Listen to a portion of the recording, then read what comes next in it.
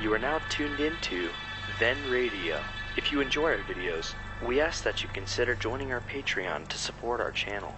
Don't forget to like and subscribe so that you never miss a new video. We hope you enjoyed today's episode, and as always, thank you for watching.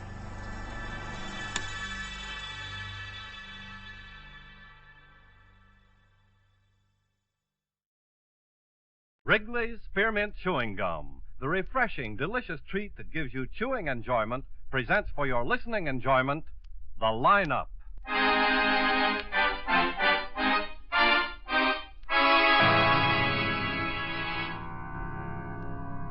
Ladies and gentlemen, in just a moment we will take you by transcription behind the scenes of a police headquarters in a great American city, where under the cold, glaring lights will pass before us the innocent, the vagrant, the thief, the murderer.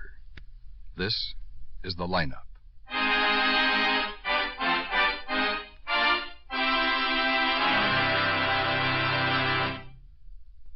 Wrigley's Spearmint Chewing Gum refreshes you. Wrigley's Spearmint Chewing Gum gives you real chewing enjoyment. Yes, for chewing enjoyment plus refreshment, it's Wrigley's Spearmint Chewing Gum. The lively, delicious flavor of Wrigley's Spearmint cools your mouth, helps keep your throat moist, and gives you a nice little lift. The good, smooth chewing of Wrigley's Spearmint helps keep you feeling fresh and alert, adds enjoyment to whatever you're doing. So for chewing enjoyment plus refreshment, treat yourself often to Wrigley's Spearmint Chewing Gum. Healthful, refreshing, delicious.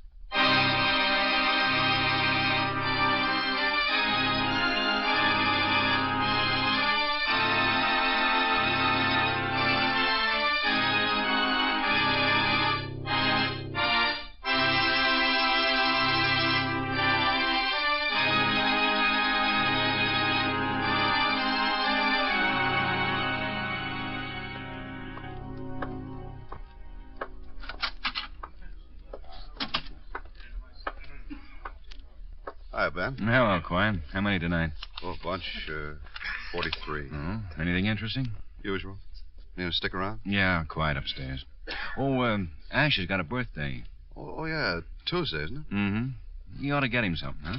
Sure. What? I don't know. Hadn't thought about it. He's got a watch, hasn't he? May I have your attention, please? Maybe a sweater or something. Yeah. I'll get with you later. On the other side of the Right. wire in the audience room. May I have your attention, please? Thank you. My name is Karger, Sergeant Pete Karger. I'll explain the lineup to you. Each of the suspects you'll see will be numbered. I'll call off a number, their name, and charge. If you have any questions or identifications, please remember the number assigned to the prisoner as I call his name. If you're sure or not too sure of the suspect, have him held. The questions I ask these suspects are merely to get a natural tone of voice, so do not pay too much attention to their answers, as they often lie. All right, bring on the line. Okay, keep it moving right over here to the end of the stage. Now turn and face front, hands at your sides. Now when I call out your number, step out and face the room. I want you to talk up so everyone can hear you. It's a big room. There are a lot of people out there, so talk right up. All right, number 1, Warren Gilman, robbery. Keep your head up, Warren. Where do you live? Main and Broadway? What is that, a hotel? Yeah, it's a hotel. What's the name of the hotel? The Fillmore. I've only been there a couple of days. How long you been in town?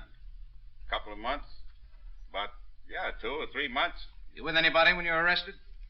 Yeah, the guy was sticking up. Any weapons? What do you think I was sticking him up with, my finger?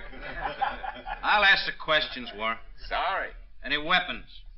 Yeah, What were they? just one, just a gun. Okay, what kind of a gun? What caliber? What 38. What make and color? Chrome or blue steel? Make, Smith & Wesson, I think. Was blue steel. You always wear glasses, Warren? Yeah, except when I go to bed. I wouldn't suggest you be quite so funny in court tomorrow. Sorry. Step back. Number 2, Barney Babbitt, robbery. Stand up, Barney. I am. Well, raise your head a little. As far as it goes, I got arthritis. Better see a doctor. Right now? We got nothing but comedians tonight. No offense. Pardon me. You arrested with anybody, Barney? No, I pulled it alone. Any weapons? You ever heard of a shoplifter carrying a gun? Just answer the question. I didn't have no weapons. Where do you live, Barney? East Side, River Street. Where on the river? The Atlas. Hotel? I guess so. What do you mean, you guess so? Well, some of Ben. the folks who live there. Oh, have hi, all Asher. those Can I see you? sorts of Oh, sure. Sign says hotel, but I can't guarantee it. What's up? Small just called in. Hit and run. A woman. How is she? Dead.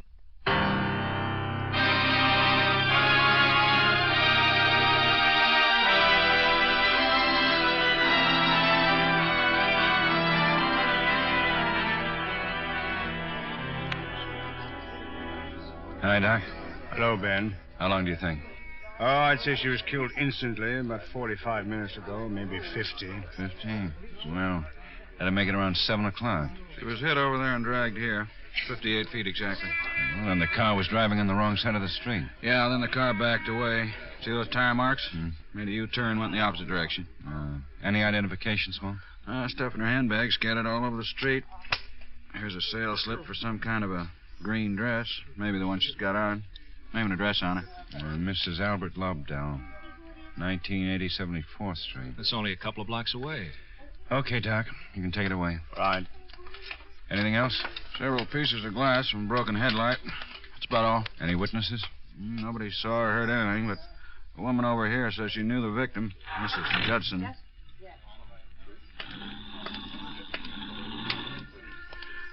This is Miss Judson, Ben.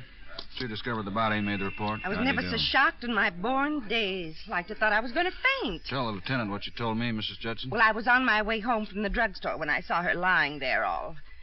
Well, I got so scared I almost ran all the way back to the store and called the police. We don't have a phone. I didn't know who she was then. It's so dark around here. You her neighbor, ma'am? Well, I tried to be. What do you mean? Well, Mrs. Lobdell wasn't a very sociable woman. There aren't many houses around here, as you can see, and the few of us that live here ought to be friendly. What do you think Mrs. Lobdell was doing here? I tried to make friends with her, like a good neighbor should, but she wasn't much for being sociable-like. What do you think she was doing out here 2 blocks from where she lives? Well, going to the drugstore, same as I was, likely. You always use this route? All of us out this way do. It's a shortcut. I see. The bus stops at the drugstore, too. Maybe she was going somewhere. She was all dressed up in a new outfit. She told me only yesterday, that's when she bought it, that it was the first new clothes she bought since she got married. Has she just been married? Oh, no. They got married about 6 months ago. Police should do something about street lights here. It's Well, just thank you, ma'am. We'll report that. Gives you the creeps around here. You wouldn't think you lived in a big city. Well, thanks very much.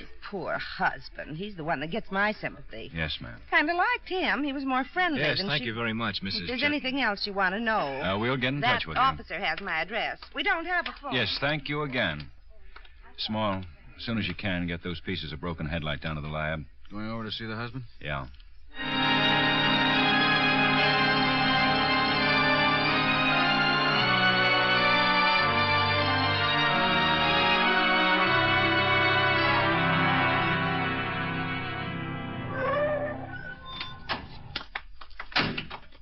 This is the place.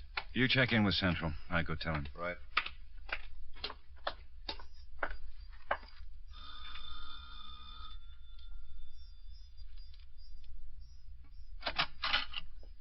Yes? Mr. Lobdell? Yes? What is it? I'm Lieutenant Guthrie, Police Department. Police? May I come in? I'd like to talk to you a minute. I don't understand. Police? It'll be easy to talk inside, Mr. Lobdell. Oh, all right. Please sit down. Thank you. Let me clean this place up a little. I have a bad habit of scattering the paper all over the floor when I'm reading. Alice, my wife, raises the roof. That's why I'm here, Mr. Lobdell, about your wife.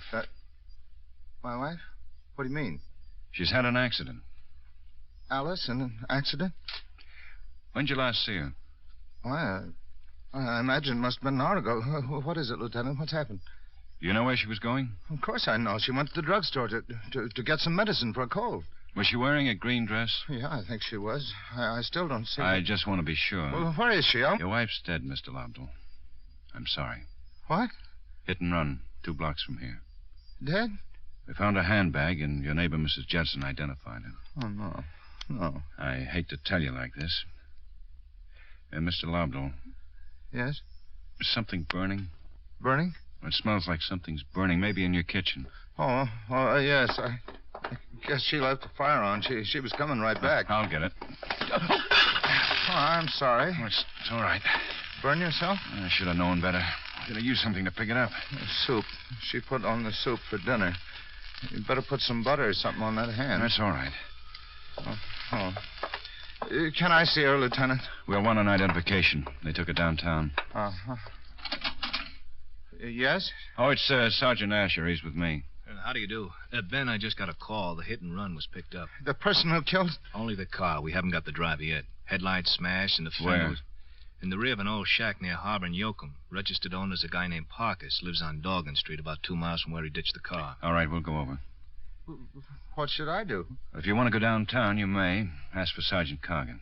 Sergeant Karger? Yeah. Well, thank you, Mr. Lobdell. I'm sorry about this. Yeah, I better get my coat.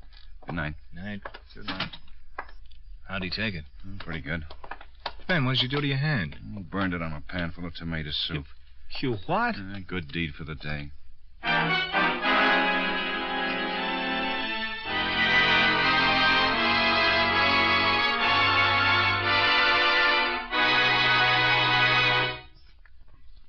Friends, wherever you are, whatever you're doing, you'll enjoy chewing Wrigley's Spearmint Gum. Chew Wrigley's Spearmint while you're working. The lively, full-bodied flavor of Wrigley's Spearmint gives you a refreshing little lift. The smooth, pleasant chewing of Wrigley's Spearmint Gum helps keep you feeling relaxed and satisfied, makes your job seem easier. Chew Wrigley's Spearmint Gum in your home, when you're out walking or driving, when you're enjoying outdoor sports and other activities. Wrigley's Spearmint Gum tastes good anytime, and the natural chewing aids digestion and helps keep your teeth bright and attractive. Yes, wherever you are, whatever you're doing, you'll enjoy chewing Wrigley's Spearmint Chewing Gum. Healthful, refreshing, delicious. Now, back to the lineup.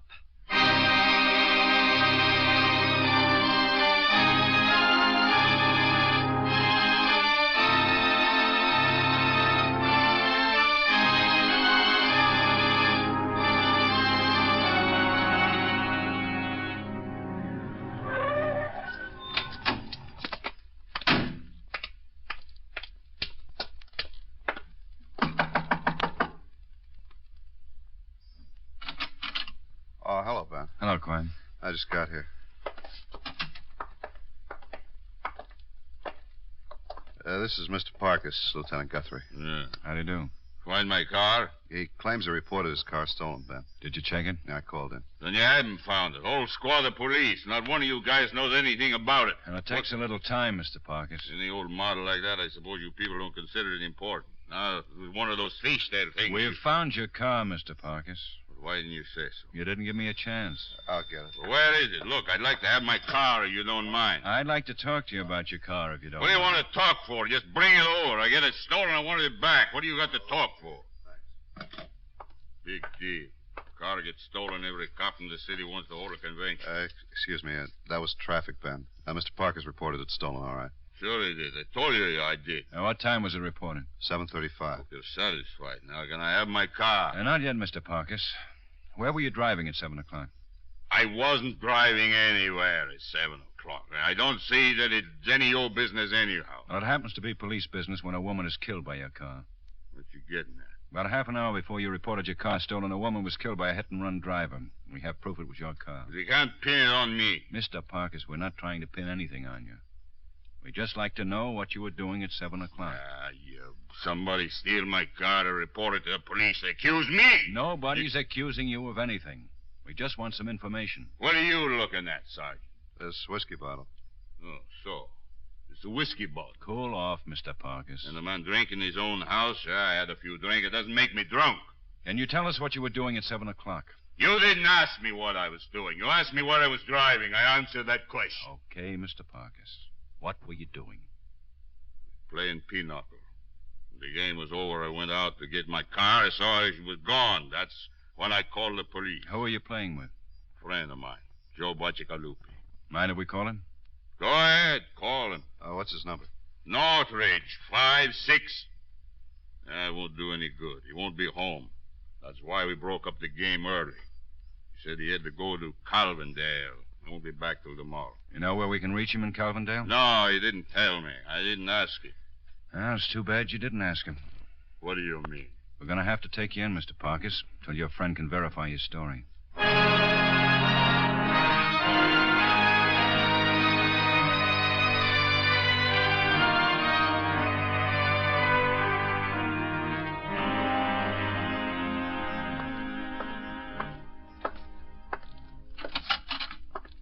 Morning, Ben. Hi.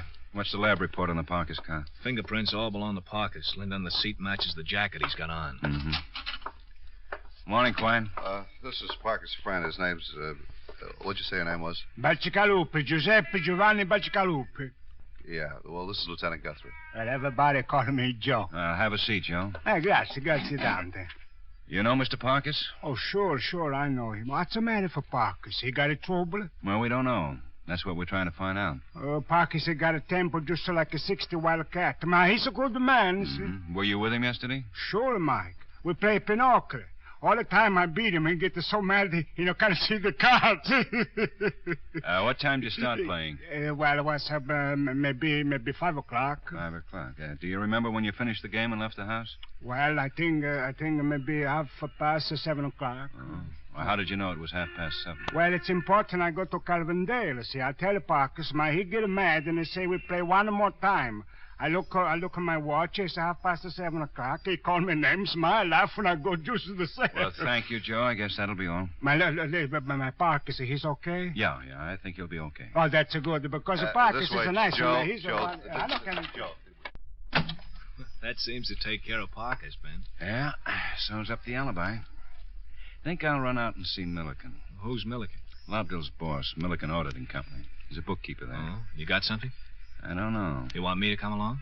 No, while I'm gone, get out a warrant and search Lobdell's house. Take Karger with you. Okay. Oh, and Asher, on your way back, stop at the grocery store and get me a couple of cans of tomato soup. What? Get 'em, 2 cans of tomato soup. Oh, sure. 2 cans of soup. Right away.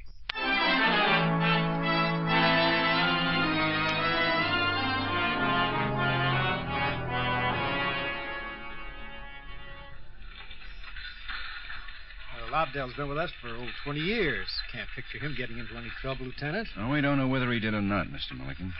I wish you wouldn't tell him anything about our talk. Oh, yes, of course. Did he drink or gamble or anything like that? No, not to my knowledge. Mm-hmm.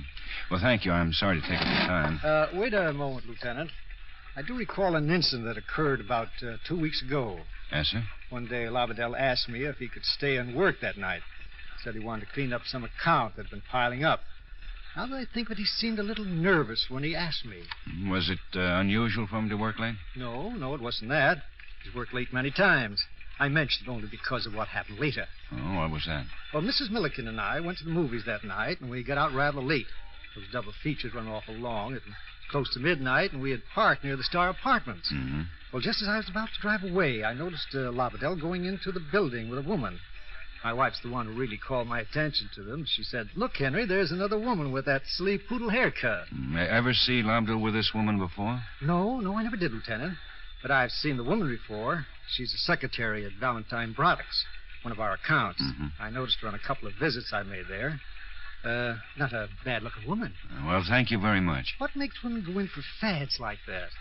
Like what? Oh, those crazy haircuts. I wouldn't know, Mr. Milliken. I gave up trying to figure women long ago.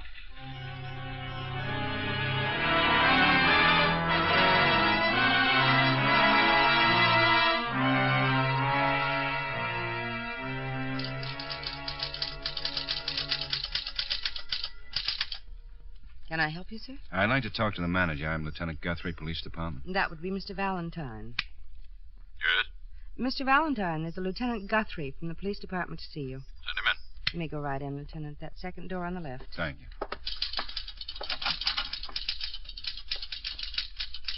Ah, come in, Lieutenant. Thank you. Have a seat. What can I do for you? You have a young lady here. I don't know her name, but she has a poodle haircut. Sounds like Miss Parkinson. Mind if I have a couple of minutes with her? Not at all, Lieutenant. Not in trouble, is she? No, but she might be a witness in a hit-and-run case. Oh? Is there some place where I could talk to her in private? Oh, yes, indeed. You can use the office next door. That'll be fine. Miss Parkinson. Yes, sir. This is Lieutenant Guthrie from the police. He'd like a word with you. How do you do, Miss Parkinson? Hello. You can go in that office.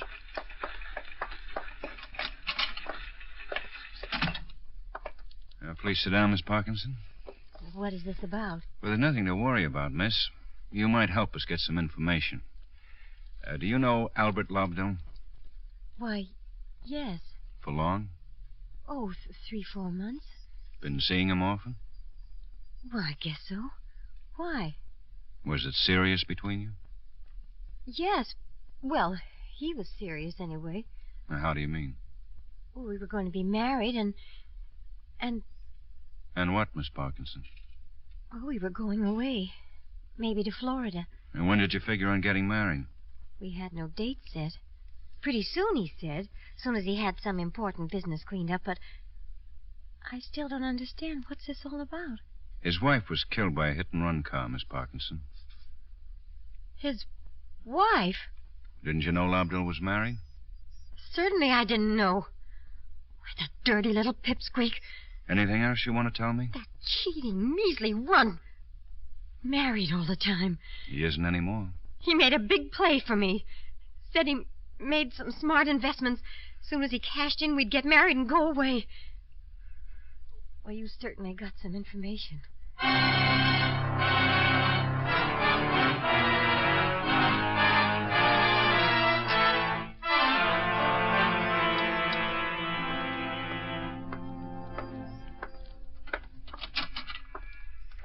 Hello, Ben. Hi. Oh, Karger. Hi, Ben. Here's your tomato soup. You owe me 36 cents. Oh, thanks. Empty the coffee pot, will you, Pete? Bring it in here with a hot plate. Yeah, right. How'd you make out at Lobdell's house? Well, this is all we could find. Bank book, pink slip for his car, and this insurance policy. $60.14.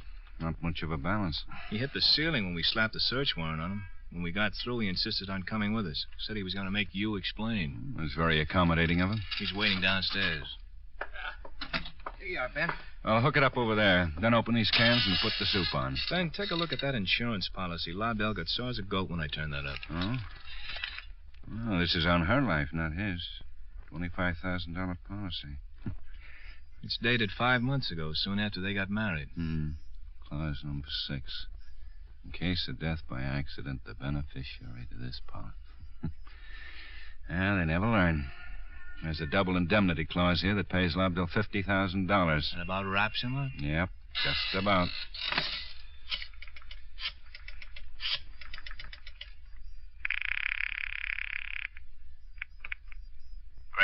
Hello, Doc. This is Guthrie. That hit-and-run case, the Lobdell woman. Is there any way to tell if she had a cold? Yeah, we can tell. I mean, it isn't too late? No, the symptoms will still be there. Thanks. Well, let me know, will you? Call you right back. Oh, the soup's getting hot, Ben. Oh, it's fine. Should I turn it off? No, let it boil over. What cooking school did you learn that at? The Lobdell School. Guthrie. The boys had already made tests, and they found nothing to indicate a cold. Not even a sniffle? Not the slightest vestige of a cold, incipient or otherwise. Sorry to disappoint you. Thanks, Doc. You're not disappointing me at all. Bring Lobdell in, Pete.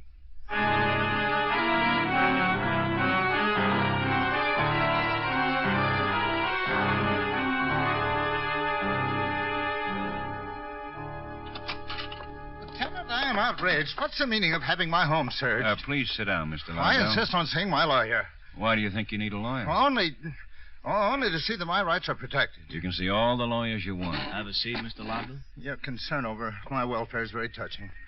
Lieutenant, as a private citizen, I demand As a private citizen, you're entitled to legal counsel. I'm very well aware of that. Sergeant Asher says you didn't want to call your lawyer. I decided against it. After all, I'm not under arrest. Or am I?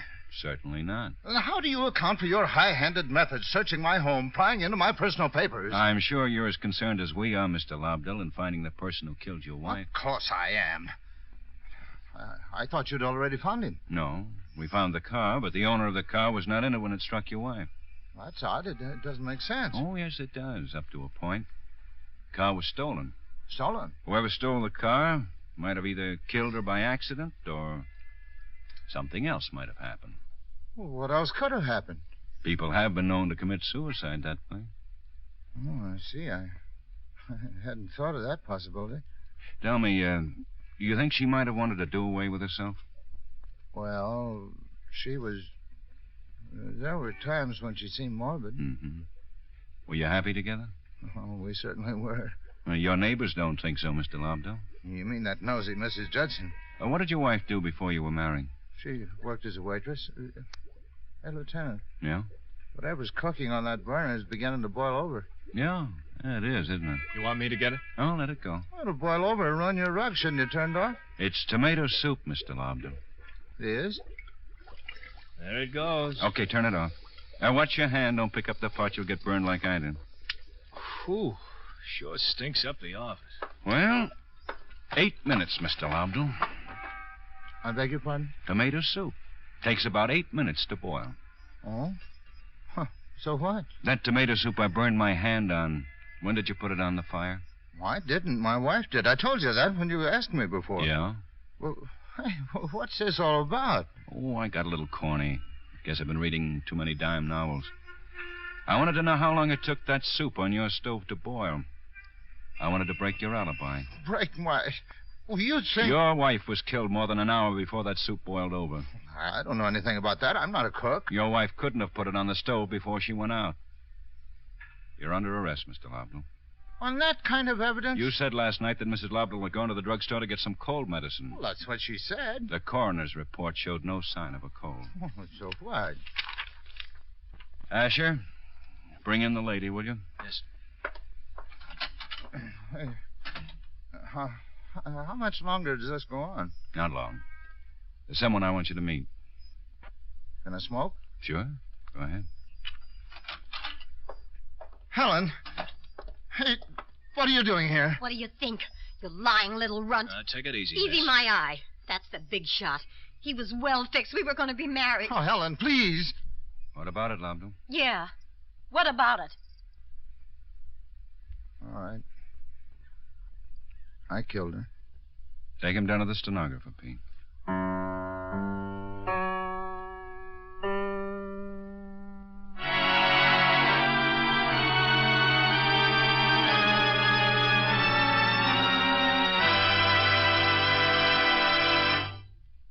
Remember, friends, Wrigley's Spearmint Chewing Gum refreshes you. Wrigley's Spearmint Chewing Gum gives you real chewing enjoyment. The lively, full-bodied flavor of Wrigley's Spearmint cools your mouth, freshens your taste, sweetens your breath. The smooth, pleasant chewing of Wrigley's Spearmint helps keep you feeling relaxed and satisfied, makes whatever you're doing more enjoyable. Yes, for refreshment plus chewing enjoyment, treat yourself often to Wrigley's Spearmint Chewing Gum. Millions enjoy it daily. Get a few packages and always keep some handy. That's Wrigley's Spearmint Chewing Gum. Healthful, refreshing, delicious.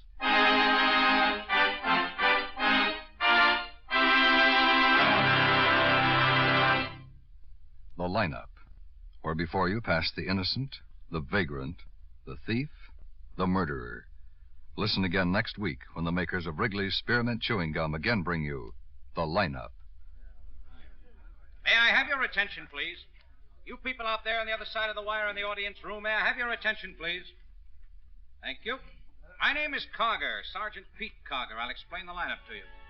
Each of the suspects you will see will be numbered. I'll call off a number in the name of short.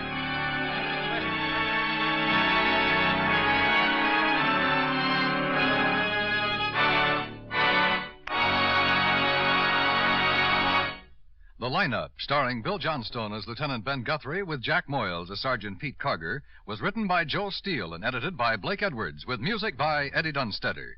Featured in tonight's cast were Hy Everback, John McIntyre, Dick Ryan, Peter Leeds, Dave Young, Jay Novello, Virginia Gregg, Bob Griffin, and Jeanette Nolan. The Lineup was transcribed in Hollywood by Jaime Del Valle.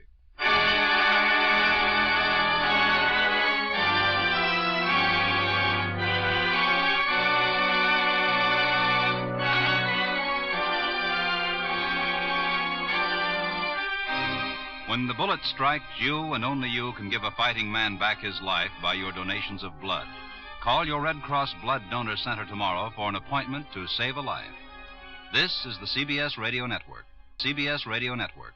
CBS Radio Network. CBS Radio Network. Wrigley's Spearmint Chewing Gum. the refreshing, delicious treat that gives you chewing enjoyment, presents for your listening enjoyment the lineup.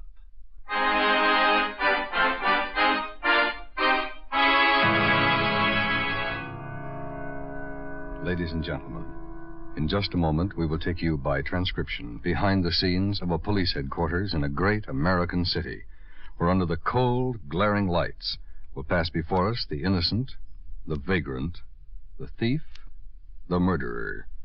This is the lineup.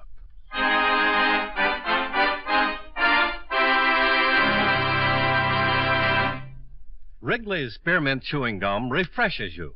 Wrigley's Spearmint Chewing Gum gives you real chewing enjoyment. Yes, for chewing enjoyment plus refreshment, it's Wrigley's Spearmint Chewing Gum. The lively, delicious flavor of Wrigley's Spearmint cools your mouth, helps keep your throat moist, and gives you a nice little lift.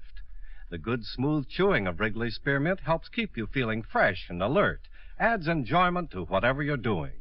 So for chewing enjoyment plus refreshment, treat yourself often to Wrigley's Spearmint Chewing Gum. Healthful, refreshing, delicious.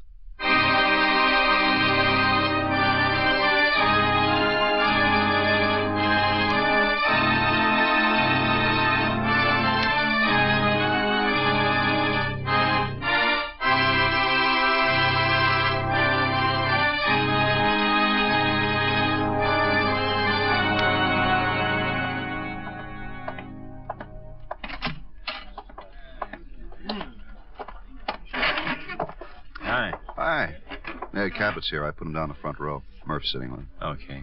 Want one? Yeah, thanks. How many tonight? 32. Hey, what'd you think of that ball game today? I've got a theory. Yeah? You win a pennant in spring training camp when everybody's anxious to play ball. Well, what about the regular games? Routine. DeRocha know about this? I'm going to call him tonight and tell him. May I have your attention, please? You people out there on the other side of the wire in the audience room, may I have your attention, please? I'll take it back here. Okay, then. Thank you. My name is Karger, Sergeant Pete Karger. I'll explain the lineup to you. Each of the suspects you will see will be numbered. I'll call off a number, their name, and charge. If you have any questions or identifications, please remember the number assigned to the prisoner as I call his name. At the end of each line, when asked for questions or identifications, call out the number. If you're sure or not too sure of the suspect, have him held. The questions I ask these suspects are merely to get a natural tone of voice, so do not pay too much attention to their answers, as they often lie. All right, bring on the line. Keep it moving, boys. Right over here to the end of the stage. Come on, come on. Now turn and face the front. Hands at your sides. When I call your number, step out to the circle and face the audience. Keep your head up, eyes straight ahead. Talk right out so everybody can hear what you have to say. Number 1, Earl Shell, Grand Theft Auto. Step out, Earl. Right there. Yeah. Now, where do you live? 14 in Arapahoe. Don't look at me, Earl. Look at the audience. That's it. What's the house number there? 1480 Arapahoe. How long you lived in this city? All my life. Are you married? We're separated, but I guess I'm still married. You own a car? No. Driving a new Buick around town a couple of nights ago, weren't you? Yeah. Stand up straight. Take your hands out of your pockets. You own a gun? No. What about the Webley Fosbury automatic you were carrying when the officers arrested you? Not my gun. I don't own it. Never owned a gun in my life. What do you do? Huh? What's your business? How do you make a living? I work in hotels, mostly. Doing what? Last time I hopped bells at the Piermont over on Curtis. How long did that last? 3 weeks. Okay, Earl, step back. Yeah. Number 2, Stanley Goodman, armed robbery. What's your address, Stanley? 216 Comer Avenue. What's that? Oh, motel. The Edelweiss, I think's the name of it. Take off your glasses. You wear them all the time? Most of the time. Were you wearing them yesterday afternoon? I don't remember. Talk up, Stanley. It's a long way to the back of the room. I don't know if I was wearing them or not. That's better. Put them back on. How long you been in town? I got here day before yesterday. Can you people out there hear him? You'll have to talk louder, Stanley. Come on, don't be afraid. I'm not afraid. Anybody arrested with you? Yeah. Fellow back there. Him. Number 8? Yeah. Who is he? Name's Jack something. Where'd you meet him? At the motel yesterday. Number 8, Jack Kiefer? I don't know. It sounds like it. I only met him yesterday. Any weapons? No. You don't own a gun? No, I don't. He had it. What about the car? Yeah. It's mine. What kind is it? Okay. 47 Ford convertible, white sidewalls. How do you make your living? I'm a musician, drummer. Ben? Haven't worked for a Hot while, shot though, came 6 over. weeks. Shooting in Park Hill. How old are you, Stanley? 19. A pretty good drummer? Pretty good, yeah. Should have stuck with it. I wish I had. 1738 North Albion. Victim's name, Alfred Brown. How bad is it? Dead when they found him, Ben.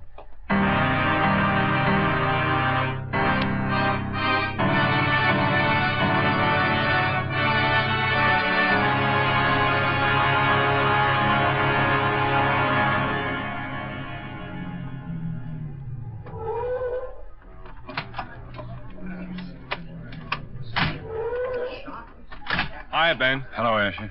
Around back. Happened in the basement. It's pretty awful. Shotgun case. Man next door found him. Reported about 9:40. I've got men covering the block. Okay. Anybody see it? No. Billfold still on the victim. Over 200 in cash in it. Watch, ring, all that. Mm-hmm. Hey, what's that? Turpentine? Yeah. Pellets blasted a can on the shelf. Any windows? All open. Hello, Ben. Hi, Doc. He died instantly, Ben. It was fired point blank, less than 10-foot range. Yeah. Oh, looks it. Lord. He must have been standing about there. The blast knocked him clear back over there. Screens on those windows all shattered. Mm-hmm. Whoever did it had to step over them to get up these steps. Mm. This where it was? Yeah. 12 gauge. Cartridge? Mm-hmm.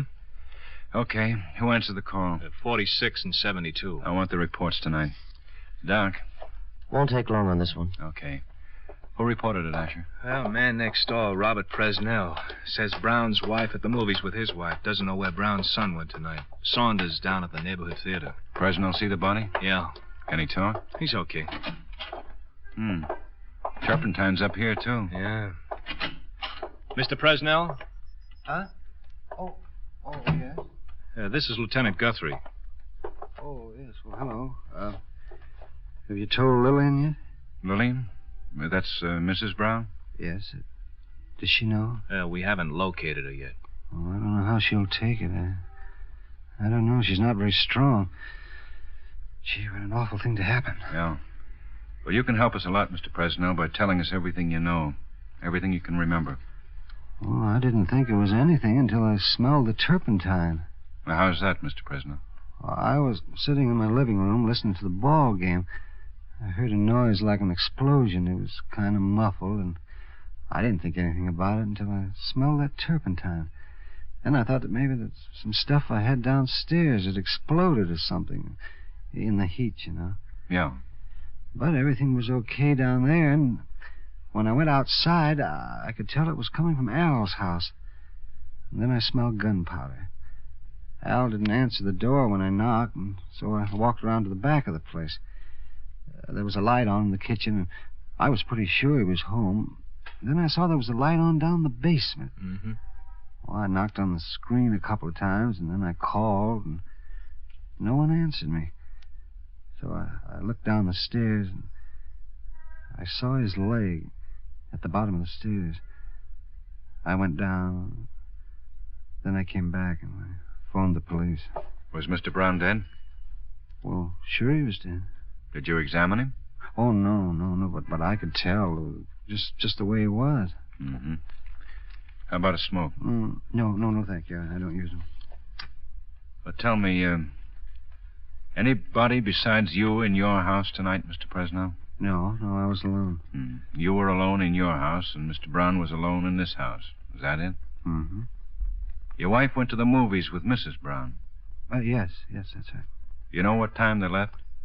Well, it was 8 or 8:30. I'm not sure. Mm-hmm. Well, now, think back. Before you heard the sound of explosion, did you hear voices? No. Car, maybe? No, nothing. No. Well, what about afterward? No, not a thing. It's a very quiet neighborhood. Have your set on loud, did you? Well, it was a ball game, you know. Is that Mr. Brown's car in the driveway? Oh, you mean the little Chevy? No, that's Bobby's car. Bobby? Mr. Brown's son? Uh-huh. Al has...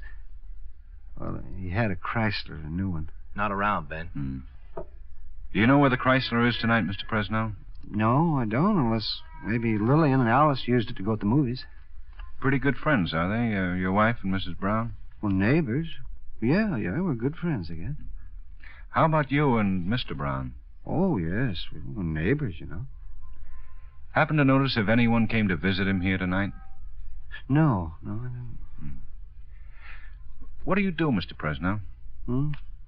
Oh, I'm an accountant. I've got my own office on Cedar Boulevard. I see.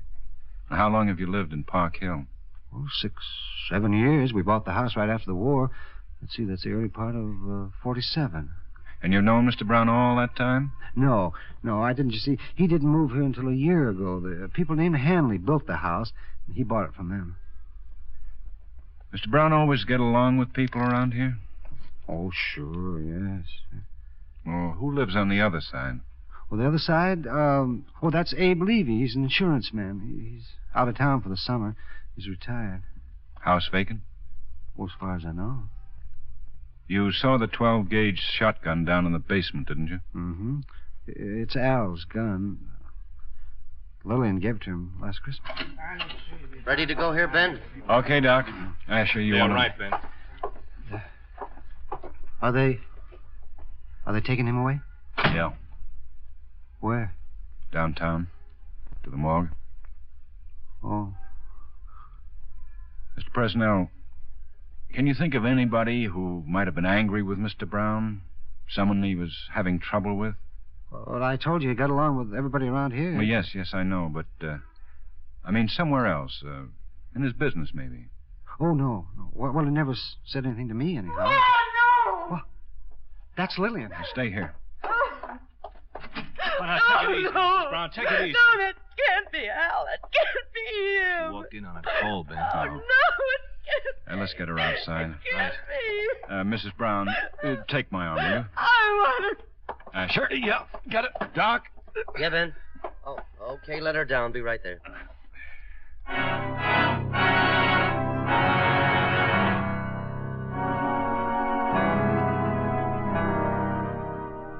This is Sergeant Karger, Mrs. Brown. How do you do? Hello. Little coffee help, maybe? Well, it's very kind of you, Sergeant. Cream and sugar? Black. Here you go. Thank you. I wish we didn't have to do this, Mrs. Brown. No, I understand. You comfortable? Yes. I'm all right now. Did you have dinner at home with your husband? Yes. We just had cold things. Been such a warm day, nothing much. About what time was that? 6, I guess. And then you went to the show with Mrs. Presnell later on. Yes. Your husband didn't want to go to the show? He doesn't care. Didn't care much for movies, no. Was Bobby home tonight to dinner? No, Al and I ate alone. I see. Bobby telephoned late in the afternoon that he wouldn't be home to dinner. He's good about things like that. Did he say where he was? No, I don't remember. Did he say where he was going to be tonight? I think he said he had a date or something. I don't know. He doesn't know about his father yet. Easy now, easy. Pete, get that window, will you? And tell me, your son drives a Chevrolet Coupe, is that right, Miss Brown? Yes. The same one that's in the driveway? Yes. I understand you have a new Chrysler in the family. Yes. You didn't take it to the movies? No, we walked. You suppose your son has it? What? Well, it's not inside the garage, and the Chevrolet's there. You suppose Bobby took it tonight? Maybe came back and got it? Oh, I would think so, although his father didn't let him drive the new car much, and he had his own. Was the Chevrolet in the driveway when you left? Oh, no, Bobby had. You're sure, Mrs. Brown? Yes. Bobby's what, 17? 16. High school? Tremont High. Well, it's past 2, Mrs. Brown. The officer stationed at the house says he hasn't shown up or phoned. You usually stay out late like this? No. Now and then, though, huh? All kids? He's very conscientious about things like that. I can't understand why. Well, he'll show up. You have no idea where he is? You just said he had a date. I don't know what girls he takes out. Excuse me. Guthrie? Lab just finished on the gun, Ben. 3 good prints. Yeah? They found 2 more on the basement door, blood-stained. Anything check out? Yeah, with the ones we got on the Chevy. They all belong to the boy.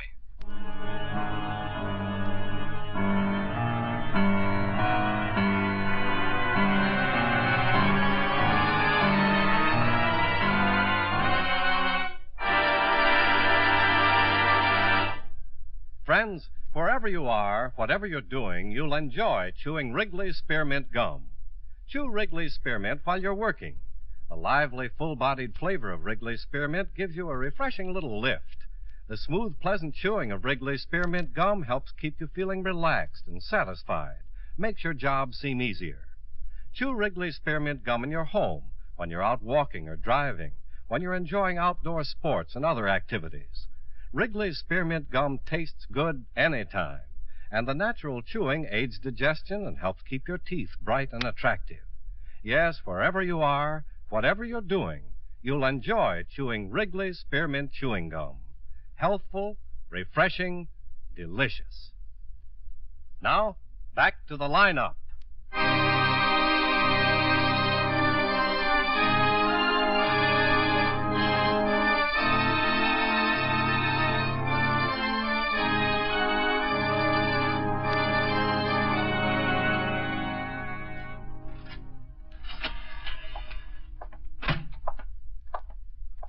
Well, I got an APB out for the boy. You got a license number on the Chrysler? Yeah, supplementary's checking. Shouldn't take too long. Well, he could have gone a long way by now. Yeah. ME finished? Mm-hmm. There it is. Collapse of both. Huh? Ain't that something? He made sure. He sure did make sure. Yeah, Ben. Want to come in here a minute? Right. Ugh. Gosh, I'm bushed. Yeah, me too. You getting hungry? Yeah. What's up? Murph and Crockett can go on out there. Want to call Asher and tell him to get back in? Okay. And here. What's this? Night number from Mrs. Brown's doctor. Better get him out of bed and tell him what's happened. Okay. Anything else? Oh, that'll make it. See you in the morning. Yeah. Night, Pete. Night. Night. How's Mrs. Brown? Oh, same. Doctor finally gave her something. We'll have to talk to her again. Yeah. Fresnel thinks we're barking up the wrong tree. Told me how Bobby and his father play golf every Saturday. Always get along. Mm-hmm.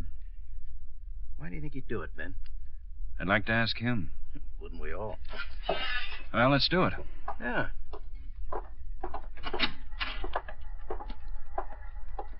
Now, hold it. Huh. Yeah. Got a quarter? Yeah. Okay, I owe you.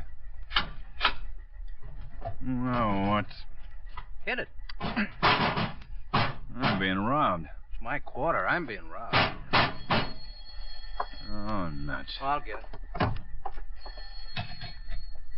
Hello, Sergeant Karger. When? Okay, thanks.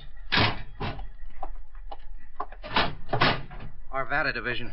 They found the Chrysler parked in Rolls Boulevard, out of gas. Oh, that was quick. How about the kid? Combing the area now. We better go on out. Yeah.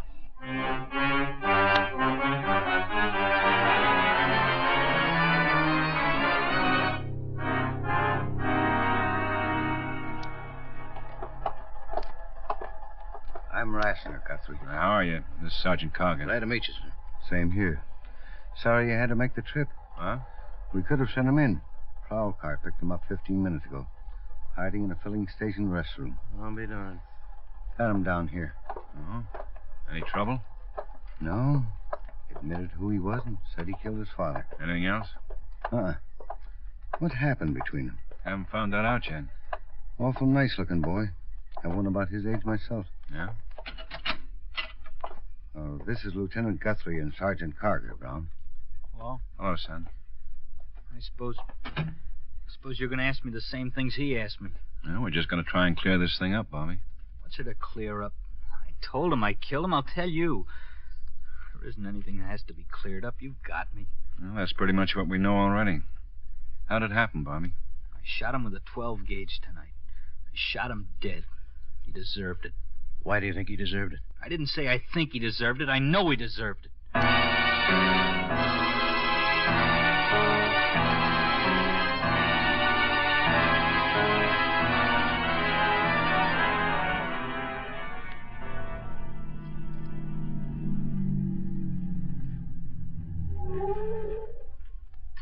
Through for the night, Pete? I guess so, Bernie. Where do you want it? Here's all right. I'll park it. All right. All right, Bobby. Sure. Who's going to sign this? Oh, I will. Give me. Long knife? Yeah. Yeah. Well, see you. Yeah.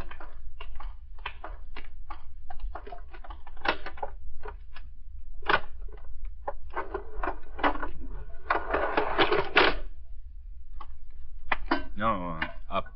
Oh.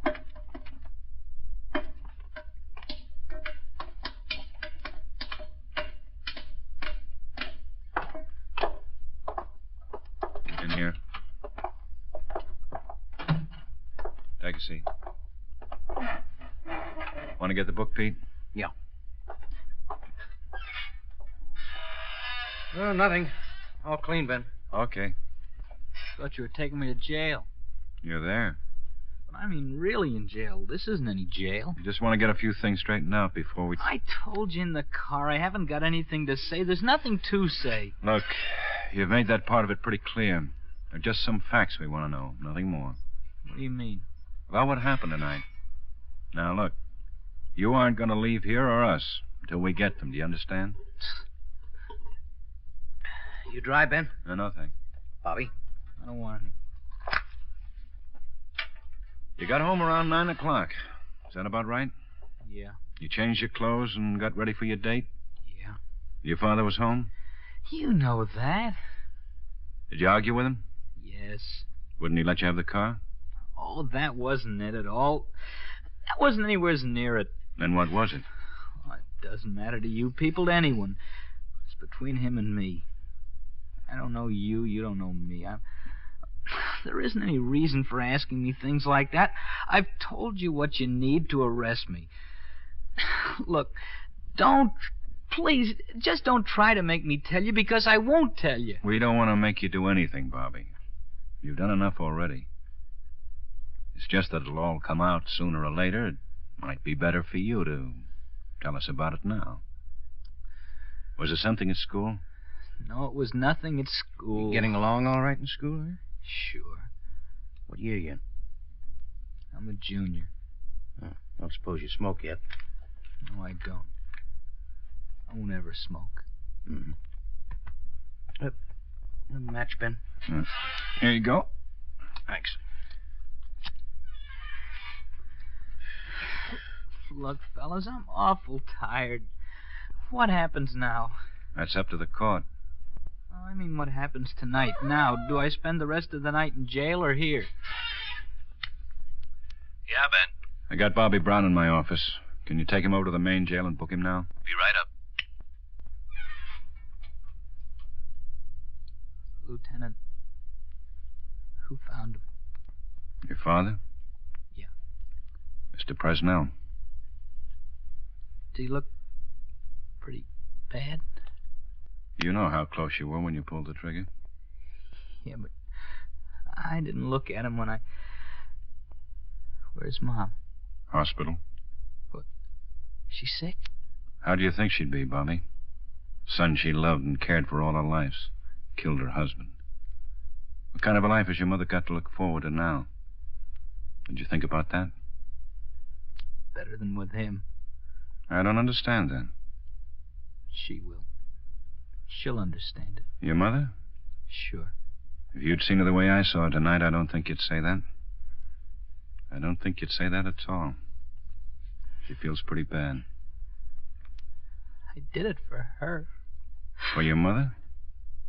I wouldn't take it because of her. She knew that it was going on, that it had been going on ever since we moved from Chicago. And she didn't say anything to him about it. But you did, is that it? When I came in tonight, he was talking to that woman on the phone. He was telling her he loved... loved her right in Mom's house. Oh.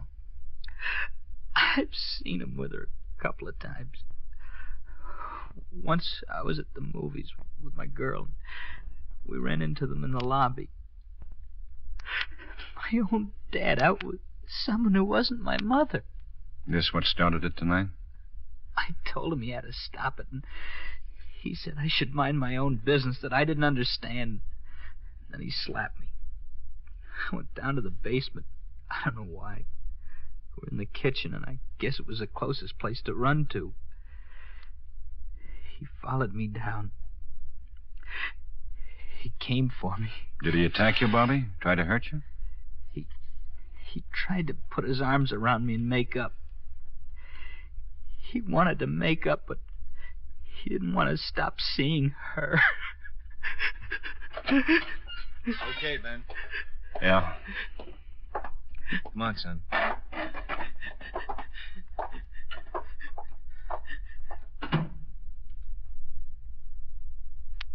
Yeah. Almost 4, Ben. Want a lift? Thanks. I'll walk. Yeah. Night, Pete. Night, Ben.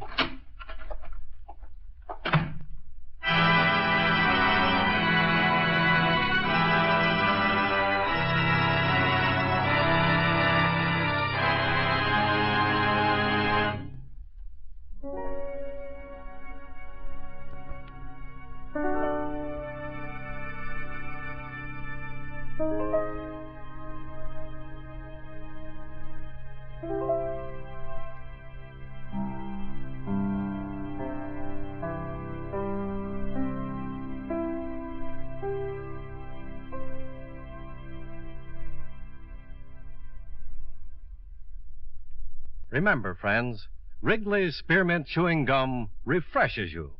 Wrigley's Spearmint Chewing Gum gives you real chewing enjoyment. The lively, full-bodied flavor of Wrigley's Spearmint cools your mouth, freshens your taste, sweetens your breath. The smooth, pleasant chewing of Wrigley's Spearmint helps keep you feeling relaxed and satisfied, makes whatever you're doing more enjoyable. Yes, for refreshment plus chewing enjoyment, treat yourself often to Wrigley's Spearmint Chewing Gum. Millions enjoy it daily. Get a few packages and always keep some handy. That's Wrigley's Spearmint Chewing Gum. Healthful, refreshing, delicious.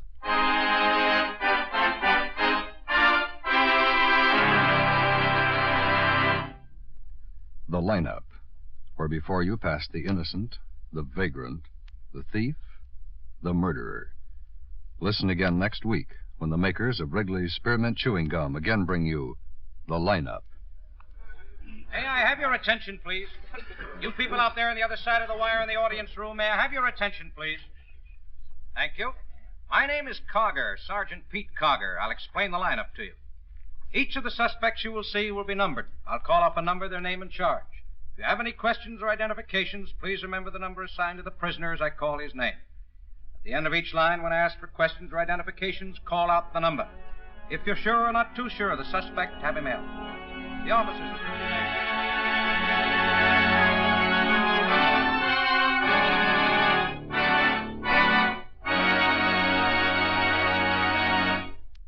The Lineup, starring Bill Johnstone as Lieutenant Ben Guthrie, with Jack Moyles as Sergeant Pete Karger, was written by E. Jack Newman, with music by Eddie Dunstetter. Featured in tonight's cast were Hy Averback, Peter Leeds, Harry Lang, Sidney Miller, Howard McNear, Virginia Gregg, Gil Stratton Jr., and Jim Nusser. The Lineup was transcribed in Hollywood by Jaime Del Valle.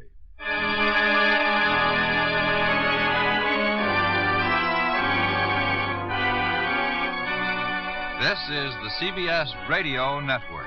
Radio Network. Radio Network. Radio Network.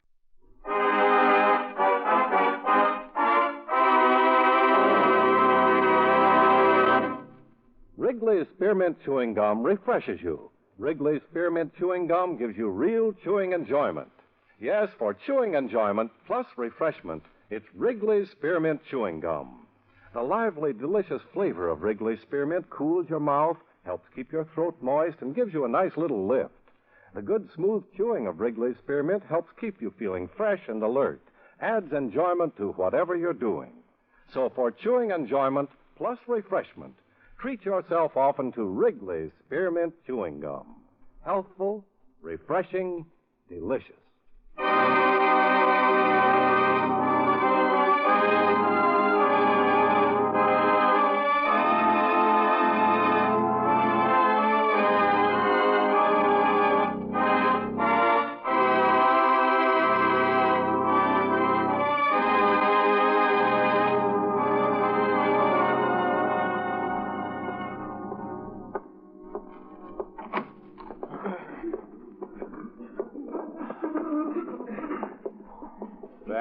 Yeah? Here's Mrs. Kramer. Oh, how are you, Miss Kramer? Oh, better, thanks. Good as new. Can you see the stage from here, all right? Oh, this will be fine. I'll be upstairs, Ben. Yeah. Night, Mrs. Kramer. Oh, good night. His name's Klein, isn't it? That's right. You know, when he came out the house tonight to pick me up, he was so nice. I can't think of him as a police officer somehow. Oh, dear, that wasn't the proper thing to say, was it? Well, surely. Don't worry about it. We've had 2 other cases like yours this week, Mrs. Kramer. At least something like yours. The other 2 women just had the phone call, though. Well, they were lucky. Wish that's all I had. You're the only one who's actually seen him. I'll know him again if I see him, too. I'll tell you that much right now. Oh. What? Why, that's the officer I met before, isn't it? Yes, that's Sergeant Karger. Oh, yes, Sergeant Carter. May I have your attention, please? You people out there on the other side of the wire in the audience room, may I have your attention, please? Thank you. My name is Karger, Sergeant Pete Karger. I'll explain the lineup to you. Each of the suspects you will see will be numbered. I'll call off the number, their name, and charge. If you have any questions or identifications, please remember the number assigned to the prisoner as I call his name. At the end of each line, when I ask for questions or identifications, call out the number. If you're sure or not too sure of the suspect, have him held.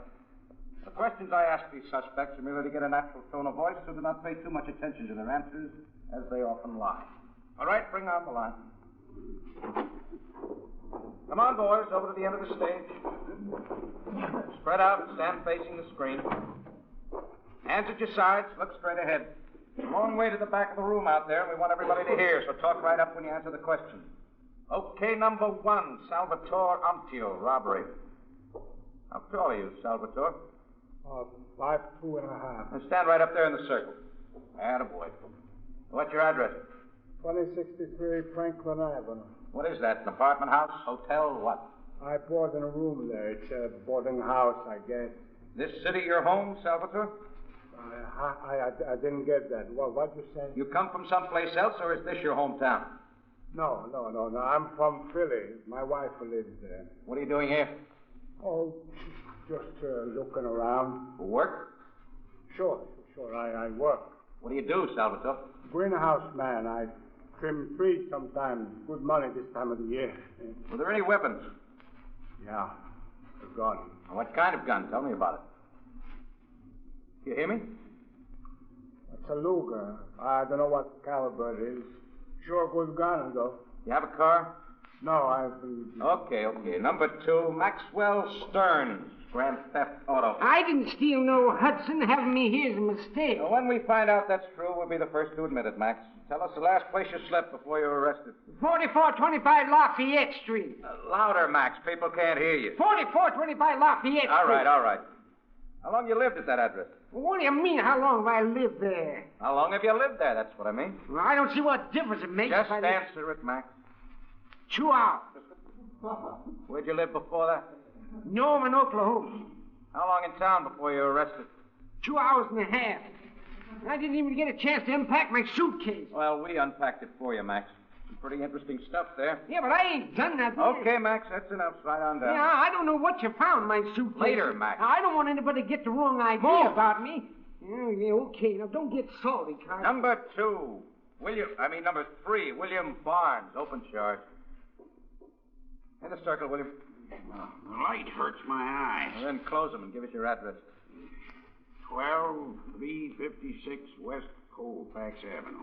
That's the last place you slept That's before what you I were was trying arrested? to tell you. I don't know what they're trying to do. That's the one we want, William. Yeah, we'll see when we get to the front. 38 Reese Street, apartment 10. Well, I don't Going know. to just a minute. Max! Yes, Sergeant. Stand against the wall there and keep your mouth shut. I don't want any talking up in that stage. Well, I was just telling Charlie here. Charlie's got his own troubles. Just do as I tell you. Yeah, well, okay. What about a car, William? Do you have one? Yeah. A make, model, color, and year. It's a Plymouth convertible, a red one.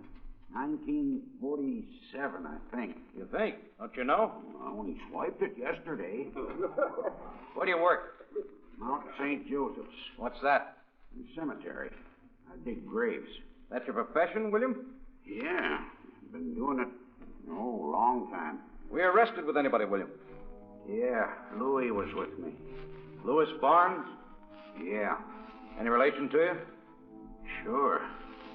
He's my kid.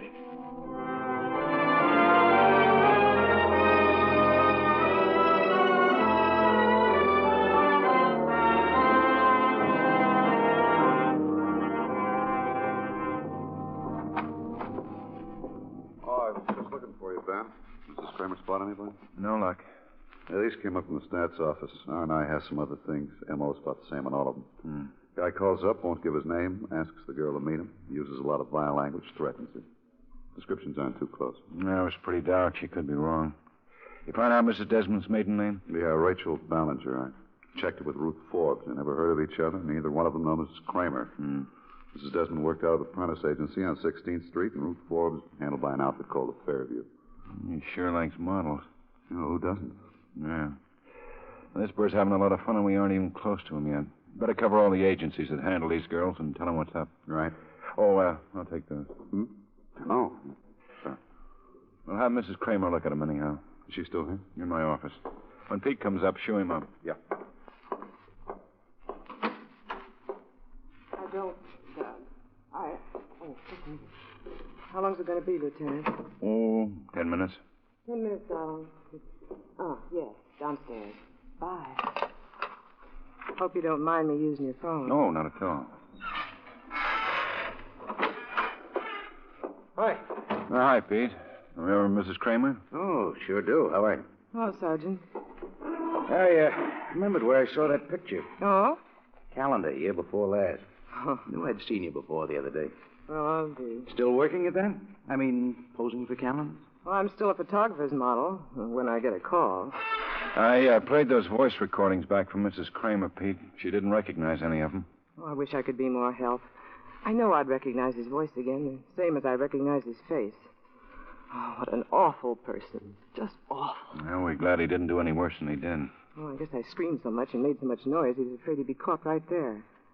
I've been modeling off and on ever since I was 16, and Lord knows I've had my share of wolf calls and cranks and smart boys. But when I got that phone call, I thought it was just another one, although the language he used was pretty raw. Well, tell me, Miss Kramer, have you thought of any possible way he could have gotten your phone number? I just don't know. I really don't. The agency wouldn't give it out. They're very strict about things like that. They have to be. Yeah, sure. I can still hear him saying, "You're a pretty good-looking girl, aren't you?" That seems to be his opening remark every time. Said the same thing to the other two. And did he have that awful music playing in the background? Yeah, right down the line. Tried to make a date with them. When they refused, he told them they'd be sorry. But he didn't make his threat good with either one of them. And why do you suppose he went after you, Mrs. Kramer? I guess I was pretty rude to him on the phone. Not that he didn't deserve it after the kind of language he used. It's the only explanation I can think of. He just walked up to you when you were getting into your car in the parking lot. You hadn't seen him in the store that day at all? I never saw him before in my life, I'm sure. When he talked, I knew he was the same man who'd called me on the phone the night before and asked me to go out with him. What did he say? He said, "You think you're pretty smart, don't you?" And then he said, "I'll teach you." And then he started hitting me around. Did you try to hit him back? Oh, I tried to get out of his way. I'm pretty tall, but he's quite a bit taller. He's over 6 feet, you know. Oh, may I borrow a cigarette? I'm out. Oh, sure. Oh, thanks.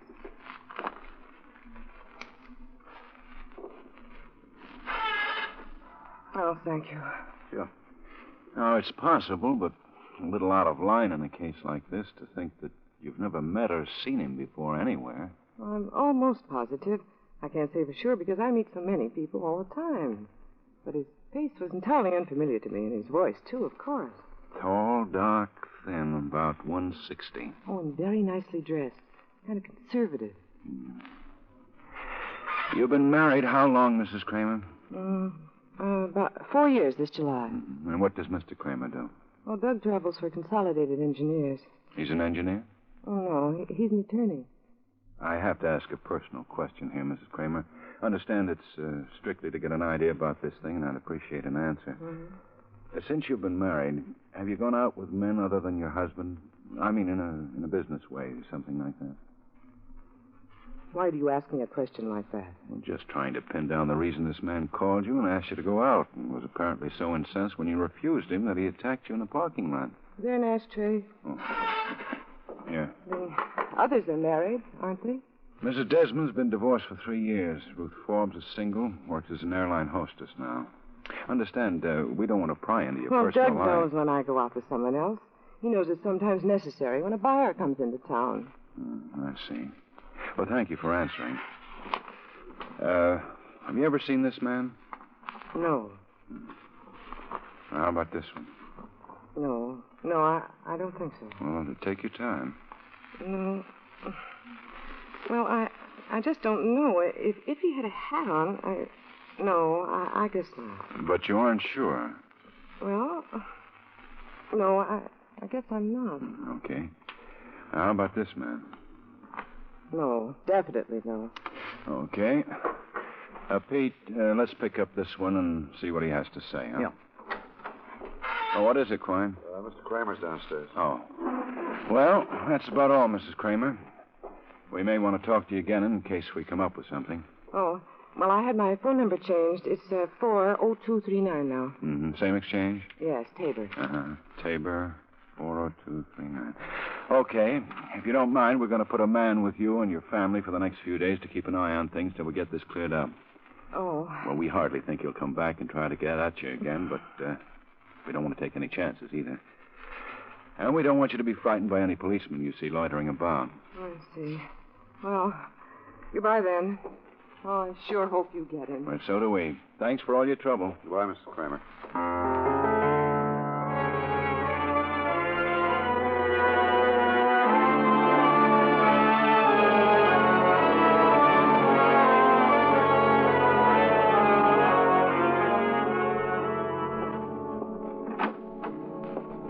Hi, Ben. Yeah, morning, Pete. Anything new? No routine. Bench warrant out for this Carsterson, failing to register. Got him yet? Asher picked him up this morning. Carsterson claims he's been out of town. Just got back last night. Check it out. So far it stands. Let's hold him today. Want a sandwich? Yeah. Oh, what did Freed have to say? Freed's on vacation. I talked to Dr. Rourke. He says the guy's following a pretty clear pattern. Sure. He only picks on models or girls who've had their picture in the paper. Been seen in public. Hey, that one we had 2 years ago did practically the same thing. He had a yen for telephone operator. Yeah. Mrs. Desmond, Mrs. Kramer, and Ruth Forbes reported the calls. Mrs. Kramer didn't report hers until after she'd been beaten up. The language he uses when he talks to them, well, some women just wouldn't be bothered reporting it at all. They might tell their boyfriends or husbands, but that's about it. Yeah, no telling how many he's called. Yeah, I guess so. This is a different operation. How's that, Ben? Rourke thinks this bird's building up to something.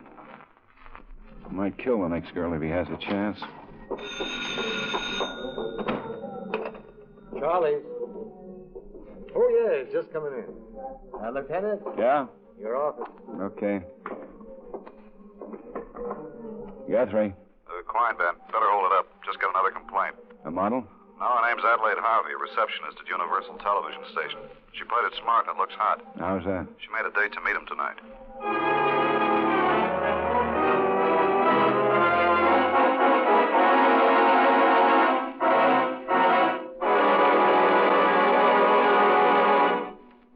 Friends, wherever you are, whatever you're doing, you'll enjoy chewing Wrigley's Spearmint Gum.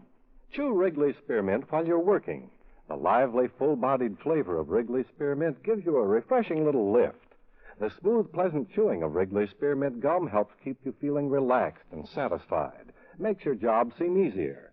Chew Wrigley Spearmint Gum in your home, when you're out walking or driving, when you're enjoying outdoor sports and other activities.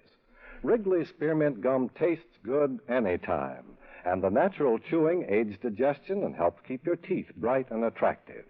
Yes, wherever you are, whatever you're doing, you'll enjoy chewing Wrigley's Spearmint Chewing Gum. Healthful, refreshing, delicious. Now, back to the lineup.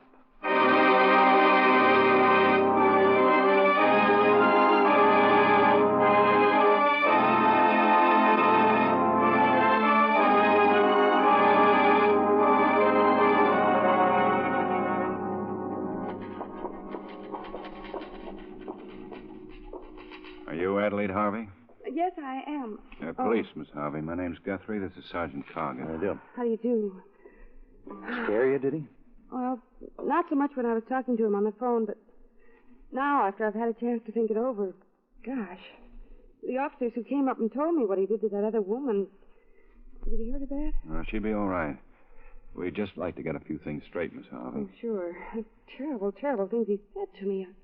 I told the officers everything I could remember. Yeah, we have their report, Miss Harvey. I just want to follow up on it a little. We'd like to get this bird. Anything you can say or tell us about him is going to help us. I'm still a little shaky, I guess. Might seem funny to you. No, not at all. I mean, I know he can't hurt me talking on the phone, but... Well, I don't know. Well, tell me, do you think you'd be able to recognize his voice again if you heard it? Well, I think I would. I don't know. Sort of odd, you know. Mm-hmm. When the call came in, at first I thought it was one of the boys downstairs kidding me or something. You know, he talked nice at first. When I asked him who it was, he wouldn't say. He just sort of brushed me off and said he'd see me around and he'd like to take me out. I said I'd have to know who he was. We talked, you know. Did he mention any names of people that you might know? Oh, no, I knew it wasn't anyone. I mean, one of the boys downstairs or something when he started to insist on seeing me tonight. That's when I remembered reading about the other phone calls in the papers. Mm-hmm. So I told him I'd see him. Gee, it almost made me sick, the things he was saying and all. Yeah. There was music in the background? Yeah, weird things. What kind of a man But would... you could hear him plainly? Not all the time. Music was sort of echoey and scratchy. And then I got the idea he might be holding a handkerchief up over the mouthpiece. Does that sound possible? Oh, sure. And the call came in about 4... Excuse me, please. Sure. Second floor reception. Yes, this is Adele. Oh, just a moment. On to it, Janie. Right. The call came in about 4? Yes, I'd just come back from having a Coke. Where do you get your Cokes? There's a machine at the end of the hall. Anybody around the machine when you were there? Oh, I don't remember. I don't think so. The lobby of the Ellsworth, that's where he said he'd meet you? Yes, 7 o'clock. I told him I'd be there. Well, you did the right thing. Maybe we can get our hands on him. Yeah, I hope so. There ought to be a law against a man calling up like that. There is. Did you ever model, Miss Harvey? No. Photographic work, something like that? No. Wait. I'm not a professional, but the station used my picture for publicity last week. Miss TV on the billboard out front? Yeah, that's me.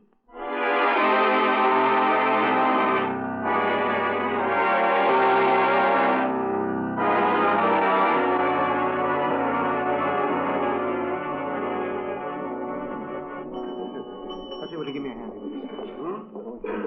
Miss Harvey, this is Sergeant Quine. Sergeant Quine will be sitting in that chair. Next to the palm? Yeah, and I'll be in the chair right in back of you.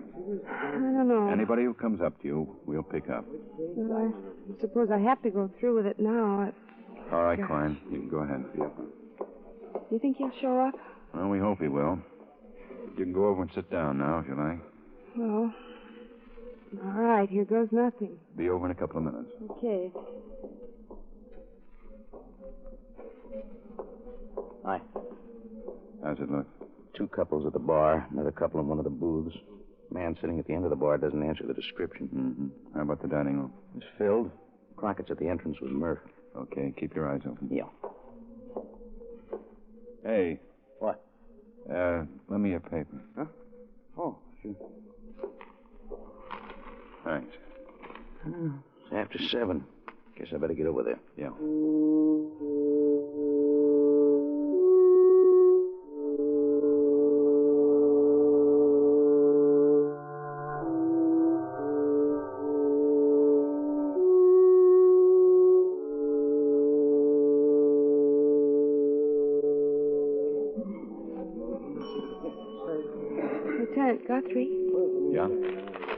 man looking at me. Hmm? He's been glancing at me ever since I sat down here. Well, where is he? He's standing over by the desk now. The tall one in the gray suit. Oh, yeah. You see him? Yeah.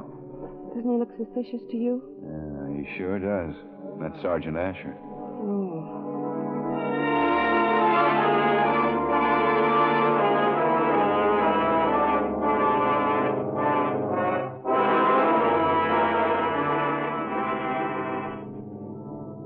Hi, boy. How you doing there? What do you think, Ben? 8:30. Looks like we struck out. Yeah, he'd be here by now if he was going to be here. You'd think. Maybe he got scared. His kind usually do, don't they? They say. Okay, Miss Harvey. I guess he didn't want to see me so bad at that, huh? Yeah. All through for the night? Mm-hmm. Sergeant Quine will take you home. Quine, I'll send someone out later. Okay. You ready, miss? I'm tired. Yeah, I'll bet. Well, Ben? Hold it.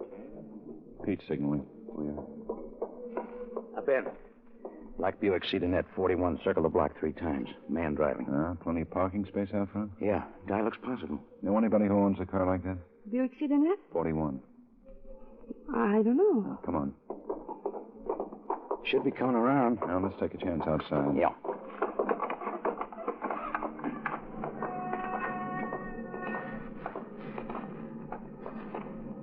Oh, at the corner, Ben. Just caught the light. 4E1978? Yeah. All right, Miss Harvey. You see the car? Yeah, I see it. Take a good look when he comes by. I'm scared. Well, nothing to be scared of. Here he comes. You see his face? Yes. Well? Anything familiar about the car, about his face? I'm trying to think. There is something. I'm not sure. He was wearing overalls and he was driving a truck, but it could have been him. You've seen that man before? Yes, I think it's the same man who came out to fix my television set.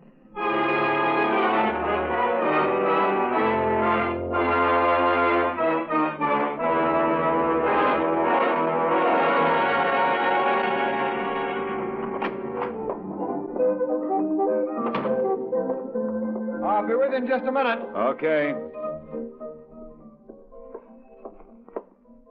Sorry to keep you waiting. I got a job there. I asked to get out before I close tonight. Well, pretty busy, are you? Yeah, more than I can handle. What can I do for you, gentlemen? Your name Victor Knight? Yeah, sure. We're police officers, Victor. I'd like to ask you a couple of questions. Well, sure. What's up, officer? Did you service a television set for a girl named Adelaide Harvey the 13th of last month? Oh, Harvey. I don't know. I'd have to look in the books. I might have, though. Why? What's up? Does the name Forbes mean anything to you? Forbes? Forbes. No, I don't think so. How about Rachel Kramer? No. Lives out on South York Street? No. I don't get it. What do All you guys three of have- these people say you serviced their television sets at one time or another. Is that true? Well, could be. I don't know. Why? Is it anything wrong with that? I got a license to be in business, you know. You drive a 41 Buick Cedarnet, don't you? Well, sure. It's parked out in back. Hey, look, I don't understand. You must have something wrong coming in here and asking... Oh, well, just a second, will you? Victor Electric. Oh, hello, honey. Yeah. No, I don't think it'll be too late. Honey, I got some people waiting. I'll call you back. Yeah, bye. I remember now I did service a set for some people who lived out on South York. It must have been last year sometime. It was the 10th of February, Victor. Oh? Where were you last night, Victor? Where was I? Well, I was home. All night? Yeah, why? Can you prove it? My wife, she'll tell you I was there. Last night we saw you driving your car near the Ellsworth Hotel. Did you forget? Oh. Yeah, I guess. Well, I went out for some cigarettes, I guess. You live at 3567 Civic Place, don't you? Yeah. You drove clear over by the Ellsworth to get cigarettes? Well, lots Victor, did you drive over there to meet Adelaide Harvey? I don't know anybody named Adelaide Harvey. We just told you. She works at a television station. You serviced her TV set on the 13th of last month. Look, I'm married. Why'd I want to meet some other girl? That's what we're trying to find out, Victor. Didn't you call her up yesterday afternoon and ask her to meet you there? Victor? Do you remember where you were 3 nights ago? Sunday night? Monday night. I was home. Look, I tell you, I haven't done anything. Anybody work with you here? I'm all alone this week. My help's on vacation. Can you get someone to stand in? Well, no, Oh, now, look, I got a lot of work to get out. I don't know what you guys you'll have want. to close the store and come on downtown with us, Victor. Oh, no, wait, I never heard of such a thing. I haven't done anything. I've never been in any trouble. We just want to get something straightened out. Well, I won't go. We have a warrant, Victor. I tell you, I haven't done anything. You can ask my wife. We'll Now, ask look. her if it's necessary. Right now, we'd just like to have you come downtown with us. There's a lady going to be there, Mrs. Kramer. A man beat her up in a parking lot last Monday night. Well, I tell Broke you... a couple of her ribs. You sound like you could be that man. I'm not, I tell you. You got this all wrong. If Mrs. Kramer says you aren't the man, you'll be back here in half an hour, Victor. My wife, she'll leave me when she finds out. She'll walk right out on me. I know Dora. She'll walk right on me and leave me flat. She won't even help me. She'll walk right on me. We've been married 9 years. Did you think about that when you made the phone call? No. I guess I didn't think there was any way you could catch me. Well, you should have thought of that.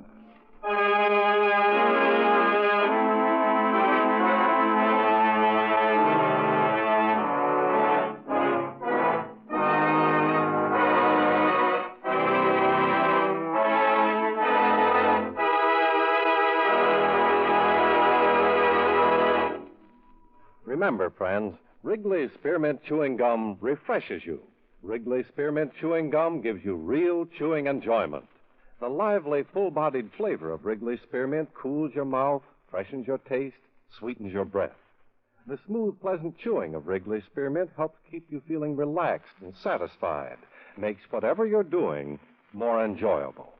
Yes, for refreshment plus chewing enjoyment, treat yourself often to Wrigley's Spearmint Chewing Gum. Millions enjoy it daily. Get a few packages and always keep some handy. That's Wrigley's Spearmint Chewing Gum. Healthful, refreshing, delicious. The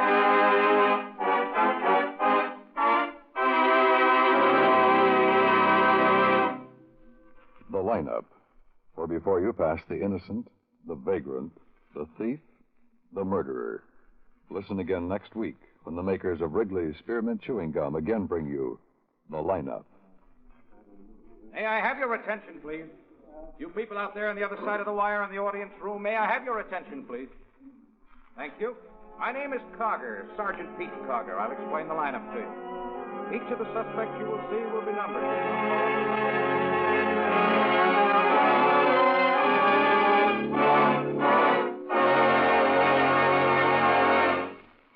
The lineup, starring Bill Johnstone as Lieutenant Ben Guthrie with Jack Moyles as Sergeant Pete Karger, was written by E. Jack Newman with music by Eddie Dunstetter. Featured in tonight's cast were Hy Everback, Joyce Manners, Jay Novello, Howard McNear, Joe Duval, Virginia Gregg, and Stacey Harris. The lineup was transcribed in Hollywood by Jaime Del Valle.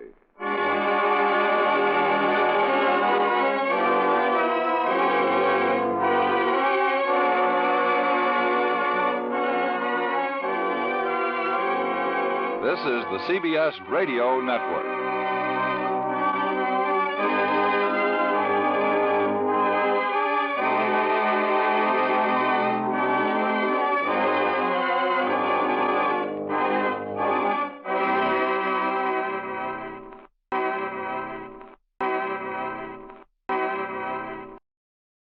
Wrigley's Spearmint Chewing Gum, the refreshing, delicious treat that gives you chewing enjoyment, presents for your listening enjoyment the lineup.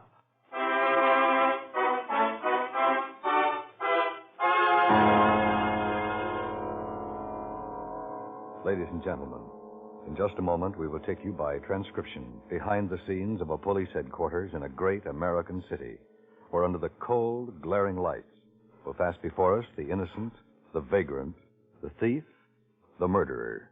This is the lineup.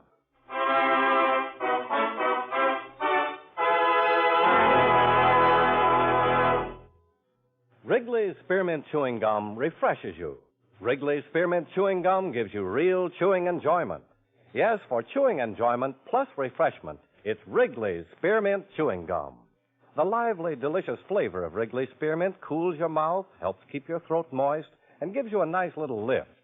The good, smooth chewing of Wrigley Spearmint helps keep you feeling fresh and alert, adds enjoyment to whatever you're doing. So for chewing enjoyment plus refreshment, treat yourself often to Wrigley's Spearmint Chewing Gum. Healthful, refreshing, delicious.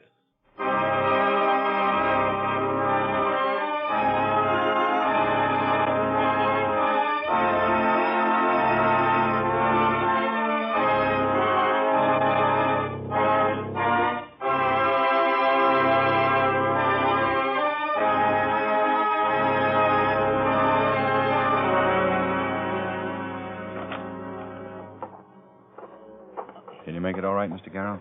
Sure. Sure, Lieutenant. I can make it. Maybe you better take my arm. Thanks. It's my leg. Always gives me trouble. Rheumatism. And then when those two kids beat me up... We can sit right here. Fine. I never could figure why they beat me up. I give them all the money there was in the newsstand. All of it, and they still beat me up. Mm-hmm. $16. Every cent in the till. I don't know what kids are coming to these days.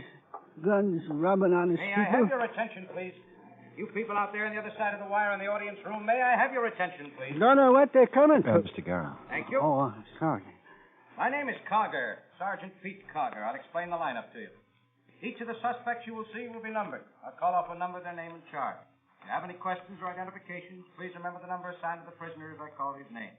If you're sure or not too sure of the suspect, have him held. The questions I ask these suspects are merely to get a natural tone of voice.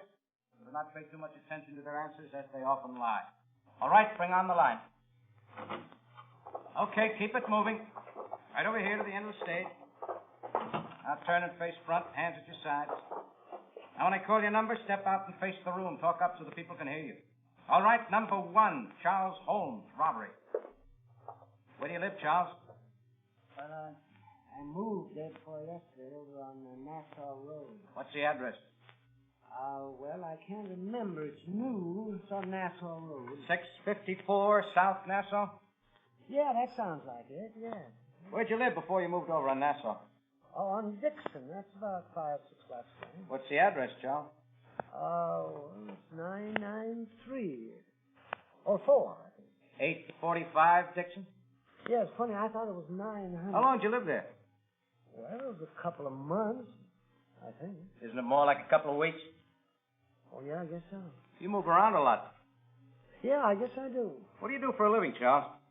Well, What's your business? Well, I ain't working right now. What were you doing when you were arrested? I was picking a guy's pocket. That's a habit of yours, isn't it, Charles? Oh, yeah, I guess so. Step back. Okay. Number 2, Irv Abkin, drunk and disorderly. Where do you live, Irv?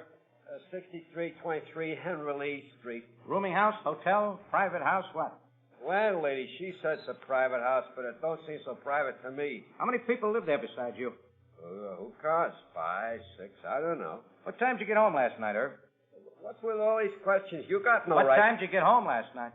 2, maybe 3 o'clock. I don't keep track of time when I'm relaxing. Must have been relaxing pretty hard last night. I had a few with the boys. Not many, just a few. The people in your house say you kept them awake for 2 hours with your noise. Did you? I didn't make no noise. I was singing only. Besides, the landlady, she stopped me. Your landlady says you used abusive language to her. What do you mean abusive language? Called her names. I call her a few names. That's not what she said. Okay, so I call her a lot of names. She got a lot of nerve. You should get a load of some of the ones her old man comes up with. Okay, step back. Number 3, Phil Carter, suspected robbery. Where do you live, Phil? 620 Alameda Street. You people out there hear him? Not very well. People out there can't hear you, Phil. Now speak up nice and loud. Where do you live? 620 Alameda Street. That's better, Phil. Who do you live with? My old man. Your father. Yeah. How old are you, Phil? 19. 20 next month. What kind of work do you do? I'm out of work. The one What'd that you do before you were out my of work? leg. That's him, Lieutenant. Sergeant Karger. Yes, Lieutenant. Number 3, hold for interrogation.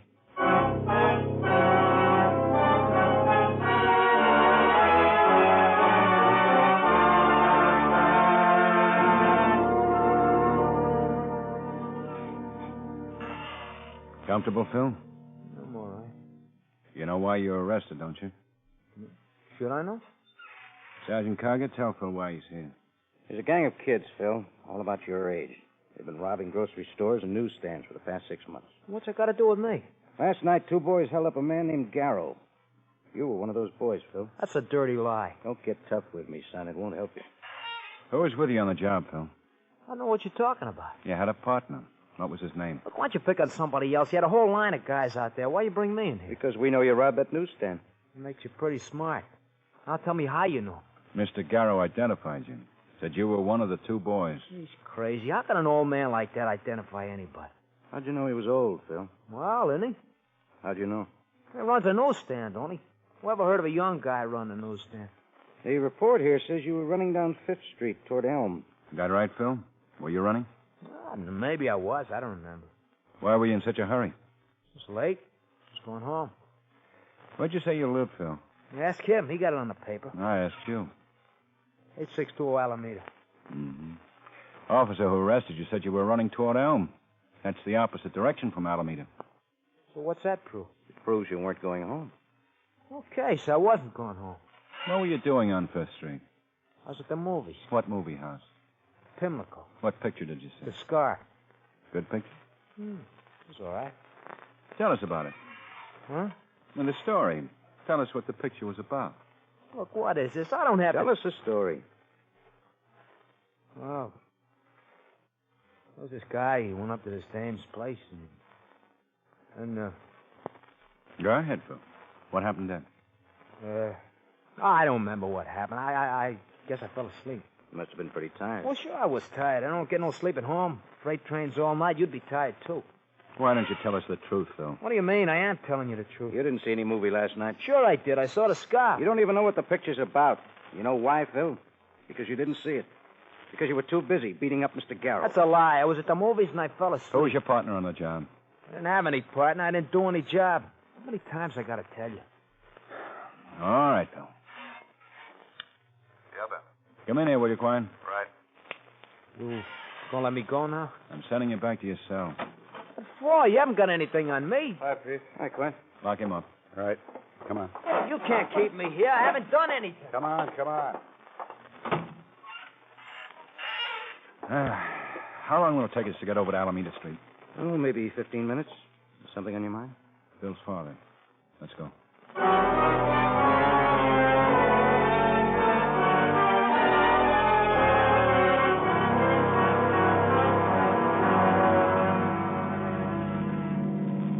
Hey, stop here. Oh, you think this is it? No number on the house. Oh, must be the one. That was 8600 back in the corner.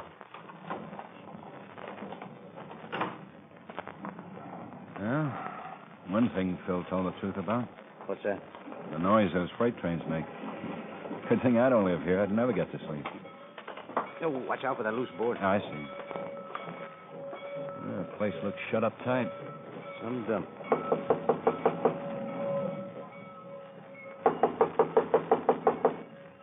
Try it.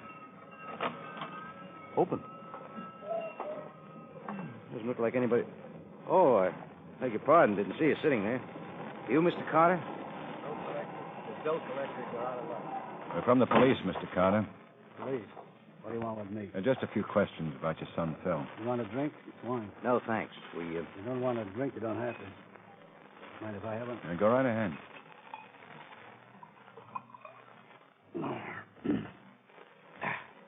Son in trouble? I'm afraid so, Mr. Carter. What's he done? Robbery. Held up a newsstand. In jail now? That's right. I knew it. I tried to be a good father. Phil made fun of me. Now he's in trouble. We're hoping you'll be able to help us. You knew there'd be trouble, and sitting here waiting for it ever since Johnny brought that gun to the house. Johnny? Johnny who? Sure you won't have a drink? Good wine. Who's Johnny, Mr. Carter? Johnny Long, friend of Phil's. Phil and Johnny, they make fun of me. I was only trying to be a good father. You say Johnny brought a gun here. When was this? A couple of months ago. You get Johnny. Phil's in jail. Johnny belongs there, too. You get Johnny. Where can we find him? He works at the shipyard. You'll find him. And then you'll put him in jail, just like Phil. You'll put him in jail, won't you? Thanks for the information, Mr. Carter. Now you can have a drink, can't you? Got to be moving along. Going down to the shipyard to see about Johnny? That's right. You gotta have a drink before you go. Well, we're in a hurry now. Some other time. Huh. Good thing. Bottle's empty. You get Johnny. Put him in jail, you hear? Put him in jail.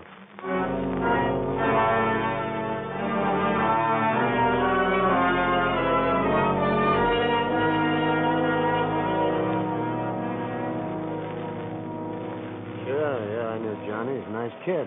Lazy, though. He quit a while back. About a month ago, wasn't it? Let me see. Yeah, just about a month ago. Have you seen him since then? Me? Uh-uh. Any idea where he lives? Didn't the front office have his address? We checked the one they gave us. Johnny moved out last month. Sound kind of anxious to find Johnny. Just some routine business. Yeah, I'm sorry I can't help you. No, that's okay. Thanks anyhow.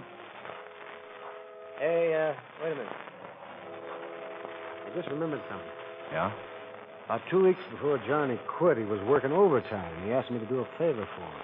He was a nice kid. He didn't mind doing things for him. And what kind of a favor? He wanted me to call his girl. Tell her he'd be late. You called her? Yeah, over at the Mohawk Beauty Shop. She works there. Remember her name? Let me think. Kind of an unusual name. It was Vera or something. No, it was Verna. That was it, Verna. Any last name? Just Verna. I don't know if it's worth anything to you. We'll check it. Thanks again.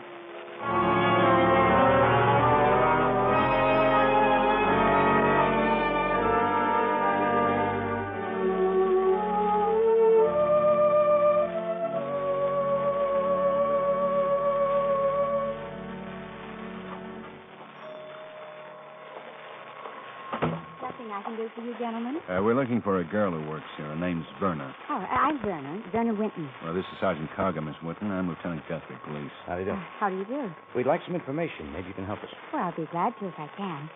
Oh, dear, I forgot all about Mrs. Cobb. She's been under the dryer much too long. Excuse me, just a minute, please. Surely. Pretty girl. Mm-hmm. I'm sorry. You were saying you wanted some information. We'd like to ask you about Johnny Long.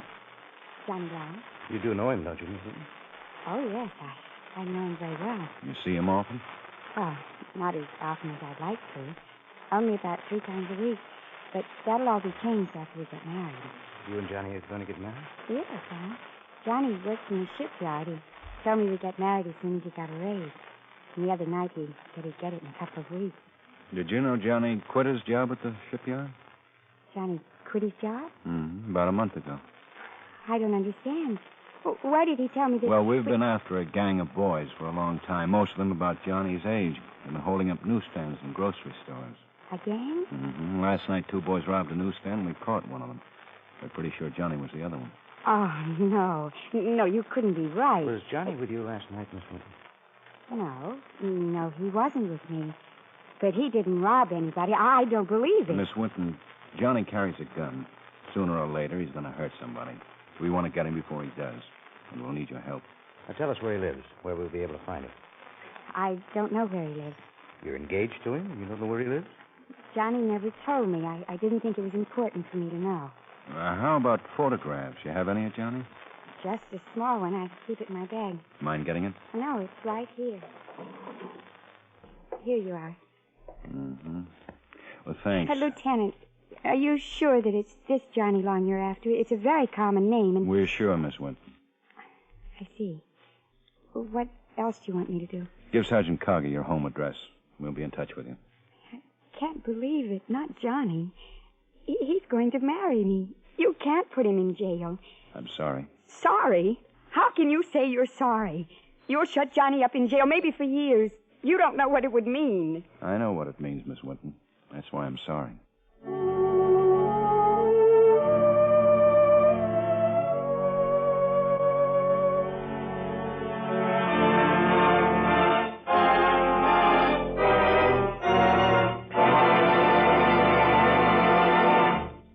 Friends, wherever you are, whatever you're doing, you'll enjoy chewing Wrigley's Spearmint Gum.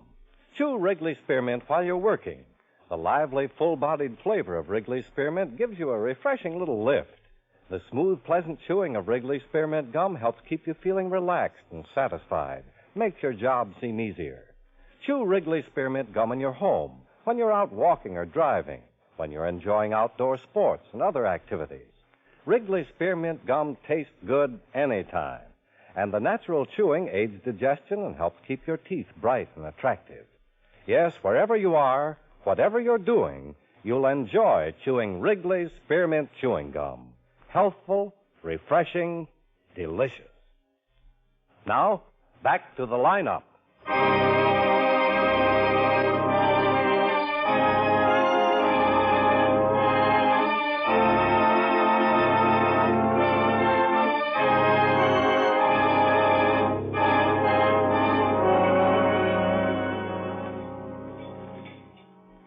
What are you going to have?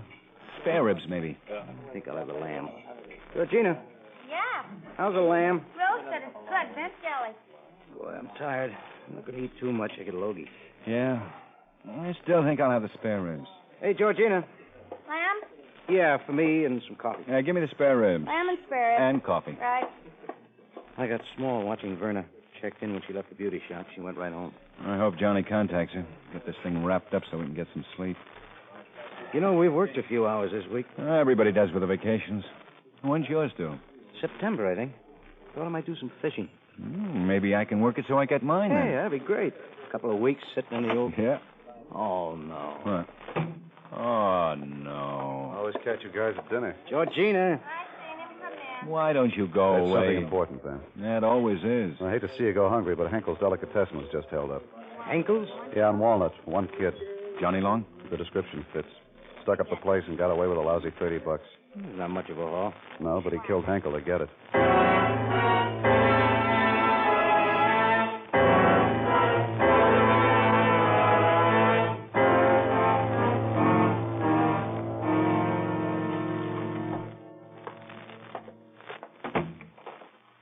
I'm Lieutenant Guthrie, Mrs. Henkel. I'm sorry about your husband. Yeah, Is someone coming over to stay with you? Nan's sister. They said Nan's sister would be here. Well, fine. I know you don't feel like talking now, but it's important that I ask you a few questions. Question? Really? Who's dead?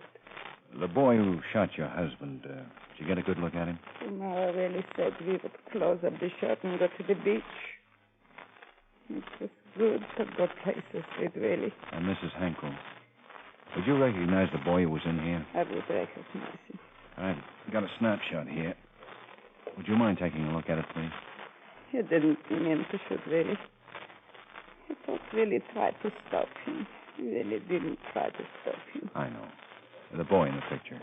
Is he the one? Yeah, he's the one. He shot Willie.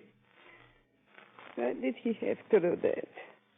Willie didn't try to stop him. Yeah. Excuse me, Mrs. Henkel. What is it? Headquarters call.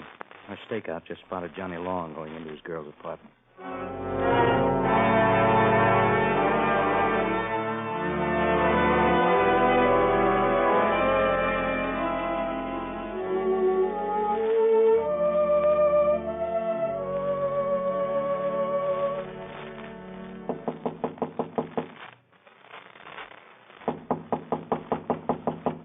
Maybe she won't answer, man.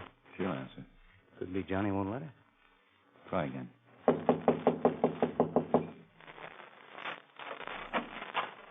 Oh, gee. We want Johnny, Miss Wilson. Yes, I thought you'd know. I wish you'd given us a little time together. Where is he? He acts so strange. Won't say anything. Just stares. Lieutenant, has Johnny... I mean, like you said, has he... Where is he? In the back room. Come on, Pete. Johnny. Oh, Johnny. Johnny? I didn't mean to shoot him. I didn't mean to shoot him. You'll have to come along with us. I was going to turn myself in. I just wanted a few minutes with my girl. Then let us have your gun, Johnny. You don't believe I was going to turn myself in? The gun, Johnny. Where is it? It's in my pocket. Here, I'll get it. I was going to turn it over to you. I won't see that gun anymore. Should have thought of that sooner. Is the old man, he's still alive? He's dead. I didn't mean to shoot him. You got to believe I didn't mean to shoot him, honest. Better come along now. Oh, what's going to happen to me? That'll be up to the jury. Scared. I could never think I'd get into all this trouble. I don't know what to do. Let's go. Will it help if I tell everything I know about the gang and everything? It'll help. You can tell us down at headquarters. I'd like to talk here. That girl's place. Make it easy to talk. I'll tell you everything I know. All right. This gang, how long have you been with it? Maybe 2 months. I don't remember exactly. Know the names of any of the other boys? A few. No, not many, but I know a few. We'll get them from you later. Who runs the gang? Some man. I don't know his name. Ever see him? No, nobody sees him but Al. Al? Gumpert's his last name. Al Gumpert. He's the one that we make the payoff to. What makes you think he's not the chief? I heard him talking on the phone to some man. He gets the names of places to stick up from this man, and he gives us orders. Where can we find Al? There's a Penny Arcade on River Street, near South. Alpha. Penny Arcade on River near South. Okay, Johnny. That'll do for now. Oh, you're gonna take me away? That's right. Down to headquarters. All right. I'd like to say goodbye to my girl. You want to say goodbye to Verna, won't you? Sure.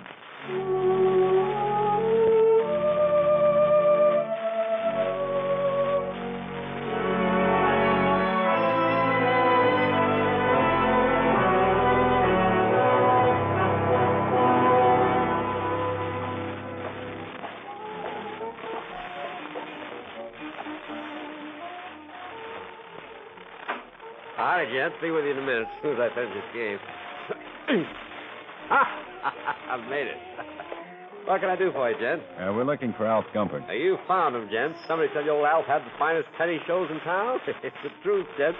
Finest I've pulled for a penny in the whole town. Let me get your fistful of change. We're from the police. The police? What's the matter? My license is okay. Says I can stay open till midnight. What's it say about robbing newsstands? I don't know what you're talking about. I never robbed no newsstand. No, you didn't have the guts. So you got a bunch of kids to do it for you. What are you trying to frame me with? Kid. Name me one kid I ever got to rob a newsstand. I'll do better. I'll name you two. Bill Carter and Johnny Long. Johnny Long? Boy, that dirty... Grab him. I got him. Let me go. Let me go. Wait a minute. You all right? Yeah. Okay, you get up. Broke my arm. Get up. You cops think you Shut can... up. That's all right, Chief. Let him talk. I got nothing to say. Who gives you your orders? I got nothing to say. You better tell us, Alf. Who's the big boy? I don't know what you're talking about. I don't know no big boy. Why don't you leave me alone? As soon as you tell us. Look, you fellas got it all wrong. You're the one who's got it wrong, Alf. And it's going to cost you 10 years. Huh? Long time. You want to do it alone? I ain't going to do nothing. Who gives you the orders? Nobody. Come on, Alf. Nobody. Okay, let's get him done. You can't hold me in like this. I'll be out in an hour. Who's going to go bail? I'll be out. Who's behind you, Alf? We want him. You know, you're in a hole. Johnny Long killed a man tonight. We can get you for withholding evidence, accessory, complicity. Well, wait a minute. Who is it? You take it easy. That's right. His name's Jeffries. He hasn't been around for a long time. Stan Jeffries. Yeah, I know him. Con man. Yeah, you got a package on him. He's been working in another state. This is small time for Jeffries. Not so small. We've been doing all right. Where can we find him? I don't know. Al. I don't. He'll be in my office tonight after the arcade's closed. What time? After 2. Yeah, it's 11:30 now. Close up the arcade, Al. We'll go back to your office and wait for him. Oh, you won't get him. Stan can smell cops a mile away. We'll take that chance, Al. Come on.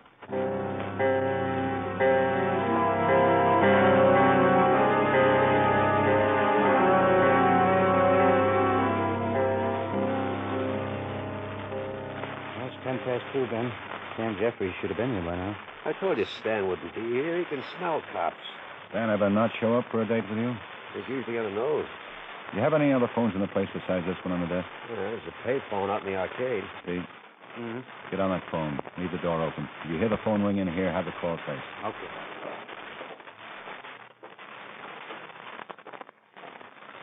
That's waiting's making me nervous. I'll tell you what you can do. Write me the names of the other kids who work for you and Stan. I wrote you 23 names. How many do you want? All of them? That's all of them.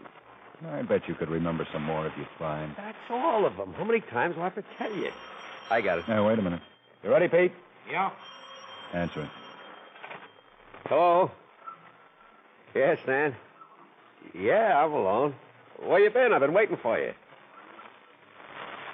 Well, yes, Stan, yeah.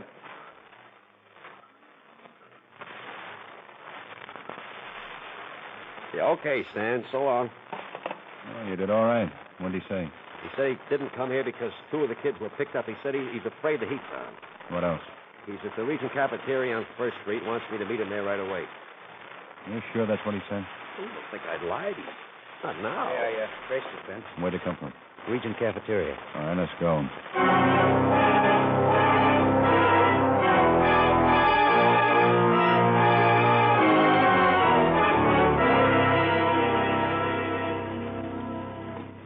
Hold it. Let's see if we can spot him through the window. Only 3 people in the whole crew. How about the corner table? Man with his back to us. Yeah. A little grayer than the last time I saw him. A little heavier. You go get him now? Uh-huh.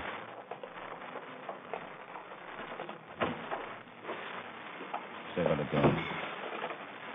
Watch it, Ben. He sees you. Stay where you are, Stan. Get those people back in the kitchen. All right, everybody, just stay in the kitchen. You 2 gentlemen, you better get in the kitchen, too. Sorry, it'll just be for a few minutes. Want the ambulance, Ben? Yeah. No hurry, though. Dead? Yeah. Now, come on. Let's clean this up and get some sleep.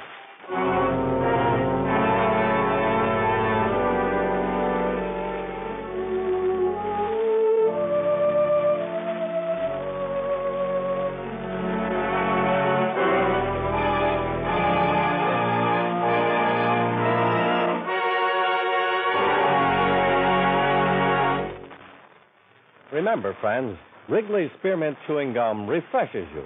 Wrigley's Spearmint Chewing Gum gives you real chewing enjoyment. The lively, full-bodied flavor of Wrigley's Spearmint cools your mouth, freshens your taste, sweetens your breath. The smooth, pleasant chewing of Wrigley's Spearmint helps keep you feeling relaxed and satisfied. Makes whatever you're doing more enjoyable. Yes, for refreshment plus chewing enjoyment, treat yourself often to Wrigley's Spearmint Chewing Gum. Millions enjoy it daily. Get a few packages and always keep some handy. That's Wrigley's Spearmint Chewing Gum. Healthful, refreshing, delicious.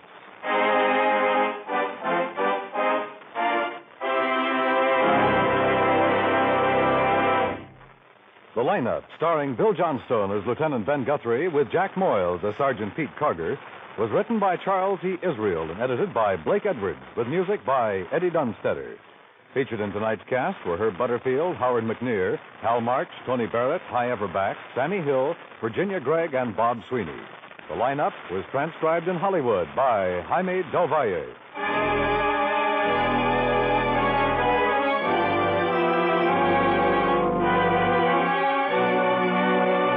This is the CBS Radio Network.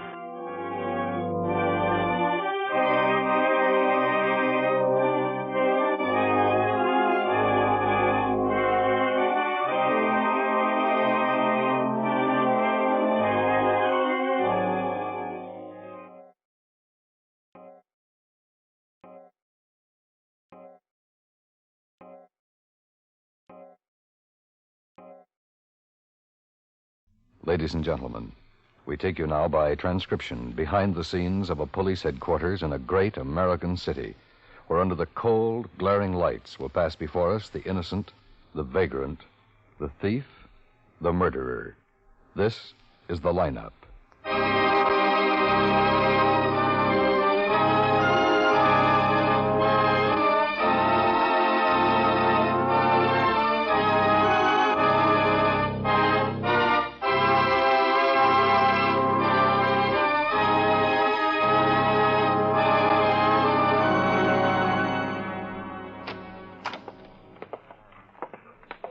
Hi, Ben. Hi. Well, did you see him? Yeah, I just came from there. Spent an hour in the chair. Did he pull it? No, he thinks he can save it. Says the nerve's dead. Says I must have hit it against something recently, Coke bottle or something like that. When the nerve dies like that, the gas forms in the tooth, and that's what caused all the pain. Well, he drilled a little hole in the back and he let the gas out and felt better right away. It was still sore, but a whole lot better. What happens now? Well, he packed it with cotton, and in a day or two he'll take the nerve out and then fill it up. Oh. Hello, Lieutenant. Oh, Mr. Corbett, how are you? You know Sergeant Quine? How do you do, sir? Oh, fine. Nice to see you again. I got your call, Lieutenant. You pick up that fellow I saw in the picture? Yes. Kind of thought that's what it was about. You want to take one of those seats over there, Mr. Corbett? I'll be right with you.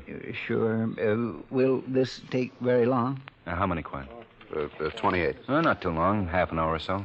My wife said she'd be here at 9 to pick me up. Oh, you'll be out by then. Okay. By the pillar? That's right. Any chair is okay. Osler come in? Yeah, a few minutes ago. He's with Myers in the front row. Then Mrs. Benfield and John Rice are over on his side. Sam Gilbert and John Lewine couldn't get in.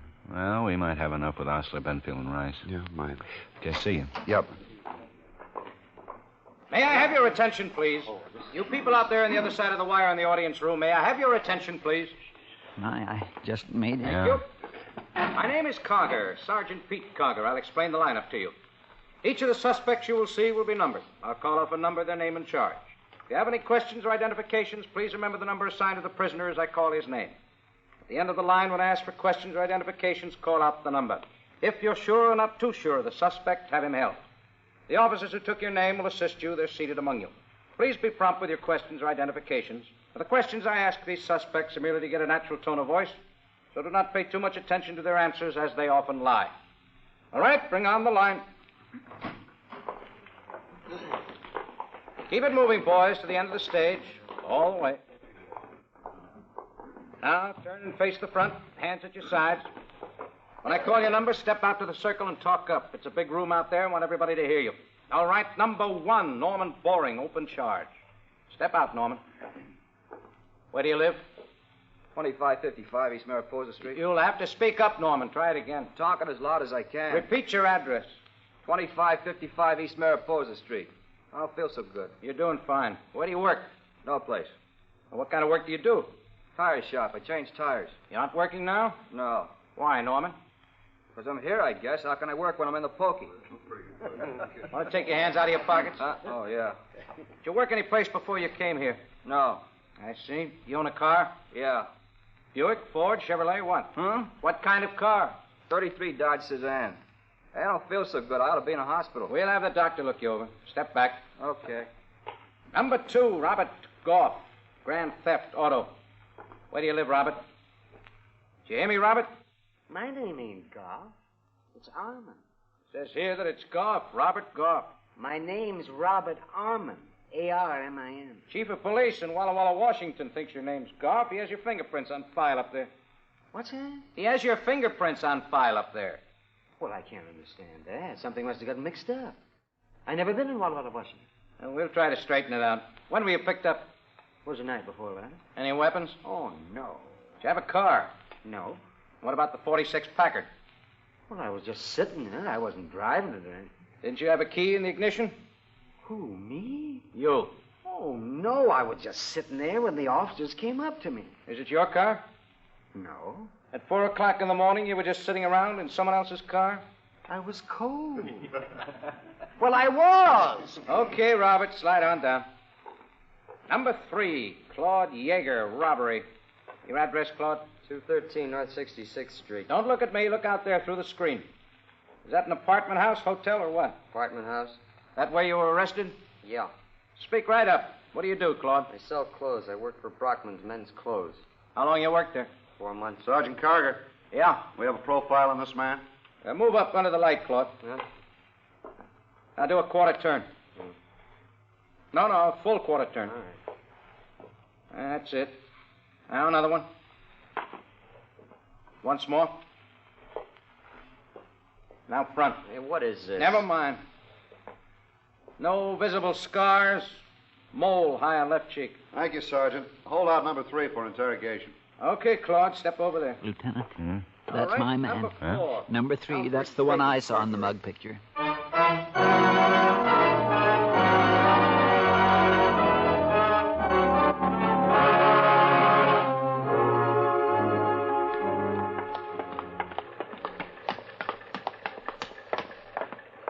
Mrs. Benfield and John Rice identified Yeager, too. Here's a card. Yeah, that makes 3. Have a chance to get a rundown on him yet? Yeah. MO matches with these other drugstore jobs. Package came a couple of minutes ago. Claude Yeager, alias Carl Young, alias Charles Human. Narcotic violation, 1941, 6 months county jail. Armed robbery conviction, 1946. Got out 6 months ago. Parole? Yeah, he's registered. Parole officer says he's been doing pretty well. Got the job at the men's store about 4 months ago. People at the store don't know about it. Central robbery. No, I get it. Sergeant, fine. Yeah, Dave. That's all. Okay, great. Bye. Asher, Ben. Just left Gilburn and Lewine. They make him? Yep, from the mug shots. How about Yeager's place? And Kendall and Murph out there now. Okay, let me know. Yep.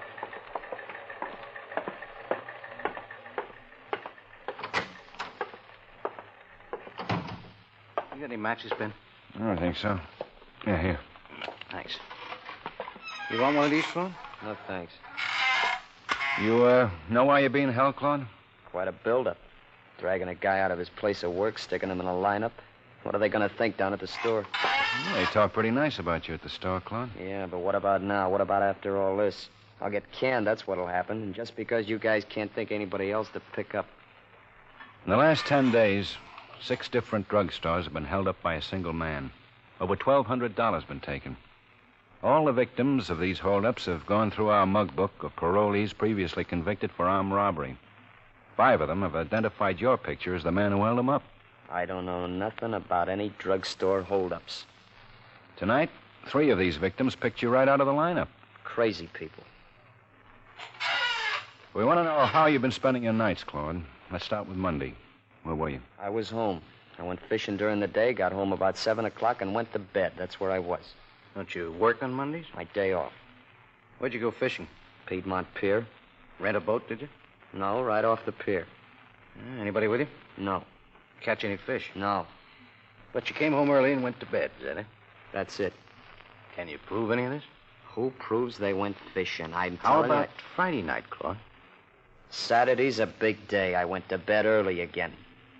What do you mean by early, Claude? Early, just early. 9 o'clock, 10, 1? Before 10. Can you prove it? Look, I don't know. I haven't tried. I was alone. How can I prove I was in bed? Anybody see you come in your place or call you? No, I don't. Well, maybe the landlady saw me come in. She sees everything. How about last Wednesday night, Claude?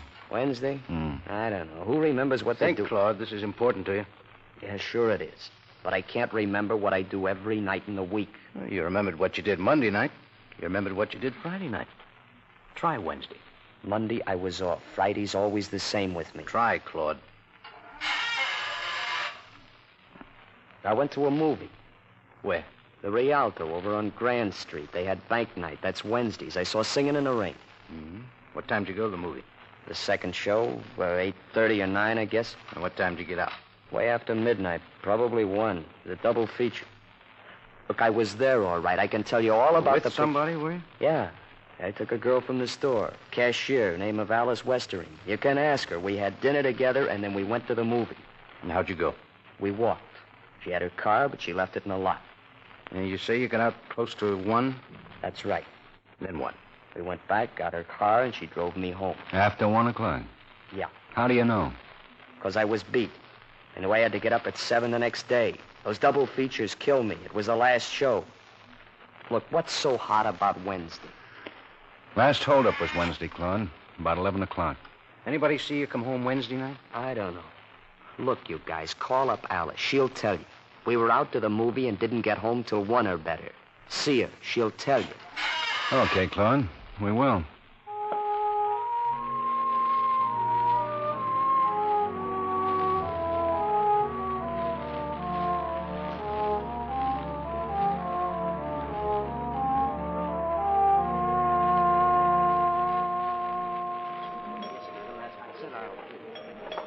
I checked with the store manager, Ben. She's on the main floor here. He's sent in the back. Yeah. Stop in on your way? Yeah. Quine's still working on him. Yeager's landlady wasn't much help either way. Small talk to her. Does she have a locker or something like that here in the store? No. I'd like to find a Lugar and $1,200, huh? Yeah. Hey, Pete. Good looking. Yeah. I could use a couple of dozen shirts, too. Me, too. Yes, ma'am. That'll be all right. Pardon me, we're looking for Alice Westering. Oh, that's my name. Police officers like to talk to you. If you have a few minutes? Yeah, sure. Just a minute till I get this thing out of the way. Take your time.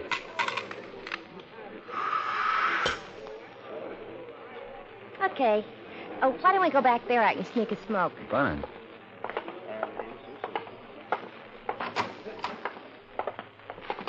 I don't know whether it's hotter there or hotter here. Would you like one of these? Oh, no, thanks. I'll use my own. Here you go. You hear about poor Claude, huh? That's right. Mr. Conklin told me he'd been picked up. Poor guy. Well, what's he done? You going to have to go back to jail? We're just checking up on a few things, Miss Westring. Maybe you can help us. How long have you known Claude Yeager? Ever since he started selling clothes here, 2, 3, 4 months, I guess. I never knew he was a con until Mr. Conklin told me yesterday. I never tell, you know. But that didn't make no difference to me. Claude's been pretty nice. You know, nothing wrong. Hope he doesn't have to go back. What are you holding him for? He take you out much, did he? Oh, you know, lunch sometimes, dinner. You know, we kind of hit it off. Of course, him having a criminal record and all that sort of changes things. I wasn't serious about him or anything like that, but he's taken up some of my time, you know. Well, just how much have you been seeing him? Once, twice a week, maybe. What do you do when you go out? Well, not much. He told me he couldn't drive a car, that he never learned, and that's why he didn't have one.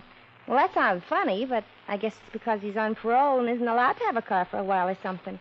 We'd take my car. I got a nice car. My brother-in-law sold it to me, 49 Ford. It's pretty nice. Claude and I'd ride around in that, go to a drive-in or something, movies, you know. When was the last time you were out with him? Well, let's see. I think it was Tuesday. We went bowling. That the last time? You sure about that? Well, now, let me think a minute. Oh, wait. We went to a movie last Wednesday, had some dinner, and went to the Rialto together. It was a good picture. It was singing. Early or late show?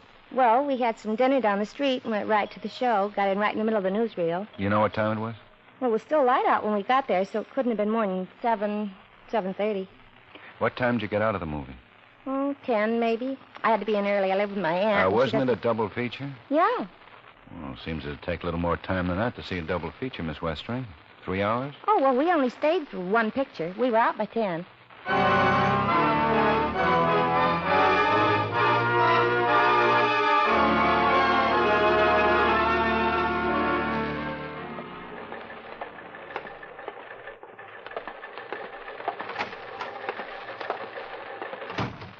Want to see if there's anything on the book, Pete? Oh, yeah.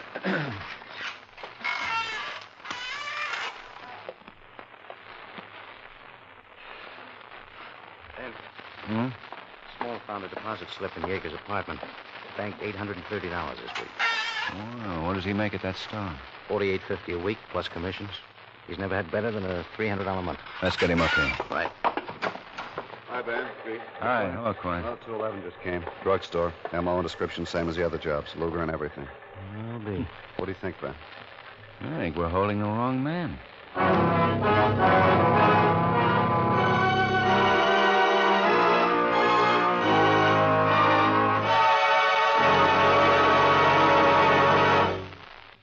Political History is being made in Chicago, and every day this week the CBS Radio Network brings you complete convention coverage, plus a special hour and a quarter of convention highlights.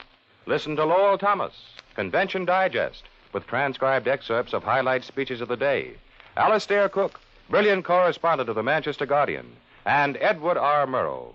Don't miss this special hour and a quarter of convention roundups by radio's greatest news team on the CBS Radio Network.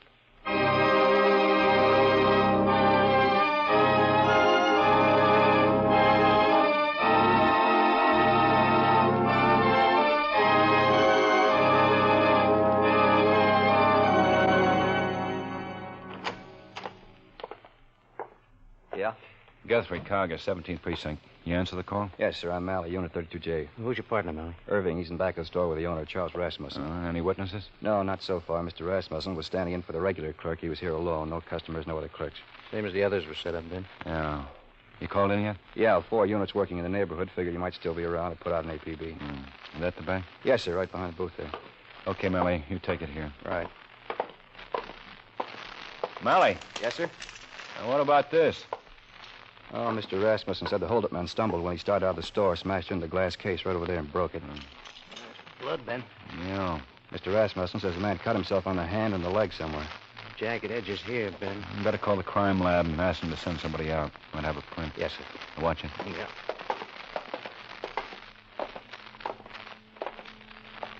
Oh, you Irving? Yeah, that's right. Guthrie, Karger, 17th. Yes, sir. This is Mr. Rasmussen. Hello, Mr. Rasmussen. How do you do? Can I see that, Irving? Yeah, here you are. 9:40. Yeah. That's when the call came through, 3 blocks away. You notified the police right away, Mr. Rasmussen? Oh, no. I wanted to, but that boy looked mean to me. He said to wait 5 minutes before I moved or he'd come back and kill me. I waited. Did you notice if he was on foot or had a car outside? I couldn't say. I just know he was here taking my dough. Mm-hmm. You mind telling us exactly what happened, Mr. Rasmussen? Well, I was behind the cigar counter when he came in. Nobody else in the store. At first, I didn't see it. He asked for a package of cigarettes, and then I saw it. The gun. He was holding it in his hand close to his side, just letting it hang there, pointed at the floor. He said he wanted all the money I had here. I emptied the register by the cigar counter, then he made me go back and empty the prescription register. He just wanted the bills. I see. When I had it all together, he made me hang on to them. I mean, when I took them out of the front register, and then back here, why, he walked around the counter and stood right next to me and told me to count it. Was he pointing the gun at you? No, same thing. Just kept it hanging by his side. People on the street could have seen him and never guessed what was going on. Mm-hmm. Well, I counted the bills, and it came to $68. I don't know whether I was counting it right or not. Then he said, let's get all of it. I asked him what he meant, and he said I had more money around here, and I better get it up. Did you have any more? Tomorrow's deposit, $316. I stashed it above the door there. Was it in a bank sack? Yes, he made me take it out, count it, and hand it to him. He put it all in his pocket. Ever seen this man before? I don't think I ever did, no. You think you'd know him if you saw him again? I'd know him anywhere. Can you add anything to this description you gave the officers, Mr. Rasmussen? No, let's see. He's about my height, a little heavier build, wore a dark gray flannel suit, white shirt, striped tie. He was a good dresser. Mm-hmm. I'd say he was in his late 30s or early 40s. Nice looking. Didn't look like a hold-up man. His eyes? Well, I can't think. They were probably brown because he was dark. I didn't notice. Anything outstanding? I didn't notice anything. How about when he smashed the counter out there? Well, he sort of went down. I didn't make a move because he still had that gun hanging in his hand. I think he was cut pretty bad. Might have hit an artery on that leg. His pants got soaked right away. He made me hand him some bandages and tape and things. Yeah, this gun he had, you say it was a Lugar? Yes, sir, a German Lugar. I was in the European theater, and I've seen lots of them. I could smell the oil on it. He's one of those babies who sits up nights taking it apart and polishing it. I could just tell by the look in his eye. How's that? Well, he was just aching for a chance to try it out on me.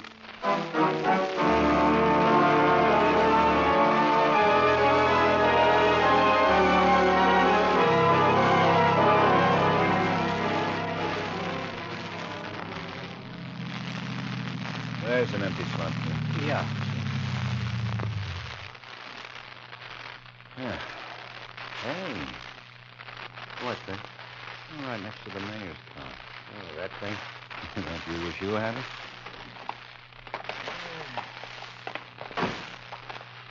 I guess Charlie has lamps too, there, doesn't Two? Yeah, I guess he does. Let's take a go for something. Me too. Hey, Ben, tea. Twine. Yeah. What do you want to do about Yeager, Ben? He explained that bank deposit? Well, knowing yes. He said an aunt of his in Milwaukee died and left him the money. You check it out? Yeah, she died. Me too, Pete.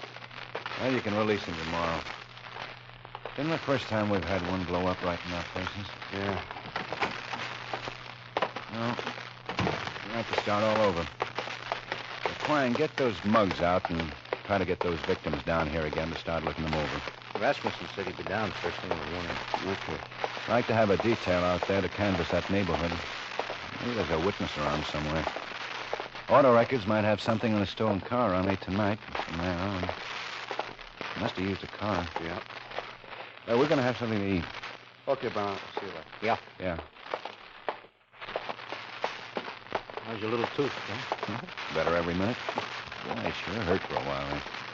Funny thing. How do you suppose it happened? I've been trying to think. Might have been a handball game. How do I know? Just one of those things. Yeah. After you.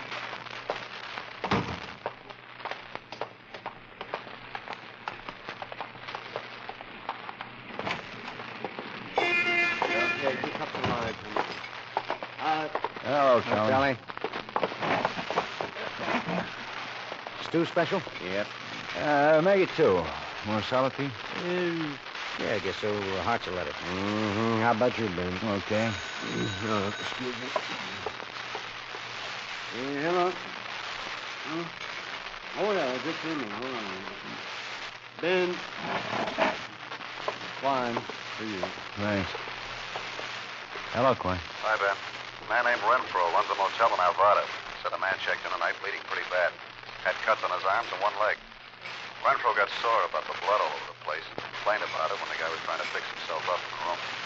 Said he'd been in an accident. Description's pretty close to our boy. Good.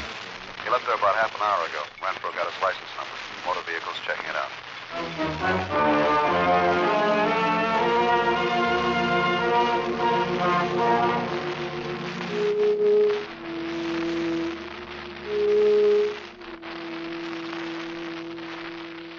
Police? That's right, man. Well, what on earth? No routine. I'd like to ask you a few questions. I guess so. Oh, come in. Thank you. Okay? Would you like to sit down? I don't want to take up a lot of your time, Mrs. Palmer. You know it's late. You own a black Ford Coupe 49, license number 2F40657? Yes, I guess so. I suppose that's my license number. Something wrong? Just trying to straighten out a little matter we're investigating, Mrs. Palmer. Have you been using that car lately? Of course. I use it practically every day. You drive it tonight? Yes, I drove home. I was downtown till after 7. Does your husband use the car? No, we're not married anymore. We've been divorced 5 years. What time did you get home tonight, Mrs. Palmer? I don't know. After dinner, 8, maybe later. Am I in trouble? I have a right to know. About 8. No later than that. Look, I've lived here for 18 years. I've managed this apartment building almost that long. People know me all over town. I just won't tell you another thing until I know what's going on. Mrs. Palmer, we think your car was used by a man who held up a drugstore tonight.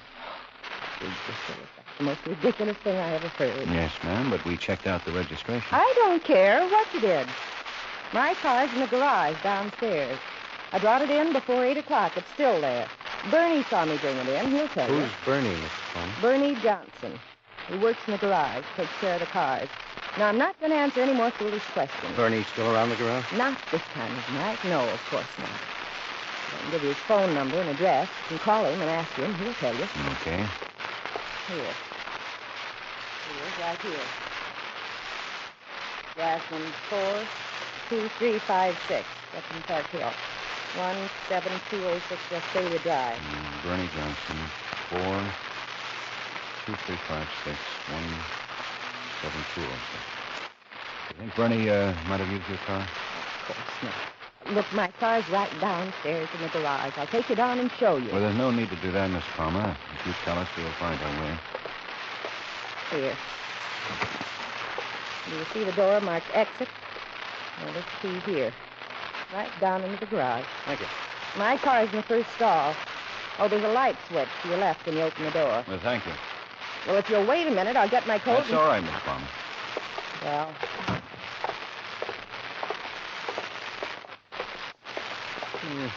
How close she gets to these places? 250 at least.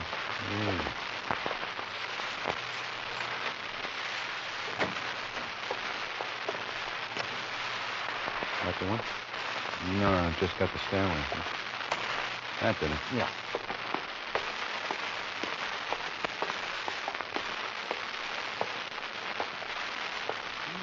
Cadillac style. Yeah. Hey. There it is, then. 2F40657. Yeah.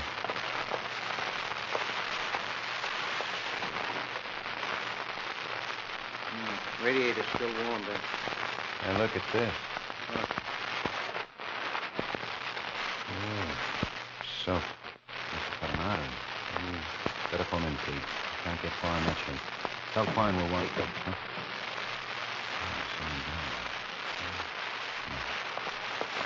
Trying to make it out the front there. All right, Joe. Hold it up there. We're police. Where'd he go? He ducked in between those cars. Hey.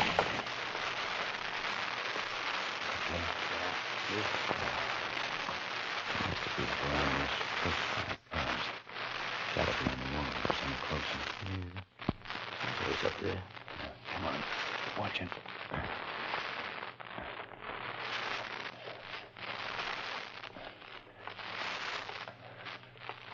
Anything? Nothing. Up there, but listen. Where'd he come from? There he is. You, hold it up there. Okay, Pete. Give it up, you. You haven't got a chance. He's tagged. Yeah, come on.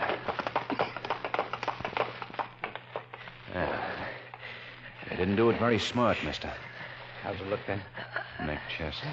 Better phone in for an ambulance. Yeah. Bernard Johnson, that your name? Hey, Ben. Yeah? Yeah. Here's the Lugar. Uh-huh.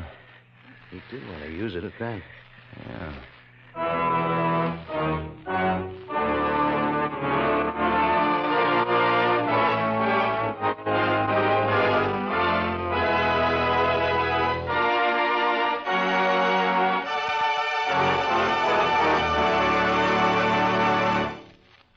The lineup, where before you pass the innocent, the vagrant, the thief, the murderer.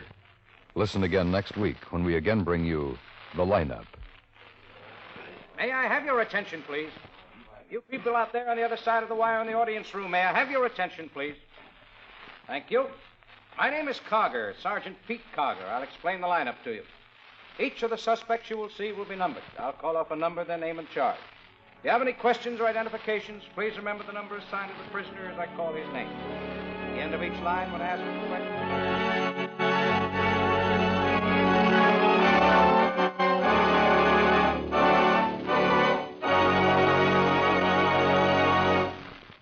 The lineup, starring Bill Johnstone as Lieutenant Ben Guthrie with Jack Moyles as Sergeant Pete Karger, was written by E. Jack Newman with music by Eddie Dunstetter.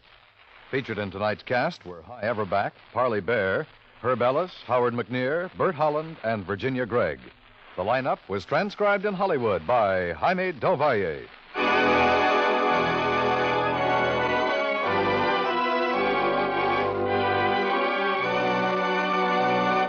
You mystery fans have a triple date for mystery and adventure every Thursday night on CBS Radio. Be sure to be with us every Thursday for Mr. Keen, Tracer of Lost Persons, the FBI in Peace and War, and Mr. Chameleon. Thrillers 3, packed tight with action and tension. Remember, Thursday nights on most of these same CBS radio stations. And don't forget, Lowell Thomas and Edward R. Murrow are two of the noted newsmen covering the presidential conventions in Chicago over the CBS radio network.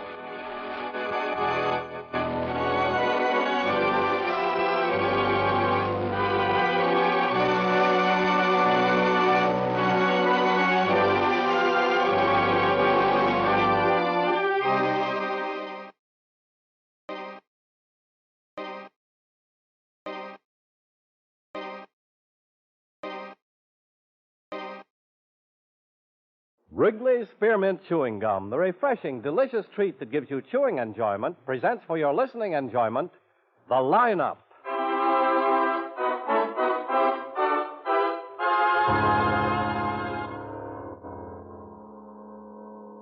Ladies and gentlemen, in just a moment we'll take you by transcription behind the scenes of a police headquarters in a great American city, where under the cold, glaring lights will pass before us the innocent, the vagrant, the thief, the murderer.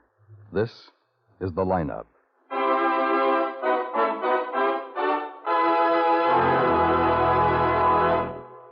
Wrigley's Spearmint Chewing Gum refreshes you.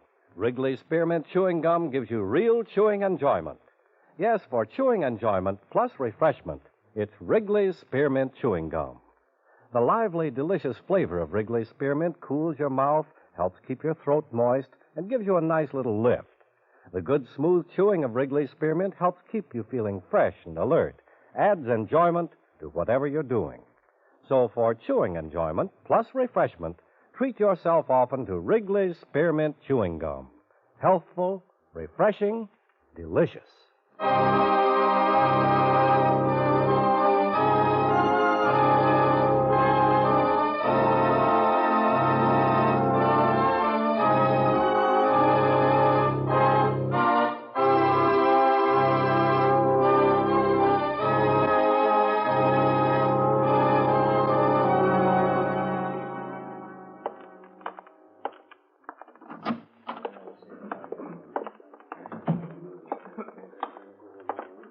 Graham. Hello, Klein. A witness get here? Yeah, right over there. I put him up front. How many in the line? Quite a few. 38.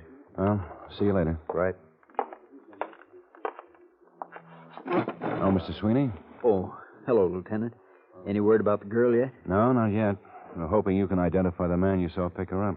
Well, it sure isn't going to be easy. Like I told you, I didn't get a really good look at his face, just the car and the coat he was wearing. Mm-hmm. Well, there's just a chance you might recognize him. May I have your attention, please? You people out there on the other side of the wire in the audience room, may I have your attention, please? Thank you. My name is Karger, Sergeant Pete Karger. I'll explain the lineup to you. Each of the suspects you will see will be numbered. I'll call off a number, their name, and charge. If you have any questions or identifications, please remember the number assigned to the prisoner as I call his name. If you're sure or not too sure of the suspect, have him held. The questions I ask these suspects are merely to get a natural tone of voice, so do not pay too much attention to their answers, as they often lie. All right, bring on the line. All right, keep it moving. Right over here to the end of the stage. That's right, keep it moving. All right, now turn and face front, hands at your sides. Look straight ahead, out through the screen there, and keep your heads up. Now, when I call your number, step out and talk up so everyone out there can hear you. Okay, number 1, George Phillips, Grand Theft Auto.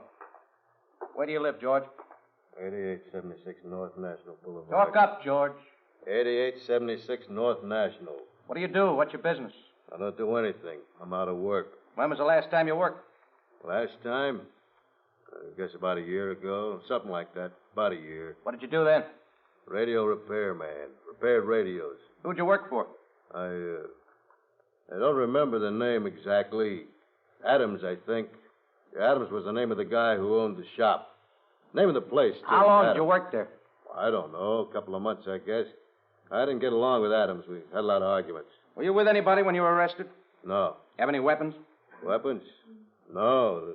This is the first time I've been arrested. It's not what it reads here. Well, this is the first time. Oh, the time I got in that trouble with Adams. Arrested in 1951 for assault. Yeah, I threw a radio at him. Hit him. What kind of a car were you driving when you were picked up? Ford. That's not the man? I don't think so. What year, Ford? It's so hard to tell. An old one. 38, 39, I guess. What color? Black, I think. Black or dark blue. You remember driving it by 6th and Lincoln at any time? 6th and Lincoln? I don't think so. I don't remember. I was just trying to get out of town. Did you pick anybody up? No, I wasn't stopping for anyone. I mean, unless it was the cops. The police. And it was. Okay, George, step back. Sure. Number 2, Arthur Handy, Grand Theft Auto. Where do you live, Arthur? Over on Shelton, 5577 North Shelton. You arrested with anybody? No, I was alone. What kind of a car was it? Chevy, 1940. It's dark blue. You drive by Lincoln and 6th at any time? No. I was on the other side of town where you picked me up. How old are you, Arthur? 19. You live with your family? My uncle. Ever been arrested before? No. I don't think he's the You know one. anybody Too from young. City College? A couple of guys. I don't know many people. I'm from the other side of town. Okay, step back, Arthur. It's going to be awfully hard to identify him. Okay, number 3, William just keep Bourne, looking. robbery. How many more? Step out, William. Quite a few. Keep your head up. Where do you live, William?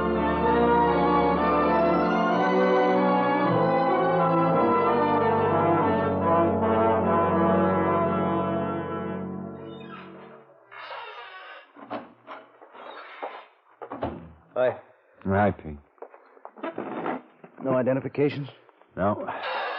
Couldn't really expect him to identify anyone. He saw him at a distance. Got an overcoat on.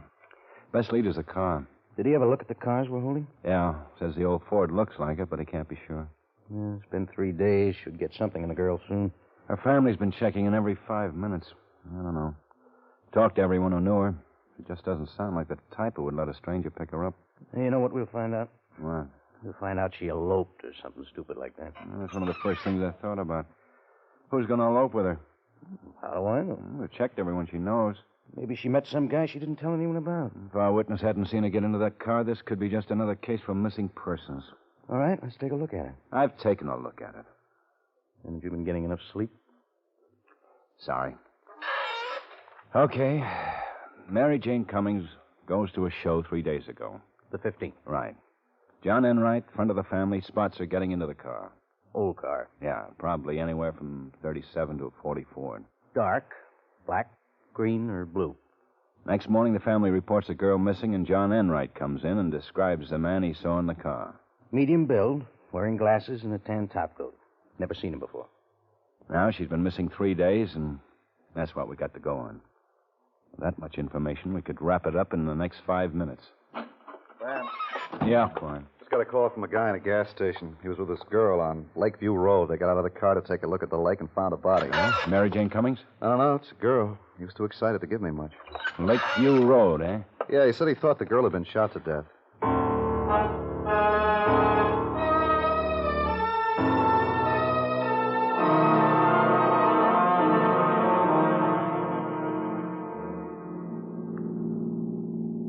It's okay, Pete.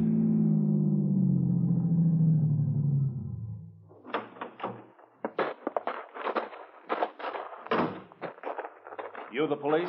Yeah. Over here. She's down by the lake. That way. Okay, show us. Okay. My girl and I were parked up there and took a walk. Where's your girl? Oh, she's up in the car. She's scared. Who are you? I'm Atwell, Stan Atwell. My girl's name is Nancy Holloway. It's right over there. I mean, she is. The body. Right there. You see? Give me a light, Pete. Uh-huh. We just stumbled on her. Nancy ran back to the car, and I took a good look. She looks like she'd been shot. She has. You ever seen anybody shot before? Yeah. Where? In the service. It's not like this, though. Out here, you don't expect to find something like that. Yep. Somebody's coming. Oh, it's Quine and the lab boys. Pete, take him back to his car and talk to his girl. Right. Circle around that way so you don't mess the ground up.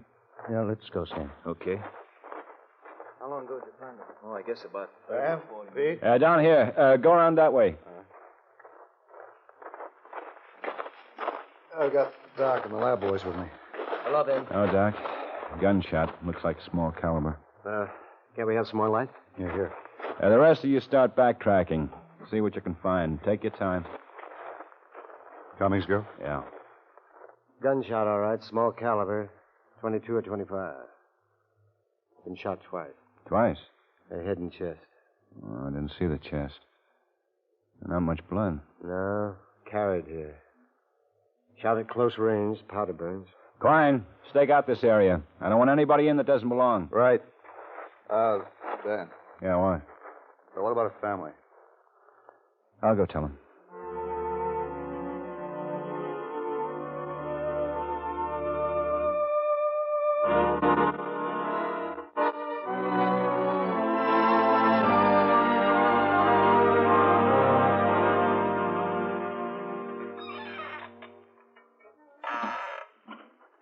Fred Gary, Lieutenant. Oh, come in, Mr. Gary.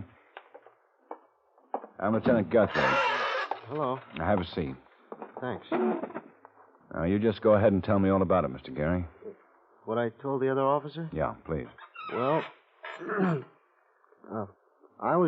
well, first I read the papers, and I started thinking about the other night when I was out near the lake. What night was that? Thursday. The 15th? 4 days. Yeah, the 15th. Go ahead. Well, that night I was parked out by the lake right at the turnoff, you know, the road before it circles around the lake to the right. Yeah? Well, I was parked there with my girl. I saw a car drive past. It was old Ford. Sedan? Yes. Go on. Well, I read the papers, and I remember the car. And the paper said the girl was picked up by a man driving an old Ford. And she was found by the lake, and the car was driving up in that direction. Did you notice the driver of the car? It was a man, and there was a girl with him. What color was the car? Dark. Black, maybe. You've got a pretty good memory. Well, I thought at first it might be the cops. Police. You get the license number? No, I told the other officer I just noticed the first couple of numbers. I don't know why I remembered them. I'm not sure of them either, but I think they were 8R. 8R. Did you notice anything about the driver of the car? Well, I couldn't see him very well. I think maybe he was wearing a heavy coat, though, because it looked like he had the collar turned up, and it didn't look just like the collar of an ordinary coat. Uh-huh. Anything else? No, I think that's it. Just what I told the other officer. Okay, Mr. Gary. Thank you very much. Sure. Will you want me again? Well, we may. We'll give you a call. Okay. So long. Ben? Yeah? Got an old tramp outside. Got quite a tale. Oh, what is it? He saw a guy throw away a gun this morning. Better talk to him. Sure. Hey, come on in, Phil.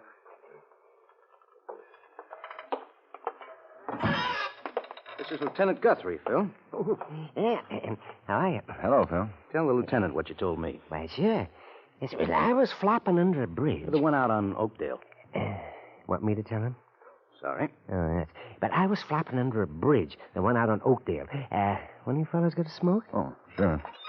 Here. Oh, thank you. Light. Mm-hmm. Thank you. Ah, well. Now, I don't much like long, drawn-out yarns, but I was flopping there, you see, under the bridge, the one out on Oakdale, and I was sleeping. Well, I hear a car stop on the road, so I get up, and I seen this fella getting out of the car. Oh, my. Well, he walks down to the river and throws a gun out in it, and then he climbs back up and he gets into his car. That's all. Now, what did the man look like? Well, he was a short fella. He was maybe about my size. And what was he wearing? Clothes.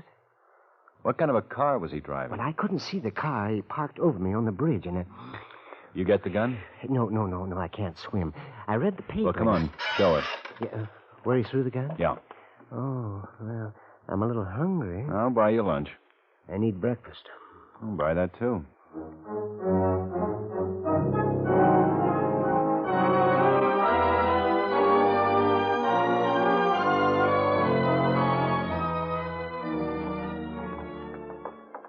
Any report on the gun? I got 6 men out checking. It's a new one. I think we'll locate the seller.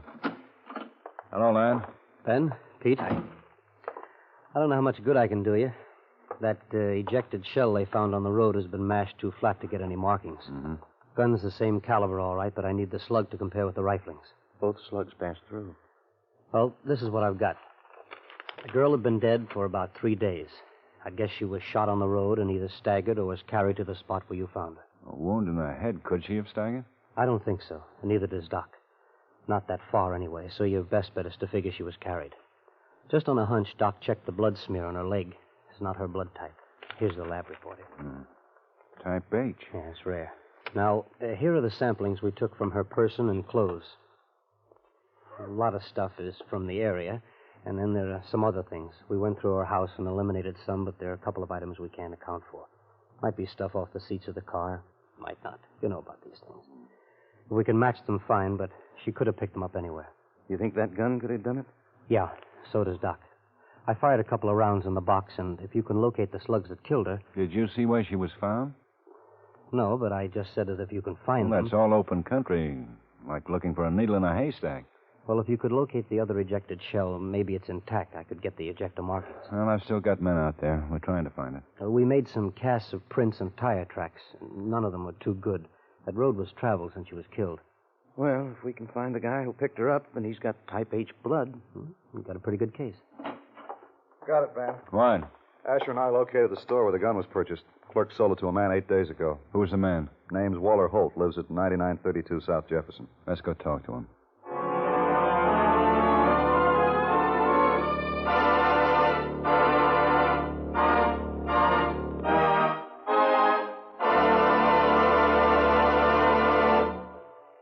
Friends, wherever you are, whatever you're doing, you'll enjoy chewing Wrigley's Spearmint Gum. Chew Wrigley's Spearmint while you're working. The lively, full-bodied flavor of Wrigley's Spearmint gives you a refreshing little lift. The smooth, pleasant chewing of Wrigley's Spearmint Gum helps keep you feeling relaxed and satisfied. Makes your job seem easier. Chew Wrigley's Spearmint Gum in your home, when you're out walking or driving, when you're enjoying outdoor sports and other activities. Wrigley's Spearmint Gum tastes good anytime, and the natural chewing aids digestion and helps keep your teeth bright and attractive. Yes, wherever you are, whatever you're doing, you'll enjoy chewing Wrigley's Spearmint Chewing Gum. Healthful, refreshing, delicious. Now, back to the lineup.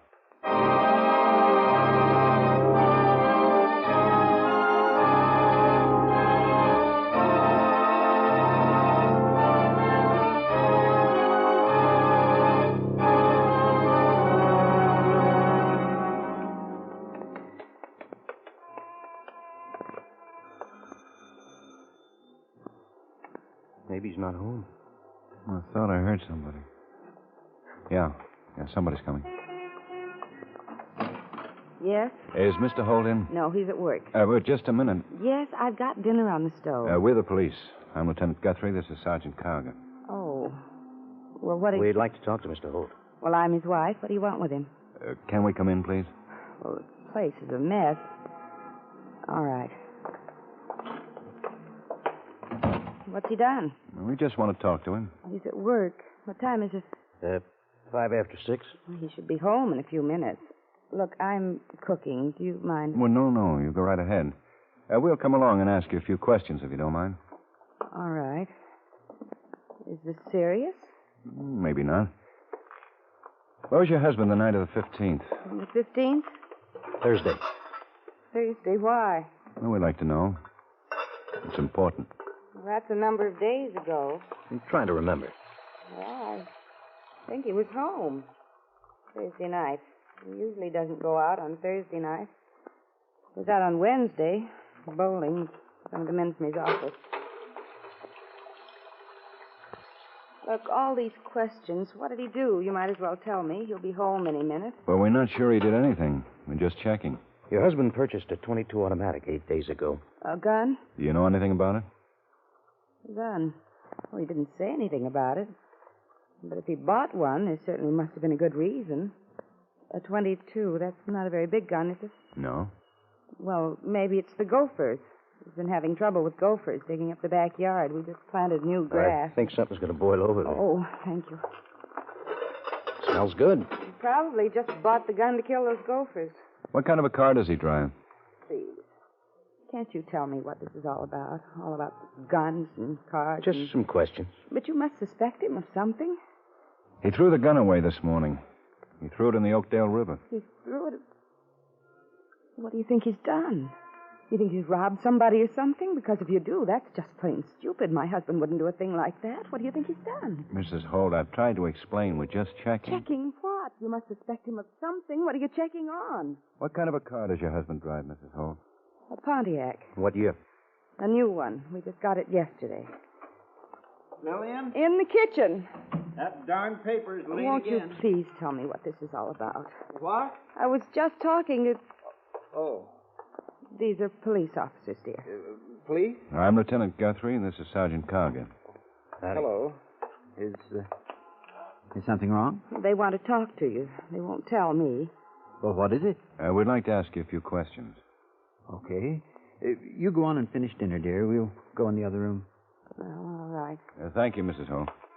Now, what's this all about? Wait till we get in the other room. Sure.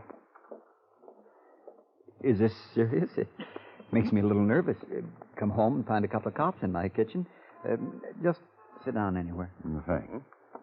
Now, what is all this? Mr. Holt, you own a .22 Colt automatic? Well, I did, but it was stolen. When was it stolen? Oh, a couple of days ago. Did you report the theft? No, I didn't think it was that important. Your wife know about it? No, I didn't tell her. I didn't even tell her I'd bought the gun. Why not? Well, I thought it might worry her. She doesn't like guns. Anything else stolen? No. You mean somebody broke into your house and only took a gun? The gun was in the car, in the glove compartment. Oh. You have a Pontiac, is that right? Yes, that's right. A new one? Yes. Mr. Holt, where were you last Thursday night? Thursday? Thursday. Why, I was at home. I think. Let me think. I was at home most of the evening, if I remember correctly. Did you go out at all? Thursday. Well, I'm not sure, but I think I did go out for a while. I think I went down to the bowling alley to see what I was doing. How long were you gone? Oh, maybe an hour and a half. Look, what is all this? Do you think I've done something? We just want a few facts. A man was observed throwing a .22 pistol in the Oakdale Lake early this morning. Well, did you catch him? No. You didn't throw that gun away, did you, Mr. Holt? Me? Why, of course not. I told you it was stolen. You wear glasses all the time, Mr. Holt? Yes, most of the time. Why? Look, I think you should tell me. You know a Mary Jane Cummings? No. When did you get your new car, Mr. Holt? 4 or 5 days ago. Your wife told us you got it yesterday. Well, you got me so nervous. What kind of a car did you own before you got the new one? A Ford. How old, Mr. Holt? What was the year? What color was it? It was a 39. It was black. Where'd you sell it? Place over on Lincoln, a regular dealer. Now, look, I'd like to know what this is all about. All right, Mr. Holt. I'm surprised you haven't read about it. Been in all the papers. What? Mary Jane Cummings. Oh, the girl who was killed. Oh, no. Oh, no, you don't think I had anything to do with it? We're just checking. You say the gun was stolen. When? A couple of days ago. 2 days ago? That's right. Out of the new car? Yeah. Your wife says you only got the new car yesterday. I think you better come along with us.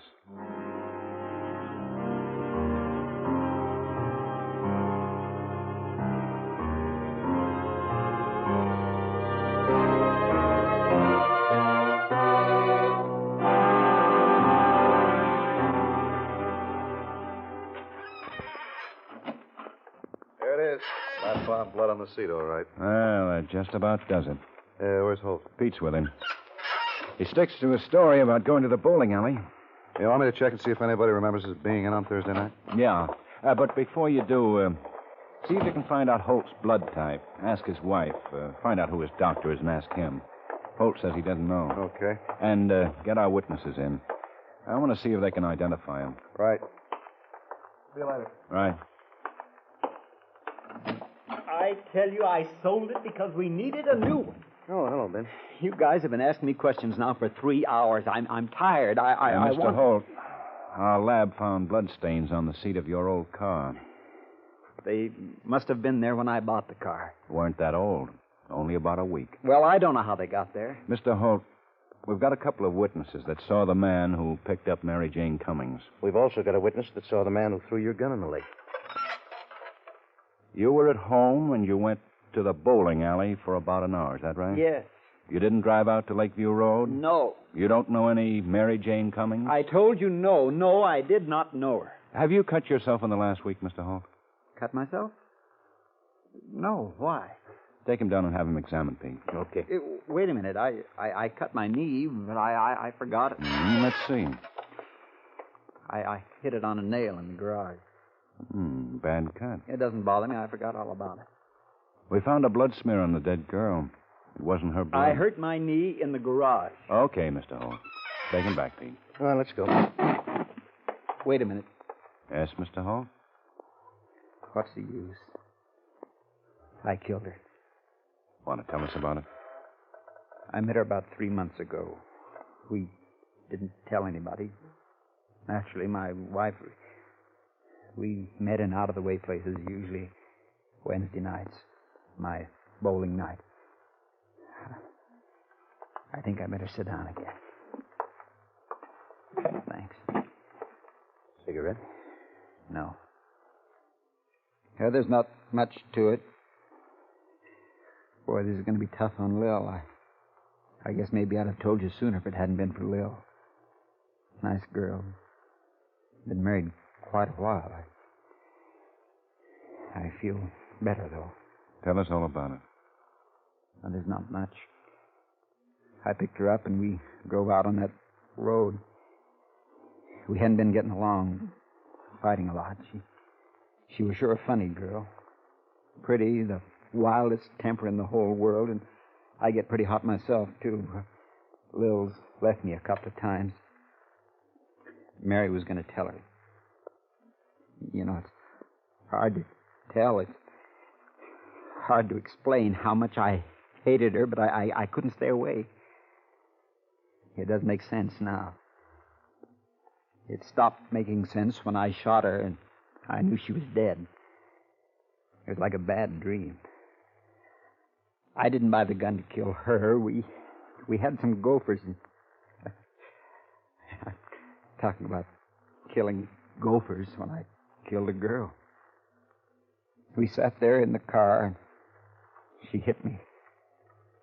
I don't know what I did. I went wild, I guess. I don't remember it too well. I just grabbed the gun. She laughed her stupid head off, and I shot her. I just wanted to stop her laughing. I can't tell you anymore. It's too hard. It's all mixed up. I don't think I can live with it. I hope they kill me. We'll need a statement. Everything you told us for the stenographer. You'll have to sign it, Mr. Holt. Yeah. Okay, but not now. I haven't slept since it happened. Can I talk to you, Ben? Sure, it's okay. Take him up, Pete. Right. Come on, Mr. Holt.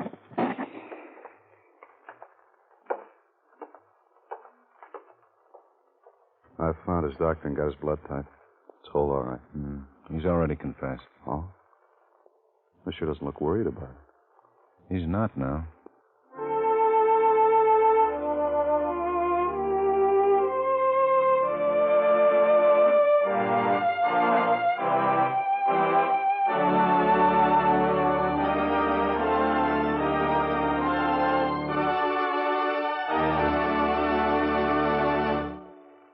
Remember, friends, Wrigley's Spearmint Chewing Gum refreshes you. Wrigley's Spearmint Chewing Gum gives you real chewing enjoyment. The lively, full-bodied flavor of Wrigley's Spearmint cools your mouth, freshens your taste, sweetens your breath. The smooth, pleasant chewing of Wrigley's Spearmint helps keep you feeling relaxed and satisfied. Makes whatever you're doing more enjoyable. Yes, for refreshment plus chewing enjoyment, treat yourself often to Wrigley's Spearmint Chewing Gum. Millions enjoy it daily. Get a few packages and always keep some handy. That's Wrigley's Spearmint Chewing Gum. Healthful, refreshing, delicious.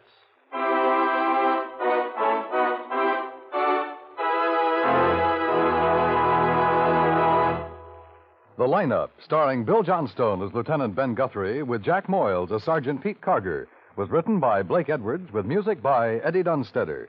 Featured in tonight's cast were Hy Everback, Parley Bear, Clayton Post, Bob Sweeney, Peter Leeds, Howard McNear, and Virginia Gregg. The Lineup was transcribed in Hollywood by Jaime Del Valle.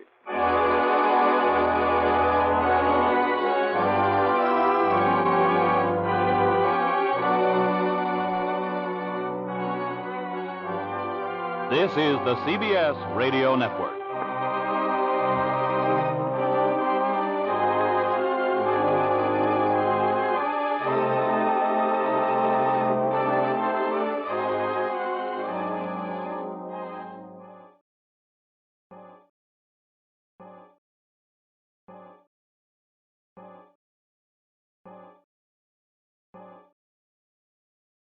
There has been a delay in the start of this evening's session of the Democratic National Convention.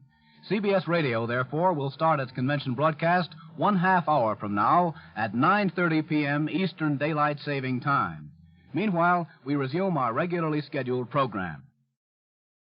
Ladies and gentlemen, we take you now by transcription behind the scenes of a police headquarters in a great American city, where under the cold, glaring lights will pass before us the innocent, the vagrant, the thief, the murderer. This is the Lineup.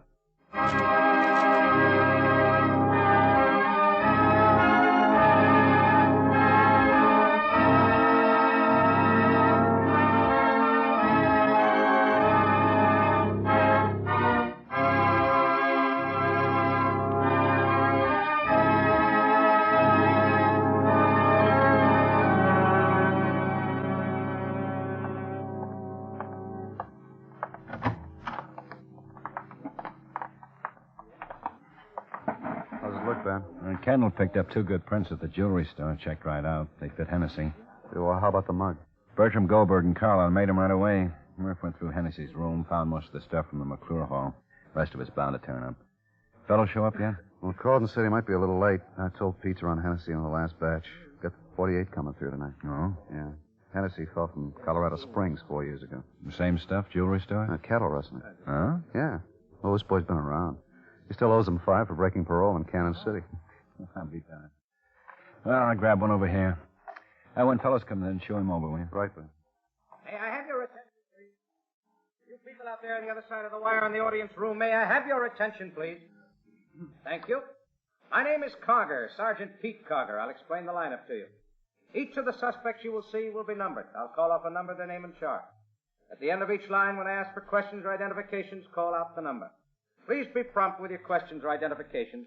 When the prisoners leave here, they're sent to the washroom and dressed back into their jail clothes. It makes it quite difficult to bring them back after they leave here. The questions I ask these suspects are merely to get a natural tone of voice, so do not pay too much attention to their answers, as they often lie. All right, bring on the line. Keep it moving, boys. Right over here to the end of the stage. Spread out, stand facing the screen. Look straight ahead, no talking. Okay, number 1, Saul Greenberg, Grand Theft Auto. Get your hands out of your pockets, Saul. Yes, sir? Where do you live? Omaha, Nebraska. The last place you slept, Saul. Yorkshire Arms Departments. It's in the Riverside District. I don't know the address. Any weapons when you were picked up? Yeah? What? Well, I had a gun and a knife. Well, let's start with the gun. What kind? What make? A little .22 pistol, single-shot Smith. How big was the knife? Oh, about this long. 10 inches? 8 inches? About 10 inches. How long you been in town, Saul? Since last Thursday. Don't look at me. Look out there through the screen. Were you alone when you were arrested? Yeah, I was alone. What kind of work you do? I don't work exactly. Mean you've never worked in your life? Oh, sure, but I mean not on a job, you know. No, I don't know. What do you mean? What do you do to make a living? I steal cars. Thank you, Saul. Next, number 2, James Shanks, burglary. Up to the circle. Yeah. Living any particular place these days, Jimmy? Oh, nah. Now, you know me, Sergeant. Karger, huh? Yeah. Eyes ain't so good no more. How you been? Fine. Where'd you sleep last night, Jim? Last night? Yeah, last night. Over on Glenview in a parked car. How about the night before? Oh, same street and different car. Ever think about getting a job, Jimmy? Oh, sure. I thought about it a lot. That all? I had a job once, Karger. I like to kill I'm someone. Sergeant Karger, Jimmy. Oh, no offense. Anybody with you when you were arrested? I was going to tell you about when I worked. Answer the questions. Anybody with you when you were arrested? Yeah. A guy named Donald. You don't know the rest of his name? Just Donald. I don't know him very long, an hour or two. Donald Rhodes? Well, he's in the next room. I saw him here just before I come out here. He's a nice kid. You know how old he is? No. He's 17, Jim. This is his first lineup. No, honest? Honest? His first, huh? Well, what do you know about that? I know he won't like it very much, Jim. Number 3, Rudolph Tate, open charge.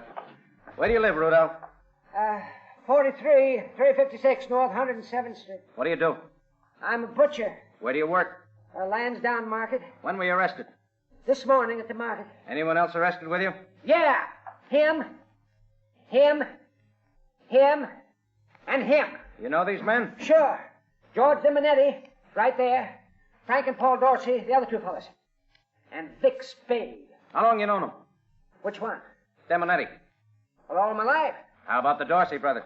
Oh, let me see. It's about 5 years, maybe 6. And Spade?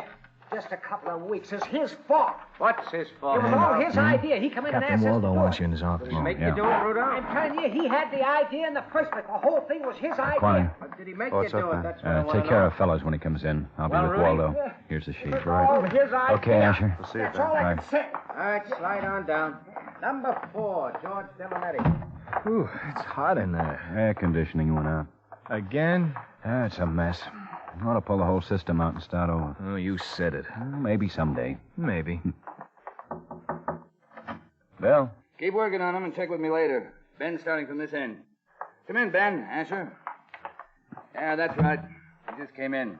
Okay. Bye. Ben, Ed Drinkler's been snatched.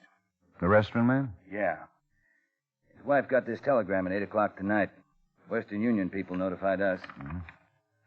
I have your husband. I want 10,000 in 10s, 20s, 50s. I'll let you know where you can pick him up. If you call him the police, he'll be dead. Stand by. It was phoned into the office from a pay booth in Arvada. No way to track it down. Let's see that, Ben. Yeah, here. Now, this is the story. Drinkler called his wife from his office last night about 6 and said he had some work to get out.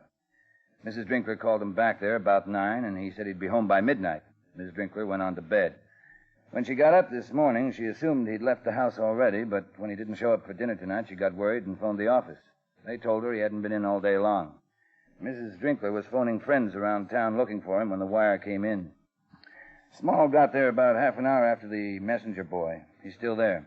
Any leads? No, I sent a detail down to Drinkler's office. Murph and Crocked talked to his secretary and office manager. They weren't much help. People who work in the building, the night watchman and scrub lady, said Drinkler had a visitor about 10 o'clock last night. Tall man, well-dressed. Gave a pretty hazy description. Could have been anyone. We're checking it out. That all? That's about it. Drinkler's car is still parked in the rear of the building. Something may turn up later on. Right now, we're going to have to play along. Well, what happened? Mrs. Drinkler didn't have any trouble getting the money. It's being marked right now. The boys are working on it. You know what we're up against, Ben. Can't spend too much time. We'll have to figure it out as we go along. Yeah. Here's the address, 313 Cherry Drive, straight out York, till you get to the Parkway, then right, 2 blocks beyond the golf course. Take 17K. It's cleared with motor pool. Okay. Place might be watched. Park down the street and go in the alleyway. I've got units here, and here. Radio controls all set up. Right. The contact will be by phone or message again. It's the only way right now we can depend on getting any kind of lead. Small, Adler, Papish, and some men from the crime lab are out there. Federal man should be along pretty soon. I'll bring Karger and Quine out with me later on. Okay, that's it. Right. Now, use anything. Anyone. Do anything that occurs to you, Ben. I'll be right with you all the way. Okay. Oh, Bill. Huh? How's Mrs. Drinkler taking it? She wants her husband back.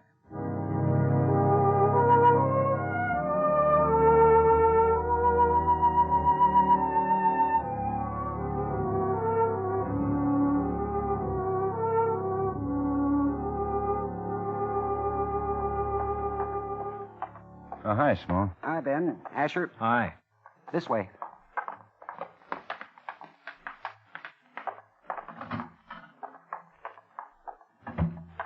Mrs. Drinkler's in the next room. She's scared silly. Can you blame her? No, but we're going to need her if they happen to call. Yeah. The lab put in another line here and 3 extensions on the original line. This one in here, one on the floor below us in the kitchen, and one in the hallway. All right. Asher, take the extra line and check the telephone company. And keep all the lights out except in the living room. Right, Ben. They tricked up a tape recorder. Any call comes in will go on the tape automatically the minute the connection's made. Circuit's wide open? Yeah. What do you think, Ben? Well, she got the wire 3 hours ago. I don't think they'd take any chance of staking the place out to see what she did. Looks too good right now. Holding him a whole day before contacting her. Well, there's a chance they'll call in tonight sometime, if they cased it at all. You got a smoke, Ben? Here. Thanks. Anybody else in the house? The boy's in Europe this summer. The cook left 2 days ago on a week's vacation. Mrs. Drinkler's been holding it down. Well, I guess I better. Oh, Feeling a little better, Mrs. Drinkler? why don't you all go away, Sergeant? Why don't you leave my home, please?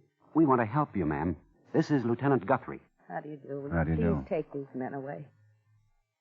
Mrs. Drinkler, we're going to do everything humanly possible to bring your husband back here safely and to get the people responsible for taking him. We should try to see it our way. He's my husband. I want him back. I'll pay them the money they want. I just want my husband, don't you understand? Yes, ma'am. We want him back, too. He's our first concern. Please, Mrs. None Drinkler. of you understand. None of you. They'll get frightened when they know you're here. They'll kill him. They'll kill Ed. There's nothing to stop them. There's everything to stop them. They know that the police and federal people would never stop looking for him if they did that. You don't really believe that, Lieutenant. I know you don't. I've been sitting in my room thinking about it. They'd kill him because there's no reason to keep him alive. Get Dr. Gerson out here, will you? No reason at all. Now you people are here, and they'll kill him because you're here. Wouldn't you like to go in the Because bedroom? you're here. Why are you here? To get your husband back alive, No. Mrs. Drinkler. No, that isn't true. He's been missing a whole day. You think Ed's already dead, don't you? Please, if you just You try know to... he's already dead, don't you? You know it. We only know that he's got to be found, Mrs. Get out! Get out of my house! Get out! Get out! Get out! You're making me kill him! Get out! Get out!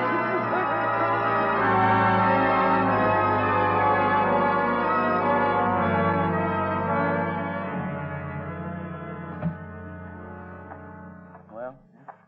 Gerson wants to take her down to the hospital. Is she out of it? Yeah. Well, this is Officer Grace Hanley, Ben. Hello, Grace. How do you do, Lieutenant? You know the setup? Yes, sir. Everything may depend on the way you answer that phone if the kidnapper calls in. I know, Lieutenant. I try to stall him. Do anything. So he'll stay on the wire long enough to trace it. I understand. You can take it in here. I'll be downstairs. Make yourself comfortable. Thank you. Okay, Pete. Oh, don't jump it if he rings. I want to hear his voice. So we'll have to pick it up together. I know. Anything more on that description? Quine took a crew and went to work on it. The man who runs an all-night diner remembered a black caddy sedan out in front of the building. Thinks he saw a Drinkler and another man get into it about 10 o'clock. Time checks with the others? Yeah. Fits with the tall angle, too. But that's about all. No license? Nothing. Waldo put out an APB on Drinkler and what we have on the other man. Car's not much help. Yeah. Well, long night coming up. Yeah. Pete. Yeah? As near as we can make it, he was taken around 10 last night. Yeah. Think he might still be alive? I'm afraid to think, Ben.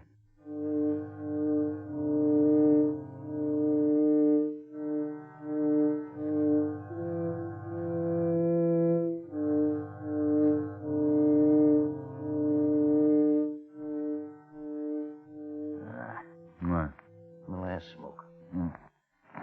Here. Thanks. Yeah, it's almost 5. Yeah. Hi. Hi. You two still awake? Trying to be. I think I'll see if our policewoman's still alive. She's had night duty for 3 months. She's used to it. Hi. Hello. The house full of policemen. Sure quiet around here. We're the quiet type. Asher. Yeah. Hold it, Grace. You say when? We'll both pick up on the count of 3. Asher. 1, 2, 3. Hello? Hello. I want to speak with Mrs. Drinkler. This is Mrs. Drinkler. Are you the man? Did you get the money? Yes. In 10, 20s, 50s? Yes, just as you asked. It's all... What do you want me to do? Get 10,000 more. What? You heard me, 10,000 more in 10s, 20s, and 50s. I can't get that much money. It took everything I'm not going to argue with you, Mrs. Drinkler. If you want to see your husband again, get another 10,000. But... And remember, no police. I'll kill him if you call in the police. Please listen to me. 10,000 is all I can get together. I know that isn't true, Mrs. Drinkler. I want $20,000, and I want it at 9 o'clock tonight. Well, where? What do you want me to do? Drive over to the Museum of Natural History in City Park. Park your car there by the fountain. Have the money in a bag. Just wait by the fountain. Please. Okay, Grace. Good job. He's off. Okay. Thanks a lot. Sorry, Ben. He wasn't on long enough. We lost him.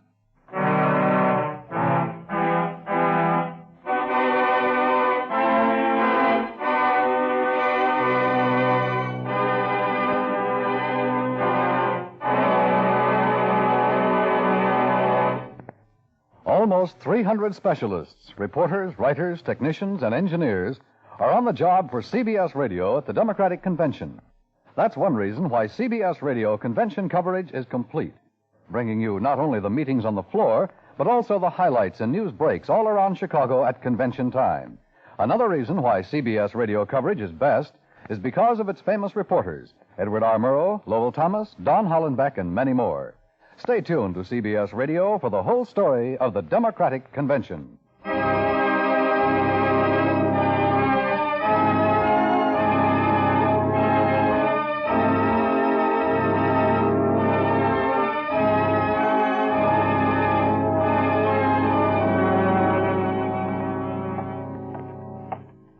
All set, Ben. Everybody's here. City engineer's office sent up that map? Yeah, it's marked already. Good. Okay, boys, the lieutenant's here. Let's get it down. All you men have your sheets on this? It's pretty scanty. We haven't got much to go on, but we're going to have to use what we have. Tall man who drives a black 46 Cadillac sedan. That's all we know about him. We want to know a lot more. Pete? Yeah. All right, come on up a little closer here. This is City Park. Covered on the east by Federal Boulevard, west by Franklin Street. 33rd runs to the south, Parkway to the north. 16 road entrances to the park. Now, here's the way it'll work. 2 men to a car, 1 car to every entrance. We start numbering them from the Federal Boulevard entrance. 1, and then here's 2, and 3, and so on. You men will be in cars covering the entrances. There'll be other units working Federal, Franklin, 33rd and Parkway. Well, what about the museum itself, then? Yeah. Well, I can't take a chance. We'd like to have some men in there because it's nearest to the fountain meeting place, but someone in the museum might be connected with it. There's no way to station or hide a police officer around that fountain. The park commissioner's going to help us all he can. The whole thing's pretty much up to us. We hope the kidnapper shows up to get his money. We hope he'll drive the black Cadillac. We hope he's a tall man and that we recognize him. How's the other part of it going to work? Officer Grace Hanley's going to fill in again. She'll wear one of Mrs. Drinkler's coats, and she'll drive Mrs. Drinkler's car over to the park tonight. Anybody hidden in the car? She'll be alone. Communications will make up a new code signal for tonight. You'll get it in your radios. Any questions? Yeah, when do we start? Well, I'm staggering you. First car goes in at 4 o'clock. Anything else? I guess that does it, Pete. Okay. Right, Ben. Israel and Pollard, 16K on gate 1, 4 o'clock.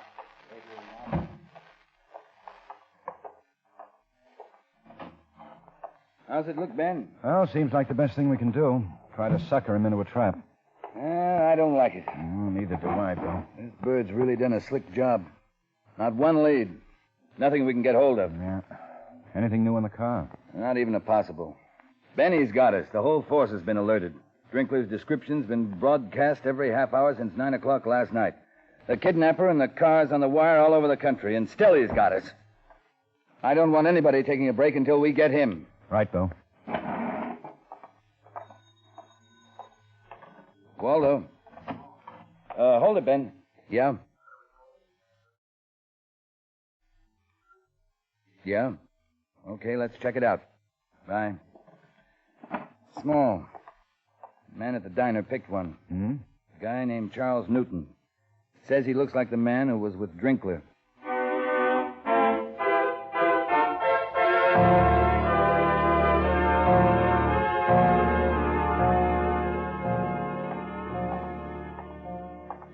Here it is, Ben. The whole package. And where's the make sheet? Oh. Charles Edward Newton, male Caucasian, age 31. Height 6 feet 2 inches. Weight 162 pounds. Dark brown hair, blue eyes. Last known address 5768 Gilpin Avenue. Previous arrest, narcotics, August 3, 1949. There's a mama sheet here. Yeah, not much on it. He's from Topeka, Kansas. Okay. Let me see that. Mm-hmm.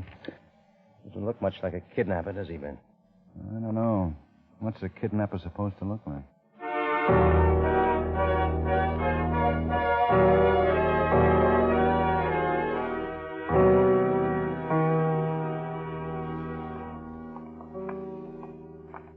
Here it is, Pete. 5768. Yeah. Well, at least the dog's at home. Yeah. Yeah, what is it? Police officers, we'd like to ask you a few questions. Police, you say? Yeah. Would you like to come in? Well, thank you very much. What is it? What's wrong? We'd like to know your name. Julie Newton, Ms. Newton. Why? What's your husband's name? Thad Newton. I'd like to know why you're here. We're trying to locate a man named Charles Edward Newton. We understand he lived here once. Oh, no, you're mistaken. Charlie never lived with us. Oh?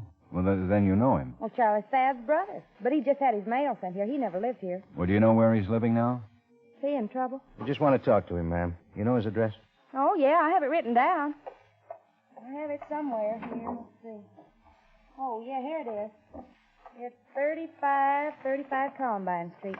Columbine? Yes, 3535 Columbine Street, Kansas City, Missouri. Well, how long has he lived there, Mrs. Newton? Oh, a month, I guess. Last time we saw him, he said he's on his way, and that's 5 weeks ago, anyhow. Uh-huh. You know where he actually lived here in town? No, Thad told me Charlie wasn't... Well, he got in trouble now and then. Charlie only came here twice. Now and then he'd call us if he had any mail or phone calls, but he never let us know where he lived. Did he have any mail or phone calls? Once, a girl called up. I think she was from a used car lot in town, but that's all. Charlie called up later, and I told him about it. Now, when was this? Just before he left. Did Charlie have a car? No, I think he bought one from that lot. Do you remember the name of the used car deal? Empire Motors, I think it's called. I'm not sure. Do you know what kind of a car he bought? Well, it's the one he drove by, and it's a real nice one. Hmm?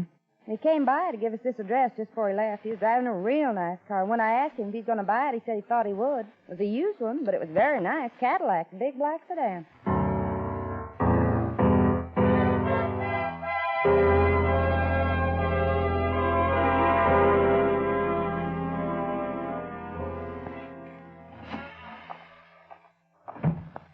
Car was purchased 5th of last month. Man at the used car lot identified the mug, but sales slip showed Newton used the name Raymond Atlas. Same address on Gilpin. Yeah. Put out a supplementary APB. Turns out a lot better now. Got a complete description on Newton and the car. Well, he's somewhere in town. At least he was yesterday. Anything from Kansas City? Yeah, it just came in. No Columbine Street there. Yeah. Well, 3:30. You going out to the park pretty soon? I hope we don't have to. Get anything out of Newton's brother? He said he didn't have much to do with Charles.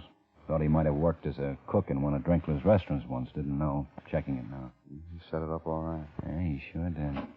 Hi, Ben Quine. Hi. I talked to the bartender and owner of the Curtis Bar. He remembered Newton coming in there off and on for a year. Says he came in about a month ago and told everybody he was leaving town. Haven't seen him since. Oh, excuse me. Yeah, that's about the only place we had listed on his mama sheet. Yeah. Yeah. Well, Right. he's covered up Ben. everything. Yeah? Pete's waiting for you in the garage. Oh, okay. Oh, did Small check in? Yeah, Mrs. Drinkler had a stroke. Bad? She's paralyzed on one side. Can't recognize anybody.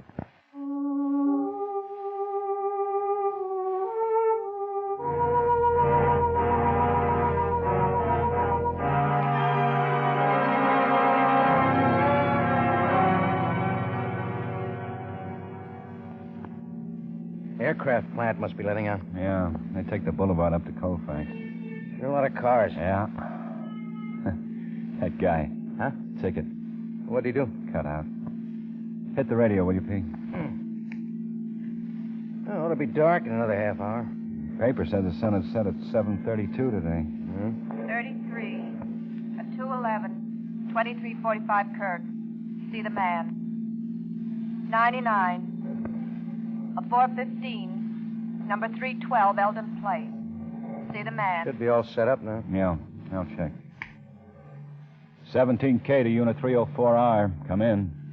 304R to Unit 17K. This is Waldo. Go ahead, Ben. Everybody set? Stand by. Roger. Want to take Parkway for a while, Ben? Yeah, won't hurt. You see that follow-up on Newton? Why? 1946, passed civil service examination for the department. Huh? Yeah. He was going to be a cop once. 304R to Unit 17K. Go ahead, 304R. Everyone's posted here, Ben. Nothing so far. Okay, Bill. Hey, Ben. Huh? Up there. Hold on, Bill. 34 early, 678? Yeah, that's the car. 17K to 304R, spotted suspect. License number 34 early, 678.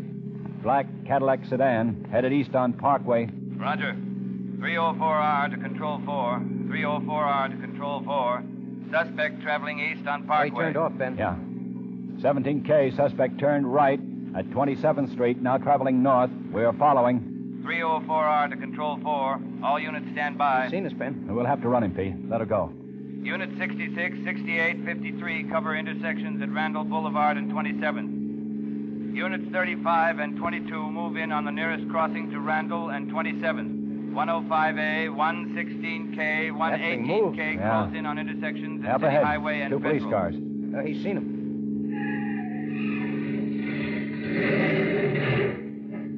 Right against that signboard. Yeah. Ah, there he goes, Ben. Newton! Look out, Pete. You all right? Yeah. Come on. Which way? Toward those houses. No. He's doubling back for the street. Yeah.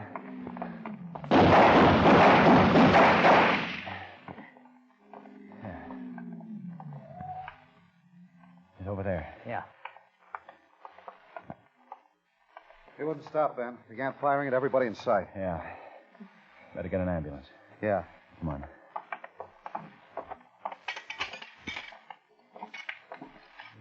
Sure smashed up the front of it. Yeah. Ben, over here. Find something? Drinkler. Stuffed in the trunk. Yeah. He was going to deliver. Yeah.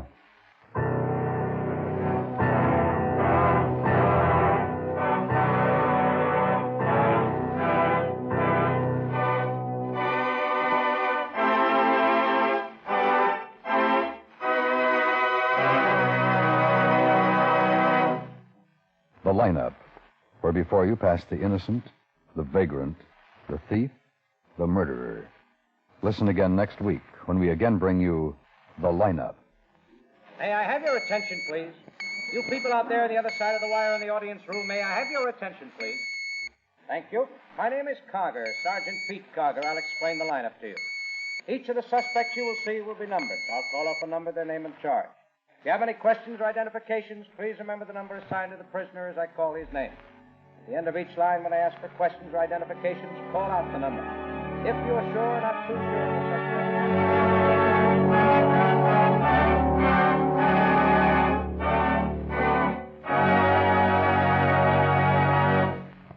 The Lineup, starring Bill Johnstone as Lieutenant Ben Guthrie with Jack Moyles as Sergeant Pete Karger, was written by E. Jack Newman with music by Eddie Dunstetter.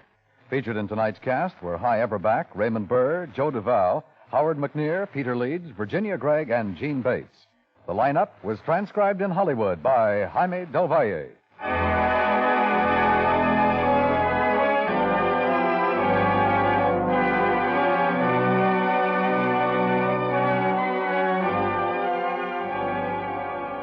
Many people may not have enough money to contribute to our national campaigns, but today the appeared at the battle lines of Korea is pitifully thin. American men may be suffering, perhaps dying, because of a lack of that life-giving plasma. Make your blood contribution now. Give to America's bloodline a lifeline to Korea. Tune in history. Hear the Democratic Convention on the CBS Radio Network.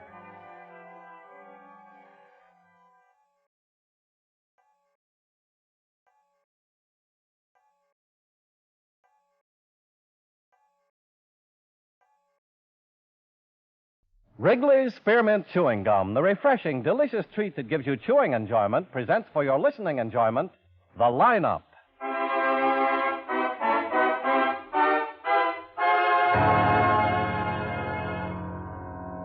Ladies and gentlemen, in just a moment we will take you by transcription behind the scenes of a police headquarters in a great American city, where under the cold, glaring lights will pass before us the innocent, the vagrant, the thief, the murderer.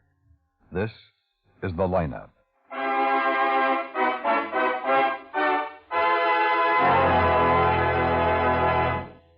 Wrigley's Spearmint Chewing Gum refreshes you. Wrigley's Spearmint Chewing Gum gives you real chewing enjoyment. Yes, for chewing enjoyment plus refreshment, it's Wrigley's Spearmint Chewing Gum. The lively, delicious flavor of Wrigley's Spearmint cools your mouth, helps keep your throat moist, and gives you a nice little lift. The good, smooth chewing of Wrigley's Spearmint helps keep you feeling fresh and alert, adds enjoyment to whatever you're doing. So for chewing enjoyment plus refreshment, treat yourself often to Wrigley's Spearmint Chewing Gum. Healthful, refreshing, delicious.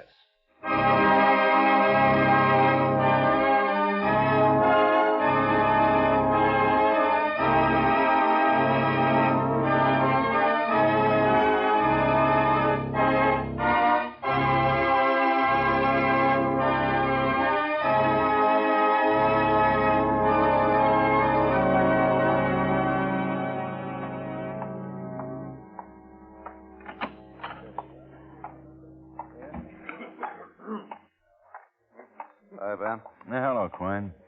Hey, you look tired. I am tired. I was on a 24 that worked into a 48. I don't think I've had 6 hours sleep since Wednesday. The Biolotti stakeout? Yeah. And this weather. Sure hot. Yeah. You have some witnesses? No, just looking around. Dull upstairs. I'm glad we can use a lull. May I have your attention, please? I'll see you later. Yeah. You people out there on the other side of the wire in the audience room, may I have your attention, please? Thank you. My name is Karger, Sergeant Pete Karger. I'll explain the lineup to you. Each of the suspects you will see will be numbered. I'll call off a number, their name and charge. If you have any questions or identifications, please remember the number assigned to the prisoner as I call his name. If you're sure or not too sure of the suspect, have him held. The questions I ask these suspects are merely to get a natural tone of voice, so do not pay too much attention to their answers, as they often lie. Okay, bring on the line. All right, keep it moving. Right over here to the end of the stage. Now turn and face front, hands at your sides. Now when I call out your number, step out and face the screen. Keep your head up so everyone can get a good look at you, and talk up so everyone can hear you. Okay, number 1, Leonard Strickland, robbery. Where do you live, Leonard? 7765 Orange Grove. What's your business? What do I do? Yeah, what do you do? What kind of work? Well, I'm not employed. I used to be a carpenter. When was the last time you worked as a carpenter? The last time. Well, I guess that was about 5, 6 years ago. Oh, yes, at least. What kind of jobs have you had since then? Oh, well, I've done lots of odd things. I was a window washer for a while. I worked at gas stations and labor gangs for the city. Oh, I've done a lot of things. Who were you with when you were picked up? Oh, a guy, Stanley Halloran. He was picked up, too. Is he in the line? Sure. Point him out. Him. First one. Number 2, Stanley Halloran. When I should step out? No. Call my number. Stay there. When? When what? Do I step out? I'll tell you. He was just pointing you out to the people out front, Stanley. Oh. You're next. Okay. I'll take care of it, Leonard. He ain't so bright. Oh, wait. You ain't. Okay, knock it off. I'm sorry. You just don't understand things. Hold on. You don't. Now shut up. Just answer my questions. That's enough. Sorry. He talks too Shut up. much. All right. Now, when you were arrested, Leonard, Yeah? did you have any weapons on you? Weapons? Guns, knives. You had the biggest shotgun you ever saw. Now listen. I told you not to talk unless you were asked. Oh, stupid. He's just plain stupid. Oh, yeah? Yeah. Leonard, Yes? did I ask you how stupid he was? No. Then tell me about the shotgun. It was a shotgun, an old one. Double barrel, pump, what? A pump. I bought it. What was the caliber? 16 gauge. Okay, Leonard, step back. Number 2, Stanley Halloran, robbery. Well, come on. Now? Yeah, step out. See? Stupid. Get him off the stage. Take him down to the tank. Okay. Now, where do you live, Stan? Alone. I said where? Where do you live? I live down by Jefferson. You live down by Jefferson? Yeah, Jefferson, big long street. What's the address? 2365 East Wilton. It's up from Lincoln. I guess it's really not down so much, kind of in between. This is turning out to be my lucky night. That's nice. Did you have any weapons on you, Stan? No, I wouldn't even carry the shotgun. Were you driving a car? No, I wouldn't drive it. I didn't even want to do the job much. I didn't feel good. Was Leonard driving the car? Yeah, that's when he wanted me to hold the shotgun, but I told him, not on your life, and he had to put it in the back seat. What kind of a car was Leonard driving, Stan? I don't know. Was it a sedan, a coupe? It had a back seat. I suppose it was a sedan. What color was it? The back seat? The car. Oh, I don't know. All right, step back. Did I talk loud enough? Yeah, you did just fine. Now step back. No, the other end of the line. Did I get my same place? The other end, Stan. Okay. Number 3, Arthur Willoughby, robbery. Where do you live, Arthur? 99 North, 109. I got a cold. What do you do, Arthur? I'm a painter. What kind of a painter? House painter. Where do you work? I'm not working now. I Ben. work for Ajax. Yeah. Oh, Were you arrested with anybody? Can I see you? No, I was alone. Any weapons? No? You have a car. Yeah, 3742. Pete really had himself a couple tonight. Yeah? Oh, what's up? Just got a call from Small over on Adams. Oh, what is it? Homicide. Officer on the beat found a dead man in an alley. Okay, let's go.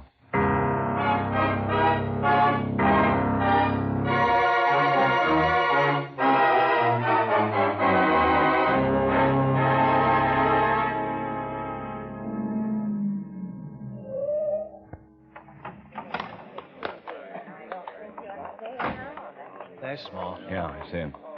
Hi. It's down here. Come on, let us through, please. Let us through. Thank you. Thank you. The officer on the beat, Miller's a new boy, found him. Uh-huh. Hello, Doc. Hello, Ben. Crocked and I have been over the alley. We couldn't find anything. How long has he been dead? Well, let's see, about an hour, not anymore. How'd he die? Beaten to death. Tell you more as soon as I get him downtown. All right, boys, clean it up. Got a cigarette? Mm-hmm. Yeah. Sure hope it cools off. Didn't sleep 5 minutes last night. Thanks. All right. When do you want my report, Ben? Soon. 10 o'clock? Okay. See you. Night, Doc. Thanks for the cigarette. Sure. Any identification, Small? Well, it was a wallet. Here it is. That's all he had on him. The name's Farmer. Mm-hmm. Stanley Farmer. 79 East Weston. It's not too far. Well, let's look around. I'd say the fight took place in this part of the alley. You see the big can? Uh-huh. Yeah, caved in. Yeah, it looks like one of them fell over it. There's blood on the pavement near it. Hey, shine the light on the wall. Now, over to the right. What are these buildings on either side? A warehouse and the department store. A fight like this, someone must have heard something. Warehouse or a department store would have a night watchman. Well, if you heard anything, you'd have taken a look, but, well, we'll check anyway. Let's walk down the alley. Right. Cover the wall on this side and this part of the alley with your lights, will you? How about the other end of the alley? Where does it lead? It's a dead end. Wonder what the other guy looked like. The dead one was really worked over. Might have been more than one guy working him over. Now, hold it a minute. They were even fighting here.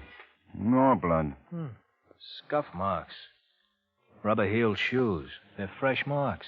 Well, biggest part of the struggle looks like it took place back there. Well, shine it down here. What's that? What? Where? Shine your light down there. Down there, Small. No, over by those cans. There. Oh. Feathers. Feathers? Yeah. Looks like part of a woman's hat or something. It's a pretty funny-looking hat. The cans are dumped over here. Oh, this might be something. A lot of junk in this alley. Well, we'll go through every bit of it. Any other time, it would be just junk. We'll check it all. Keep the alley blocked off. I'll call in and have them send some boys down to keep it clear until morning. Okay. Well, let's go, Dave. If you find anything, we'll be over at Farmer's house, then back to the station. I'll call from Farmer's and give a phone number. All right.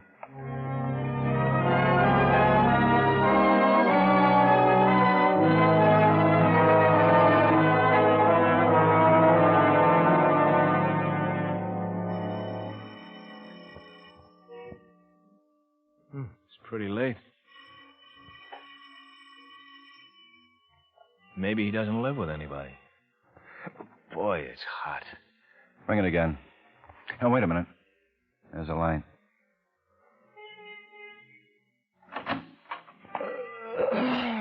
What's going on? We're police officers. All right if we come in? What do you want? Does Stanley Farmer live here? Yeah, he ain't home. We know he isn't. Who are you? Frank Farmer. I'm his brother. Come on, what is it? What's wrong? Stan get into trouble or something? I'm sorry I can't tell you this any other way. Your brother's dead. Huh? I'm sorry. We'd like to talk to you about it. Maybe you can help us. If you don't feel like it now, we No, can... no, it's okay. I guess maybe I should break up or something, but I don't feel anything. I guess I should feel awful, but I don't. Or maybe if you had a drink. I don't drink. Stan's dead? He was found in an alley. Look, come on in the other room and sit down. I can't think too straight. Better sleep. Gosh, fellas, this is, miserable. I'd just make yourselves comfortable. Thanks. Gosh, what a thing to wake up to. You sleeping your head off and stinking doorbell. It's funny, I was dreaming a bad one. The doorbell just jarred me. It rang a couple of times. We didn't know if your brother lived with I anybody. I swear that this is the darndest thing. I got along with my brother great. I guess I loved him as much as anybody, loving a family. Just can't feel much. Numb. We want to find out who killed him. Yeah. Do you have any enemies? No. If he did, I didn't know about any. He's a nice kid. Early, so I have to get in the sack early. You work? Yes. Stan and me would work together. We got a service. I'm sorry, fellas. It's getting... Well, we can talk about it. No. Let's get it over with. Got a job, and I'd like to help. Stan was a good kid. I'm older. That's the way I kind of always talked about him. He really isn't... really isn't anything, is he, now? Look, Mr. Farmer, No, just took me a little while getting around to it. I haven't cried in a long time. I felt like I should. Go ahead. I'm okay. What time did Stan go out? Before I went to bed. earlier. Around 7, maybe. He had a date. A date? Yeah, he's seeing a girl. Her name is, June. June, he told me. You know where she lives? No, he told me June. June Colton, something like, June Coleman. Yeah. June Coleman? Yeah. He's only been seeing her for about a week. I've never met her. And you don't know where she lives? No. Where we might be able to find her? He met her in a bar. It's Stillman's. It's only about 3 blocks from here over on Madison. I don't know the address exactly. We'll find her. You think maybe she had something to do with it? Your brother say much about her? He liked her. Her name, he told me at once, maybe twice, and he liked her. That's all he told me. And you can't think of anyone who might have it in for your brother? No. Look, I'd tell you if I knew. I guess there was people who didn't like him who likes everybody, but I don't know anybody who'd want to kill him. Well, we may want to talk some more. Sure. Yep. And we'll check on the girl. Sure. Look, I guess I ought to see him. Huh? He's pretty badly beaten up. Is it somebody? Yeah. You'll have to identify him sooner or later, but if you don't mind a suggestion, wait till tomorrow evening or tomorrow afternoon late. Sure. Well, good night, Mr. Farmer. And thanks. Sure. Come on, Dave.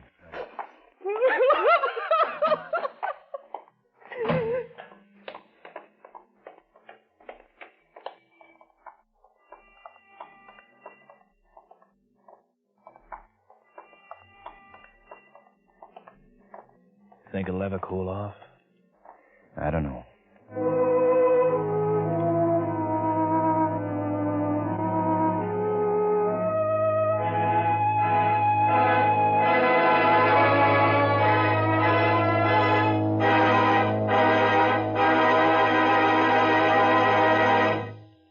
Friends, wherever you are, whatever you're doing, you'll enjoy chewing Wrigley's Spearmint Gum. Chew Wrigley's Spearmint while you're working. The lively, full-bodied flavor of Wrigley's Spearmint gives you a refreshing little lift. The smooth, pleasant chewing of Wrigley's Spearmint Gum helps keep you feeling relaxed and satisfied, makes your job seem easier. Chew Wrigley's Spearmint Gum in your home, when you're out walking or driving, when you're enjoying outdoor sports and other activities. Wrigley's Spearmint Gum tastes good anytime, and the natural chewing aids digestion and helps keep your teeth bright and attractive. Yes, wherever you are, whatever you're doing, you'll enjoy chewing Wrigley's Spearmint Chewing Gum. Healthful, refreshing, delicious. Now, back to the lineup.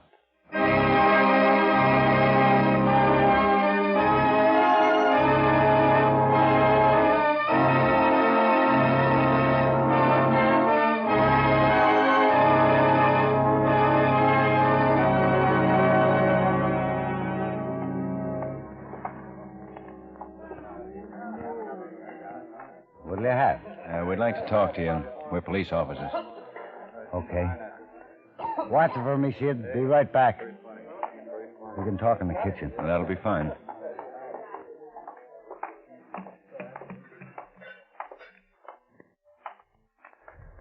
Okay. You know Stanley Farmer? Stanley Farmer? Yeah, I know. A regular customer? Pretty regular. Been coming in for about a year, I guess. Know his brother? Yeah. A girl named June Coleman? June Coleman? Yeah. Blonde? We don't know. Friend of Stan's.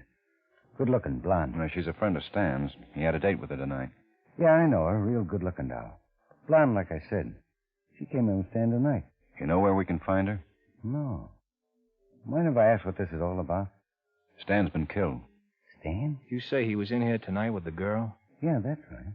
What was she wearing? Huh? Do you remember what she had on? What kind of a dress, hat? I don't pay much attention to those things. Stan's dead? She was a pretty nice kid. That's too bad. How'd it happen? That's what we're trying to find out. Did the girl have on anything with feathers on it? Feathers? Yeah, like these. Oh. Hey, yeah, she did. Funniest looking hat I ever seen. Feathers like that on top. What time does Stan come in with the girl? Came in about 9 or so. Left around, I guess I was here for a half hour or so. About 9:30 I left, I guess. And you don't know where she lives? No. How long has she been coming in here? Oh, about 5-6 weeks. She come in alone? No. First time she came in with Charlie. Charlie? Charlie Phillips. Been a customer for a long time. Was Charlie with her the night Stan met her? No. She'd been coming in for 2 or 3 days without Charlie. I figured they had a fight or something. And where does Charlie live? I don't know for sure, but he's a fisherman. Commercial fisherman. He's out sometimes on the boat for 2-3 weeks at a time. When I saw the blonde come in alone, I figured Charlie was out with the boat. He have his own boat? No, I know for a fact he don't. He always talks about getting his own boat when he's in here lush to the eyeball. Always he's going to get his own boat someday and make a lot of money. I always tell him as long as they make booze, he ain't going to save enough to buy nothing. He just laughs and just keeps on getting more and more tank. He catches fish and he drinks like him. Who does he work for? A fellow named Cassidy. Nice old guy, brogue and everything. I don't know what the name of his outfit is. Probably Cassidy, something or other. He's proud of his name, and he probably uses it every time he gets a chance. If his business is named anything, you'd bet it's Cassidy something or other. Well, look, if Cassidy or Phillips or the blonde come in, I want you to call the 16th precinct. The 16th precinct? Yeah, ask for Guthrie, and if I'm not there, ask for Quine. Guthrie or Quine? That's right. 16th precinct, Guthrie or Quine. I got it. Thanks for your help. Sure. Stop in again. We'll probably do that.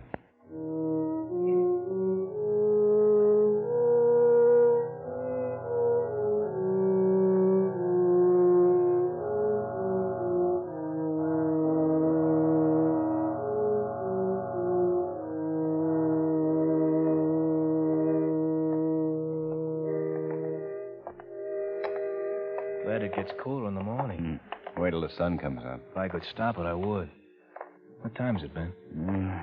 It's close to 5. Cassidy. You got a pretty big place. And a pretty big sign. Bartender knew what he was talking about. Hey! Yeah?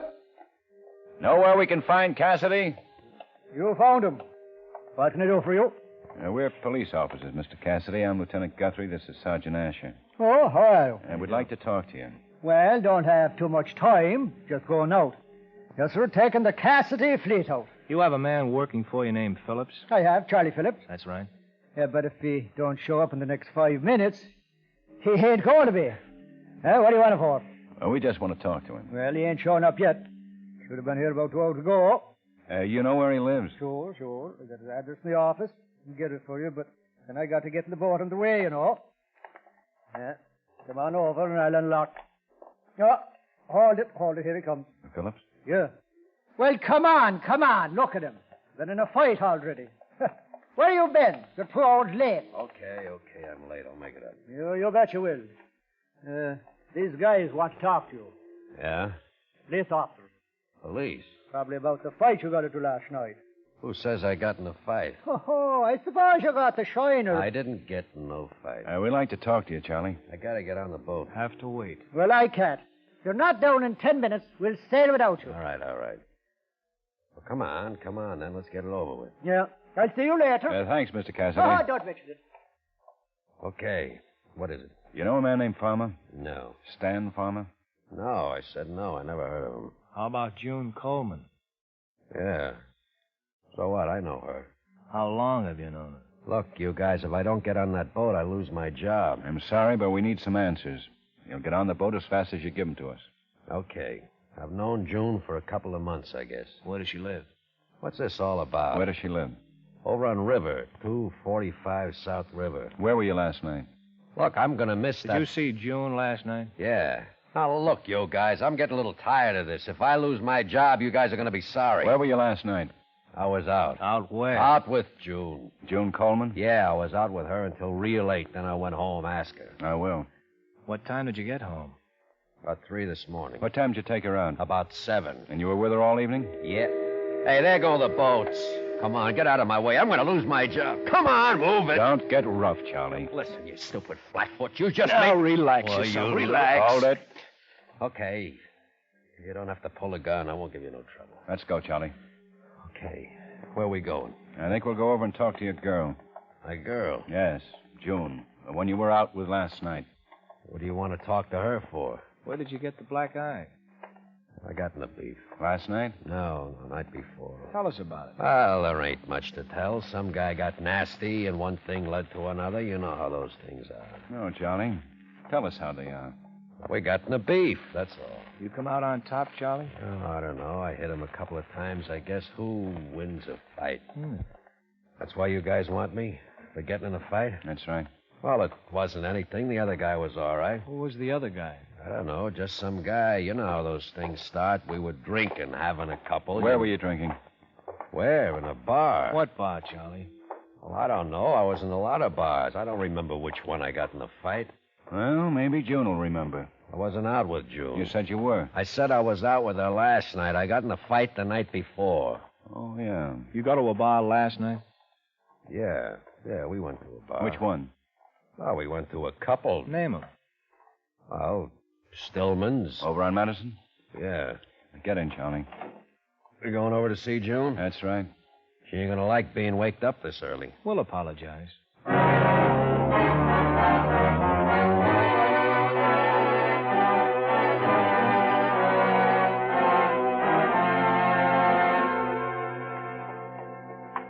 It's down further, 309. Oh, she's gonna raise the roof. Oh, hold it, this is it. Look, Knock on it, Dave. Guys are sure making a lot out of a lousy little fight. The fight we're interested in wasn't a lousy little fight. But I'm telling you... Okay, you told us. All right, relax. I'm coming. For Pete's sake, what... Charlie. These are cops. We can handle it, Charlie. Cops? Can we come in, please? I just got out of bed. I told him I was out You with don't Julie. talk, Charlie. What is all this? Can we come in?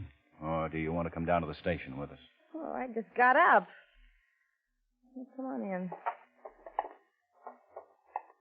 Charlie, what's going on? I told you to knock it off, Charlie. If you wasn't a cop... Wait a minute. I want to know what's going on. Gee, you drag a girl out of bed. Charlie tells us you were with him until about 4 this morning. Yeah, that's right, I was. He picked you up about 7? Yeah. See? You know Stan Farmer? Dan Farmer? Yeah, I know him. Been out with him? Yeah. He was killed last night. He was? Oh. Gosh, that's terrible. I didn't know him too good. He was killed? And you were in Stillman's bar with him last night. She was with me. Yeah, I was. You were in the bar from about 9 o'clock to 9:30 with Stan Farmer. Charlie? And you were wearing a hat with feathers on it. These feathers. I told you and we she... found those feathers in the alley where we found Stan Farmer's dead body. I don't know anything about it. Where did Charlie get the black eye? I got it. You shut up. Look, you... Charlie, for Pete's sake, tell him. Shut up. No. No, tell him. I don't want to get in no trouble. Shut up. Keep your mouth shut. He killed him. He cut us out together, and he... Dirty little... Oh, my gosh. Oh, my gosh. Oh, thanks, Ben. It's a big boy. All right, Miss Coleman. Tell us about it. Well, he caught us out. I've been seeing Stan. He killed Stan? Yeah. He caught us and dragged Stan in the alley. Stan didn't even see it coming. I ran, and then he came here later and told me he'd killed him, and if I ever went out with another guy, I'd do the same to him.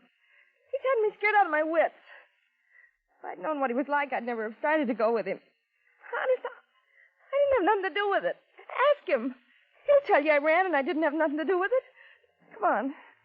Charlie, wake up and tell him I didn't have nothing to do with it. Charlie? You better get into some clothes and come on down to the station. But I swear I didn't... We just want a statement. A statement? Charlie will be out for a while. Big ape. Stan was a nice boy. He treated me nice. Big ape. You better get something on. Okay. He made me ruin the best hat I got. Big ape.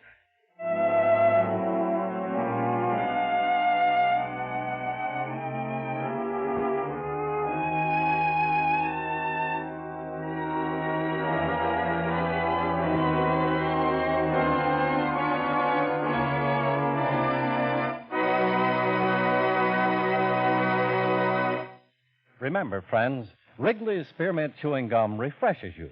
Wrigley's Spearmint Chewing Gum gives you real chewing enjoyment. The lively, full-bodied flavor of Wrigley's Spearmint cools your mouth, freshens your taste, sweetens your breath. The smooth, pleasant chewing of Wrigley's Spearmint helps keep you feeling relaxed and satisfied, makes whatever you're doing more enjoyable. Yes, for refreshment plus chewing enjoyment, treat yourself often to Wrigley's Spearmint Chewing Gum. Millions enjoy it daily. Get a few packages and always keep some handy. That's Wrigley's Spearmint Chewing Gum. Healthful, refreshing, delicious.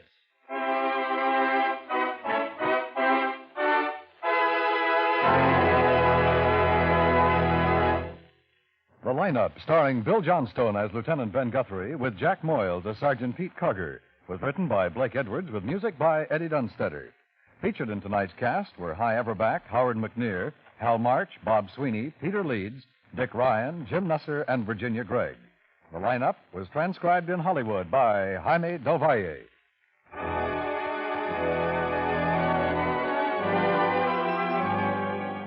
This is the CBS Radio Network.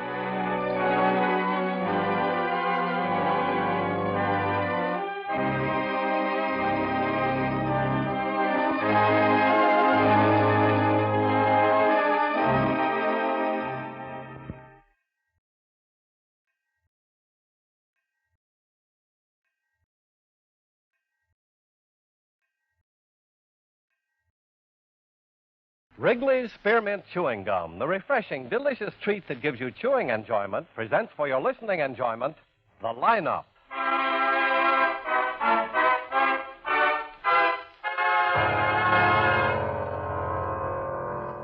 Ladies and gentlemen, in just a moment we will take you by transcription behind the scenes of a police headquarters in a great American city, where under the cold, glaring lights will pass before us the innocent, the vagrant, the thief, the murderer. This is the lineup.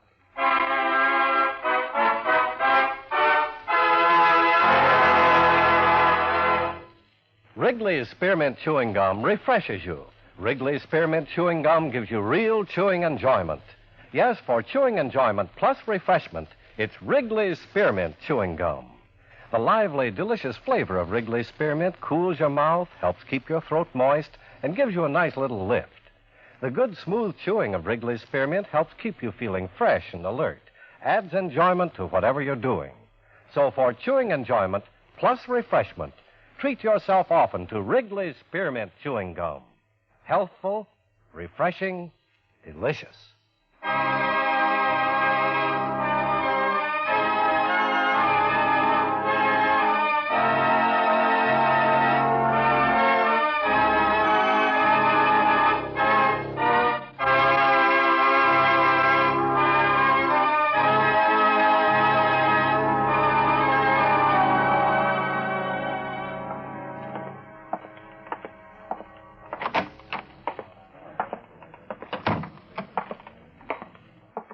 Hi, Ben. Hello, Clyde.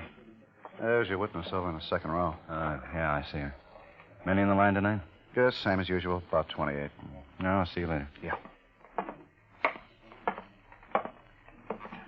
Miss Martin?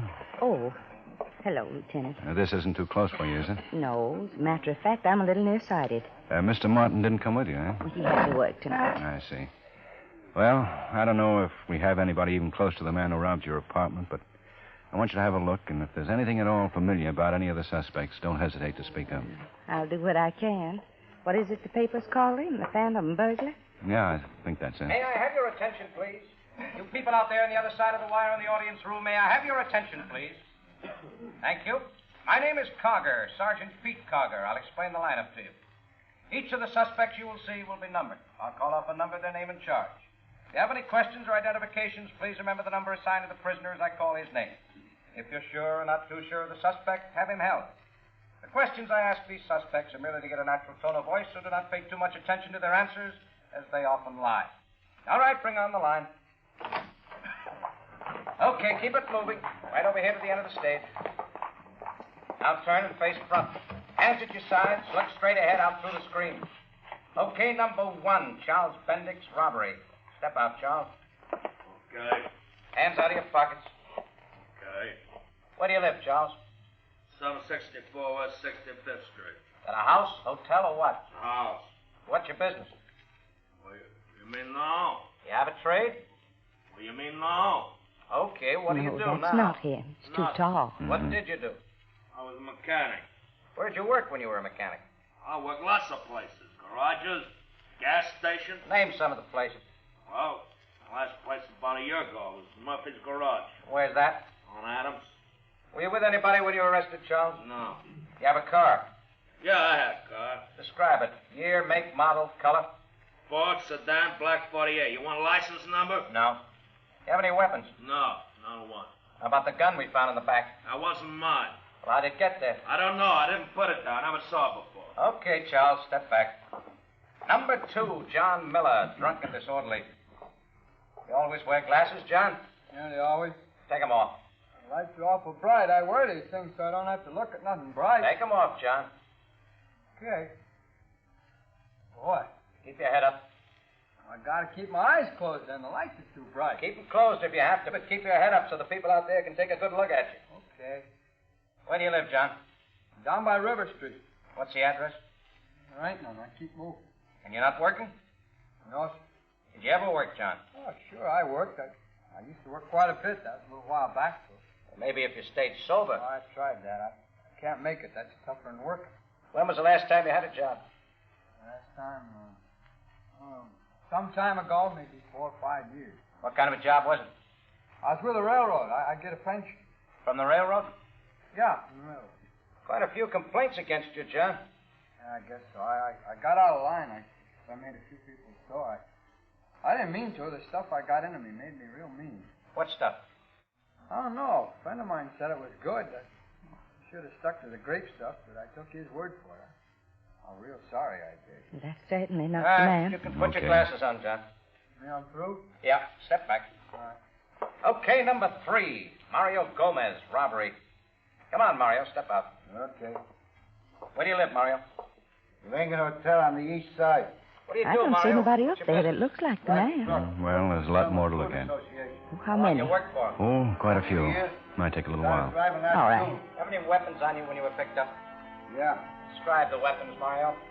just one gun. 45. Automatic, revolver, what?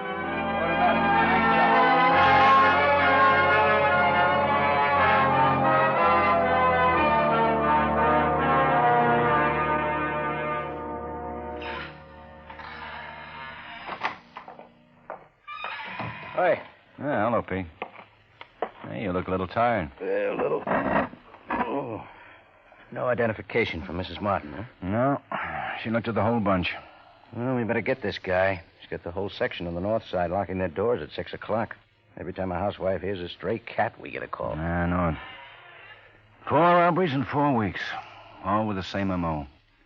I've got the whole neighborhood staked out, 5 cars and half a dozen men on the streets. Funny how a guy will stick to one neighborhood like that. Well, pretty wealthy neighborhood. Yeah, but he's certainly no dummy. Professional all the way.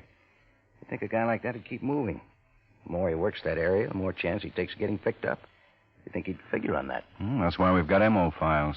A lot of guys work like that. Get a good psychologist to tell you about it. He scared the wits out of the Martin woman, didn't he? Yeah. That's the first slip he's made. Probably thought she was out. He's never gone into a place with anybody in it before. Maybe he's just getting brave. I don't think so. When she screamed, he ran. He had a gun, huh? Well, according to Mrs. Martin. But you know how people get when something like that happens. Burglar sneaks in and surprises them, and they tell you later he was carrying a machine gun. If there were 2 witnesses, chances are they both have different stories. Here it is, Ben. Oh, what? Our boy just robbed another house in the same area.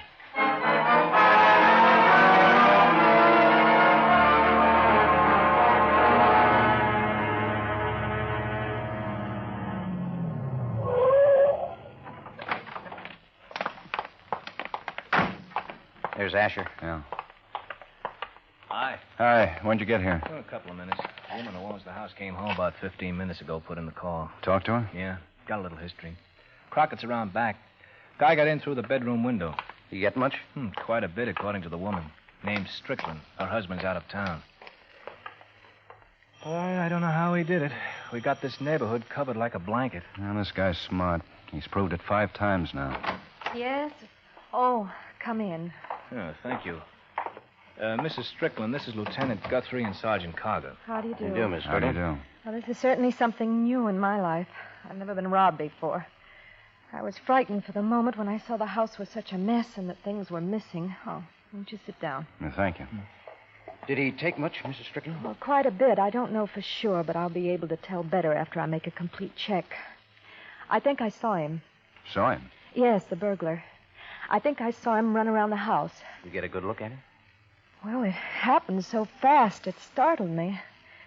And the only thing I could think about were my antiques. We've had a number of burglaries in this neighborhood. Well, then you didn't see him very well. I don't think I could identify him if I saw him again. It happened too fast. And very frankly, I was too frightened. Crockett out back now, Dave? Yeah, Ben. You want him? No. Lab boy's coming over? Put in a call right away. Could I make you some coffee or something? Well, thank you. I'm sorry, but we'll be able to be here for a little while. This might take some time. Oh, that's quite all right. Anything I can do? Well, don't touch anything until we're done. We want to check for prints. Well, I'm afraid I've already. Well, that's all right, but try to leave everything just as it is now, will you? All right. I'll go put a pot of coffee on. Well, thank you very much. Nice. Yeah. Wish everybody was that cooperative. Well, let's go out and see if Crockett's turned up anything. Pete, call in and make a report, will you? Right.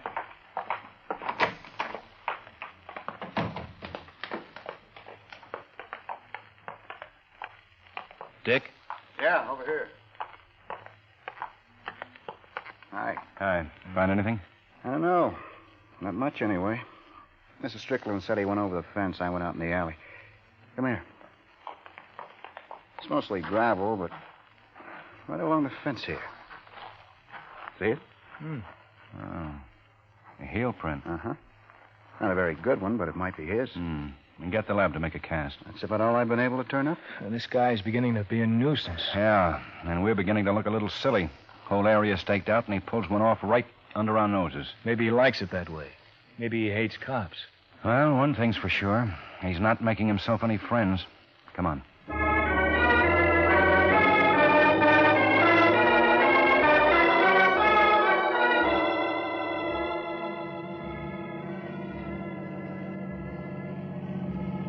What time has it been? 11:30. Got a long time to go. Who's got the duty at 3? Coyne and Asher. You know, they should put in more streetlights around here. Yeah. Funny if he moved to another neighborhood. Phantom burglar strikes while the police are looking for him 10 miles away. Swell. It's been 3 days. Maybe he's had enough. Maybe he moved on. Hey, wait a minute. Guy over there. Well, let's check him. Hey. Me? Yeah, come here. What's wrong? You live around here? Yes, right down the block. What's the address? 205 East Maple. Any identification on you? My driver's license. May I see it, please?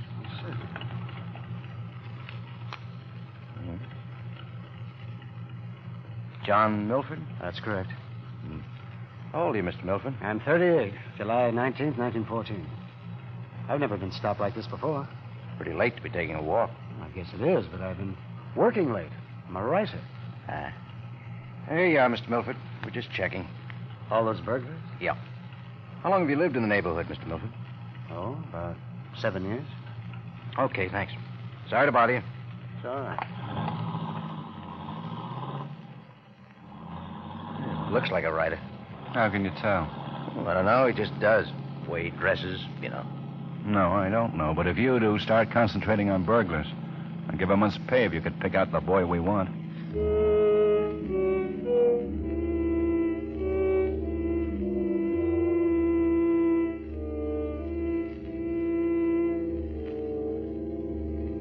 Oh, it's nearly 3.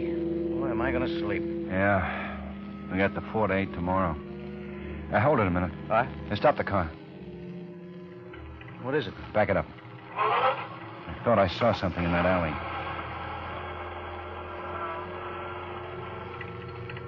See anything? Well, wait till I throw the light down. Looks clear to me. I could have sworn. Hey, there. Hey, you! Stop! Hey!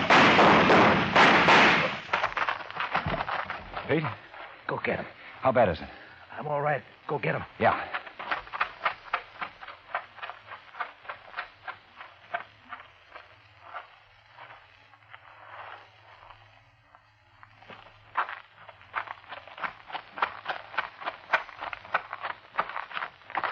I lost him.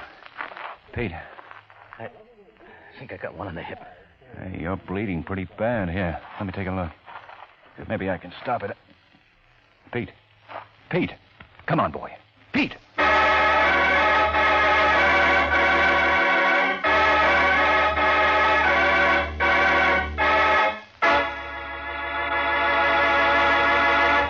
Friends, wherever you are, whatever you're doing, you'll enjoy chewing Wrigley's Spearmint Gum.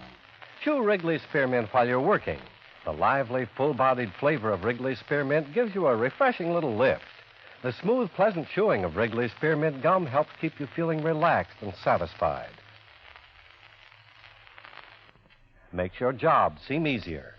Chew Wrigley's Spearmint Gum in your home, when you're out walking or driving, when you're enjoying outdoor sports and other activities.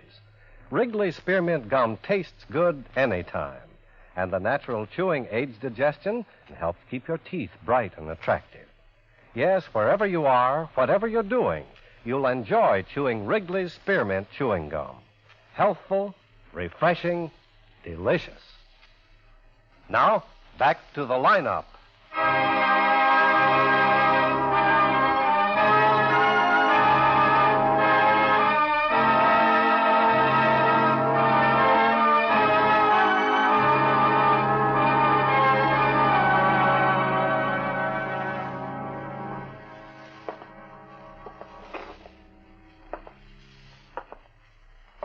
Dr. Gorson, report to second floor desk.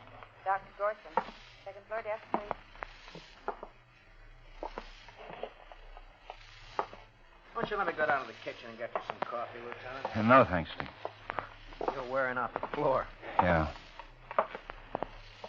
How long you had this duty, Steve? Huh? Oh, I guess about 4 years now. Oh, excuse me. Emergency Officer Shelton. I haven't heard anything yet. Lieutenant Guthrie's here. Yeah, hold it. It's for you, Lieutenant. Oh, thanks. Sergeant Quine. All right. Hello, Quine. All news, huh? He's been in surgery for nearly an hour now. How bad it'll look to you? I don't know. You get a lab report on that heel print yet? Uh-huh. Got a good cast. We're checking it. Got the whole area covered good. Feet must have hit him. We found some blood at the end of the alley. I wish I'd gotten a better look at him. One thing's sure, he can run. I don't think he's very old. Well, I'll keep in touch. I'll let you know as soon as I hear something. Right, fine. Thanks, Steve. You sure you would like some coffee or some tea or something, Lieutenant? Oh, thanks. You like tea? Oh, not much. I never drink it much. Sometimes iced tea when it's real hot, you know. Iced tea's good on picnic. Yeah, I guess it is. Yeah, but so's beer. I think I like beer better. Except on picnics, I usually bring the kids and the wife makes iced tea. And what time is it? It's 10 minutes later than the last time you asked. You'll be okay, Lieutenant. Gunshot takes a long time. Yeah, it sure does. Oh, here comes the doc. Hello, Ben. Hi. You look like you ought to be in bed. He's walked 20 miles. How's the patient? Don't be all right. Who's got a cigarette? Here. It's a bad wound. You'll be there for a while. You got a match? Here, lighter. Thanks. He's lost some blood. I don't think it'd be wise to see him until tomorrow. But he'll be all right. You got the slug? Mm-hmm. Yeah. Pretty flattened out. I'm not going to tell much with that. Pete'll be okay, though, huh? Sure. Well, thanks. Thanks for the cigarette. I'll see him in the morning. So long. Yeah, he's a good doctor. Yeah. Well, I'll see you, Steve. You going to get some sleep? I'm going to get the guy who shot Pete. Then I'll get some sleep.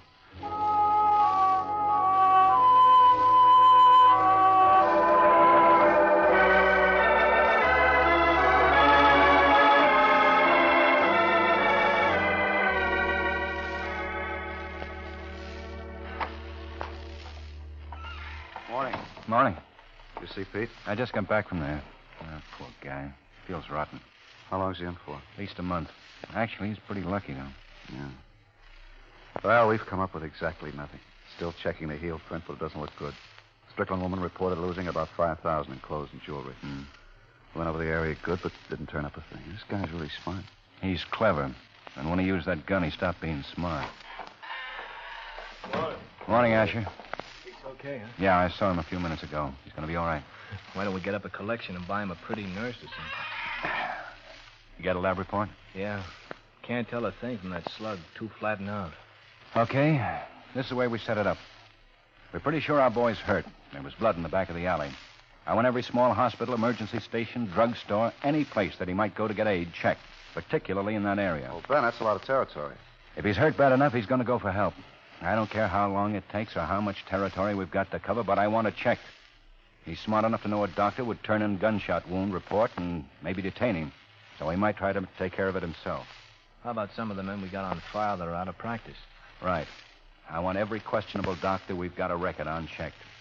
I don't think he'll try any more jobs, even if he isn't hurt badly, but we know he hasn't tried to unload any of his takes, so he just might try to do it now, get some money and skip. Well, we've got all those sources covered and distributed circulars to every hock shop in the city. Well, that's what I want. Hospitals, drugstores, pharmacies, pawn shops, all our potential connections checked and double-checked. I want this guy. I really want him. Guthrie. Ben, think we got something. What? Dr. Brennan over on Temple called in about a man he just treated for a gunshot wound. Right. I'll meet you down there in the garage. Let's go, boys.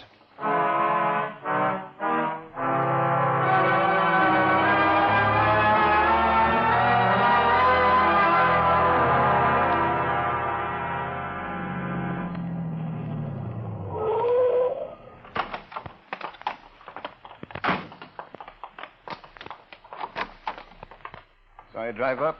Come in. Dr. Brennan? That's right. I'm Guthrie. This is Sergeant Quine. I tried to get him to stay. I called you as soon as he left. What did he look like?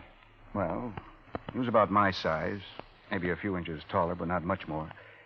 He was dark, and I'd say about 30 or a little less. Wasn't an old man.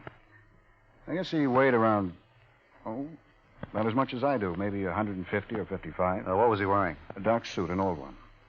Funny thing, too, he had on tennis shoes. You know, the low ones. First thing I noticed about his clothes, wearing a suit with white tennis shoes. How bad was he hurt? The wound wasn't too serious. He'd lost some blood. Bullet went through the arm, about 8 inches up from the wrist. Missed the bone. He said he'd been cleaning his gun. I told him I'd have to make out a report, and he didn't seem to mind. He gave me his name and address and started to leave. That's when I thought something was wrong. I asked him to stay until I phoned in the report, and he got kind of nasty, so I didn't press it. He looked like he could have... Well, he kind of scared me, so I let him go and called you. Well, you've done fine, Doctor. I gave him a prescription. Prescription? Yes. I told him to come back tomorrow to have the arm treated, but he said he'd be out of the city, so I gave him a prescription. What was it for? Mycin ointment. Yeah, that could do it. How long ago did you leave? About 20 minutes, I'd say. Well, now, look, there's only one all-night pharmacy open this early, isn't there? Yes, Dirkson's. 8 o'clock would probably be the earliest on the rest. Maybe there's some open earlier, but I wouldn't know. Well, thank you, Doctor. We'd like you to look at our mug file if you don't mind. All right. What address did he give you? I wrote it down. Sorry. John Smith, 9967 South Selby. That's probably fine. Well, we'll check on it anyway. If he has that prescription filled, we'll get him.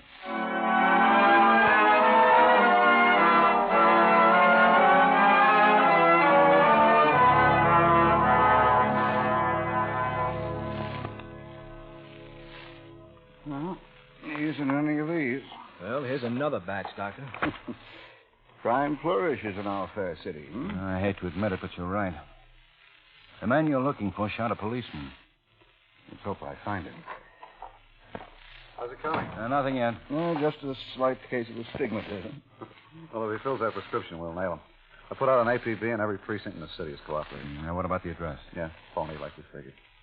Building there, all right, but it's a gas station. How are they covering the drugstores and pharmacies? Circulars, and most of them will be staked out. Anyone filling a prescription for Mycin ointment will be immediately held. Here. What? This is the man. Oh, Richard Davis, alias Richard Davy. Anyone know him? No, last time arrested, 1936, petty theft. He's graduated. He's the man. He looks older now, but that's the man. Did 6 months and a day, 3 previous arrests. All minor. Get out an APB. I'll get it. You've been a big help, Doctor. I'm glad to do it. I could use some breakfast. Well, come on. We'll go downstairs, and I may have a bite to eat with you. Okay. Ben. Yeah? Report from Keller Drugstore in Adams. Davy? I don't know, but the man's got his left arm in a sling. It was his left arm. And he just asked to have a prescription filled for Mycin ointment.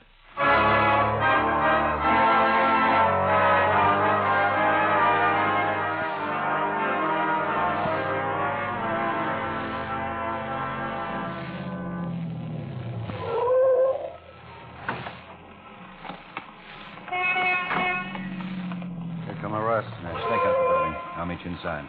Right.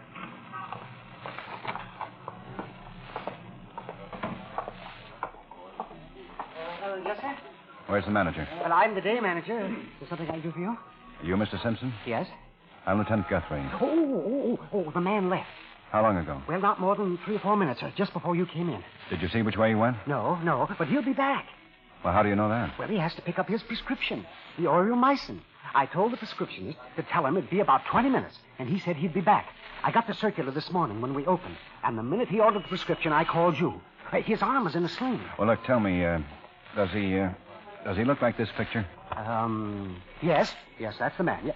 What's he done? Now, look, if he comes back... Oh, he will. I purposely told him it'd be 20 minutes, so I'd have time to call you, and you'd have time to get him. All right, now, when he comes back, we'll take him as quietly as possible. Ben? He's not here. Oh, no. Yeah, but he should be back to pick up his prescription. This is Mr. Simpson, the day manager. How do you do, sir? This is Sergeant Klein. He'll be with me. Won't be any shooting, is there? I don't think so, Mr. Simpson. Just go about your business and don't mention this to any of the other employees. All right. Now, take me over and introduce me to your prescriptionist.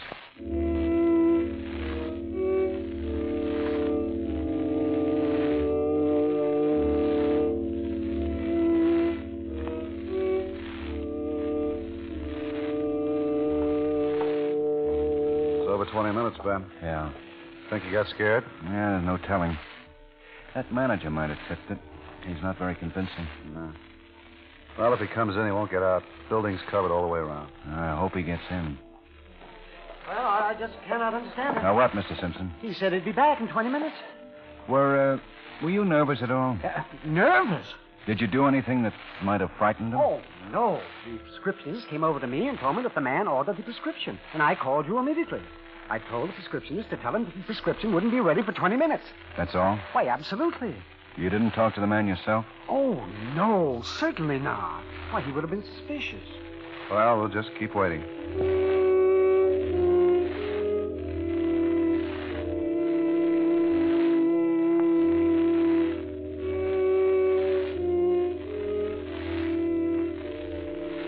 Been in here for over an hour. Why don't you go get some coffee? You can watch the door. Yeah, it's not a bad idea. This could go on all day. Well, go ahead. Wait a minute. Huh? Just come in. Yeah, he's coming this way. Yeah, that's Davis, all right. The way he's carrying that arm in the sling, he could have a gun in it. How do we do it? Walk up and take him. If he starts swinging that arm, stop him.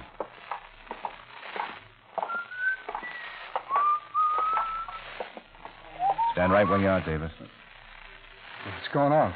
For the police. Well, what do you want? Let's have a look at that swing. Don't move it. Don't move a muscle. We don't want to scare the people in the store. What is this? All right. Now turn around and walk with us out of the store. Don't make any trouble. Wait a minute. I want to know what this is all about. You're under arrest. Now turn around and start walking.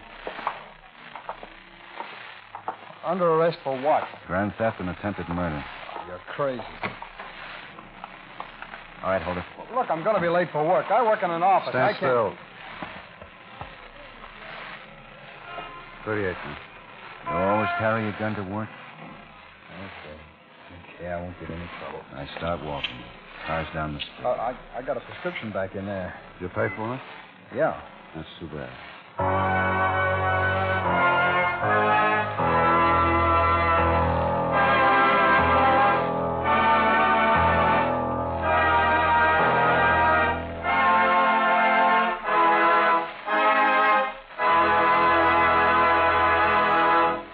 Remember, friends, Wrigley's Spearmint Chewing Gum refreshes you. Wrigley's Spearmint Chewing Gum gives you real chewing enjoyment. The lively, full-bodied flavor of Wrigley's Spearmint cools your mouth, freshens your taste, sweetens your breath. The smooth, pleasant chewing of Wrigley's Spearmint helps keep you feeling relaxed and satisfied. Makes whatever you're doing more enjoyable. Yes, for refreshment plus chewing enjoyment, treat yourself often to Wrigley's Spearmint Chewing Gum. Millions enjoy it daily. Get a few packages and always keep some handy. That's Wrigley's Spearmint Chewing Gum. Healthful, refreshing, delicious.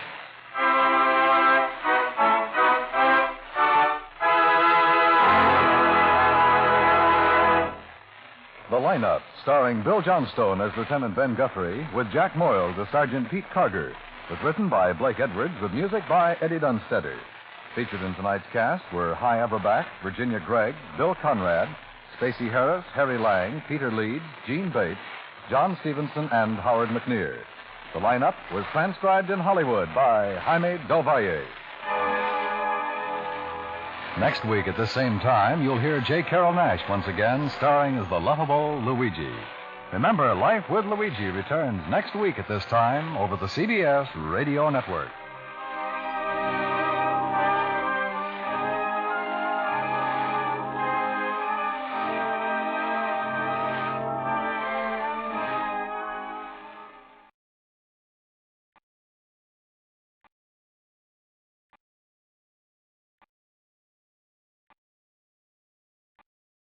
Ladies and gentlemen, we take you now by transcription behind the scenes of a police headquarters in a great American city, where under the cold, glaring lights will pass before us the innocent, the vagrant, the thief, the murderer.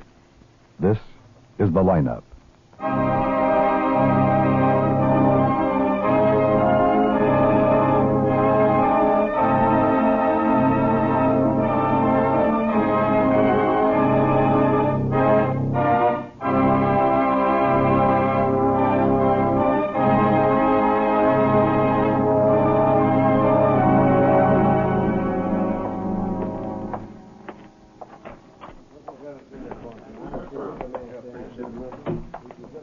We can sit right here, Mrs. James. So close? Oh, it's all right. They can't see us through that screen. I hope not. You've got the man? Well, we picked up some possible suspects in the neighborhood. Oh, they'll all be in the lineup? That's right. Are you sure we're not too close? No, they can't see us. May I have your attention, please?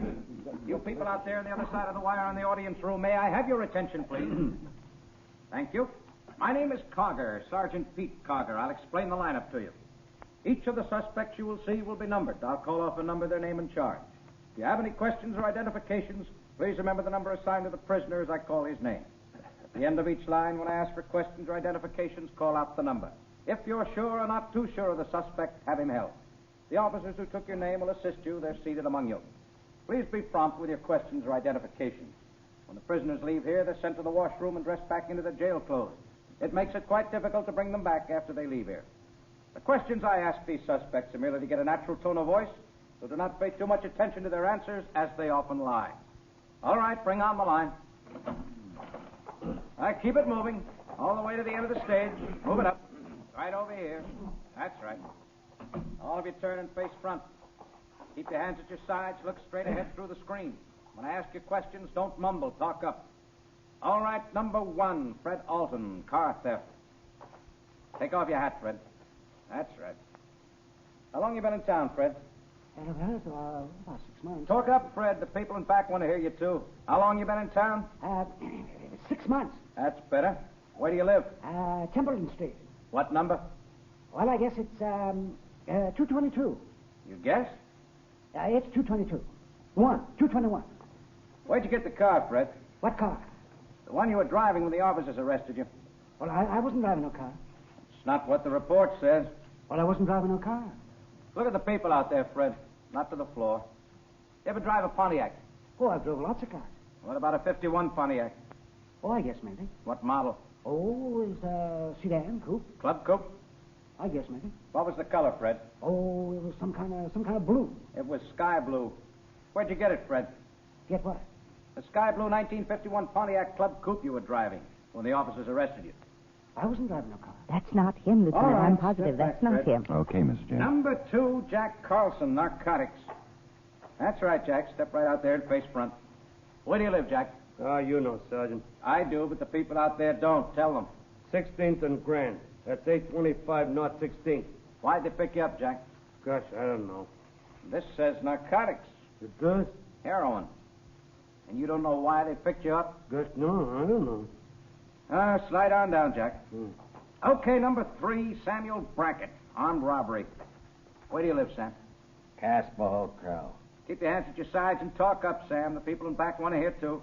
Now, where do you live? Casper Hotel. I said talk up, Sam. What's the address? Larchmont Street, 2100 block somewhere. I don't know the number. How long you live there? Couple of days. Where'd you come from?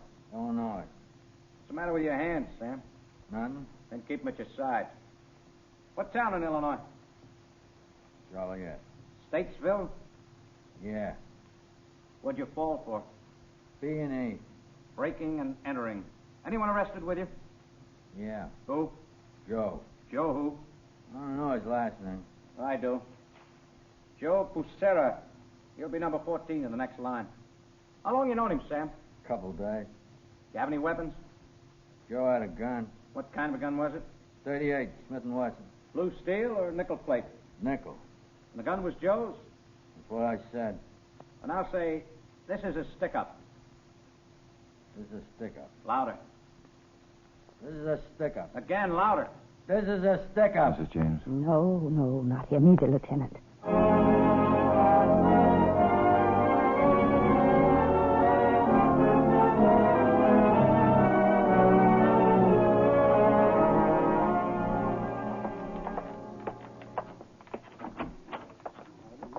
Come in, Pete. Well, any luck, Ben? Oh, how can you have luck? The girl gets herself beaten to death in Ludlow Park in the middle of the night. No identification, no murder weapon, no witnesses. Yeah. Hey, coffee smells good. Now, help yourself. No, I guess not. It's too hot. What about that Mrs. James? Oh, just a long shot. She thought she saw a man drive a 40 or 41 green Ford coupe away from the park about the time of the murder. Did you get a good look at him? It's too dark. What about the Ford? There's a pickup out on it. Must be 5,000 cars like it in town. Missing persons? Nothing. You'd think somebody'd call in. A young girl like that, all that stuff in the papers. It's been 48 hours now. Yeah. I'm thirsty. Let's get a Coke. Sure. She was a good-looking kid, Pete, before somebody got to her. You figure the guy was a psycho? He was beat up pretty bad. What about robbery? Well, there wasn't any purse found. Yeah. Want one? Yeah, thanks. Thanks, too, I owe you. All right.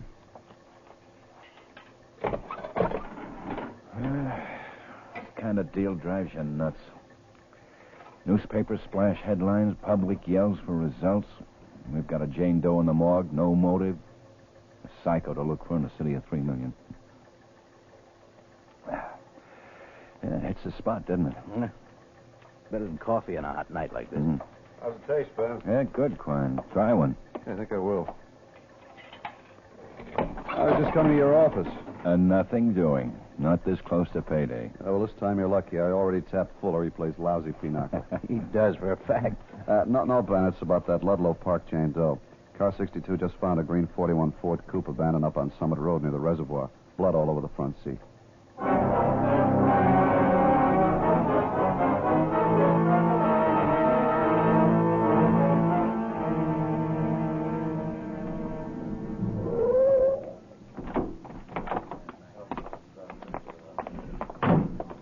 Fuller didn't waste any time getting here. Smart boy. Must be 20 degrees cooler here than at the crime lab. Hi, Lieutenant. How's it look, Fuller? Well, it could be the jalopy you're after, Lieutenant. There's dried blood on that front seat, all right? Take a look. Let's have the flash. Sure, here. No mistake about that. Well, I can't even be sure it's human, Ben, until I test back at the lab. Now, there's a gambler for you. What are the odds in how you test out for it? It's very funny. What about prints? Yeah, we've dusted. Nothing. There's no registration slip, Ben. There's no plates either. Anybody call in on the motor and serial numbers? Crockett's checking now. No, I'll see how he's making out there. The car's clean the rest of the way, too. The glove compartment, the rear deck, under and behind the seats. Regular spring house cleaning, huh? Yeah, only somebody got messy about that front seat. Yeah. Think it's the buggy you're looking for? Well, it could be. Could have killed her in the car, tossed the body out in the park, and driven up here. Yeah. Car's been here a couple of days. Guessing? Well, look at the weeds in the tire tracks. Oh, they tell you, huh? More gardening and less pinochle, and they tell you, too. I make more money at pinochle. Well, that's not what Quine says. Lucky stiff. He must have been carrying a horseshoe around. Oh, we got a registration on the car, Ben. Oh, what is it? Mary Chambers, 811 Agar Street. Want to run over? It's too early to go to bed.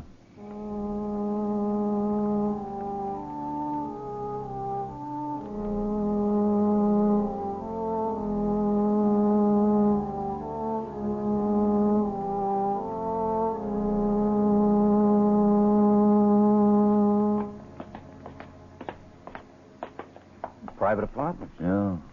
Duplex. Is her name on the bell there? Not this side. Here she is. Mary Chambers, Sandra Owen. I wonder if they're both still alive. It's still plenty hot. Yeah. I'll ring again. Sure. Somebody's coming now.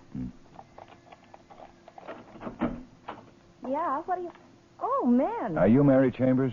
Mary, you want to see her? Yes, is she in? No, I'm Sandra, her roommate. Maybe I can help her. Oh, maybe you can, Miss Owen. We're police officers. Cops? That's right. Can we come in, please? Well, what do you want? We'd just like to ask you a few questions. Well, sure. Thanks. You'll have to excuse how I look. I was washing my hair. Sit down. Oh, that's all right, Miss Owen. What's the matter? Is Mary in trouble? Oh, we're not sure. Tell me, does she own a 41 Ford Coupe Green? Yeah, that's right. I think it's a 41. She didn't run over anybody or something, did she? Nothing like that. I didn't figure she would. Mary's a good driver. Say, my hair is pretty wet. You mind if I dry it while we're talking? No, go right ahead. I hate to walk around with wet hair. It makes me look a fright. What about Mary? When did you see her last, Miss Owen? Well, let's see.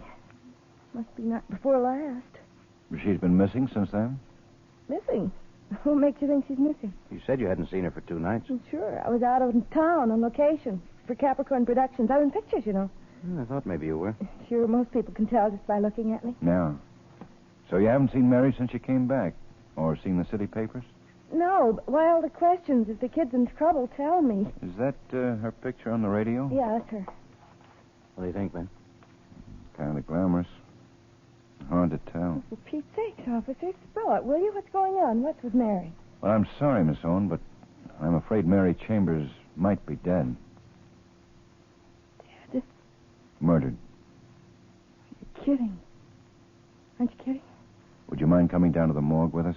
Make a possible identification? Oh, sure. Sure, I'll go. Wait here a second. I'll get some clothes on. No hurry.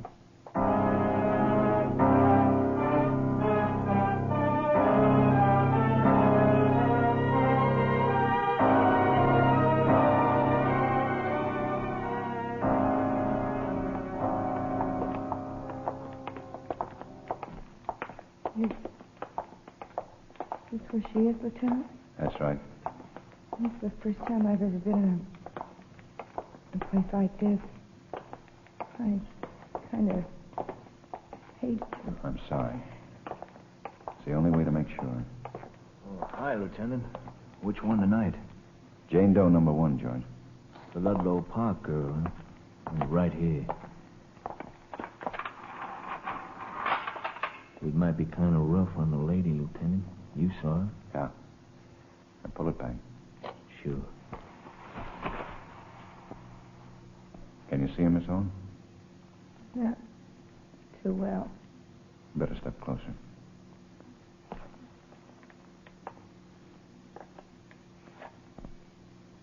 Miss Owen? That's her, Lieutenant.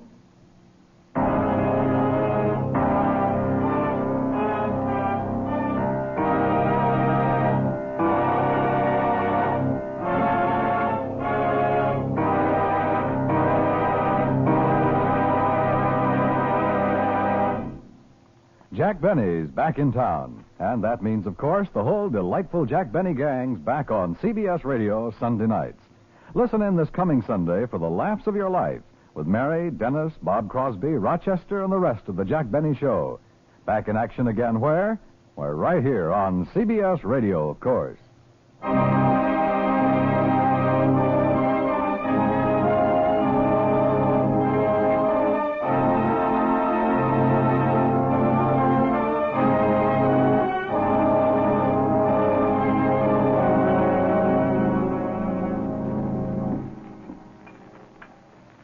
Just don't make sense, Lieutenant.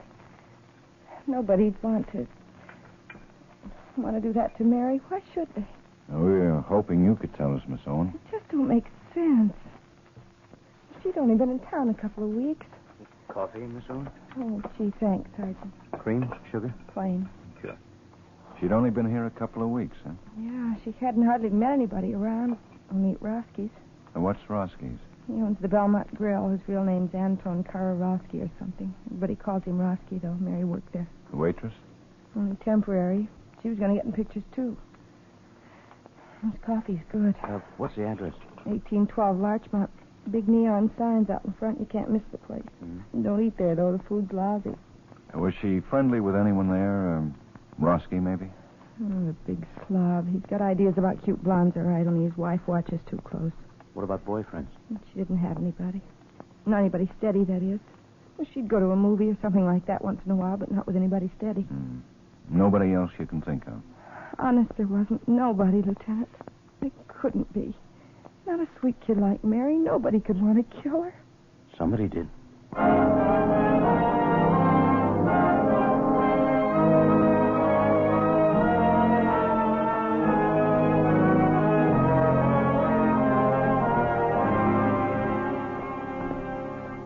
Why you guys always pick a lousy time to ask questions? Your place isn't busy, Roski? Who's talking busy? My wife's around. She gets ideas. She got any about you and Mary Chambers? Like she's got with every waitress. Nothing more? Look, I'll tell you like that. In this business, you got to have waitresses. Good lookers. Sexy, you understand? Only with my wife, it don't pay. Everything I got to do with women is poison. What does she want? I should run a men's room concession? Let's get back to Mary Chambers. What's to get back to? All I know is like that. She worked here a couple weeks. Up no more, and that's all. That's a pretty good reason. I guess she beat her brutal, like Paper said. Worse. Wait. What kind of beat her to death brutal like that? What about your customers, Roski? Notice anybody making a particular play for her? Look, I'll explain you like that. With pretty girls like I got, usual, the customers, they try. What they got to lose? Only with Mary wasn't nobody getting even first base. You sure? My wife could tell you. Please, don't ask her. The ideas that woman gets. Even the redhead she was suspecting. Oh, redhead, another waitress? Who said waitress? A tall, thin, redhead guy eats in here 2-3 couple times a week. Always, the $1.10 special he gets. Never says nothing, only he eats and he gets out. So what makes her think he's crazy in the head? That's what she thought? I told you she gets ideas. Says he was always watching Mary like he was hungry or something.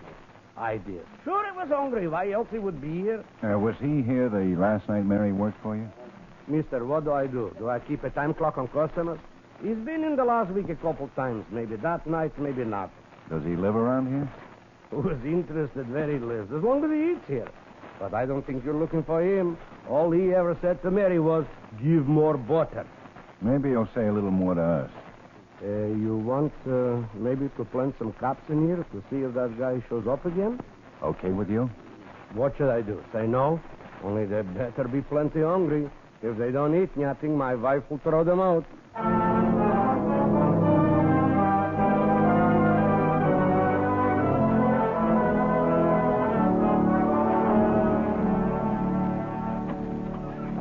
Oh, come in, Pete.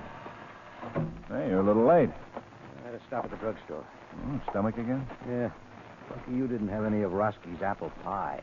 I had the huckleberry yesterday. Oh. 5 days of that food. They say a cop's feet take a beating. Who's down there now? Quine and Burton. We'll keep the steak out another 24 hours, then we have to figure he won't show up there again. If he ever ate that apple pie, he won't. Yeah. Well, nothing doing here either. Yeah, what's this? Registered SDs. Got him from Doc Gerson's office. Oh, what's he say? Killer figures to be a psycho, all right. Probably a deviant. Only there's not a tall, thin, red-headed man in the bunch. He's not in the neighborhood either. We checked 7 blocks in all directions from the restaurant.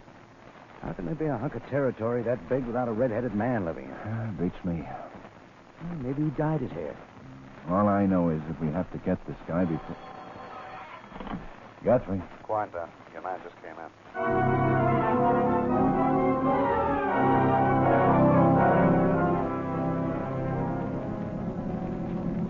There's Quine now, Ben, waiting outside. Yeah. Keep going, Ben. He's already left. Burton telling him? Yeah. Turn right at the next corner. What happened, Quine? They must have seen Roski give us the high sign. Walked right out again. Burton called just before you pulled up. The guys hold in at 2112 Baker. 2100 block. It's 800 numbers from here. If we checked one lousy block more, we'd have had him 5 days ago.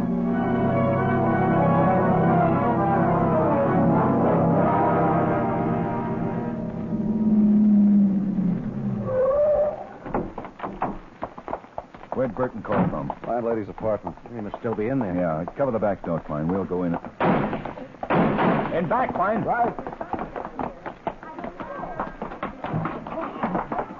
There, Ben, down the hallway. Yeah, it's Burton. Where is he, Bert? Back way. Kitchen. Got a belly gun. Quine and I'll take him. He's psycho, Ben. He was waiting outside when I called Quine. Said he wanted the copper. Mary Chambers? Yeah, he did it. Hid out in the floor till she got through work.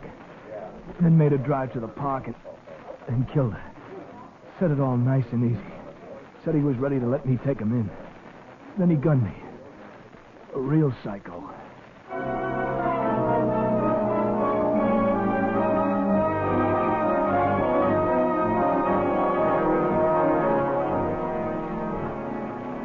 He ducked in here somewhere, Ben. Yeah, we'll find him. Sure knew the neighborhood all right. Never saw so many backyards and alleys in my life. Couldn't get a clean shot anywhere. It's going to be tougher here. All these kids around. He must have figured that. Yeah, we should spot him. Tall, redhead like that. Hey, look at that ride. Rocket ships. Sure keep the kids up to date. They're really going for it, too. Yeah, I wouldn't mind having a piece of that. Hey, there he is. Where, Ben? Ferris wheel. Yeah, you see him? Yeah, he's running the thing. He must work here. Uh-huh. Guns down, a cop knows we're tailing him, and he comes to work. How do you figure that? Well, what I'm trying to figure out is how to take him before he starts gunning down a few kids. Well, we can't clear the place. No. Might be all he needs to start triggering. No, we can't take the chance. Well, his landlady would. Said he was a nice, sweet young man. Always paid his rent on time. Thinks we're making a mistake. His name's Emmett Foley. We can't rush him. No. Where he's standing, operating that hand lever, there's fences on both sides. We'd have to come straight at him. No place to get a clean shot at him either. One wild slugger hit a half a dozen people. Hey, what's that thing in back of him? Part of the tunnel for the kids' train that runs around? Yeah, it's a streamliner with real smoke. No opening directly in back of him, though. We'd have to break from the closest end of the tunnel, 15, 20 feet in the open. He'd spot us, sure. And maybe not if he was busy out in front. I'll give you and Quine 4 minutes to get back there. Then I'll start talking to him. What about Captain Waldo? That's too risky waiting. You can't figure a mind like that. No telling when he's liable to open up with that gun. Okay. I always did want to ride on one of those trains.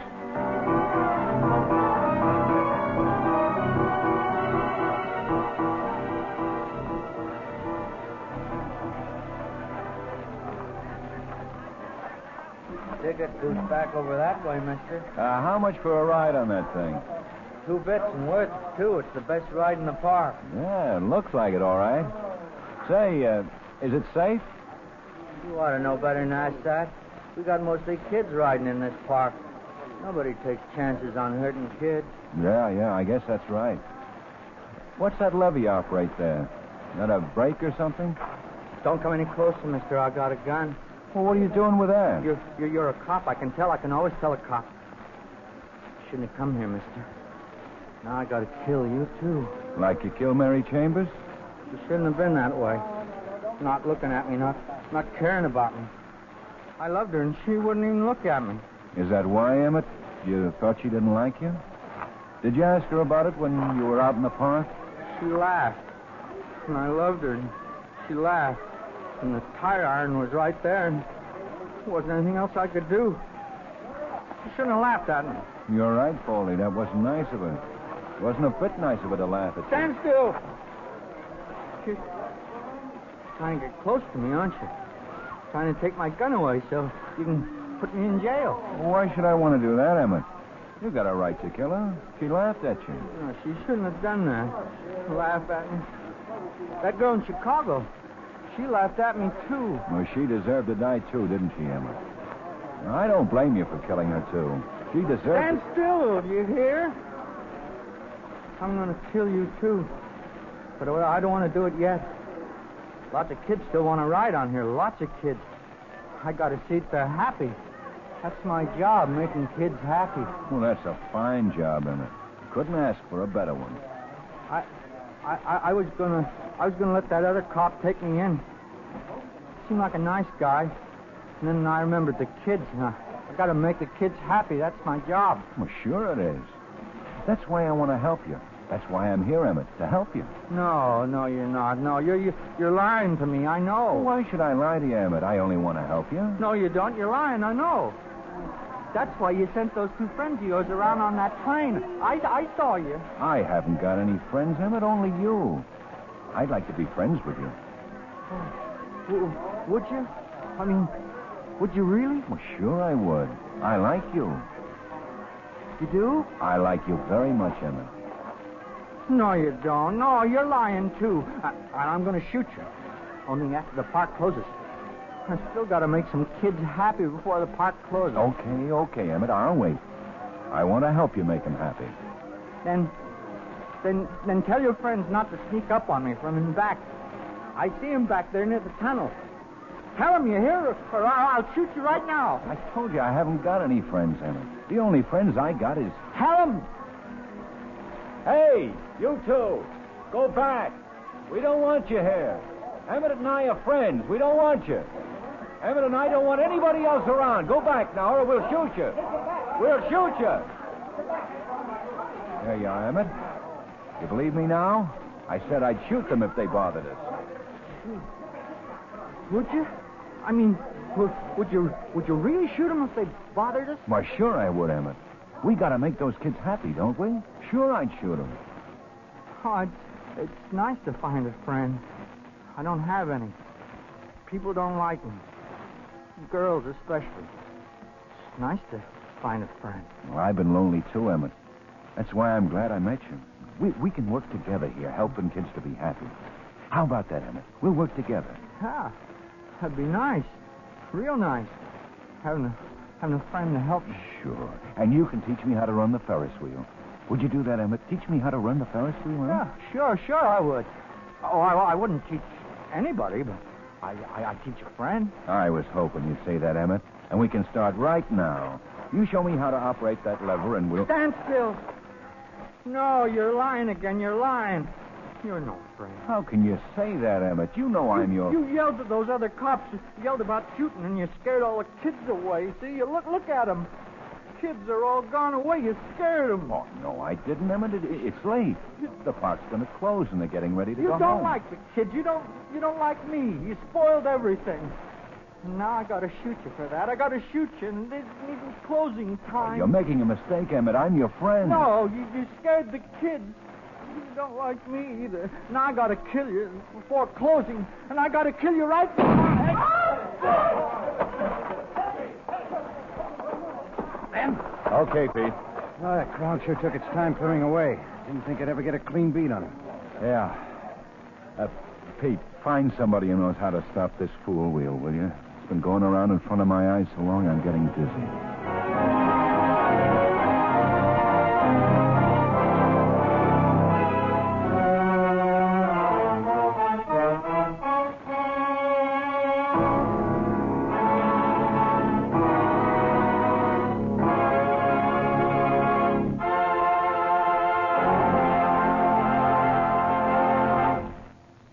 Lineup, starring Bill Johnstone as Lieutenant Ben Guthrie with Jack Moyles as Sergeant Pete Karger, was written by Sidney Marshall with music by Eddie Dunstetter.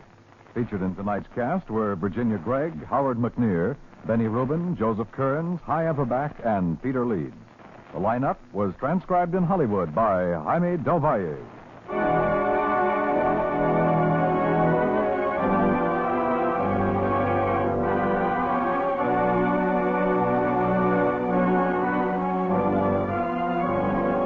Friday night is music night on CBS Radio.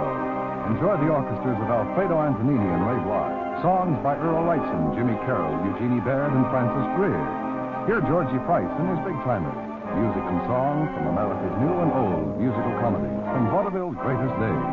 It's Friday night on most of these same CBS radio stations. Dan Cubberley speaking, and remember, the week's top fight is broadcast Wednesday night on the CBS Radio Network.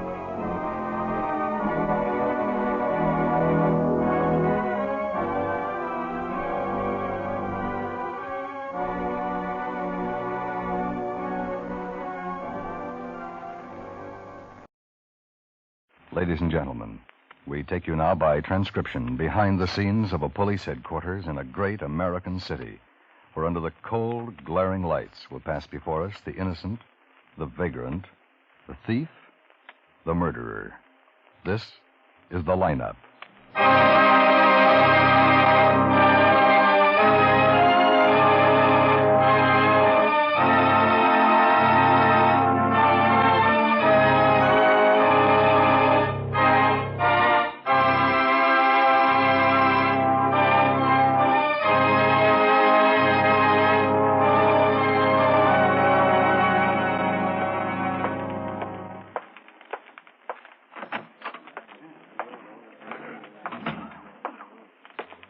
Hi. Oh, hi, pal. See the wire on Pappas? No. Still owes him 7 years in Oregon. Armed robbery. Hold order on him from chief of police in Salem. Denver wants him, too. Same thing. Well, I'll be darned. Lippincott here yet? Yeah, Obler's up the front room. Over there. Oh. How about the others? Jensen, Romberg, Keffer, and Ramachenko. Full house, huh? Yeah. If all of Papa's victims showed up here, we'd have to hire the Civic Auditorium. Yeah. May I have your attention, please? You people out there on the other side of the wire in the audience room, may I have your attention, please? Thank you. My name is Karger, Sergeant Pete Karger. I'll explain the lineup to you. Each of the suspects you will see will be numbered. I'll call off a number, their name, and charge. If you have any questions or identifications, please remember the number assigned to the prisoner as I call his name. At the end of each line, when I ask for questions or identifications, call out the number. If you're sure or not too sure of the suspect, have him held. The officers who took your name will assist you. They're seated among you. Please be prompt with your questions or identifications. When the prisoners leave here, they're sent to the washroom and dressed back into their jail clothes. Makes it quite difficult to bring them back after they leave here. Now, the questions I ask these suspects are merely to get a natural tone of voice, so do not pay too much attention to their answers, as they often lie. All right, bring on the line. Okay, move it right along, boys. All the way to the end of the Since when stage. to hold it? Oh, I thought I'd try it. Yeah, that's New good. kind of filter. Now turn and face the front. You got a match? Take your hands out of your pockets. Keep your eyes straight ahead. When I call Yeah, out Ben. your number, step up to the white Thanks. circle in the center of the stage. It's a big room out there, so talk right up when I ask you questions. All right, number 1, Andrew Damon, Grand Theft Merchandise. Right out in the circle, Andrew. Tell us where you live. Jackson Heights. The street address, Andrew. 320 South Kilburn. Any weapons on you when you were picked up? No weapons. What's your profession? Salesman. Look right out through the screen, Andrew. That's it. Now, what do you sell? Food. Frozen food in deep freezers. How long you been selling food in deep freezers? About 6 months. Anyone with you when you were arrested? No. You own a car? No. Those are clothes you were wearing when you were booked? Yeah. Take off the coat, Andrew. Take off the coat. Okay, put it back on. Step over to the side then. Number 2, Bernard Karst, burglary. Oh, yes, sir. What's your address? 65 Galapagos Street, apartment 10. What do you do for a living, Bernard? Oh, anything. Shovel work sometimes. I dig. You know a man named Frank Krieger? Oh, yeah, I know Frank. I've known him for a long time. Turn around. You see him in the line anywhere? Oh, yeah, that's him right back there. It's number 7. How about David Junta? You know him? Oh, sure, yeah. You see him in the line anywhere tonight? Yeah, he's standing right there next to Frank. Why? The officer's report states that Frank Krieger and David Junta were with you at the time of arrest. How do you explain that, Bernard? Beats me, Sergeant. You know where they were, Bernard? Oh, sure. They were with the chickens. Where were the chickens, Bernard? Well, in the chicken coop. You see, I was out front in the car, and they were in back loading up a few things when the prowl car drove up. But they weren't with you. They were in the chicken coop. Well, now you got it, Sergeant. Thank you. Next, number 3, John Pappas, armed robbery. Where do you live, John? Beaver Hotel. Address? 313 Parkerston, I think. What do you do? You mean work? Yeah, what kind of work do you do? Carpenter. How long you been a carpenter, John? 6-7 years. Where do you work? I don't. Where was your last job? Arizona. As a carpenter? Anybody with you when you were picked up? No, I was alone. There was nobody with me. You have any weapons? A gun. What kind of gun? Army 45. You have a car? No. What's funny, John? Nothing. Why the grin? I was thinking of them guys in the chicken coop, I guess. Okay, John, step back. Sergeant Karger. Yeah? Number 3. Call for interrogation. Okay, Pappas, in that line. That does it. Now, see you tomorrow, Klein. Asher can follow through on Pappas. Right, Ben. Up to the circle, Roger. Give us your home address. Ben. Oh, yeah, Bill. Got a minute? Sure. Get a make on Pappas? Yeah, there's enough for the district attorney now. Good. Come on. We might have a break on George Fresno. Fresno? Yeah, Broadway Division picked up Lawrence Sawyer half an hour ago. Parole violation. I think he'll help us to get Fresno. Well, how's that? Sawyer's got a wife and 2 kids now. He doesn't want to serve any more time.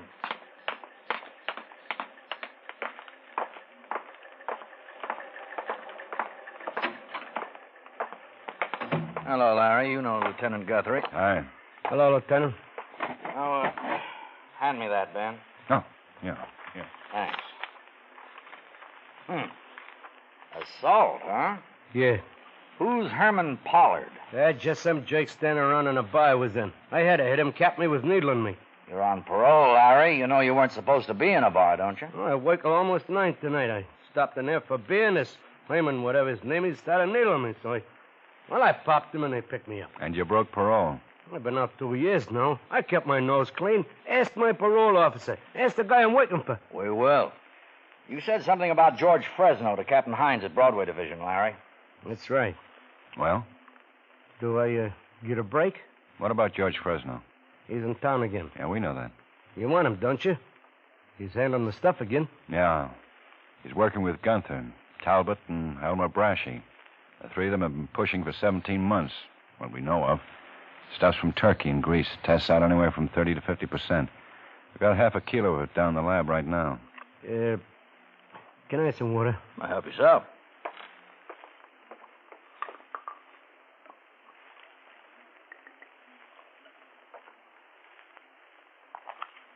Sure dry. There. Look, I don't want to serve 2 more years for popping some guy in a bar. I did 11 out of my 13. 2 more years would break me up. Now, do I get a chance? We'll talk about that later on. Now, go on with this. I know George Fresno pretty good. Have you been seeing him, Larry? I ran into him a couple of times in the last year, but there was nothing wrong. I just ran into him. You sure that's it? The whole thing. Last week, I ran into him again, and we got to talking. He asked me if I had any contacts. He said he had a new shipment of pretty good stuff, and he asked me if I knew any buyers. Pushers looking for supply. Working with old-timers like Gunther, Talbot, and Brashy, he asked you? You never worked in dope, Larry. What are you trying to give us? I know it sounds screwy. You don't expect us to believe it, do you? Well, it's true, Lieutenant. So help me. And I think I got the pitch on it. Now, maybe I'm wrong, but Fresno's handling this load by himself without Gunther and Brashy. What makes you think that? Well, he told me to keep it under my hat. He gave me his phone number and said to talk only to him. And he wants you to help him get rid of it. Is that it? Well, he offered me the chance, just like I told you. And what'd you tell him? Well, I didn't want to take no chance, but I didn't want him to think I was turning up my nose. So I just told him I'd keep my eyes open. Doesn't seem right, him asking you, Larry, not when he's got his own contacts. Now, how long have you known him? You a good friend of his? Well, I met him when I was doing my bit up there. We used to meet in the library. But I known about him since I was a kid. Yeah, he was running booze then, and we all know what he made and how he lived. Larry, a lot of people know George Fresno. A lot of people met him in prison. I still don't buy him asking you to make contacts. Well, you know what happened up there, didn't you? What do you mean? I guess he really wouldn't have had nothing to do with me unless it hadn't happened. You see, once in a dining hall, about 3 weeks before George got out, 2 guys jumped him. Yeah, we know. They began waking over him with butter knives. You know the treatment. George is maybe, 60 years old. He couldn't handle him. I happened to be standing right by, I give him a hand. I yelled for the guards, and otherwise the guy might have been killed. I guess he liked me for it. Anybody else in on it? There were other guys around, but nobody else helped him. He wasn't liked. Yeah, but you helped him. That's right, I helped him. That made you a pretty good friend of his, huh? That's right. And now you want to help us get him? Yeah. How do you suppose George would feel if he knew you were down here talking to us like this, Larry? Who cares how he feels? Well, I care. Maybe some of his friends, Larry? Those guys who handle heroin ain't got no friends. Gunther, Talbot, and Brashy? Maybe you could get them, too. They don't worry me, neither. If all that worries me is keeping my job toting them centuries of cement every day, I don't want to go back to prison. I had enough. I stepped out of line tonight when I smacked that guy. I'm willing to get back in line and stay there. You guys got a smoke? Sure.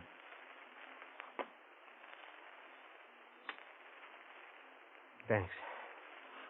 Now, George asked me for a contact to unload some of the stuff. He wouldn't ask everybody, you know that. A plant working for you would help a lot. George is a smart operator, and That might take a long time for you to get somebody in there. I could get in right away and set him up. He's gone up once on income tax and once on carrying concealed weapons. He never had a big rap, but I know you want him. Listen to me. George lives over on Palace Drive. He's got an apartment that costs $2,000 a month rent. Pretty nice place.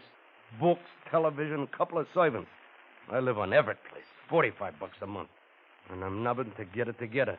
But I got a wife and 2 kids there when I get home. I like living like this, Captain. Give me a chance to stay with him, will you? Please? Huh, Captain, please?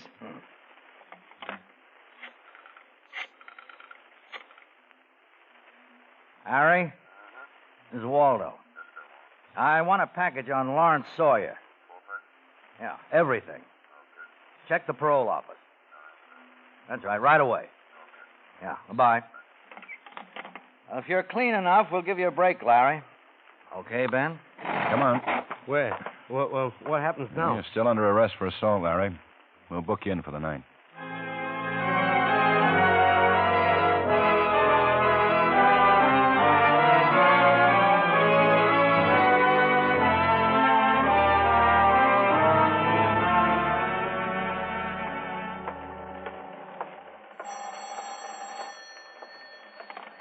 Hello, Ben. Hi. Everybody's in your office. Okay, you can get Sawyer up. Right. Hi, fellas. Pete? Yeah, they got it all, Ben. Good. All right, boys. Let's get this over with. Captain Waldo's decided to use Lawrence Sawyer on this. Sawyer's convinced us that he has the confidence of George Fresno and can be useful in making the arrest. Sawyer's willing to do anything we ask him. Now, all of you men have been pulled off your current assignments to concentrate on this case. Looks like the first break we've had in trying to get Fresno. You'll do nothing but work on this until it's completed. What are the teams, Pete? Asher and Quine, Crocked and Murphy, Hollinger and Costello, Vickers and Manning. Okay. Now, 2 of you will be with Sawyer 24 hours a day. He's going to be in danger right away. We don't want him to get hurt, and we don't want any of you to get hurt. What about Sawyer's place, man? Well, he's given us permission to tap his telephone line. Technical will have 2 men at his home all the time. We don't have to worry about that part of it. 2 others will be at the cement works. The district attorney drew up these sheets, Pete. Yeah, Ben. 4 charges we might be able to get Fresno on. Importing, concealing, selling, or transporting. To make any of these charges stick, we have to arrest him with the goods on his person. Now, remember that. No arrest, no action on our part until George Fresno's got something on his person. Now, that may happen tomorrow, may happen a year from tomorrow. But we're going to stop him this time. Okay, Ben? Yeah. All right, Larry. This is Lawrence Sawyer. Some of you know him, some of you don't. How do you feel, Larry? Okay, Lieutenant. Okay, sit down. Yeah? Yeah, right there. Oh, okay. Okay, Larry. You have an outside line. Yeah.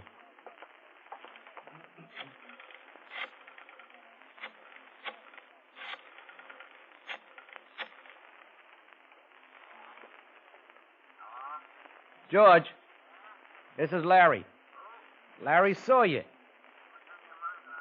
I've been thinking about that, you know what we talked about last week? How about having a drink, George, and talking about it? Okay, George, I'll be there. So long. I'm going to meet him for a drink this afternoon at Amos's Bar and Grill. That's on 17th, right below Grant. Asher, Quine? Yeah, Ben. You be there, too.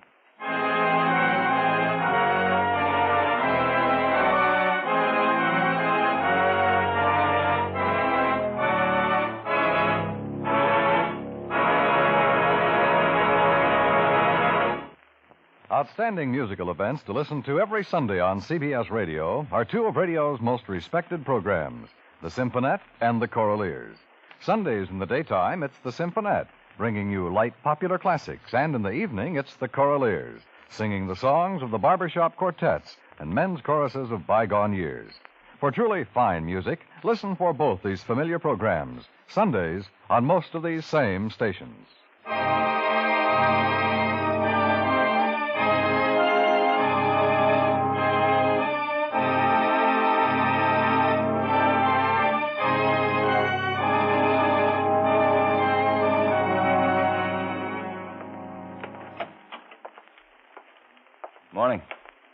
Ben.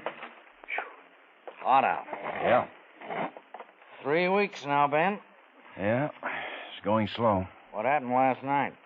Sawyer met Fresno again. We talked about price. And that's about it. What's the holdup, Ben? Well, Fresno's cagey. Sawyer's arguing on price. It's the way it works. I wish we'd get something. Business office on me about all the men I'm using on Now, this. take it easy, Bill. Maybe this wasn't such a good idea, putting Sawyer in as a plant. He's talked with Fresno 3 times now, and he's set up nothing. Well, it takes time. Brashy and Talbot don't like Sawyer. Who's running that show? Fresno. But he listens to them. Sawyer thinks he might get somewhere this week. When's he seeing him again? This morning. Well, Ben, we'll give it to the rest of the week. After that, close down. Just 2 men on. Oh, Bill. Can't help it, Ben. They're on me. Waldo. Yeah, okay, thanks. Keep in touch. This might be it, Ben. Yeah, how's that? Fresno agreed to sell Sawyer a full kilo of heroin this morning. Sawyer thinks we can set him up.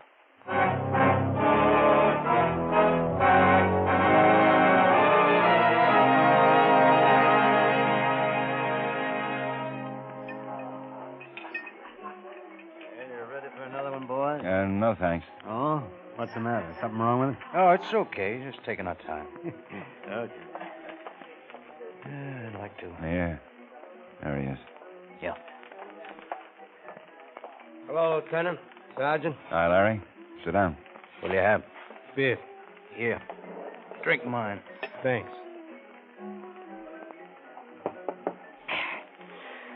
Sure good. Well, how'd it go? Well, he's willing to sell some of it to me. Give us the whole story. Well, you know how I've been after him. I didn't push too hard because I didn't want him to get suspicious. Think, something's wrong. Today I brought it up. I told him I had a client in town who'd take some of the stuff. Yeah? Well, we've been arguing about price all this. He said he'd have, that he'd have to go 8,000 straight. I tried to make it look good and argued for 7,500. Well, we finally made a deal. 78. A full kilo? Yeah. He beefed me up about how high grade it was. 65%, he said. I told him my client would like that. Hey, look, I'm going to need some cash. What's the deal? He'll want to see $700-800 before he shows me anything. I know that. I try to argue him down, but he wants it all in cash. And I got to have it. Well, you'll have it. When's the delivery? Well, I'm supposed to meet him at the corner of Albion and 6th at 9 o'clock tonight. He say he'd have the stuff with him? No, he didn't. And I didn't ask him. He's pretty cagey. It may be a running around testing me. I don't know. Oh, I sure be glad when it's all over. Who was with him when you talked? Talbot and Brashy. I was wrong thinking this was something George was handling just for himself. They're in on it, too. Are they going to be there? I don't know. Did you tell him who your client was? I did it just the way we talked about it. I just said it was a friend of mine from California. He asked me for a name, and I told him I'd rather not say. We let it go at that. He was more interested in arguing about money than anything else. 9 o'clock, Albion and 6th, huh? That's it. Okay, Larry. Yeah. Thanks for the beer, Sergeant. Yeah. Hey, you know something? What?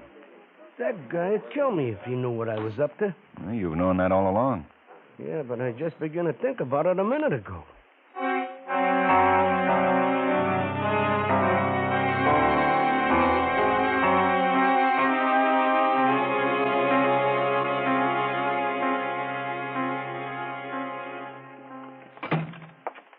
You look it over? Yep.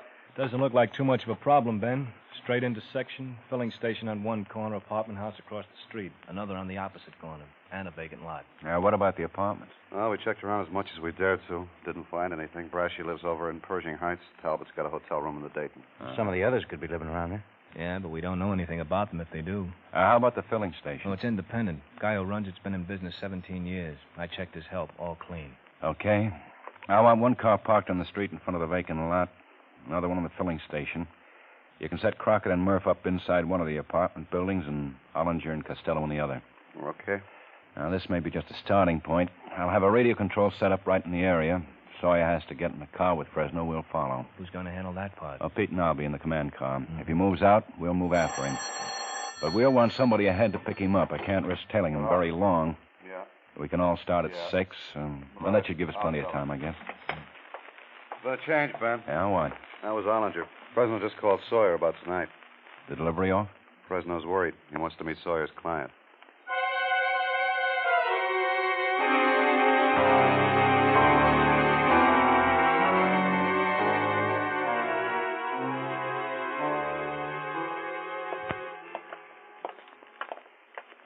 I don't know about this, Lieutenant. It's the only thing we can do. But I don't know. Maybe he'll recognize you. No, he's never seen me. What about Brashy and Talbot? They've never seen me either. You ever been to this place before? No, it's just the address he gave me. Hmm. I tried to hold him off. Yeah, I know. He's sure suspicious. Okay? Yeah. Lieutenant. Yes, sir. Did that Sergeant Karger Quine in that car across the street? What do you think? Are you? Yeah, George. This is my friend, Paul Younger. Hi. Come on in. Thanks. In here. In here. Yeah. I get you boys a drink? Yeah, sure. Bourbon be all right? Fine. How about you? Okay, George.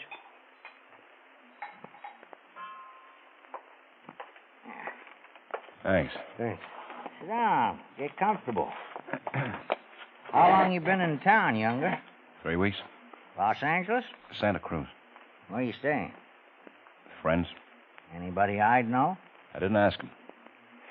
Look, Sawyer, you said this was all set up. What's the shakedown? Well, he just want to meet you, Paul, that's all. Yeah, I gotta be careful. So do I. Do I get delivery tonight? No. Okay. That does it. I gotta catch a plane. Hey, wait a minute, Paul. Wait for him. I can buy elsewhere. I don't have to go through this kind of thing. I don't know you from Adam. Well, that's the way I like it, Fresno. How long you been in business? You're too nosy for me. And Sawyer came up with a proposition that he could put me next to some 65% stuff. I like the idea. I can use it. I'm willing to pay the dough. But not this kind of thing. If you want to do business, we do it right now. No more questions, no more stalling. What do you say, Fresno? You, got the money? Show him. Yeah. This is it, George. I'll take half right now. You can give me the rest when the stuff's delivered. Paul? What'll that be? Less than an hour. What do you say, Paul? Well, give him 2,000. Okay. Okay. When can he pick it up for me? He doesn't have to. Huh? You can do it yourself, Younger. Just get your hat and follow me. Sawyer, you can go home. Mr. Younger and me'll handle it now.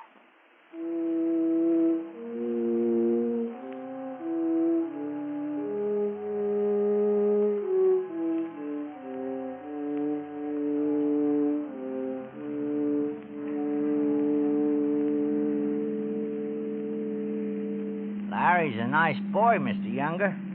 Always been good to me. Yeah. He says you're all right. Well, I think you're all right. That's the way I feel about him. Mm-hmm. No hard feelings about me asking to meet you. No. Yeah, Larry's a nice boy. I gotta be careful, though. Boy, everybody does, you know. Mm-hmm. Where are we going? Oh, not far. Just a few more blocks.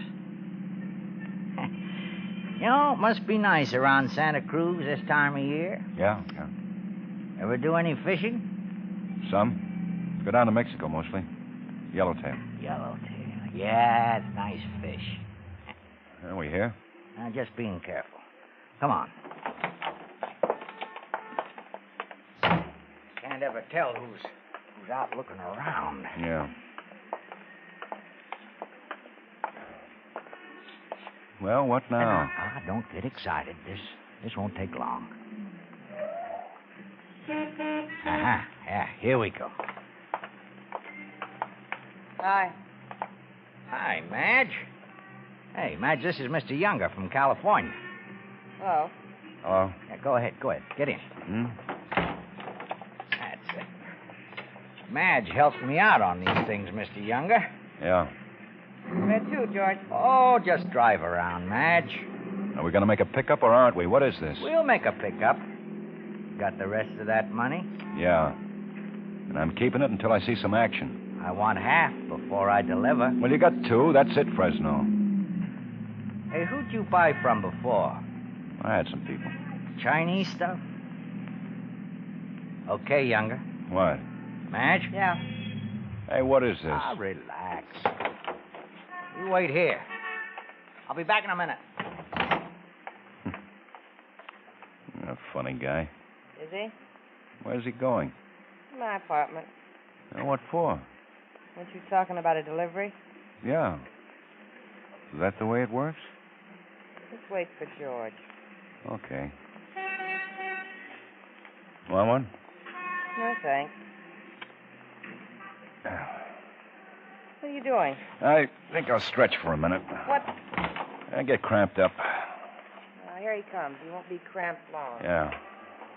Hey, what's this? You going someplace? Well, I'm just stretching. You better get back in the car. Is this it? Yeah. 65%. I guarantee it. Well, I'll take it right here. Wait a minute. What about my dough? No dough on this one, George. Huh? I'm a police officer. Hey, don't move your hands. Madge, keep your hands on the wheel in there. No. Sit down on the ground, George. Now, look. I got a lot of money. 20,000, 30,000. Sit down. Oh, don't hand me over. It'd be my last trip. I only got a few more years. Okay, Ben? Yeah. Sergeant Quine, George. I'll take care of him, too. Don't hand me over, please. See about her. Yeah. Okay, Miss Outside. Okay? Okay, Pete. It was all a setup, wasn't it? Come on, George. This is Sergeant Karger. Brashy and Talbot followed out from the other place, Ben. We picked them up 2 blocks back. Couldn't tell what was up. Yeah, here. $7,800 worth. Look. What good does it do to get me? I'm an old man. I'm washed up anyhow. It'll stop this. I'll die there. Yeah? You probably will, George. Let's go.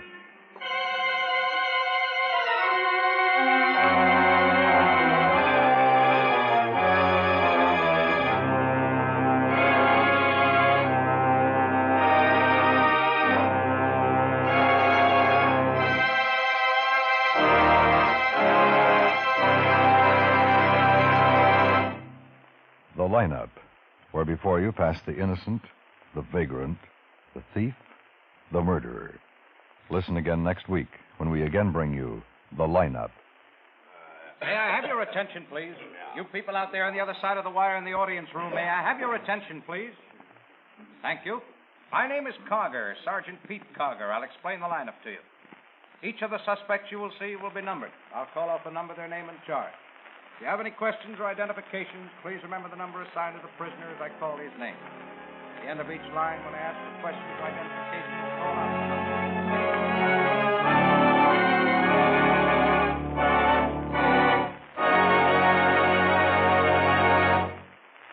The lineup, starring Bill Johnstone as Lieutenant Ben Guthrie, with Jack Moyles as Sergeant Pete Karger, was written by E. Jack Newman with music by Eddie Dunstetter. Featured in tonight's cast were Hy Everback, Peter Leeds, Howard McNear, Benny Rubin, Joseph Kearns, and Virginia Gregg. The lineup was transcribed in Hollywood by Jaime Del Valle.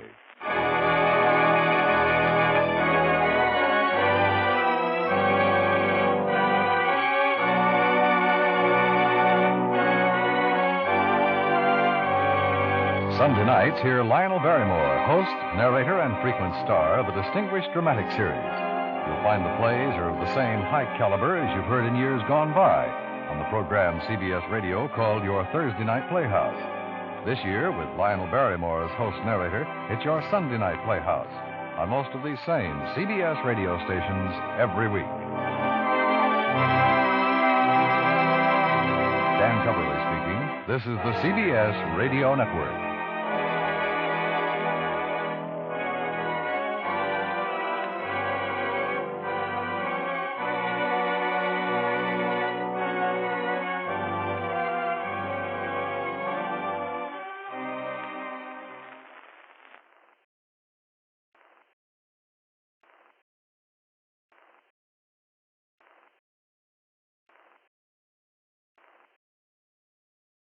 Ladies and gentlemen, we take you now behind the scenes of a police headquarters in a great American city, where under the cold, glaring lights will pass before us the innocent, the vagrant, the thief, the murderer. This is the lineup.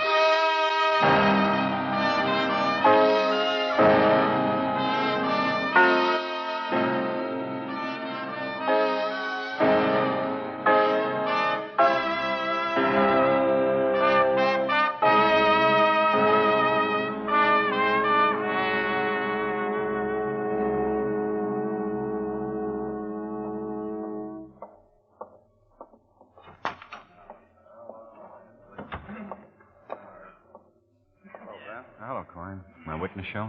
Yeah, over there. Second row came in about 15 minutes ago. Anything happen? Well, they made Francisco's prints on the showcase and safe. If she identifies him, he can be arraigned in the morning without any trouble.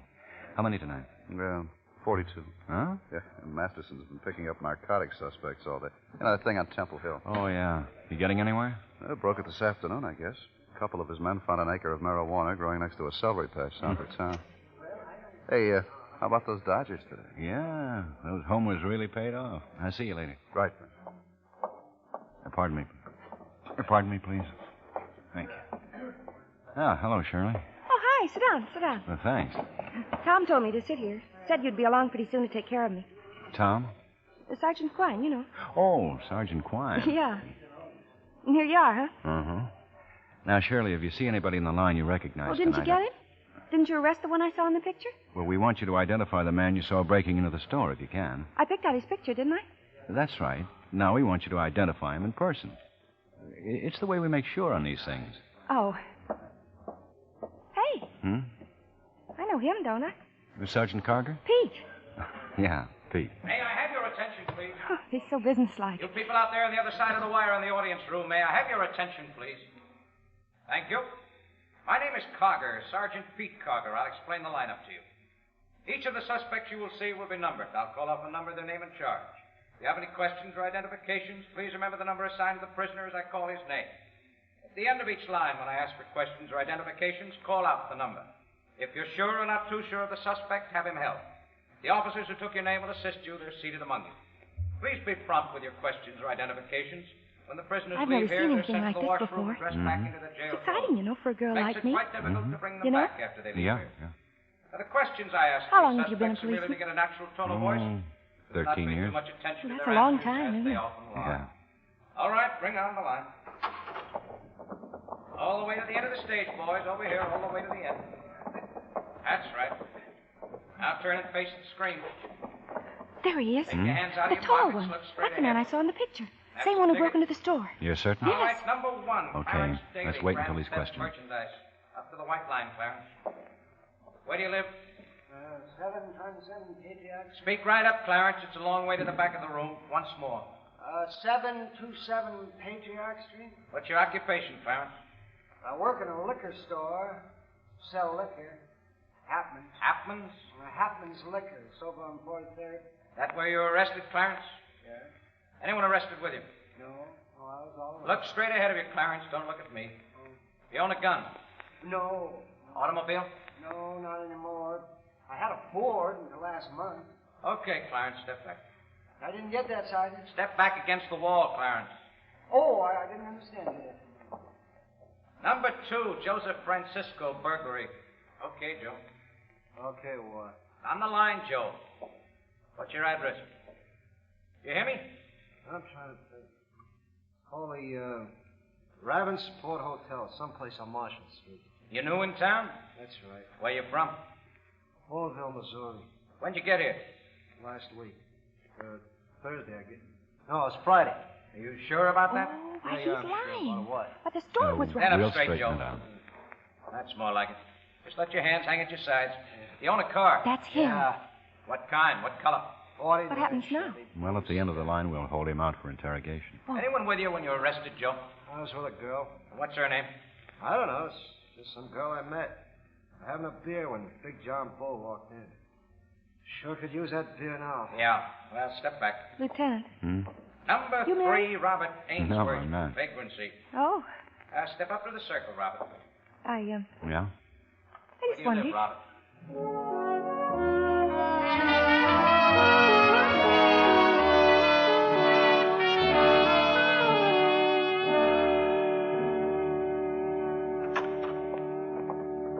Only take a minute. It's all right. I got plenty of time. I'd like to have you sign this verification Oh, card. sure. Yeah. Thanks. Well, what'll happen now? Oh, we'll ask Francisco for a statement. You mean you'll ask him to confess? Oh, amounts to that. It's not for him. Suppose you don't want to confess. I think he understands. We have him pretty cold on these burglaries he's been pulling. If he makes a statement, he'll get a quicker hearing. I might be calling you back in a few days to appear. In court? Well, sort of. Magistrate's court. That's when the complaint will be presented. Oh, Well, thanks for coming down. Really appreciate it. I'm glad to do it. hello, Pete. Oh, hello. How are you? I'm fine. A hotshot called, Ben. What's up? Double murder. When? 10 minutes ago. Quine's out there now. I see you in the garage. Right. Bye. Oh, yeah, so long.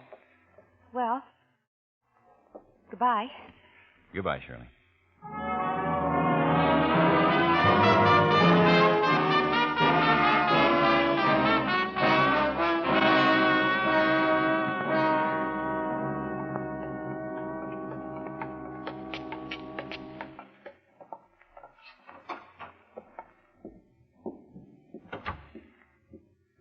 This way, Ben.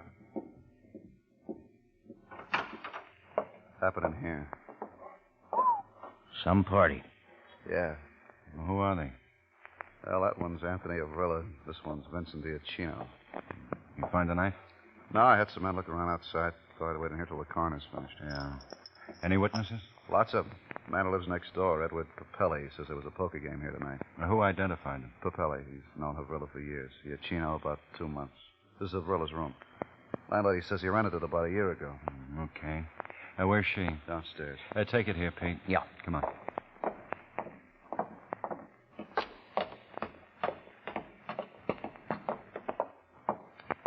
To your right, Ben. All right. Terrible thing. Is that her? Yeah, that's her. Terrible. Mrs. Konopka, this is Lieutenant Guthrie. Oh, the terrible thing. Such nice boys, all of them. Such nice boys. Playing cards and living and talking. I understand Anthony Havrilla's lived here for a year. Is that right, Mrs. Konopka? Yes. Yes, that is. You've known him all that time? Oh, yes. Poor Anthony. The other victim, Vincent Diacino. You know him, too? Friend of Anthony's, I know this. Anthony's little friend. They work together. Where? I do not know. Do you know where Diacino lives? Yes. Yes, he lives in Gorman. Well, 10 minutes ago, you didn't remember that, Mrs. Konopka.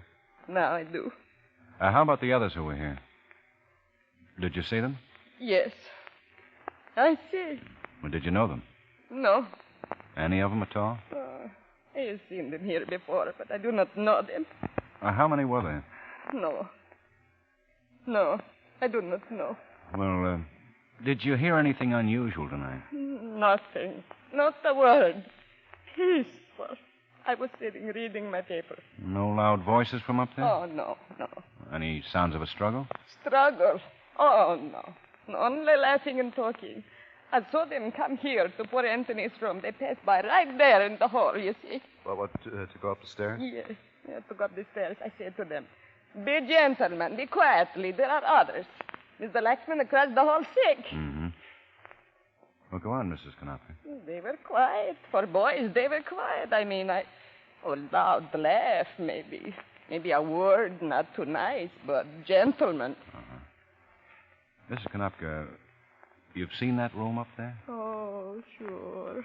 Some furniture broken, one of the windows smashed, bottle broken. What? Broken furniture and glass. Looks like there might have been quite a fight up there, Mrs. Konopka. Oh, yes.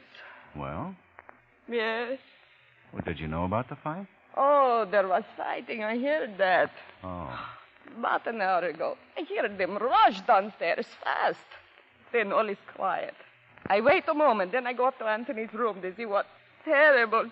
Oh, terrible. Oh, I know this has been a lot for you, Mrs. Konopka, but I wish you'd do your best to cooperate with us. I tell everything. Nothing to hide. Well, did you say anything to them when they came down the stairs? Oh, no. Ben?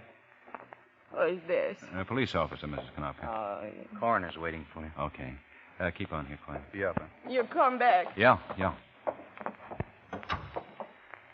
Thinks it might have been a screwdriver instead of a knife. Oh? Gonna post them tomorrow. You talked to Laxman, man who lives in that one? Yeah. He says he knew Havrilla and Diacino. Told me a man named Charles Bender, another one named Bob Fisher were in the card game tonight. Might be a break. Huh? Yeah, I phoned in. R&I got to make for me. Fisher did 2 years for car theft, out last November. 5 arrests previous to that. Burglary, theft, nothing big. Bender's had 13 arrests, 2 convictions, both narcotics. 6 months county jail, 1939. 6 months county jail, 1946. Okay, check them out.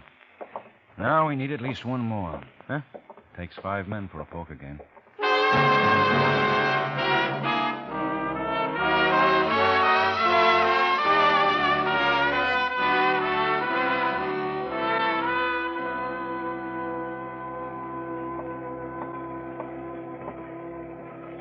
Morning, Ben. Morning. Anything new? Francisco made a statement. Clears up about 27 burglary jobs. And your friend Shirley Madden called twice. Oh, what'd she want? You? You can get the package together on Francisco, send over to the district attorney's office. Right. Pete in yet? Hey, he's in your office. Bender turned himself in this morning. Yeah? Yeah, walked in the 5th precinct, told the desk sergeant he thought he was wanted. They just brought him down. Okay. Anything on the others? Watching their houses, checking their mama sheets. Okay. What'll I tell Shirley if she calls again? Oh, say I'll see her at the trial. Want to smoke, Ben? Yeah, thanks. Oh, hi, Ben. This is Charlie Bender. Oh, hello, son. Hello, Lieutenant. Understand you turned yourself in. Yes, sir. I didn't want any part of this. No part of it at all. He was just about to tell us what happened last night. Well, go ahead. No, I don't know how it started. I really don't. They've been drinking some, but nobody was drunk. Now, who was there? Well, Vrilla, Iachino, then a kid named Fisher, and this new kid that Tony invited. Now, what was his name? Tony just called him Pinky. He was already there when Fisher and me come in.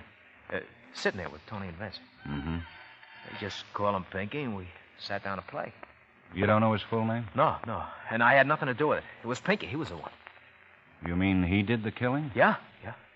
You don't know any more about him other than that they called him Pinky? No. Go on.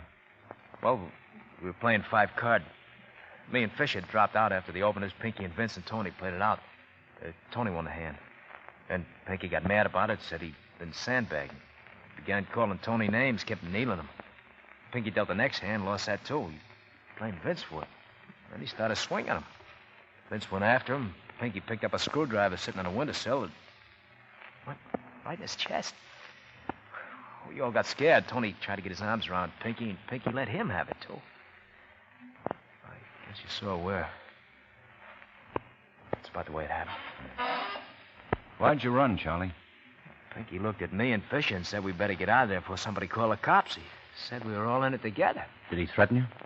He still had the screwdriver in his hand. Did he threaten you? Did he say he'd kill you if you didn't go with him? He just killed 2 guys. He had the screwdriver in his hand. Did he threaten Fisher? No, he just said we'd all be hauled in if we didn't get out of there. Can I have a light? This thing went out. Oh. Yeah. Thanks. Look, don't you guys believe me? Just trying to get all the facts. Well, I'm telling them to you. What happened after you left the house?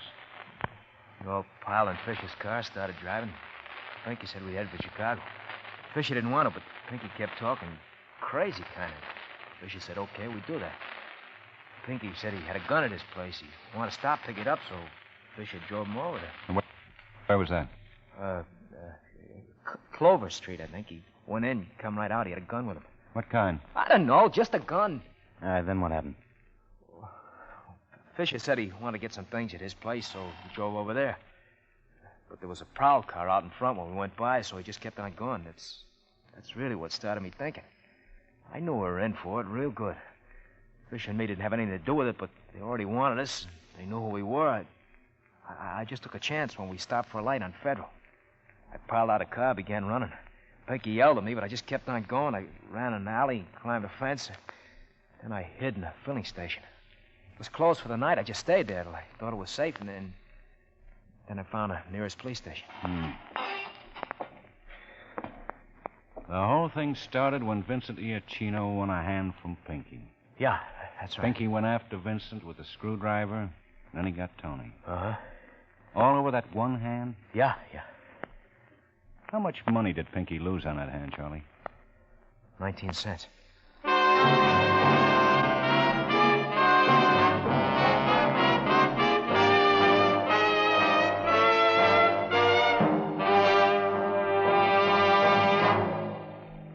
Both back this Sunday night. Edgar Bergen and Company and Eve Arden as Our Miss Brooks. Yes, it's the Bergen and McCarthy Show with Mortimer Snerd, Ray Noble's orchestra, and guest stars.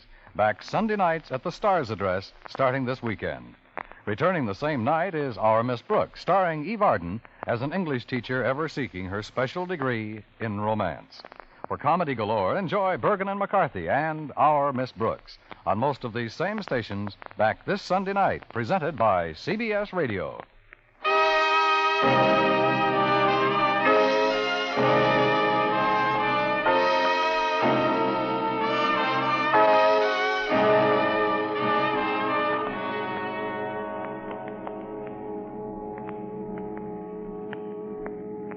You said it was a white house. Yeah, it was a white house. I'm pretty sure it was a white house. On Clover Street. Yeah, look, I'm doing my best. We've gone up and down 3 times now, Bender.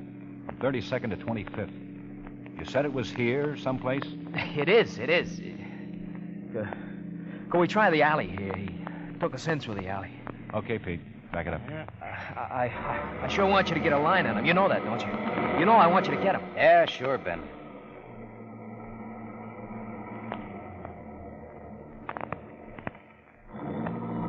It's almost 6. Is it? I'm getting hungry. Yeah, me too. Hey. You spot it? Oh, we turned left in the alley just like we did in this one. He made Fisher stop the car right by a big garage. Then he went into the house while we waited. Hey, look, this could be it. All right, take a good look, Bender. I think this is the place. It was dark, but I remember there was a high fence, and he went through a gate like that one. Okay, Pete. Give it a try. Yep. Be right back. All right. You said you didn't have a chance to talk to Fisher? I didn't, no. Well, what about when you were waiting in the car for Pinky? What did you talk about then? Well, you were all alone? Pinky wasn't around? We were scared more than anything else. A crazy guy just killed 2 people. We were scared, that's all. We were just going to play a little penny ante last night, that's all. But you could have gotten away from him then. Yeah, we could have, but we were scared. Uh-huh. Look, that's the truth. Me and Fisher didn't have anything to do with the killing. It was all Pinky. That's true, honest, it's true. Yeah? A man named Harrison owns the house. He's putting on some clothes right now. 3 days ago, he rented the back room to a guy who gave his name as Lloyd Talbot. Tall, red-headed, medium build, about 27. Well, Bender? I never heard that name, but it sure sounds like him. Harrison got a phone in there? Yeah. Now, take it here, Pete. I'll send somebody out from the crime lab. Right, Ben. Call in that name. We might have something. Yeah. Sure a pretty morning, huh? Yeah.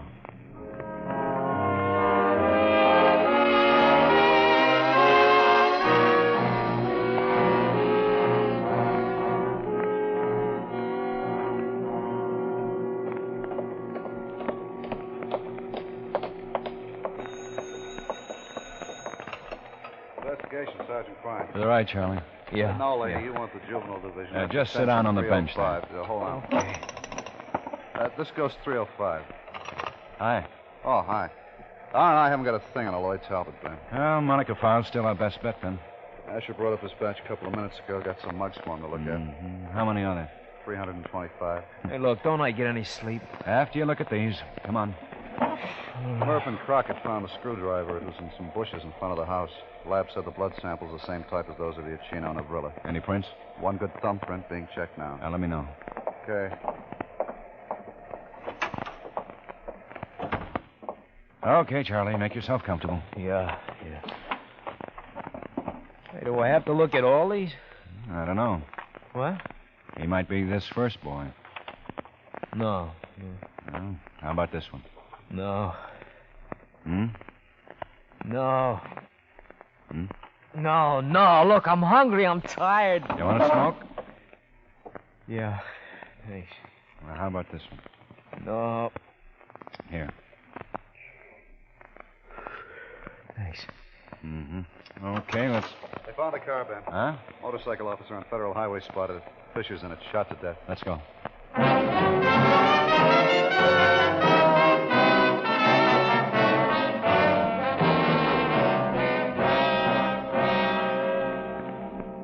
My bike started to go haywire about there. I pulled over to the side of the road to have a look.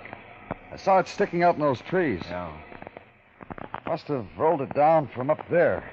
Tracks across the shoulder of the road. All this brush broken around here. Yeah. What time did you come on, Nevers? 6 o'clock this morning, sir. Figure it must have happened before sunrise, because there are a lot of trucks on the highway early in the morning. Uh-huh. Pretty busy. And he needed a minute or two to get out of the car and push it over. Yeah. Dead about 4 hours, Ben. Oh, that'd make it around 2 or 3 this morning, huh? Yeah. What? Burrs all over the place. Yeah. This patrolman Nevers, he spotted the car, Sergeant Klein. Oh, Nevers. Well, Sergeant. We want it roped off from about there to there, over to there. Yeah. Soft ground around here. Might be a footprint somewhere that'll help. Cover the shoulder of this road on both sides. He might still be around. Lots of cafes and roadhouses up the road, sir. Motels and places he could stay. A walking distance? 5-6 miles, maybe, yeah. Yeah, we better cover all those, Quinn. Right. Where'd you call from, Nevers? Filling station, half a mile down. How much longer the coroner going to be? Another hour or so. Oh, here's Pete. Yeah. Just came from the office, Ben. Got to make on Pinky. Oh, Bender find him? On that thumbprint, name is Lester Richard Thompson. What was he up for? Auto theft in 1943, burglary conviction 1951, small-time stuff, cheap crook. Oh, what about this here? Looks like he killed Fisher in the car, then pushed it over the side and took off. Lester Richard Thompson, eh? Yeah. He's growing up. Still cheap. Huh? He's killed 3 men for nothing.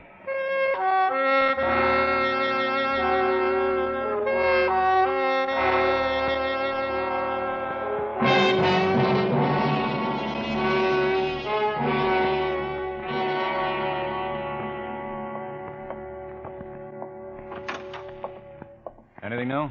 Yeah, a couple of things. Place out on Federal Highway, about 18 miles from where the car was found, called the Hi-Hat. Asher covered the place with Murph and Ollinger. A waitress there, name of Vicky Walters, remembered a man who came in the restaurant about 10 or 11 this morning. She said he had mud all over his shoes, looked tired, a little scared. He had some coffee, made a phone call. Taxi came out and picked him up. Did she see the mug on Thompson? Yeah, she wasn't too sure it was the same man, but Asher's checking it out now. Black and tan cab company. Take a while to go through those waybills. Yeah. You get any sleep at all? No, not much. Too hot. Yeah. Pete go home? No, he went over with Asher. These came in from the lab. Fisher got it with a 38. No. Ballistics working on the slugs now. You post over? Yeah. Report ought to be here pretty soon. Found 4 good prints of Thompson's in the car. Well, he's our boy. Yeah. I wonder what made him do it all of a sudden. You suppose it's a heat, Ben? When we get him, I'll ask him. Investigation, Sergeant Quine. Yeah. Well, what's the number? 315, right. That's Asher. Cab driver identified Thompson's mug. Where'd you take him? Newport Hotel, 315 Bailey. Checked in under the name of Lawrence Tyler.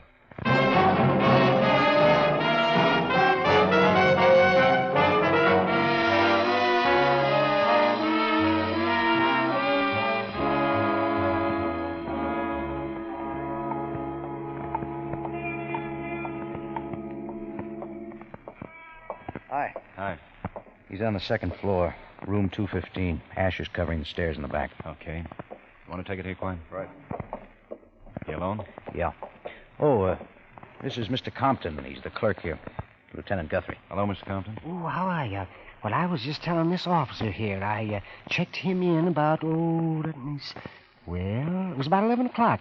He didn't have any luggage, but he did pay in advance, and so I thought... Tell me, did you get any phone calls, or has he made any since he's been here? Oh, no. He just went up to his room, and he's been there ever since. You sure, Mr. Compton? Well, he'd have to pass this desk to get out, unless he went out the fire escape. I see. You got a key, Pete? Yeah. Okay. Now, you won't, there won't be any ruckus. I hope not, Mr. Compton. Well, anything I can do to help. Well, just stay here. Thanks.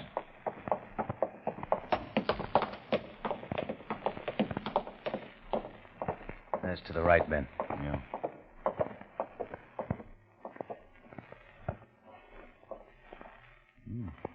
Quiet. No. Let's not give him any chances. Open it. Yeah.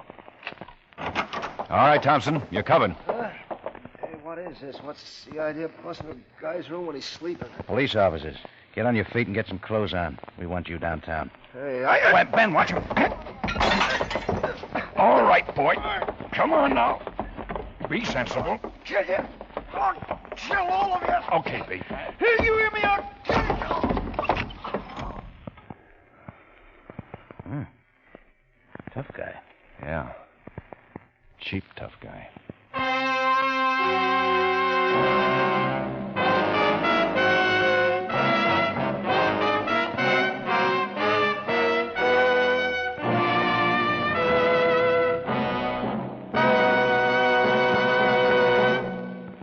The lineup, where before you pass the innocent, the vagrant, the thief, the murderer. Listen again next week when we again bring you The Lineup. May I have your attention, please? You people out there on the other side of the wire in the audience room, may I have your attention, please? Thank you. My name is Karger, Sergeant Pete Karger. I'll explain the lineup to you. Each of the suspects you will see will be numbered. I'll call off the number, their name, and charge.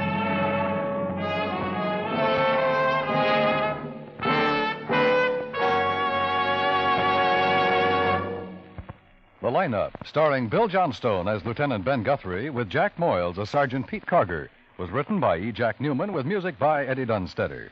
Featured in tonight's cast were Hy Everback, Virginia Gregg, Howard McNear, Lou Krugman, Anthony Barrett, and Larry Thor.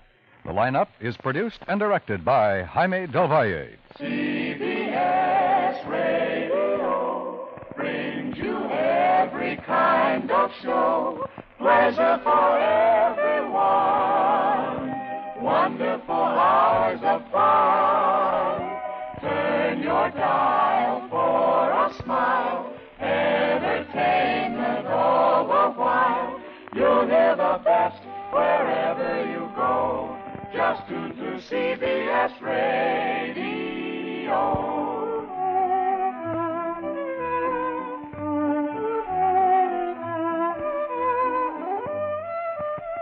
Wherever you go, tune in to CBS Radio.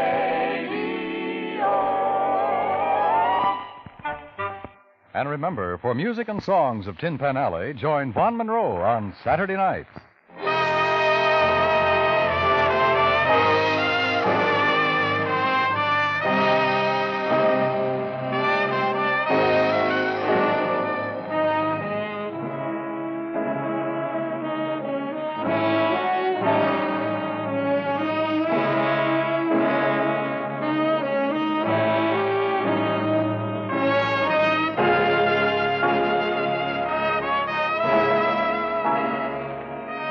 This is the CBS Radio Network.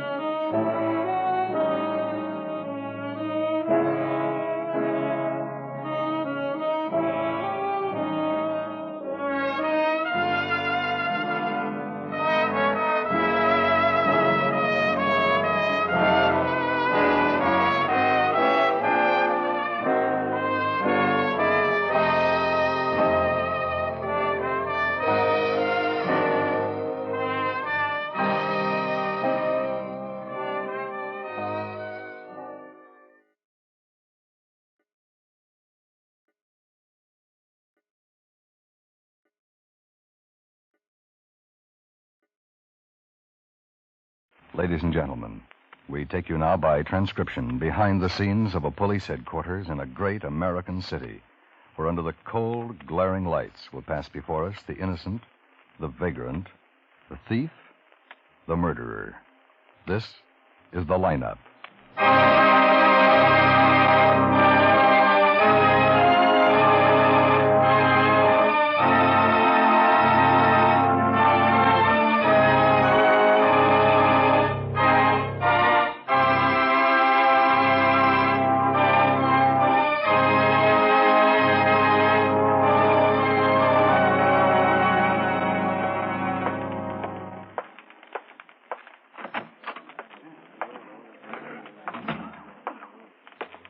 Hi. Oh, hi, pal. See the wire on Pappas? No. Still owes him 7 years in Oregon. Armed robbery. Hold order on him from chief of police in Salem. Denver wants him, too. Same thing. Well, I'll be darned. Lippincott here yet? Yeah, Obler's up the front room. Over there. Oh. How about the others? Jensen, Romberg, Keffer, and Ramachenko. Full house, huh? Yeah. If all of Papa's victims showed up here, we'd have to hire the Civic Auditorium. Yeah. May I have your attention, please? You people out there on the other side of the wire in the audience room, may I have your attention, please? Thank you. My name is Karger, Sergeant Pete Karger. I'll explain the lineup to you. Each of the suspects you will see will be numbered. I'll call off a number, their name, and charge. If you have any questions or identifications, please remember the number assigned to the prisoner as I call his name. At the end of each line, when I ask for questions or identifications, call out the number. If you're sure or not too sure of the suspect, have him held. The officers who took your name will assist you. They're seated among you. Please be prompt with your questions or identifications. When the prisoners leave here, they're sent to the washroom and dressed back into their jail clothes. Makes it quite difficult to bring them back after they leave here. Now, the questions I ask these suspects are merely to get a natural tone of voice, so do not pay too much attention to their answers, as they often lie. All right, bring on the line. Okay, move it right along, boys. All the way to the end of the Since when to hold it? Oh, I thought I'd try it. Yeah, that's New good. kind of filter. Now turn and face the front. You got a match? Take your hands out of your pockets. Keep your eyes straight ahead. When I call Hey, out Ben. your number, step up to the white Thanks. circle in the center of the stage. It's a big room out there, so talk right up when I ask you questions. All right, number 1, Andrew Damon, Grand Theft Merchandise. Right out in the circle, Andrew. Tell us where you live. Jackson Heights. The street address, Andrew. 320 South Kilburn. Any weapons on you when you were picked up? No weapons. What's your profession? Salesman. Look right out through the screen, Andrew. That's it. Now, what do you sell? Food. Frozen food in deep freezers. How long you been selling food in deep freezers? About 6 months. Anyone with you when you were arrested? No. You own a car? No. Those are clothes you were wearing when you were booked? Yeah. Take off the coat, Andrew. Take off the coat. Okay, put it back on. Step over to the side then. Number 2, Bernard Karst, burglary. Oh, yes, sir. What's your address? 65 Galapagos Street, apartment 10. What do you do for a living, Bernard? Oh, anything. Shovel work sometimes. I dig. You know a man named Frank Krieger? Oh, yeah, I know Frank. I've known him for a long time. Turn around. You see him in the line anywhere? Oh, yeah, that's him right back there. It's number 7. How about David Junta? You know him? Oh, sure, yeah. You see him in the line anywhere tonight? Yeah, he's standing right there next to Frank. What? The officer's report states that Frank Krieger and David Junta were with you at the time of arrest. How do you explain that, Bernard?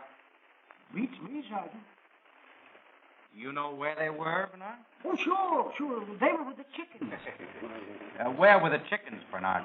We're in the chicken coop. You see, I was out front in the car, and they were in back loading up a few things when the prowl car drove up. But they weren't with you. They were in the chicken coop. Well, now you got it, Sergeant. Thank you. Next, number 3, John Pappas, armed robbery. Where do you live, John? Beaver Hotel. Address? 313 Parkerston, I think. What do you do? You mean work? Yeah, what kind of work do you do? Carpenter. How long you been a carpenter, John? 6-7 years. Where do you work? I don't. Where was your last job? Arizona. As a carpenter? Yeah. Anybody with you when you were picked up? No, I was alone. There was nobody with me. You have any weapons? A gun. What kind of gun? Army 45. You have a car? No. What's funny, John? Nothing. Why the grin? I was thinking of them guys in the chicken coop, I guess. Okay, John, step back. Sergeant Karger.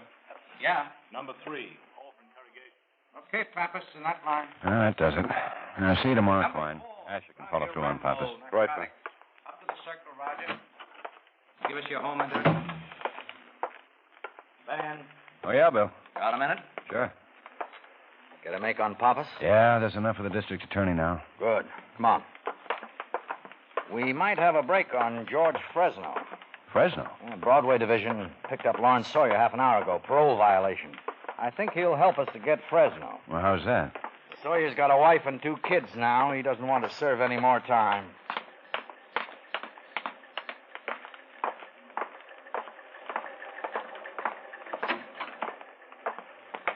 Hello, Larry. You know Lieutenant Guthrie. Hi. Hello, Lieutenant. Oh, hand me that, Ben. Oh, yeah. Thanks. Assault, huh? Yeah. Who's Herman Pollard? Just some Jake standing around in a bar I was in. I had to hit him, capped me with needling me. You're on parole, Larry. You know you weren't supposed to be in a bar, don't you? Oh, I work till almost 9 tonight. I stopped in there for beer, and this Raymond, whatever his name is, started needling me. So I popped him, and they picked me up. And you broke parole. I've been out 2 years now. I kept my nose clean. Ask my parole officer. Ask the guy I'm working for. We will. You said something about George Fresno to Captain Hines at Broadway Division, Larry. That's right. Well? Do I get a break? What about George Fresno? He's in town again. Yeah, we know that. You want him, don't you?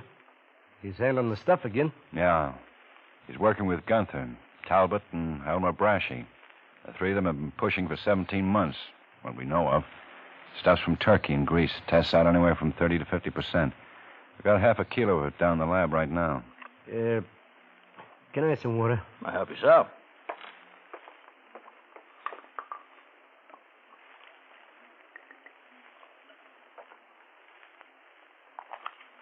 Sure dry. There. Look, I don't want to serve 2 more years for popping some guy in a bar. I did 11 out of my 13. 2 more years would break me up. Now, do I get a chance? We'll talk about that later on. Now, go on with this. I know George Fresno pretty good. Have you been seeing him, Larry? I ran into him a couple of times the last year, but there was nothing wrong. I just ran into him. You sure that's it? The whole thing. Last week, I ran into him again, and we got to talking. He asked me if I had any contacts. He said he had a new shipment of pretty good stuff, and he asked me if I knew any buyers. Pushers looking for supply. Working with old-timers like Guthrie, Talbot, and Brashy, he asked you? You never worked in dope, Larry. What are you trying to give us? I know it sounds screwy. You don't expect us to believe it, do you? Well, it's true, Lieutenant. So help me. And I think I got the pitch on it. Now, maybe I'm wrong, but Fresno's handling this load by himself without Gunther and Brashy. What makes you think that? Well, he told me to keep it under my hat. He gave me his phone number and said to talk only to him. And he wants you to help him get rid of it. Is that it? Well, he offered me the chance, just like I told you. Now, what'd you tell him? Well, I didn't want to take no chance, but I didn't want him to think I was turning up my nose. So I just told him I'd keep my eyes open. Doesn't seem right, him asking you, Larry, not when he's got his own contacts. Now, how long have you known him? You a good friend of his? Well, I met him when I was doing my bit up there.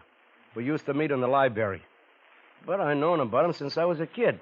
Yeah, he was running booze then, and we all know what he made and how he lived. Larry, a lot of people know George Fresno. A lot of people met him in prison. I still don't buy him asking you to make contacts. Well, you know what happened up there, didn't you? What do you mean? I guess he really wouldn't have had nothing to do with me unless it hadn't happened. You see, once in a dining hall, about 3 weeks before George got out, 2 guys jumped him. Yeah, we know. They began waking over him with butter knives. You know the treatment. George is maybe, 60 years old. He couldn't handle him. I happened to be standing right by, I give him a hand. I yelled for the guards, and otherwise the guy might have been killed. I guess he liked me for it. Anybody else in on it? There were other guys around, but nobody else helped him. He wasn't liked. Yeah, but you helped him. That's right, I helped him. That made you a pretty good friend of his, huh? That's right. And now you want to help us get him? Yeah. How do you suppose George would feel if he knew you were down here talking to us like this, Larry? Who cares how he feels? Well, I care. Maybe some of his friends, Larry? Those guys who handle heroin ain't got no friends. Gunther, Talbot, and Brashy? Maybe you could get them, too. They don't worry me, neither. If all that worries me is keeping my job toting them centuries of cement every day, I don't want to go back to prison. I had enough. I stepped out of line tonight when I smacked that guy. I'm willing to get back in line and stay there. You guys got a smoke? Sure.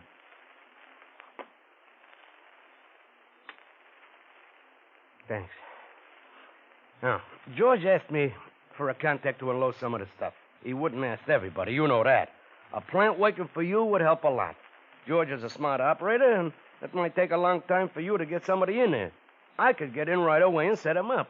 He's gone up once on income tax and once on carrying concealed weapons. He never had a big rap, but I know you want him. Listen to me. George lives over on Palace Drive. He's got an apartment that costs $2,000 a month rent. Pretty nice place.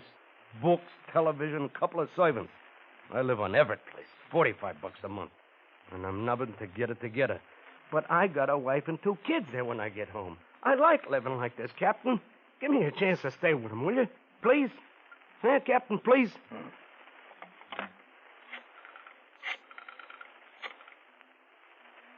Harry? This is Waldo. I want a package on Lawrence Sawyer.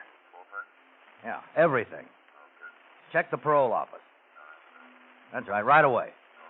Yeah, bye. If you're clean enough, we'll give you a break, Larry. Okay, Ben? Come on. Where? What happens now? You're still under arrest for assault, Larry.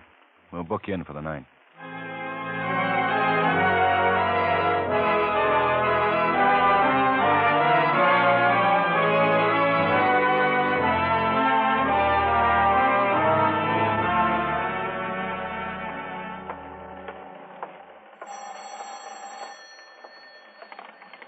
Ben. Hi.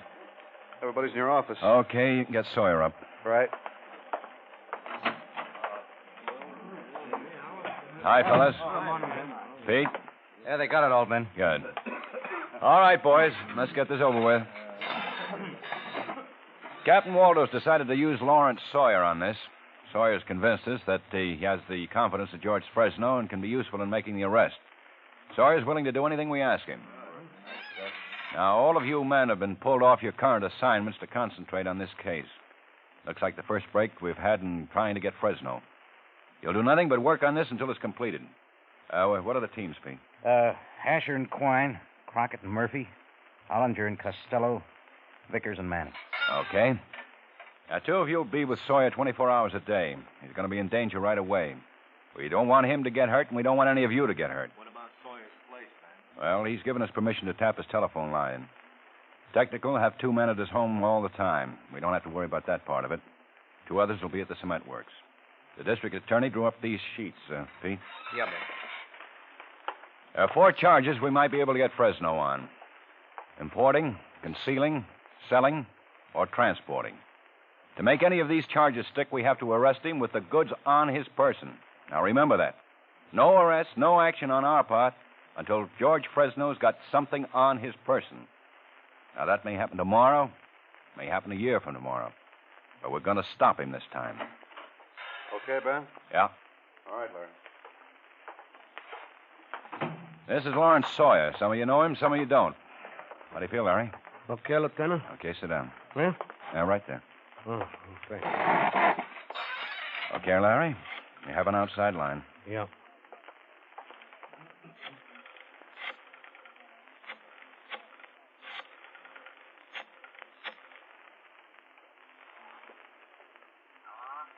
George, this is Larry. Larry Sawyer. I've been thinking about that, what we talked about last week? How about having a drink, George, and talking about it? Okay, George, I'll be there. So long.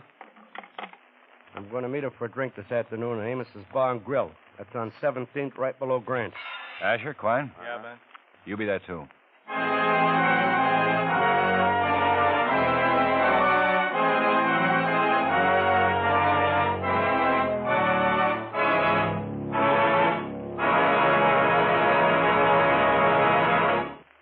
Outstanding musical events to listen to every Sunday on CBS Radio are 2 of radio's most respected programs, the Symphonette and the Choraleers. Sundays in the daytime, it's the Symphonette, bringing you light popular classics, and in the evening, it's the Choraleers, singing the songs of the barbershop quartets and men's choruses of bygone years. For truly fine music, listen for both these familiar programs, Sundays on most of these same stations.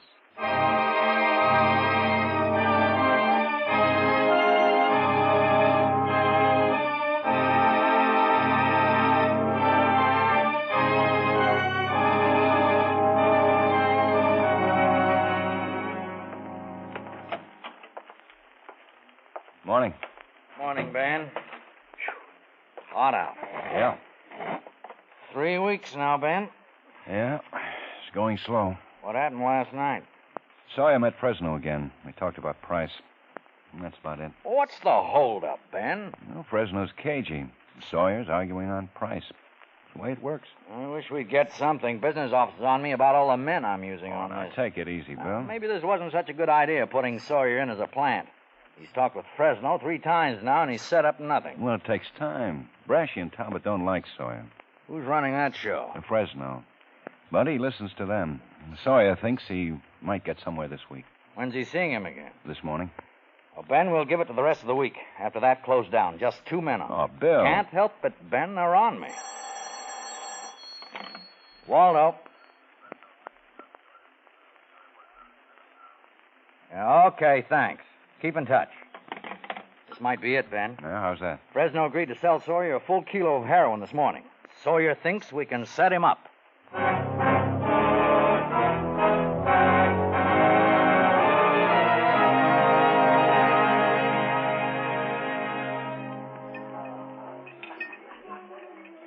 ready for another one, boys? No, thanks. Oh? What's the matter? Something wrong with it? Oh, it's okay. Just taking our time. Okay. I'd like to. Yeah. There he is. Yeah. Hello, Lieutenant. Sergeant. Hi, Larry. Sit down. What'll you have? Beer. Here. Drink mine. Thanks.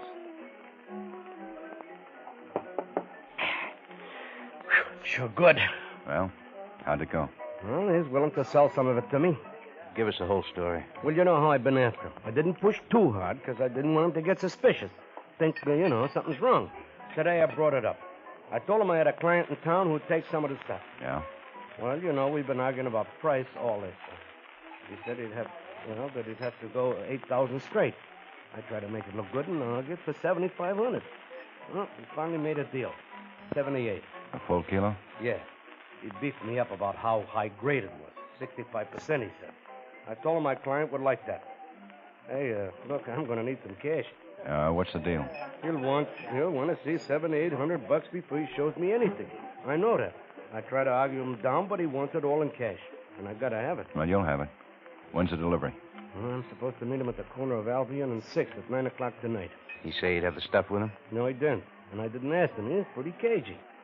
It may be a running around testing me. I don't know. Oh, I sure be glad when it's all over. Who was with him when you talked? Talbot and Brashy.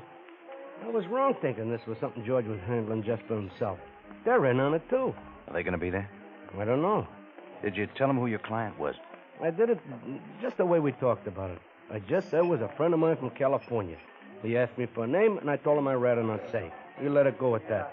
He was more interested in arguing about money than anything else. 9 o'clock, Albion and 6th, huh? That's it. Okay, Larry. Yeah. Thanks for the beer, Sergeant. Yeah. Hey, you know something? What? That guy'd kill me if he knew what I was up to. Well, you've known that all along. Yeah, but I just began to think about it a minute ago.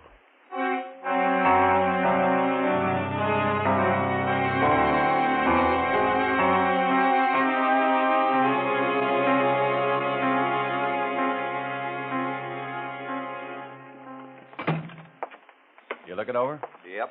Doesn't look like too much of a problem, Ben.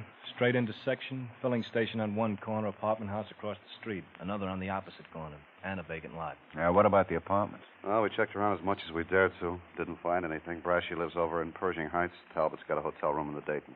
Some of the others could be living around there. Yeah, but we don't know anything about them if they do. How about the filling station? Oh, it's independent. Guy who runs it's been in business 17 years. I checked his help, all clean. Okay.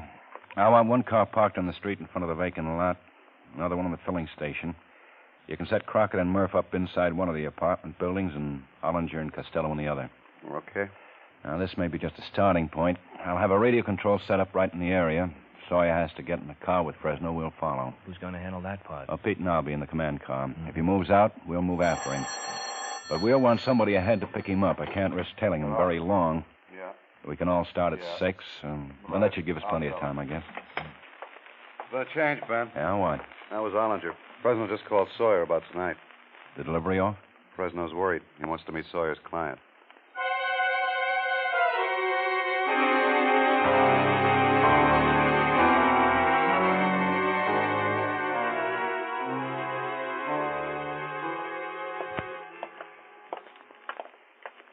I don't know about this, Lieutenant. It's the only thing we can do. But I don't know. Maybe he'll recognize you. No, he's never seen me. What about Brashy and Talbot? They've never seen me either.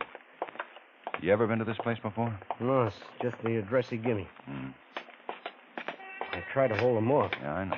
He's sure suspicious. Okay? Yeah. Lieutenant. Yes, sir. Did that Sergeant Cargan Quine in that car across the street? What do you think? Are you? Yeah, George. This is my friend, Paul Younger. Hi. Come on in. Thanks. In here. In here. Yeah. I get you boys a drink? Yeah, sure. Bourbon be all right? Fine. How about you? Okay, George.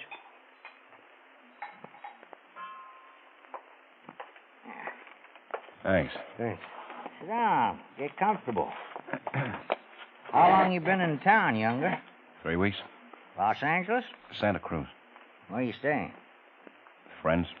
Anybody I'd know? I didn't ask him.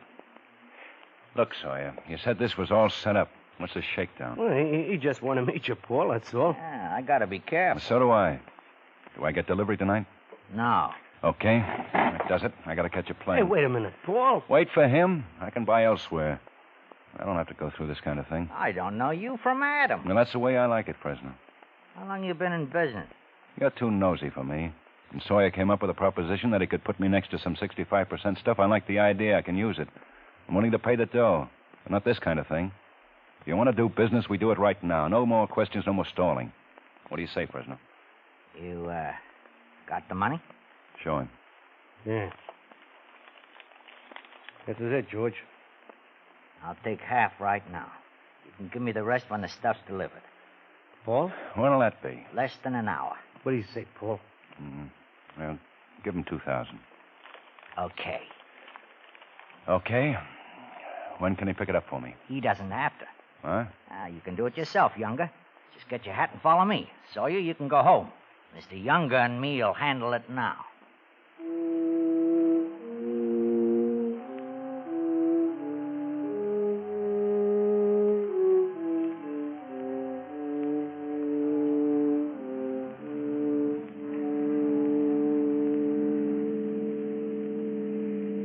Larry's a nice boy, Mr. Younger. Always been good to me. Yeah. He says you're all right. Well, I think you're all right. That's the way I feel about him. Mm-hmm. No hard feelings about me asking to meet you. No.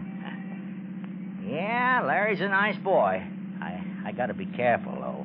Boy, everybody does, you know. Mm-hmm. Where are we going? Oh, not far. Just a few more blocks. You know, it must be nice around Santa Cruz this time of year. Yeah. Ever do any fishing? Some. Go down to Mexico, mostly. Yellowtail. Yellowtail. Yeah, it's nice fish. Are we here? Just being careful. Come on. Can't ever tell who's out looking around. Yeah. Well, what now? Don't get excited. This won't take long. Yeah, here we go. Hi. Hi, Madge. Hey, Madge, this is Mr. Younger from California. Hello. Hello. Yeah, go ahead. Get in. Hmm? That's it. Madge helps me out on these things, Mr. Younger. Yeah. Where to, George? Oh, just drive around, Madge. Are we going to make a pickup or aren't we? What is this? We'll make a pickup. Got the rest of that money? Yeah. And I'm keeping it until I see some action. I want half before I deliver. Well, you got 2. That's it, Fresno. Hey, who'd you buy from before? I had some people. Chinese stuff? Okay, Younger. What? Madge? Yeah. Hey, what is this? Relax. You wait here. I'll be back in a minute. A funny guy. Is he? Where's he going? My apartment. What for? Weren't you talking about a delivery? Yeah. Is that the way it works? Just wait for George. Okay. Want one? No, thanks. What are you doing? I think I'll stretch for a minute. What? I get cramped up. Here he comes. He won't be cramped long. Yeah. Hey, what's this? You going someplace? Well, I'm just stretching. You better get back in the car. Is this it? Yeah. 65%. I guarantee it. Well, I'll take it right here. Wait a minute. What about my dough? No dough on this one, George. Huh? I'm a police officer. Hey, don't move your hands. Madge, keep your hands on the wheel in there. No. Sit down on the ground, George. Now, look. I got a lot of money. 20,000, 30,000. Get down. Oh, don't hand me over. It'd be my last trip. I only got a few more years. Okay, Ben? Yeah. Sergeant Quine, George. I'll take care of him, too. Don't hand me over, please. See about her. Yeah. Okay, Miss Outside. Okay? Okay, Pete. It was all a setup, wasn't it? Come on, George. This is Sergeant Karger. Brashy and Talbot followed out from the other place, Ben. We picked them up 2 blocks back. Couldn't tell what was up. Yeah, here. $7,800 worth. Look, what good does it do to get me? I'm an old man. I'm washed up anyhow. It'll stop this. I'll die there. Yeah? You probably will, George. Let's go.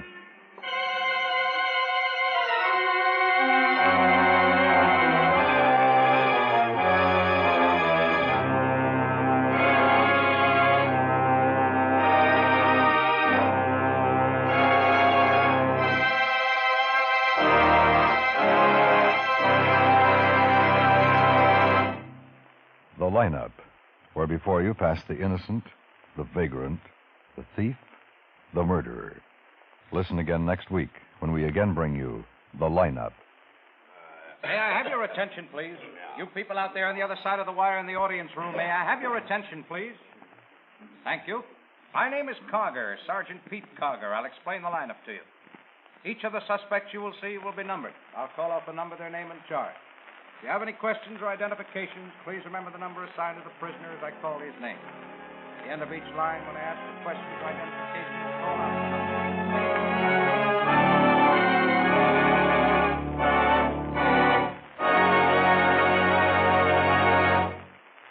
The lineup, starring Bill Johnstone as Lieutenant Ben Guthrie, with Jack Moyles as Sergeant Pete Karger, was written by E. Jack Newman with music by Eddie Dunstetter. Featured in tonight's cast were Hy Everback, Peter Leeds, Howard McNear, Benny Rubin, Joseph Kearns, and Virginia Gregg. The lineup was transcribed in Hollywood by Jaime Del Valle.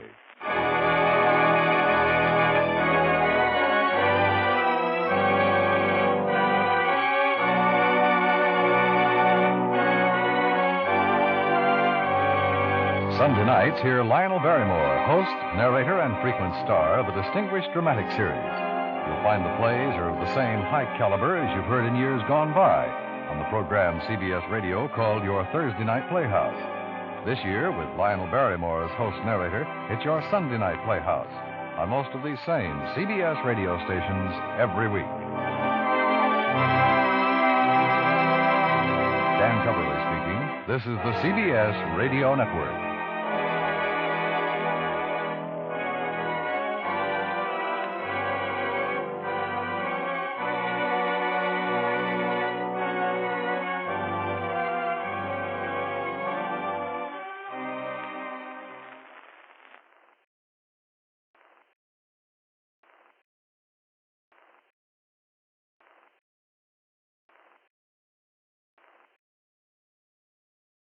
Ladies and gentlemen, we take you now behind the scenes of a police headquarters in a great American city, where under the cold, glaring lights will pass before us the innocent, the vagrant, the thief, the murderer. This is the lineup.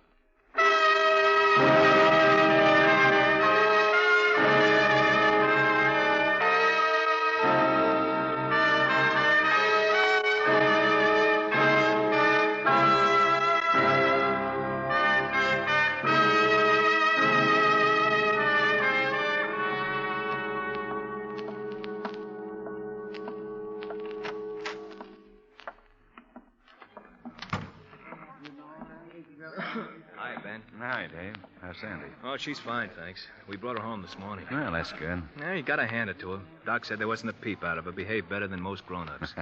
Proud father, huh? Oh, sure. If you had any kids, you know what it's like. Mrs. Weiss here yet? Oh, I don't think so. Did Klein come in? I haven't seen him. Sandy's always been brave about things like that, though. Even the dentist doesn't bother her. Hi, Ben. Oh, hi. Hi, Klein. How's Sandy, Dave? Don't ask him. You'll get a lecture on brave children. Oh, she's fine, thanks. Didn't you have any Never trouble mind. I believe you. Oh, hello, Miss Weiss. Hello, Lieutenant Guthrie. Now, how are you feeling? Oh, much better, thank you. You remember Sergeant Klein, Sergeant Asher? Oh, yes. How do you do? How do you do, Miss Weiss? I'm sorry I'm late. Seems like there's so many things to do now that Daddy is gone. Oh, that's all right.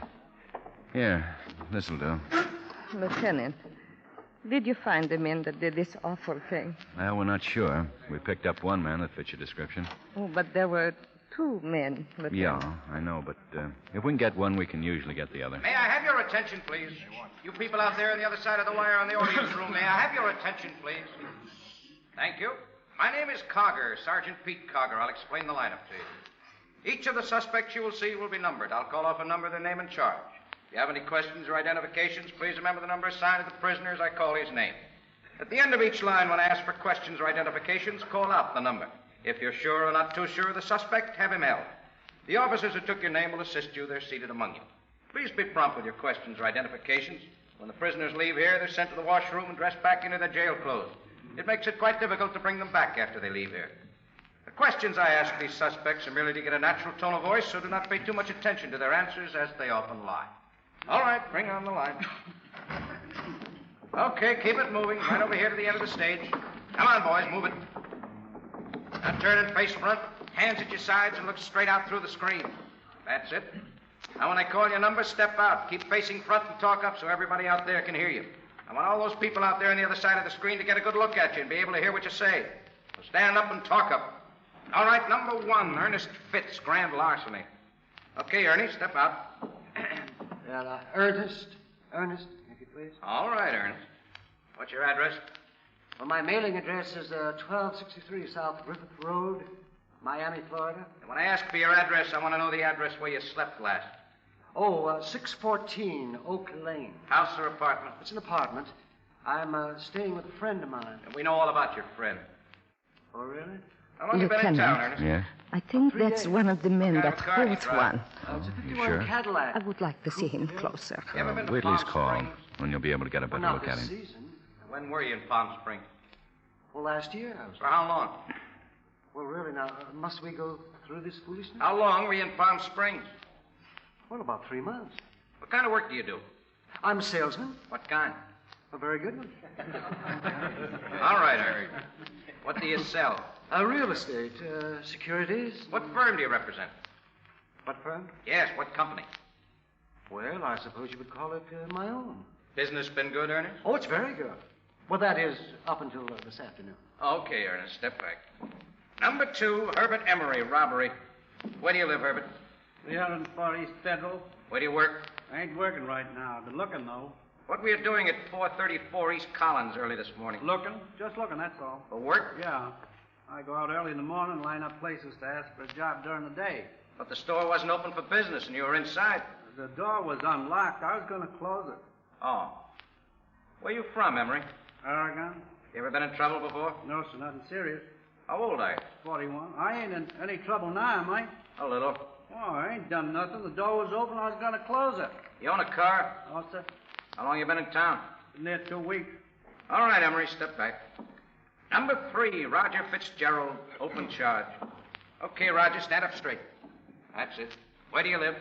4677 North 40. You own a car? No, sir, you know that. I was waiting for a bus when you picked me up. Where'd you get the typewriters, Roger? I found them. Where? In the bushes. You find a lot of typewriters? Yeah, quite a few. We found 12 more typewriters in your room, Roger. There were that many? Yeah. You ever been picked up before? On this town. How long you been in town, Roger? About 8 months. Where you from? Dayton, Ohio. Hey, you think I stole those typewriters? That's right. You kidding? Afraid not. Okay, step back, Roger. Could we move up a Number little 4, closer, Carlin Lieutenant? Dale, robbery. Oh, sure. Okay, Good. Carl, move it. I'm sorry, my eyes Where do you aren't live? as good as when I was young. On Washington Boulevard. Lived there long? 4 days. You own a car? No. How long you been in town? 10 days. Where'd you come from? Texas. What city? Dallas. What kind of work do you do? Mechanic. You folks out there hearing? Okay, Carl, speak up. Stand up straight. How old are you? 24. Any weapons on you when you were picked up? 32 revolver. Nickel-plated or blue steel? Blue. Not very talkative, are you, Carl? No. Any questions or identifications? I'm sure of for, it you now, guys nuts? Lieutenant. All right, quiet down. He was you one cops of make them. me sick. You all Believe me, I would never say it if I'm not sure. I believe you, Mrs. Weiss. Something as serious as this, I would be sure before I said anything. Surely. Sergeant Karger. Yes, Lieutenant. Number 4, hold for interrogation.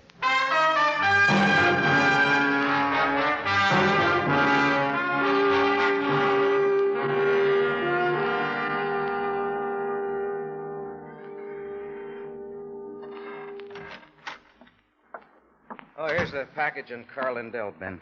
Just came in on the teletype. Thanks. Been a busy boy, hasn't he? And they want him back there when we're through with him. Grand theft auto. 3 arrests. First in 1944. Only thing he's been arrested for is theft. Looks like he got in a little over his head this time. Yeah? Asher's got Lobdell out here, Ben. Send him in. Right. Well, let's see what he has to say. Over here. Okay, what's the beef? Don't you know? Now I'm supposed to be a mind reader. Okay, have it your way. We'll bring you up to date. Night before last, a liquor store at the corner of Beverly and 6th was held up. The owner, Mr. Weiss, was shot and killed in the struggle with the thieves. So what? Mrs. Weiss identified you in the line as one of the men. So I tell you, don't know anything about it. No matter what town you're in, the cops don't change. Witnesses have been known to make mistakes. This one's positive. Okay, so she's positive. I'm positive I didn't have anything to do with it. Where were you night before last? I went to a show. Anybody with you? No, I went by myself. Can you prove you were at the show? No, I told you nobody was with me. Well, what picture did you see? I don't know the name of it. It was a musical. What theater? What difference does it make? Your folks down in Dallas, Carl? No, I don't know where they are. They wouldn't care anyhow. You know you're wanted in Texas? So what? Send me back. Grand theft's better than a murder rap, Carl. I didn't kill nobody. Who did, your partner? I don't know. I don't know what you're talking about. Who is your partner? I don't have any partner. I've only been in town for 10 days. Made any friends while you've been in town? No. What do you do at night? Stay in my room. What have you been doing in the daytime? Looking for a job. Where? Lots of places. Name one. A garage on 12th Street. What did they say? They didn't need anybody. I'd be working if they did. Want a cigarette? No. You ever been around Beverly and 6th? I don't know. I don't even know where it is. How long you lived in the motel? Ever since I got in town, 10 days.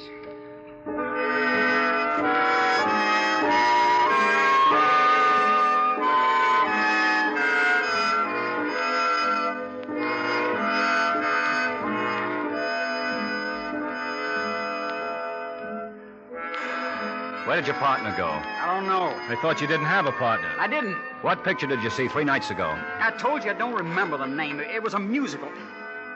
Why don't you guys let up? I'm telling you the truth. You said you saw the musical night before last. I did. You went to a show 2 nights in a row? No. You guys got me talking to myself. Just because some half-blind old dame gets a liquor store stuck up, you guys try to make me the patsy. How did you know she was half blind? All right, I was in on it. But I didn't kill the old man. Earl did it. Earl who? Earl Bentley. Crazy jerk. He didn't have to either. The old man didn't even have a gun. Whose car did you use? I don't know who it belonged to. Earl stole it. Where does Bentley live? I don't know. Really, I don't know. I met him in a bar at 3rd and Washington. Hi-ho. He's got a girlfriend who works there. Hey, what's her name? Jean Hillard. You seen Earl since the robbery? No. Okay, Asher, lock him up.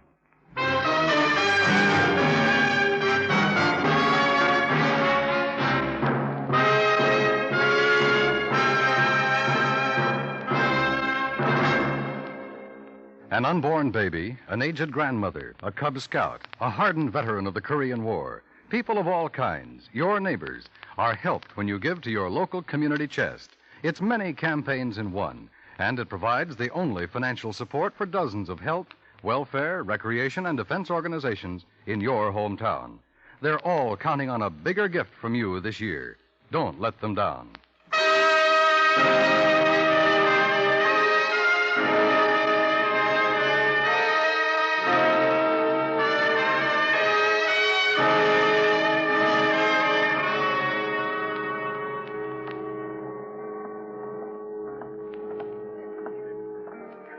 Only one bar girl in the whole place. Yeah.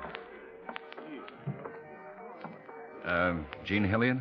Yes, that's right. Police officers, Miss Hilliard. I'm Lieutenant Guthrie. This is Sergeant Karger. Oh, you want to see the owner? No, we'd like to talk to you. Oh, what in the world for? You know an Earl Bentley? Sure, I know Earl. When was the last time you saw him? Well, it's been pretty nearly a week. He told me he was going out of town. What's the matter? Is Earl in trouble? Did he say where he was going? No, he just said he was going out of town. He never tells me much about what he does. Mm-hmm. Oh, excuse me. Certainly. Good looking. Uh-huh.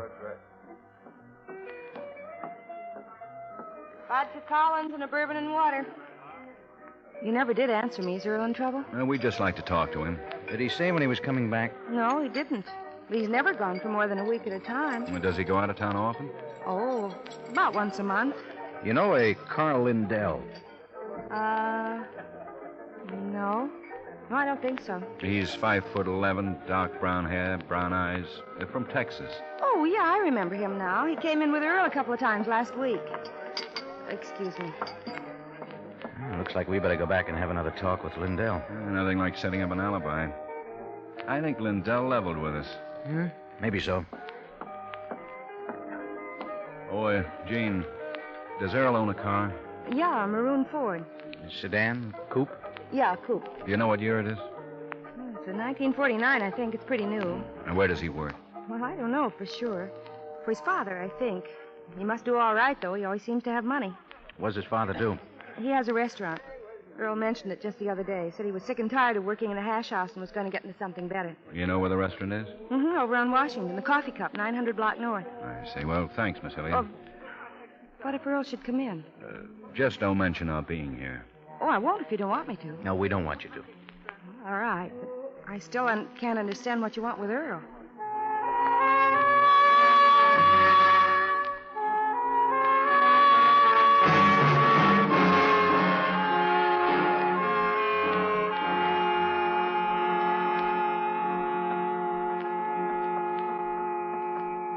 This okay, Ben? Sure. What'll it be, gentlemen? Coffee for me, please. Same. Right. Clean place, isn't it? Uh-huh. Not much business, though. There you are. 2 coffees. Anything else? Is that pie any good? Yeah, better be. I make it myself. Give me a piece of the berry. Sure. You run this place by yourself? Practically. Wish I could get some good help. Even my own son thinks he's too good to work in a lunch counter. This ain't too much of a place, but it's been good to me. I'm going to retire one of these days, and I always figured that Earl, he's my son, I always figured that he could take over someday. Well, maybe he'll change his mind. Not Earl. You know, I started this place 14 years ago. Got a little home around the corner here on 9th Street, all paid for, and I got a little money in the bank. But that ain't good enough for Earl. He's going to make it fast, he says. Where is he now? Earl? I don't know. Never tells me where he's going. You think he's home? I doubt it. Why'd you ask that? I just wondered. You fellas friends of Earl? Not exactly. But we would like to see him. You fellas are policemen, aren't you? Earl's in some kind of trouble, ain't he? That's right, Mr. Bentley.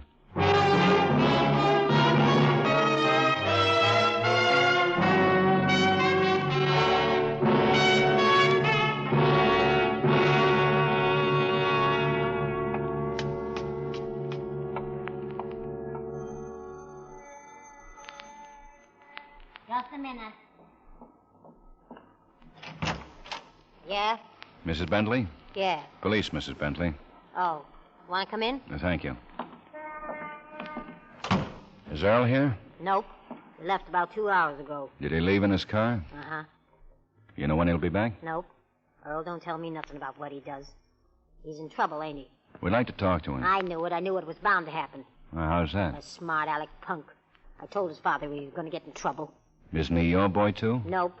He just married his old man last year. How old is Earl? 24. He's old enough to know better. You mind if we have a look around? Nope. But he ain't here. Pete? Yeah, Ben. Check the house. All right. Where's his room, Mrs. Bentley? Right down the hall. What'd he do? We think he shot a man. He'd have the guts, all right. Smart aleck jerk. Here. Now take a look. Do you have any idea where he might be? Nope. I told you he don't tell me nothing. Nothing here, Ben. Of course he ain't here. I'd have told you if he was. May I use your phone, Mrs. Bentley? Sure, help yourself. It's in the kitchen.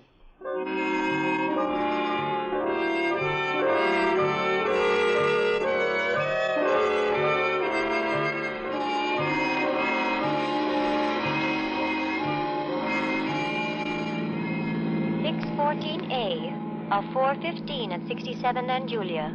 See the man. Keep the peace. You think he'll come back home, Ben? Sure. Didn't take any clothes. Probably doesn't even know we got Lindell. T43, 914. Code 5 at 631 Cedar. Pick up. Suspect Earl Bentley, age 24. Male, Caucasian, 5'9", 165 pounds, brown hair. Probably driving 1949 maroon Ford coupe. If he comes back, they'll get him. You think he'll try anything else? Oh, maybe. If he's as cocky as Mrs. Bentley thinks he is, he won't quit now. T23, a 390W at 5441 Garden Street. See the man. I asked Asher how his kid was. Yeah, so did I. It sure burns Quine up the way Dave was on about his kid. There's one good thing about being single. You never have any trouble like that. You want to go up, Madison? Okay. You ever been around Asher's kid? No. Oh, fine. You would go up, Madison. Looks like it just happened. Better stop. Is anyone hurt? No, I don't think so. I'm not anyway. Are you the driver of that car? Yeah, the other car came clean across the double line. Took me in the rear fender. Guy shut down and turned me over. Didn't he stop? No, I saw him going around the corner, but by the time I got there, well, he was gone. I just now got back here to my car. He must have gone to call you guys. Well, there hasn't been any call on this. Gee, that's All right. units. I'd have called, but All hold units. Huh? Hold it. Vicinity Cedar and Washington. 211 at 1506 Acacia. Hey. A liquor store. That's only a few blocks from here. Suspect resembles Earl Bentley. Male, Caucasian, about 5'9". Let's go, Pete. 165 pounds.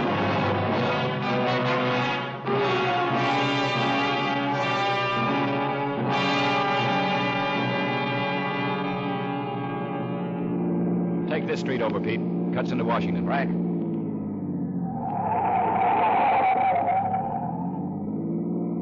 Not much chance of seeing him. Yeah, there he goes, Pete. He couldn't make the light. He turned off. See if you can make it, Pete. That'll be close, Ben. You see us, Ben? I don't think so. Yeah. Hey, he's not going to make it.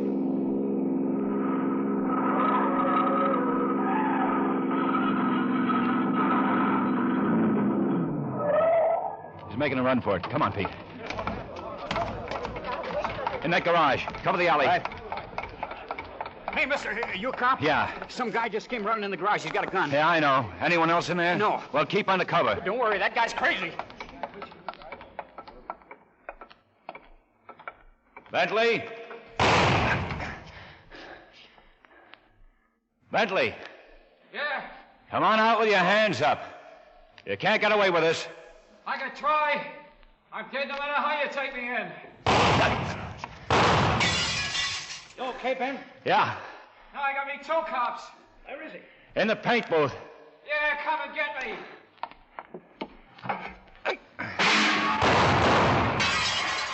Nervous, Bentley? You're gonna whip the whole police force? I don't have to. There's only two of you. There'll be more. Okay, you win. Throw your gun out. Okay. Come out with your hands over your head. Okay, that's close enough. Face the wall. Put your hands in back of you. Sure. Take it easy, Bentley. Okay, Pete, come on in. Well, you do. That didn't make much sense, Bentley. Got an ambulance, Pete.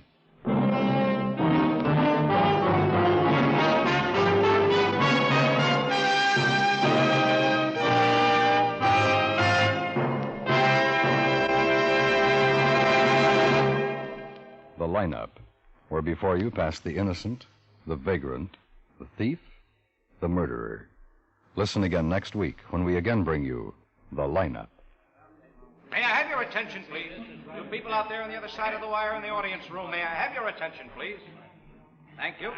My name is Karger, Sergeant Pete Karger. I'll explain the lineup to you. Each of the suspects you will see will be numbered. I'll call off a number, their name, and charge. If you have any questions or identification...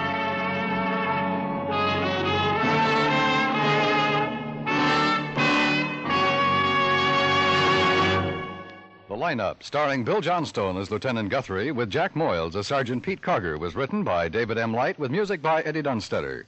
Featured in tonight's cast were Peter Leeds, Hy Averback, Virginia Gregg, Howard McNear, Herb Butterfield, Bob Bailey, Sam Edwards, and Jeanette Nolan. The lineup is produced and directed by Jaime Del Valle.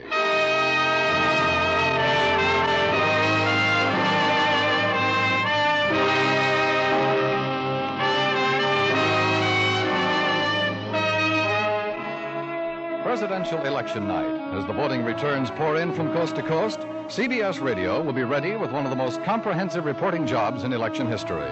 Make CBS Radio your election night headquarters for coverage by Alan Jackson, Lowell Thomas, and Edward R. Murrow. And shortly after, for full-time coverage by the entire CBS Radio news staff. And remember, between now and November 4th, make CBS Radio your election campaign headquarters for all developments clearly, impartially reported.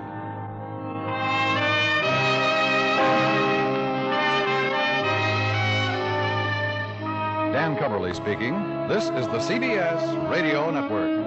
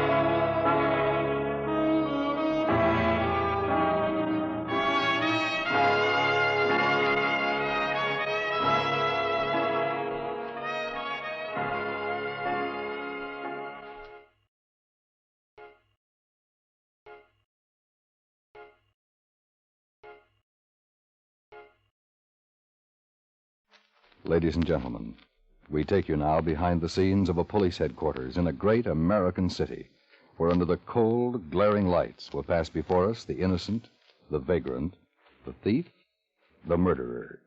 This is the lineup.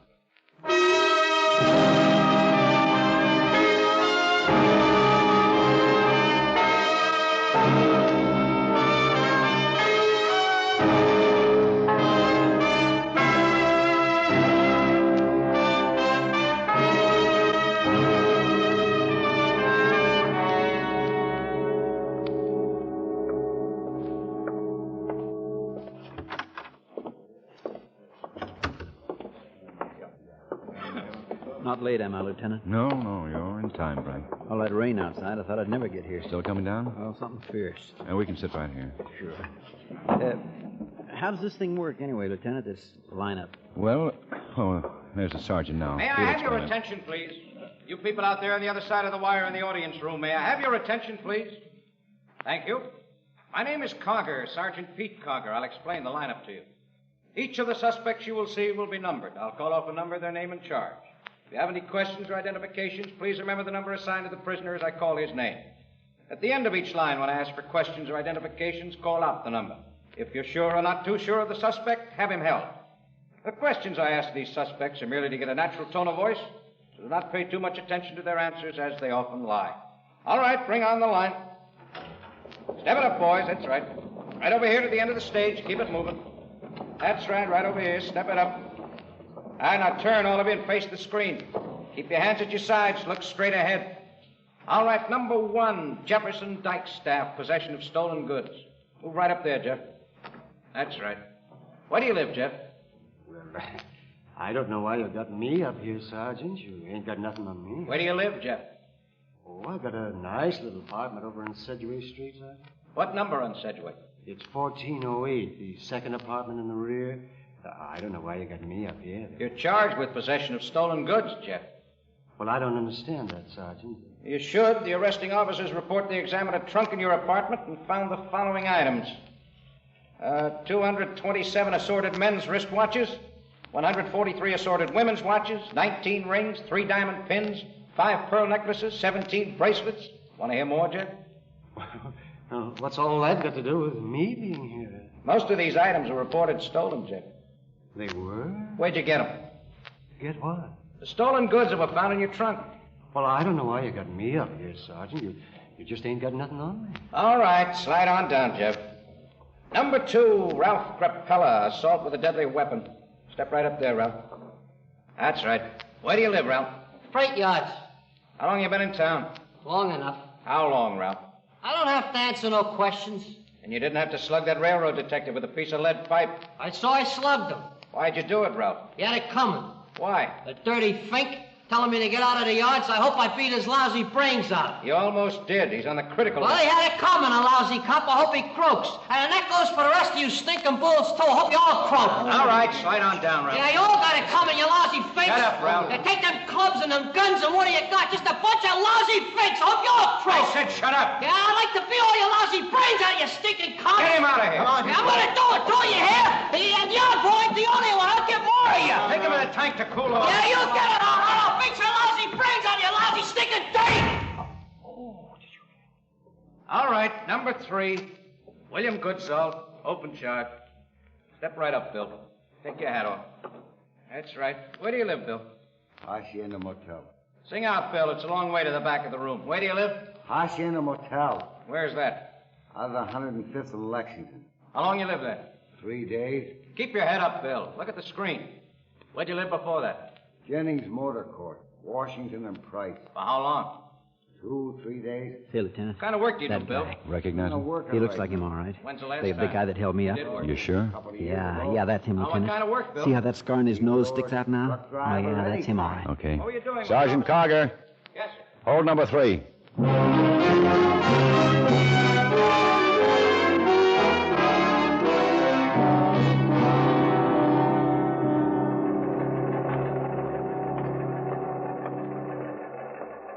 Okay, Pete, let's go.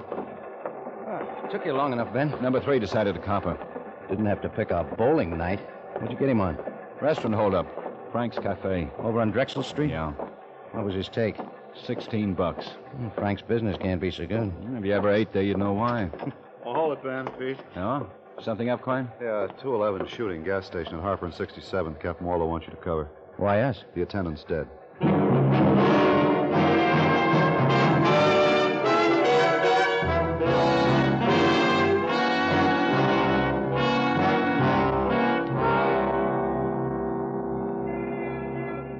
You got here first, Crafton? That's right, Lieutenant. Me and my partner, Salverson, car 62. We got the 211 flash at 8:17 and tore over. Who put the call in? A fellow by the name of Chalmers. He was waiting when we got here. That's him with Salverson over there.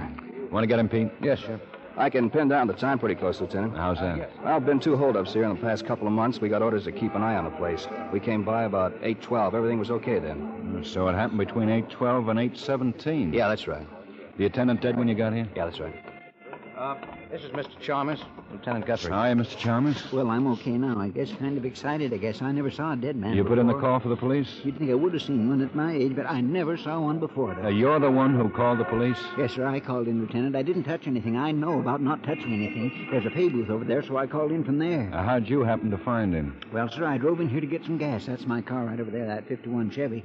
Lights were all on and everything, but nobody was around, so I waited for a while, and when nobody come out, I got out of the car and went into the office. Mm-hmm. He was on the floor with all that blood around.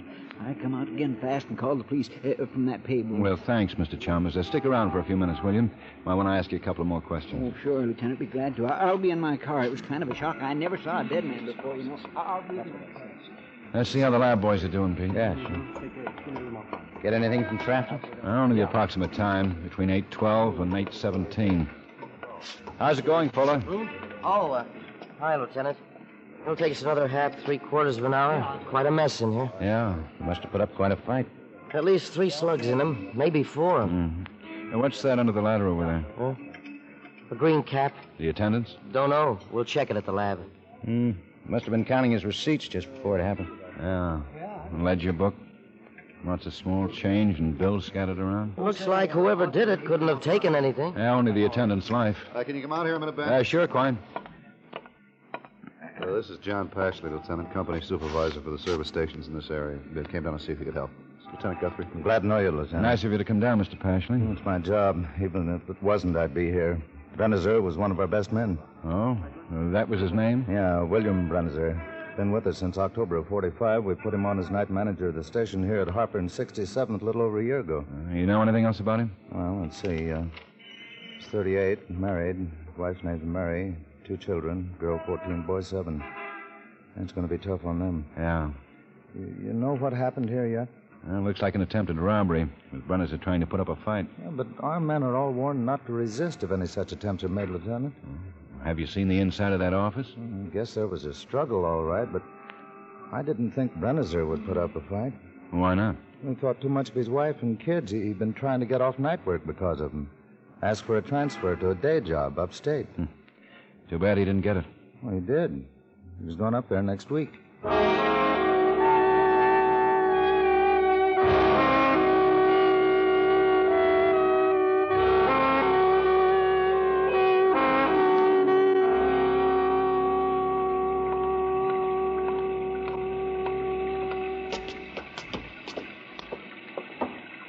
Hate this job. Yeah. Somebody's got to do it. Sure is a lousy night. Yeah. Hello there. Mrs. Brennizer? That's right. We're police officers. Could we talk to you for a minute, please? Why, sure. Come in out of that rain. Thanks. Do you mind coming back to the kitchen? I've got some pies in the oven. I don't want them to burn. Well, sure. You're a policeman, you say? That's right, Mrs. Brennizer. Friends of Bill's, are you? Well, not exactly. Excuse me a minute. I want to check those pies. I'm baking some apple pies. They're Bill's favorites. He'll be home in a little while, and he loves hot apple pie when he comes home. I'll be ready in a minute. I thought maybe you were those 2 squad car men who ride around near the gas station. No, we're not them. Bill's told me about them, how they sort of keep an eye on the place. Makes me feel better knowing they're around. Bill working nights and all, you know. Mrs. Brennizer, there was some trouble down at the Phyllis station tonight. Trouble? Attempted holdup. Bill, something's happened to... What's happened? Tell me, what's happened? Your husband was shot, Mrs. Brennizer. Shot? Bill shot? Yes, ma'am. No. It couldn't be. Where is he? I've got to get to him. Where is he? Bill's dead, isn't he? Dead? Yes, ma'am. He promised me he wouldn't fight if anybody tried to hold him up. He promised. And we're leaving next week. He's being transferred to a new job upstate. He won't have to work nights anymore. He won't have to work nights. Oh, excuse me, please. Pies, I think they're burning. Sure.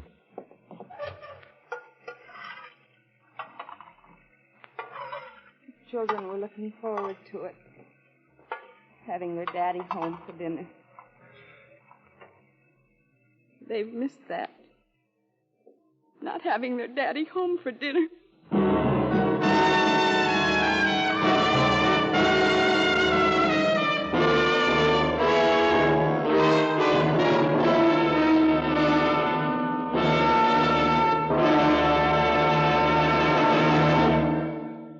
Tomorrow night, most of these same CBS stations will present another lineup, a great lineup of musical shows.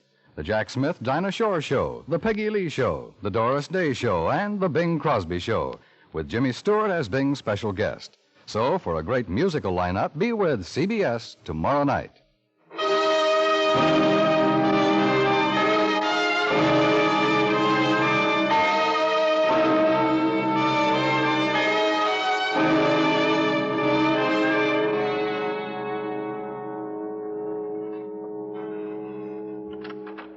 Hi, Pete. Here's ballistics report on the slugs that killed Brennizer, Ben. Oh, good. Let's see. 32 caliber automatic fired from foreign smokeless cartridge cases. Foreign? Yeah. Bricker says probably a Belgian make. Uh-huh. The automatic used at right-hand rifling. Anything on record that matches? Oh, nothing. There wouldn't be. You get the autopsy report? There it is. One bullet wound, vicinity right temple. One just to the left of the spine at the shoulder blade. One at the shoulder joint. Another below the armpit to the rear. One eye badly bruised. 4 shots, 3 in the back. Uh-huh. How do you figure it happened? Well, Brennizer must have started counting his receipts around 8 o'clock. 8:05, Traft and Salverson came by in car 62. A couple of minutes later, somebody walked in with a gun. Must have cased the joint. Knew about 62 and waited till it got clear. Yeah, could be. Brennizer put up a fight for a while, and that's when the ladder turned over and the killer lost his cap. Are you sure the cap wasn't Brennizer's? His wife and brother-in-law say no. Oh, you want some coffee, Ben? Not now. What about all those shots? Brennizer must have tried to break away. That's when he got the 3 in the back. And the 4th one in the temple after he hit the deck? Yeah. That wasn't any holdup, Ben. No. Something's phony. Has to be. All those shots, no money taken. Brennizer puts up a fight when company orders are to relax. Must be great to work out a homicide. Nothing to do but guzzle coffee all day. Different in the lab, huh, Fuller? Yeah, you know it. Sure. Slaving all day over a hot pinochle deck. You should live so long. What have you got for us on that cap, Fuller? Well, it's size 6 7/8. The taping is unusual. 50% cotton, 50% wool. Cap was made on 2 types of sewing machines. One was a Singer single needle, number 24/7. The other a Singer double needle, number 24/36. Yeah, boiled down, what does it mean? You shouldn't have any trouble running down the manufacturer. Anything else? I suppose you'd like a description of the killer. Well, that'd help. You might try looking for a young white male with medium brown straight hair. Thanks, we will. Kate, take McDonald, Sloan, Asher, and Quine, make the round of the cap manufacturers. Find out who made that cap, what store handled it, who bought it. Right. I'll check with Brennizer's family. Look for another motive besides robbery. Guthrie. It's Quine, Ben. Hey, what's up? Got another gas station job like Brennizer. They got one of the guys who did it.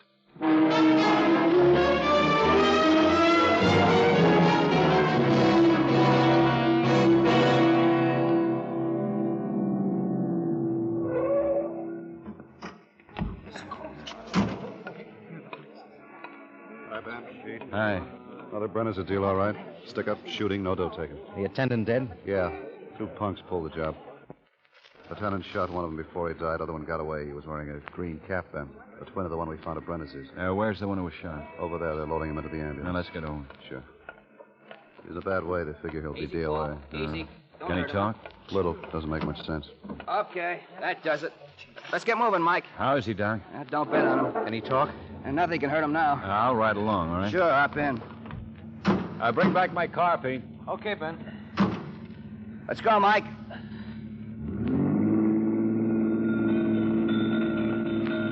Help yourself, Lieutenant. All I can do is push some saline solution into him. Okay, Doc. What's your name, Mac? Can you hear me?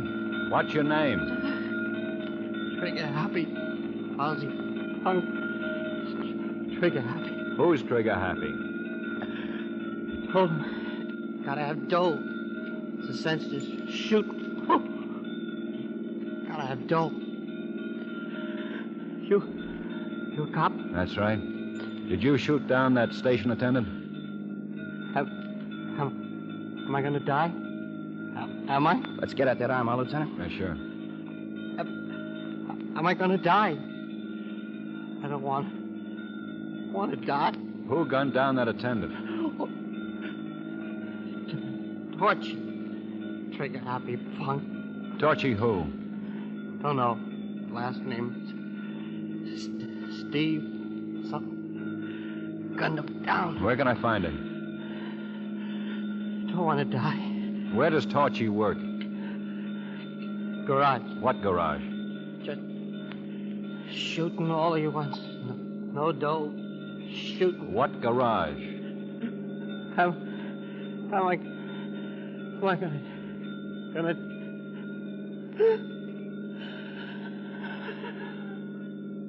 Let me get that needle out, Lieutenant. No use wasting any more of this stuff.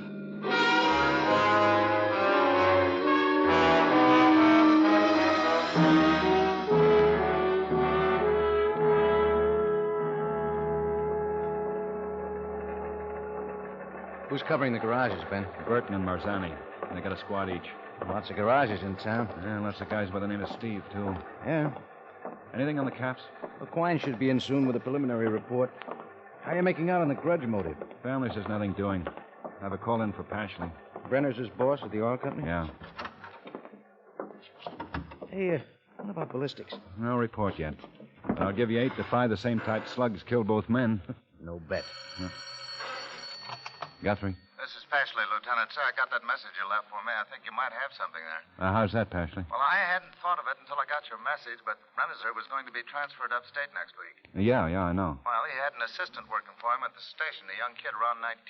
He thought he ought to get Brennizer's job, but Brennizer wouldn't recommend him, though. Too unreliable. They threw a few punches about it. What's this man's name? Well, I went along with Brennizer, of course. Had to fire the boy. He blamed Brennizer for it. Said something about getting even. What's his name? Oh, well, I looked it up as soon as I got your message. It's Warren. Steve Warren. Pretty unsteady kid emotionally. How bad. Do they ever call him Torchy? Oh, that I wouldn't know. You got an address for him? Yeah, we have, but it's no good. How's that? Mailed out his severance pay, and it came back unknown at that address. Oh. Well, what about references, relatives, anything like that? I might have something better for you. What? Well, one of the boys here ran into him a couple of days ago, said he was working at Rutger's garage, 1900 block on Halverson. You think that might help? It might.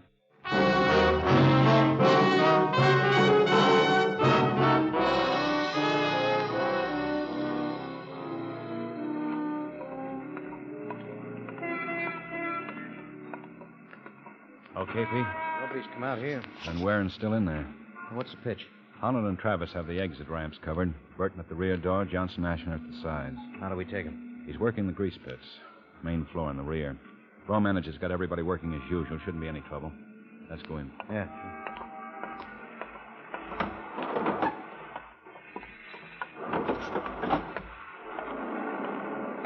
Grease pits are back that way. Oh, I see him. Which one's wearing? Over on the left. Packing the wheels in that Buick. Young kid.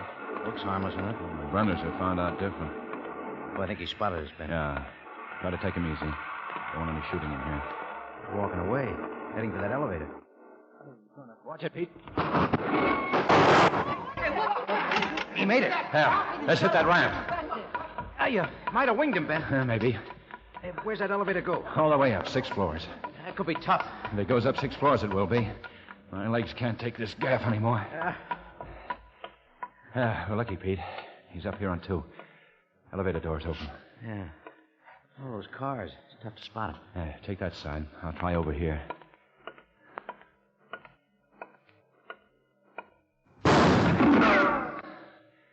It's no good, Warren. You're all through. Toss down that gun and come out. I see him, Ben. Back of that yellow Chevy. Better make it easy for yourself, Warren. Toss that gun and come out with your hands over your head. You'll never get out alive, Warren. We have men all over the place. Better come out before we go in after you. I'm getting closer, Warren. There'll be no second chance. I'm getting closer.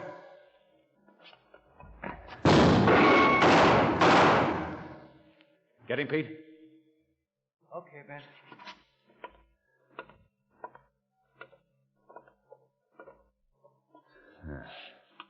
Call it in, Pete. Yeah. Wonder if Quine ever came up with anything on that cap.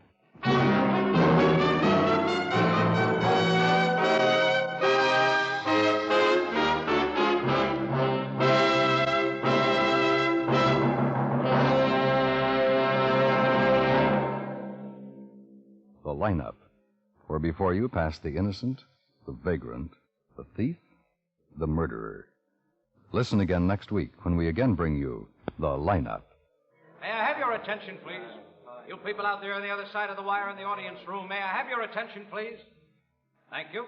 My name is Karger, Sergeant Pete Karger. I'll explain the lineup to you. Each of the suspects you will see will be numbered. I'll call off a number, their name, and charge. If you have any questions or identifications, please remember the number assigned to the prisoners. I call these names.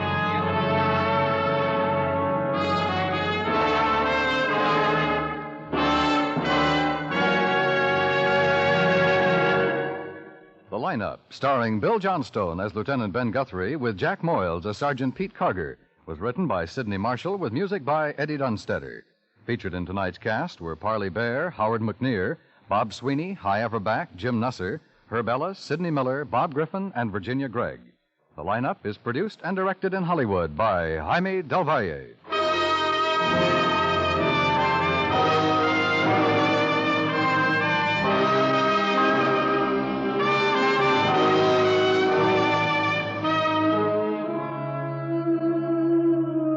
If ever a gal labored too long to land her mate, that gal is Millie, and Millie's mom. There's an unselfish, devoted mother. Does she ever think of herself?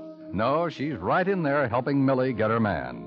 Maybe Millie won't succeed in getting the boss's son, but you'll succeed in laughing when you meet Millie, starring Audrey Totter, Thursday nights on most of these same CBS radio stations.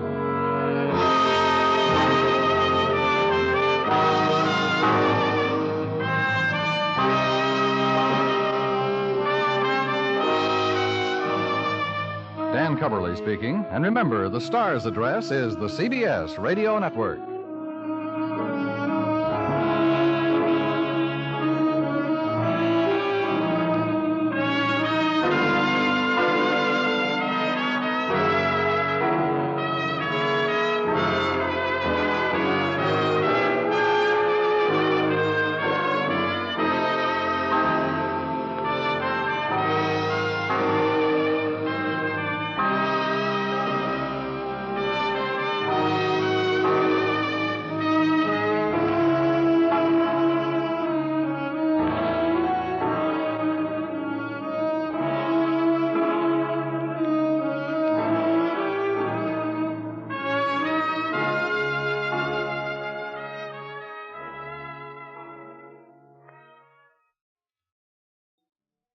Here's Robert Trout with 5 minutes of the latest news brought to you by the Ford dealers of your community. Big in everything but price. That's the all-new Ford. It's your best car buy for $52. You get a huge expanse of windows, including a curved one-piece windshield. You get more usable interior space than in any other low-priced car. And you get a smooth, level ride thanks to Ford's automatic ride control that takes bounce out of bumps, tilt out of turns. See the car that's taken America's heart. See the 52 Ford at your Ford dealers. Now, your nightly reporter, Robert Trout. The government cracked down tonight, on the leaders of the Communist Party in the United States, ordering the immediate surrender of 8 of them facing deportation and action leading to the possible deportation of 10 more. Simultaneously, at the United Nations, Secretary General Trygve Lie was discharging an American employee of the UN who refused to tell a Senate subcommittee whether he's engaged in espionage against the United States. Another American employed by the UN was suspended on similar grounds, and 9 others placed on special leave pending a full investigation. The powerful political committee of the United Nations took an unexpected action tonight, voting 51-5 for an immediate debate on the touchy Korean question. We have no late report on the fighting in Korea, but the Defense Department in Washington reports 962 American casualties last week, which is the highest toll since July. The latest shots in the political war were fired a few minutes ago by President Truman in Pittsburgh, where he's fighting to win for Governor Stevenson the 36 electoral votes of Pennsylvania, which the president himself lost to Thomas Dewey 4 years ago. Before an enthusiastic Pittsburgh audience tonight, President Truman said he's glad to see that in recent days, General Eisenhower, speaking in the eastern states, has sounded somewhat less like an isolationist. But, said the president, I cannot trust a man who has played this kind of game with the grave issues of national security. And he urged his listeners to choose a man who maintains his principles under fire, and that is, he said, Governor Stevenson. In upstate New York, General Eisenhower finished a New England tour before enormous audiences with a speech tonight in Troy, where he devoted himself to the subject of the nation's finances. He accused the administration of systematically encouraging inflation and using inflation as a national policy. The general's remedy consists of 3 steps. 1, knocking down the administration idol of cheap money. 2, getting unified action from the government's economic agencies. And 3, slicing the fat out of the national budget. And General Eisenhower spoke scornfully of the administration's controls over prices. He said they're nothing but weak stopgaps. Governor Adlai Stevenson is in New York State, too, and we're just getting the reports of his speech in Buffalo, where he said General Eisenhower is guilty of a cruel hoax by holding out hope for the swift release of people who are now enslaved behind the Iron Curtain. And Governor Stevenson went on, It's a great tragedy that the Republican Old Guard has now succeeded in doing what Hitler's best generals never could do. They have captured General Eisenhower. 2 items from abroad. The coalition government of Austria has fallen after 7 years of running the country, the members of its various parties unable to agree on a budget for the coming year. And a note from Iran, which has now definitely broken off diplomatic relations with Great Britain. The Foreign Ministry of Iran borrowed a book from the British Embassy in Tehran, a book on the rules to be followed when a nation breaks relations with another. The Iranians borrowed the rule book several weeks ago, and when the British asked for it back last week, the Iranian government said they were still using it. But now the break is official, and Iran should be able to return to the British the book on how to break relations. This is Robert Trout in New York. Now here's Harry Clark for the Ford dealer in your community. Watch the buyers go Ford. Proof that the great new Ford is the standout car of the year, the only completely new car in the low-price field. It's the only car in its class to offer a choice of high-compression V8 or 6 engines, 3 great transmissions, 18 beautiful models, and a wide choice of body, upholstery, and color combinations. Visit your Ford dealers tomorrow. Test drive the 1952 Ford, the ablest car on the American road. Listen to Robert Trout in the news tomorrow night over the CBS Radio Network.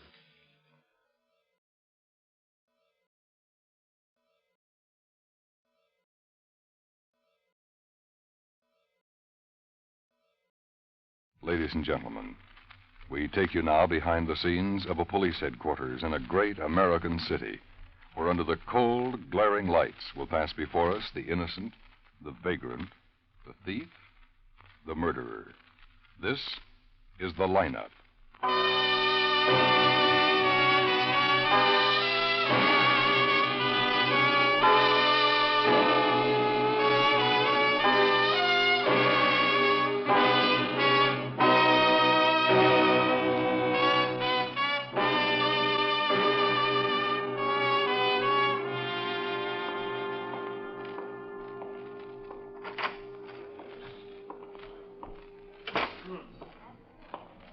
Hi. Hi, Ben. Hey, you look beat. Oh, it's this cold. I've had it a week now. Can't seem to shake it.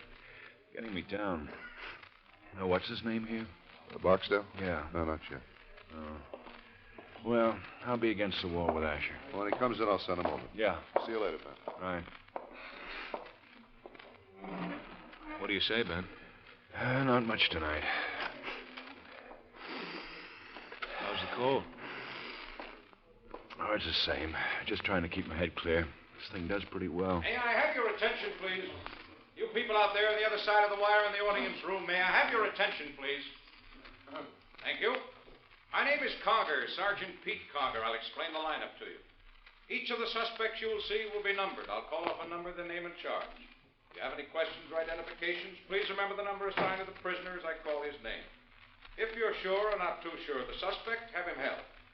The questions I ask these suspects are merely to get a natural tone of voice, so do not pay too much attention to their answers, as they often lie. All right, bring on the line. All the way to the end of the stage, boys. That's it. Keep moving right across. Now turn and face the screen. Heads up, eyes straight ahead, hands out of your pockets. Step out to the circle when I call your name. Okay, number 1, John Carlisle, armed robbery. Where do you live, John? 1145 Sherman Street. What is that? Rooming house, apartment, motel, what? An apartment. Where you from, John? Here, I lived here all my life. A little straighter, son. Keep your head up. That's right. What do you do? I'm an electrician. Where do you work? No place right now. Anyone arrested with you? Yeah. Well, who? A couple of guys, Quinlivan and Steele. Howard Quinlivan and Robert Steele? Yeah. 17 and 18. They friends of yours, John? No, not particularly. They have the same address on Sherman Street as you gave. We lived in the same apartment, but we weren't very friendly. You drive a car? Yeah, 49 Merton. Sedan, coupe, what? Gray sedan. Okay, step back. Number 2, Claire Burness, burglary. Over to the circle, Claire. What's that? Step over to the circle, Claire. You've done this before. Come on, come on. Where do you live? Sure, yeah. Talk right out. Big room. Everybody wants to hear you. You live someplace, don't you? Yes. I know Bigland. I live at the Seacoast Hotel. Well, I got me a nice 75-cent room there. It's over on Arapahoe and 27. But, of course, the plumbing... How long you lived there, Claire? 3. Oh, it's nice. Where'd you live before that? Well, across the street. Well, what address? It was 2214 North, 27. My wife still lives there. We're breaking up. Sorry to hear that. What's your business, Claire? What do you do for a living? Oh, nothing. Stand up there. You own a car? Oh, no. I don't own a car. I don't know how to drive. Any weapons when you were arrested? No, nothing like that. What about the 22 automatic? That's a weapon, Claire. No. They got it all. I just found that thing. 22's no weapon. Since when? Well, I found it in a garbage can when I was out walking. I was going to make a cigarette lighter out of it. Well, such a little gun. It looked nice on my coffee table. That's why. It was fully loaded when the officers took it from you. Was that gun loaded? Honest? That's what the officer's report says right here. Well, are you sure about that? Yeah. I wonder if I could just see that thing for just a second. Stay there. Well, I just wanted to see it, that's all. A man has to... Get back there. Now go on. Number Leaving. 3, I think Alvin I'll go home, Richards, Doctor, Grand up and Theft hit the Auto. sack. Up to Night, the circle, night, Alvin. Ben. Talk in a good, loud voice. Where do you live, Alvin?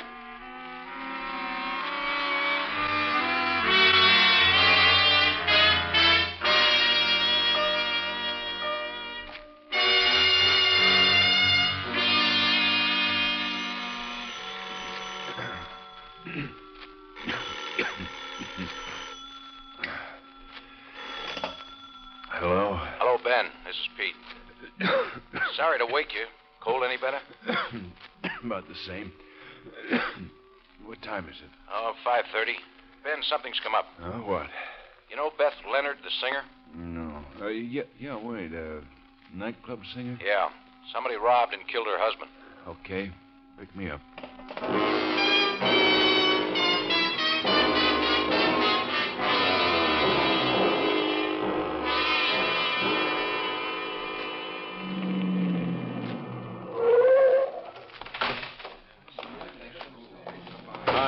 Hi, Ben. Hi. He's over here. Beaten to death. Looks like somebody killed him in a car and dumped him off here. Officers Gerard and Johnston found the body. Complaint? No. Routine patrol. They see anything? No, they're covering the ground now. Oh, hiya, Ben. Hello, Doc. Somebody sure gave him a working over. Yeah. Hasn't been dead more than a half hour, Ben. Nothing more I can do until we get him downtown. Okay, wrap it up. Right, Ben? Okay, boys, take him away. A weapon around? Nothing. Who identified him? No one yet. Found this empty billfold in the alley. Had his name and driver's license. No money. Oh, let me see that. Ripped part way open. Yeah. Watch and ring missing, too. Henry Leonard, huh? 22161 Cherry Hills Drive. It's about 6 blocks away. Anybody talk to Mrs. Leonard yet? Yeah, Asher went over and got her. She's over there in the car. Okay. Ever hear Beth Leonard sing?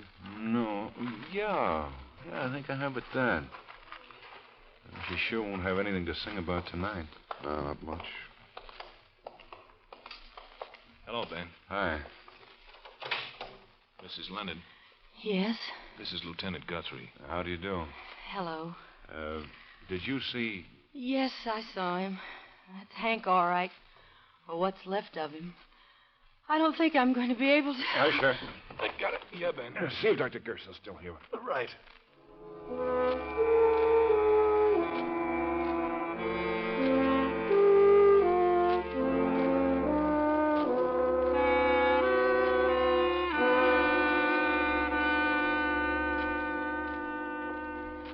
I'm singing at the Deauville now, and Hank came by tonight for the last show. We closed about 2, and then we had something to eat. Then we went out to the house. Mm-hmm. And what time was that? Oh, about 3:30, I guess. 4 o'clock. Gone. Well, that's all. Hank left about 4. We talked a while at the house, and then he left. Hank didn't live here. He's been in Florida the last 2 years. He just came in town Sunday night. We're separated. I see. When he left you at the house this morning, where was he going? Back to his hotel, the Delvey. Was he driving? No. I offered him the car, but he said he'd rather walk. Why would anybody kill Hank? We're pretty sure the motive was robbery, Mrs. Leonard. Robbery? Yes, there was no watch or ring on the body, and his wallet had been emptied. Oh, he had a beautiful watch. Just a beautiful watch that he loved very much. Can you describe it? It had Roman numerals and a white gold case. It was a Gerard. Any engraving on it? His initials, H.A.L. H-A-L. Don't happen to remember where he bought it, do you? I bought it for him on his birthday 4 years ago. It was the Wentz Jewelry Company. Any other valuables he might have had on him, Mrs. Leonard? Just his ring. It was a plain gold wedding band. He still wore it. Anything outstanding about the ring? Engraving? No. Okay. Anything else? No. May I have a cigarette? Oh, sure. Here. Thank you. We want to cover every possibility, Mrs. Leonard. Can you think of anyone who might have had reason to want to kill your husband? No. Did he have any enemies in town? No. Why? The way it looks now, somebody just waylaid him and robbed him and killed him. But it's pretty far from your house to his hotel, Mrs. Leonard. Almost 20 blocks. Well, I can explain that. Hank said he felt like walking. He was in town to talk about our divorce. I've been thinking of marrying someone else. I see. And that's why he met you at the Deauville? Yes, to straighten out some things. It was beginning to drizzle when he left. I looked out the window and watched him go down the street. He looked kind of lonely.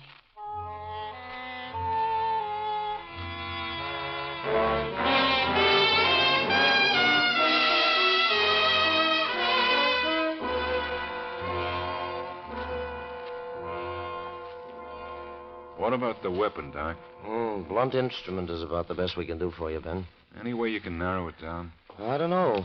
Maybe something to this. It just came from the crime lab. Probably a copy on your desk now. I found some flakes in the wound. Specimen I sent to the lab's been analyzed. On the spectrograph, they found out it was a substance called ANSYS, corrosive protective product made by Union Petroleum.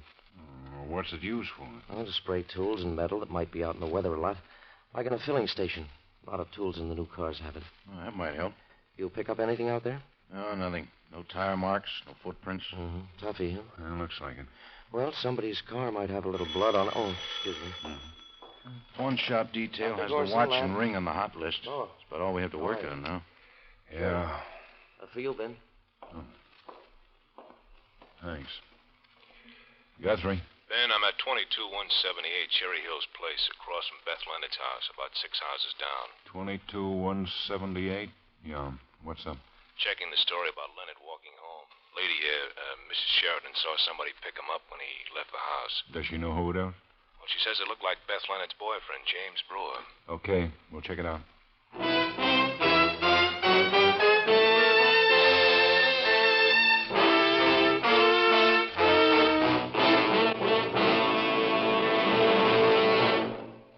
Backing up the great CBS radio news team on election night will be Univax, the electronic brain. It'll be operating for the first time to bring you faster, more accurate, more complete election night totals. On November 4th, make CBS Radio your election headquarters to hear the trends, the color, and the results. You'll hear Edward R. Murrow, Lowell Thomas, and the rest of the same great CBS radio team that made convention reporting history earlier this year.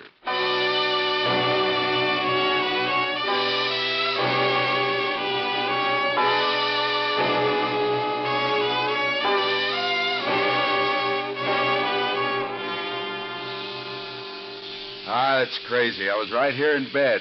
Any way you can prove that, Mr. Brewer?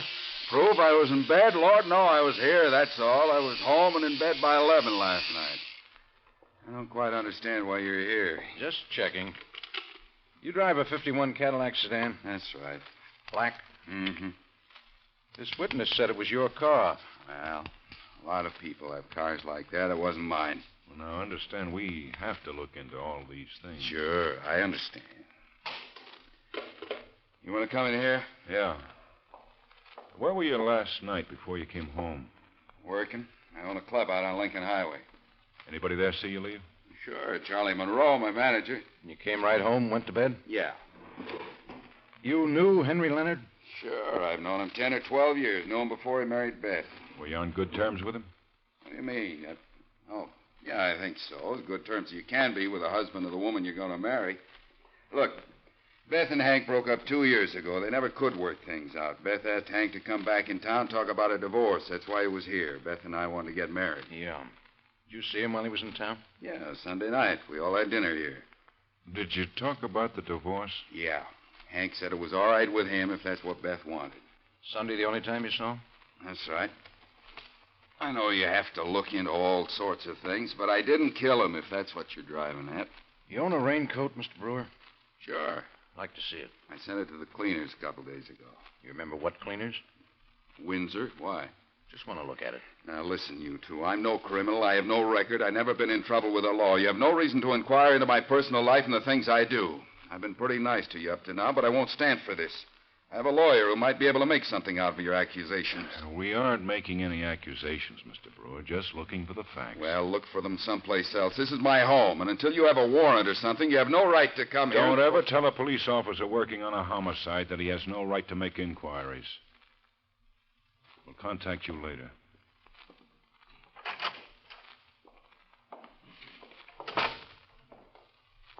What do you think, Ben?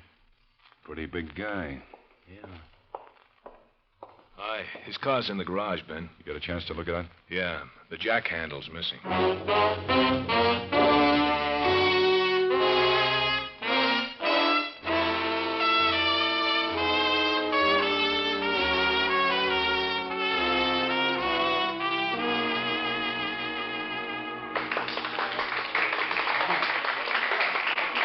Miss Leonard? Yeah, that's right. Police. Please. Oh, certainly. Well, she's just finishing up now. Can you wait? Sure. Mm-hmm. How about the bar? Yeah, sure. Thank you. Thank you very much. And now, because you've all asked for it, here it is again, your favorite and mine.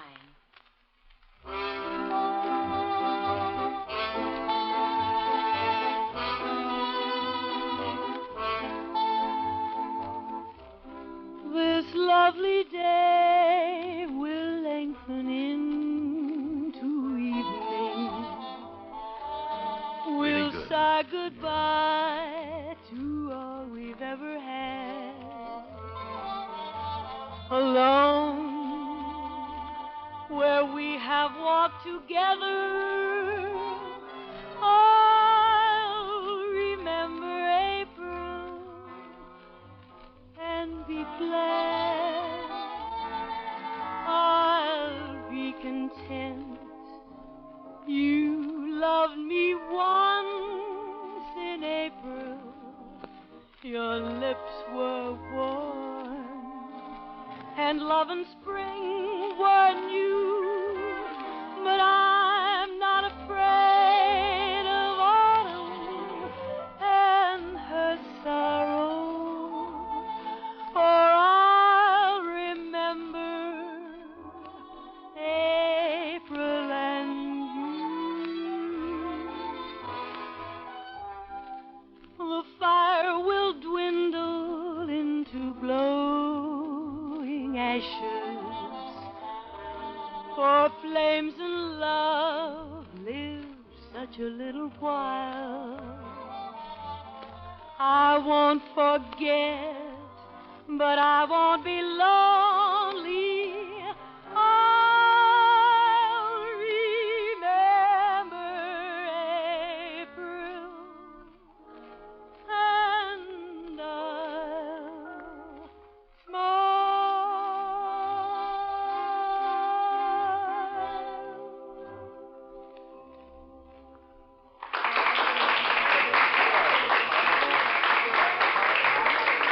Sure can do it, can't you? Sure can. Well, my kid has a record on that one. Yeah? Oh, yeah. Hey, did you see this? Huh? What? Covered $10 per person. Yeah. Oh, here she comes. Yeah. Hello, Lieutenant. Hello, I hate to bother you again, Miss Leonard, but we have to talk to you. Again? I'm sorry, Miss Leonard, but it's necessary. Well, not here. We can use Mr. Hanson's office.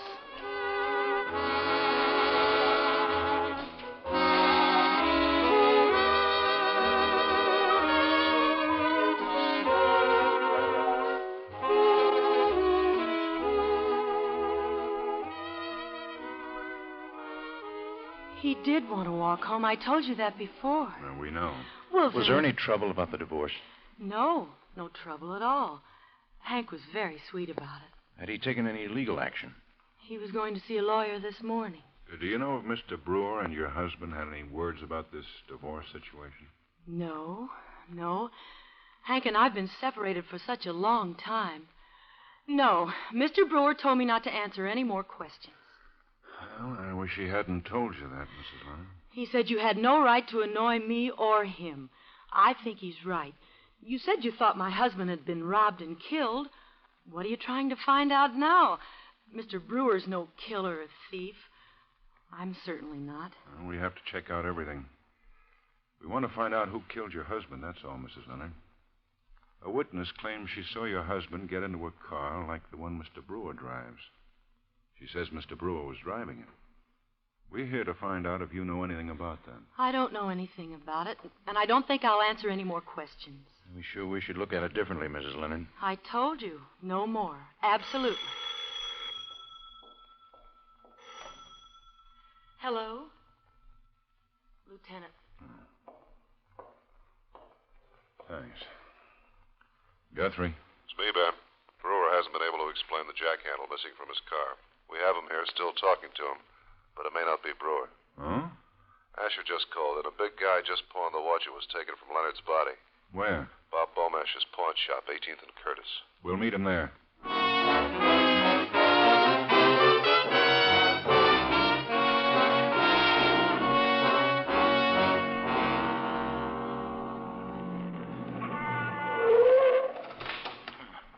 There's Asher. Yeah. Hi, Ben. Hi.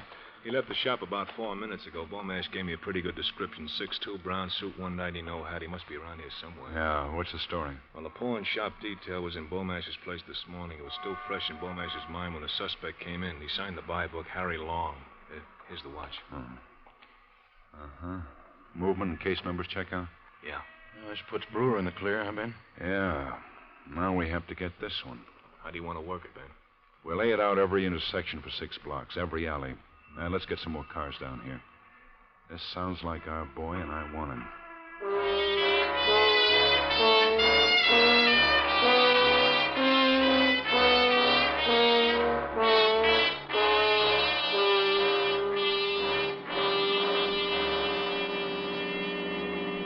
Unit 33K, Code 1. Been an hour now, Ben. I know. He's in the area somewhere. He could be in any one of those stores. Might live around here, too. 66 at 205 at 617 Manning. See the woman? I'll check in. Yeah. 13K to Unit 17K. Come in. 17K to 13K. Go ahead, Ben. You do any good yet? Nothing, Ben. I'll check it around. Ben, going into Market Town with the packages, huh? That's the description. Just spotted man answering description of suspect. Now entering southeast entrance of Market Town. Call it out. Cover every entrance, every street. Pete and I are going after him. Market Town, roger. Let's go. Pardon me, please. Pardon. Sorry. Pardon me. He's going for the parking lot. Yeah, come on. Ben, that 49 caddy's his. Yeah. Mr. Long? Huh? Your name Harry Long? No, you got the wrong fella, mister. Police officers. What is this? This your car? Well, yes. Hey, listen, We better go where we can talk. Come on.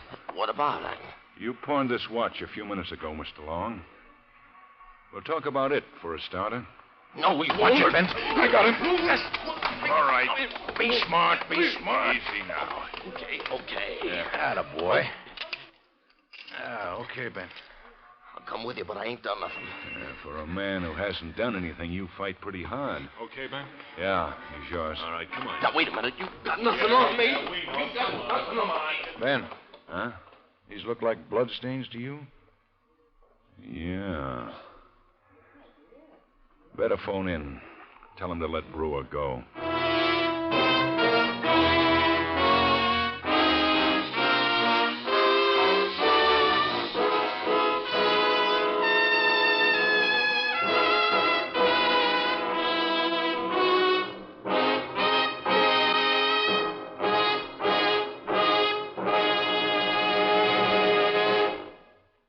Lineup, starring Bill Johnstone as Lieutenant Ben Guthrie with Jack Moyles as Sergeant Pete Karger, was written by E. Jack Newman with music by Eddie Dunstetter. Martha Tilton was featured as Beth Leonard. Others in the cast were Hy Averback, Peter Leeds, Victor Perrin, Howard McNear, Sidney Miller, and Virginia Gregg. The lineup is produced and directed in Hollywood by Jaime Del Valle.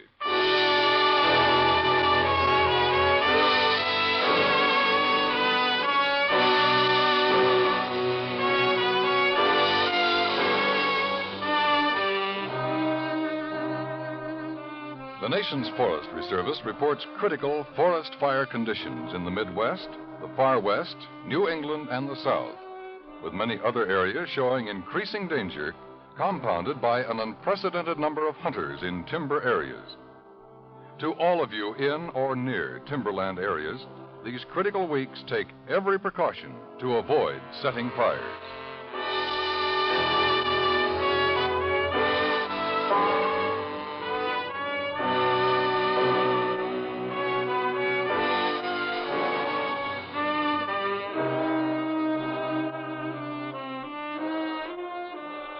Dan Cubberly speaking. And remember, you have a Thursday night date with Junior Miss on the CBS Radio Network.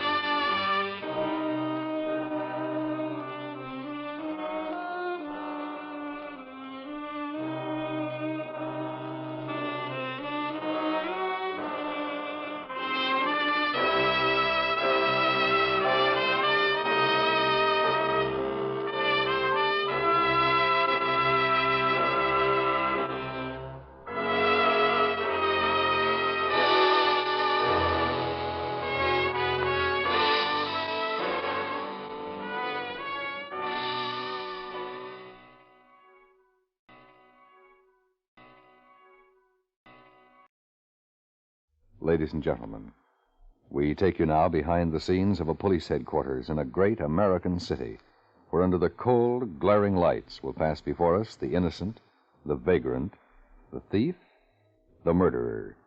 This is the lineup.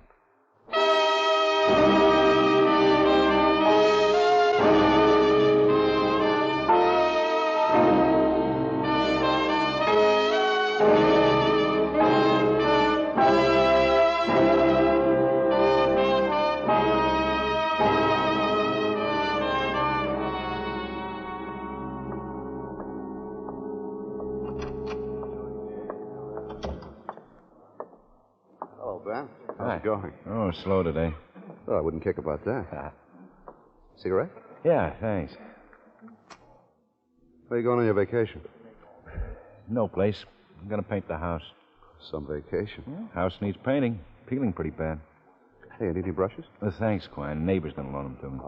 Hey, I have your attention, please. You, people out there have on the anyone? other side of the wire in the audience room. No, May I have your just attention? thought I'd watch Karger work. Thank you. How's for lunch? My name is Karger, Sergeant Pete Karger. I'll explain the lineup to you. Each of the suspects you will see will be numbered. I'll call off a number, their name and charge. If you have any questions or identifications, please remember the number assigned to the prisoner as I call his name. Now, the questions I ask these suspects are merely to get a natural tone of voice, so do not pay too much attention to their answers, as they often lie. All right, bring on the line. All the way to the end of the stage, boys. Keep it moving all the way. You in front there. Me? You mean me? Yes, you, over here, this end of the stage. Now get over here. All right, now turn and face the front. You again. Me? Yes, the front. Face the screen. Stop talking in the line. You, number one, shut up. Okay. All right, number one, Tony Laselli, alias Tom Leslie, 12 arrests, 3 convictions. Probation 6 months on the first sentence, 3 years on the second. Car theft and robbery. Step out, Laselli. I said step out. To where? You've been in lineups enough to do it blindfolded. Now step out. This suit you? Where do you live? In a dump. With my old man. What's the address, Tony? I don't know, someplace in the Bronx. What's the address, Tony? I ain't been here in 6 or 7 years. How you think I'm going to remember all that? What's your age, Tony? 23. And I'm tired of getting pushed around by you guys. Not asking your opinion. I just want facts. Well, that's a fact. Where do you live here? Here. I've been in this stinking town 2 hours. Cops picked me up too fast to even rent a park bench. You're wanted in St. Louis, Denver, Phoenix, and Los Angeles. Yeah, I get around, huh? The charges run from suspicion of armed robbery to assault with a deadly weapon, a knife. Oh, nuts. I only nicked them. What brought you to this town? Guy had a job for me. What kind of job? Oh, guess you call it a bill collector. Explain it. Well, this guy wins 3 G's in the game and don't collect, so he wants I should collect for him. Who hired you? We got him already. He's down the line there. Number 6, Ronnie Dowling? Yeah, that's him. I hope you have a pleasant stay with us, Tony. Now, we'll see if we do better with you. Number 2, Thomas Vincent, open charge. Step into the circle. Where do you live, Thomas? Well, 6,000 Parkway Terrace. Is that a house? Well, it's an apartment hotel. I'm in apartment C. What do you do for a living? That's on the 3rd floor, apartment C. Thank you, Thomas. Now, what do you do for a living? Nothing. You live in a pretty expensive neighborhood. Boy, you're telling me. What do you do for a living? You asked me that once. I didn't like your answer. Well? Well, what? What do you do for a living? I told you, nothing.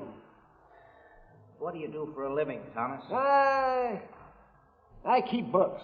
What you mean is you make books. Yeah. I'm a bookie. Where were you arrested, Thomas? In a bar. What bar? Where? I don't know the name. Yeah, we're wanted in robbery Refresh your memory, detail. Thomas. Okay. Nick's Grill. It's on South Henry. Yeah, that's it. Have any weapons? Weapons? Oh, Karger sure had it today. So did a couple of other guys. Oh, who? 2 bank tellers. Dead. Where? 3 guys took the National Trust Bank. Submachine guns. Tore up the place.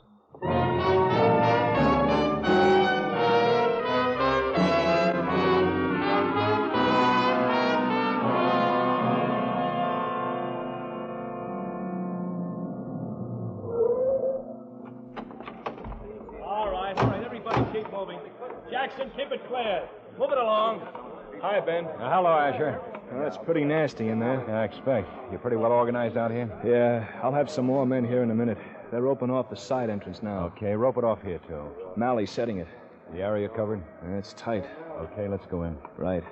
Mally, set that rope all the way. Hey, you folks here, keep moving right along, please. Come on now, move along. What kind of a car did they use? Well, we don't know yet. We're checking witnesses. Move along, everybody. Keep moving. There's nothing to see. They come out here? Side entrance. All right, now move along. Hello, Ben. Hi, Doc. Asher says it's rough. Brutal. Haven't seen men chopped up like that since the service. How many? 2 men, tellers. They must have caught, 30 slugs. The bank guard got hit pretty hard, too. He tried to stop him. Over there? Yeah. Shoulder and arm torn up. Tellers are down here. They really had it. No.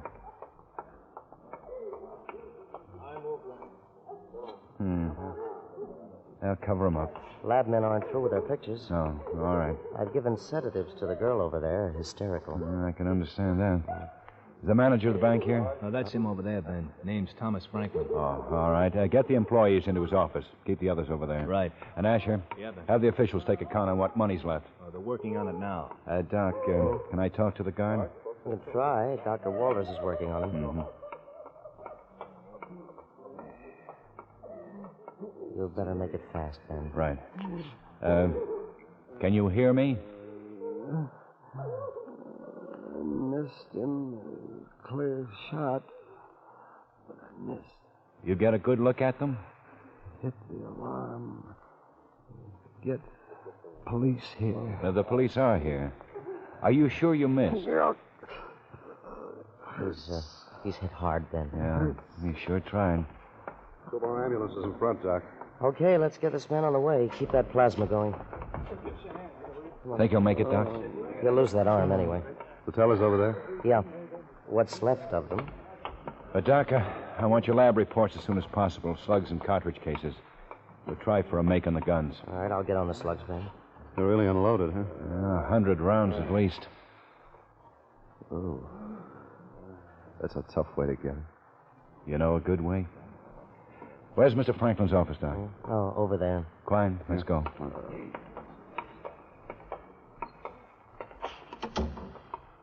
Mr. Franklin? Yes? I'm Lieutenant Guthrie. This is Sergeant Quine. Yes? I'd like to ask some questions, if you don't mind. Yes, of course. Sit down. Thank you. Terrible thing. Terrible. Tell me, where were you when this happened? Here. That is, I was standing at the door here. Door to your office? Yes, I was talking to Miss Haynes. She's my secretary.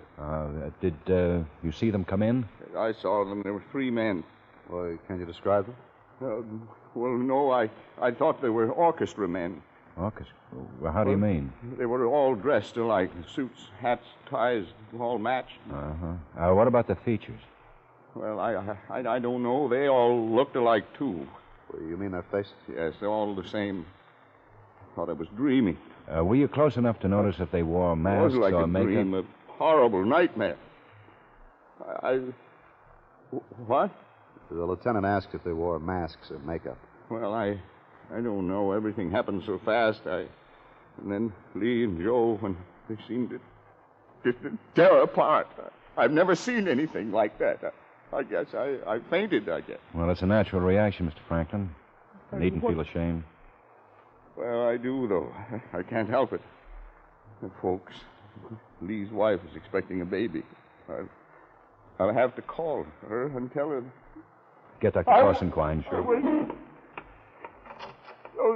Now, look, the police are taking care of telling the family, Mr. Franklin. Those gunmen killing like that. The police are taking care of that, One too, yell, Mr. it's a Franklin. stick-up. I looked at him and then he back? turned. See what you can do, Doc. Oh. Right. Please call Lee's wife. Let's get him on the divan. Yeah, right. I'll give him a hypo. Right. Take off the coat, No, please. Is Mr. Franklin all right? Yeah, nasty shock for a man his age. Doctor's taking care of him. I'm Miss Haynes, the secretary. May I help? Lieutenant Guthrie, Miss Haynes. I'd like to ask some questions, if you don't mind. Did you see the men? Oh, yes. How close were they? Mr. Franklin and I were talking there at the door. I guess I was 20 feet from the nearest one. Can you describe the men, the clothes, features, voices, anything like that? Yes. Tell the truth, I was so scared I couldn't think. Well, how were they dressed? They all wore dark brown suits and brown felt hats. They all matched, with the same styling and material and everything. I didn't pay much attention at first, that is. Oh, well, why not? Isn't it unusual to see 3 men all dressed alike? No, not around here. We have some theatrical agencies in the building, and all kinds of odd characters come and go. I guess I just thought they were a combo. A combo? Yes, you know, a small musical group. Oh, yes. Well, what about their features? Well, I remember I started to turn back to my desk when I realized they all looked alike. I mean, their faces were all the same. And I saw Mr. Franklin staring so funny. And then I heard the guns. Their faces were all alike? Yes, like masks. Uh-huh. Excuse me, Ben. We've got to leave. Just a second, please. What kind of mask, Miss Haynes? Well, I'm not really sure that's what they were. Well, were the faces like Halloween masks? Well, yes, only they weren't so grotesque. Well, they sell that kind, too, Miss Haynes. Excuse me a moment, please. Yes, surely. What do you have, Quine? I should find a dead man down the Broadway cable tunnel. Gunman? Yeah. The guard thought he'd missed. He didn't. Hit him pretty hard. Finally stopped him, huh? Uh-uh. His buddies knocked him off. 2 in the head. Let's have a look. Out this way. Big telephone company work canvas stretched around a cable intake at the side entrance. Uh-huh. And what do the phone men say? No phone men there. A bunch of equipment laying around. Down this way, Ben.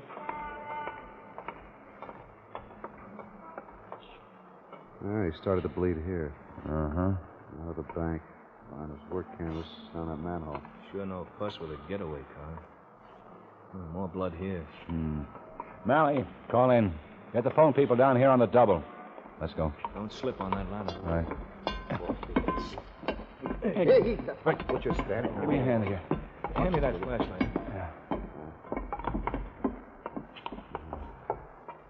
This puts us on the Broadway. Runs north and south. Turn your flash on. Right. We're down this way. A bigger tunnel than I thought. Yeah, it carries all communications and power. Watch these pipes. Yeah. Oh! I told you to watch the pipe. I know it. How far have we come? About 50 yards. He's up here. Oh. I'll hold the light steady. Oh, yeah. Guard caught him in the side. His partner sure messed him up. Can't tell much what he looked like. We'll get a make off the prints. They had it figured pretty good. Cigarette? Thanks. Ben? Yeah. I could use an aspirin.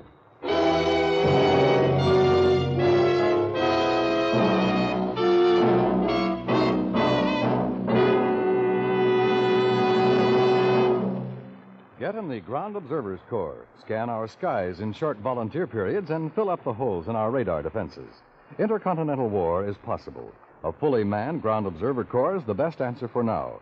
To enroll, phone or write your local Civil Defense Center or write Ground Observer Corps, Air Force, Washington, D.C.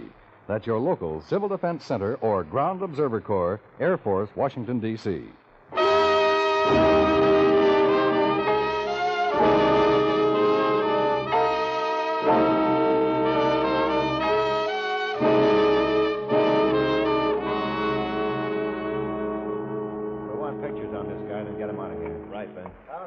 Coming. They changed clothes here. Beginning to figure. Yeah. 2 suits, 2 masks. Uh-huh.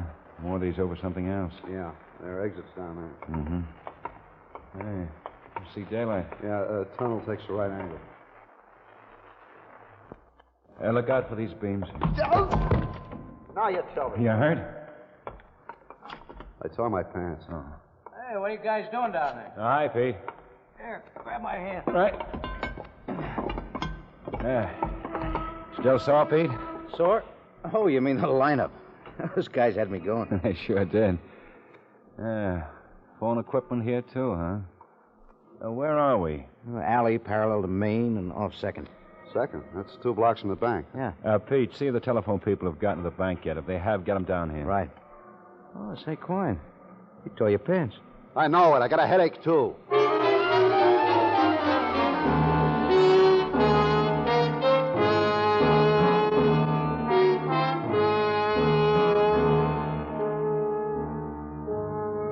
over here, Mr. Davis. Ben? Yeah? That's Mr. Davis, division foreman of the phone company, Lieutenant Guthrie. Hello, Mr. Davis. I got your call, Lieutenant. Came right over. Thank you. Were you at the bank? Stopped there first. Certainly a tragedy. Yeah. Now, tell me, is that equipment down there yours? Oh, sure. Belongs to Truck 37. It's a sign of Jimmy Willard's crew. How long's Willard been with the company?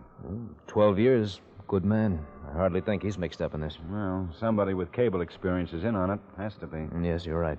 I've ordered all drivers to report in. Good. Oh, excuse me, Mr. Davis. The lineman over there is holding a call from your office. Oh, thank you. Excuse me, Lieutenant. Sure.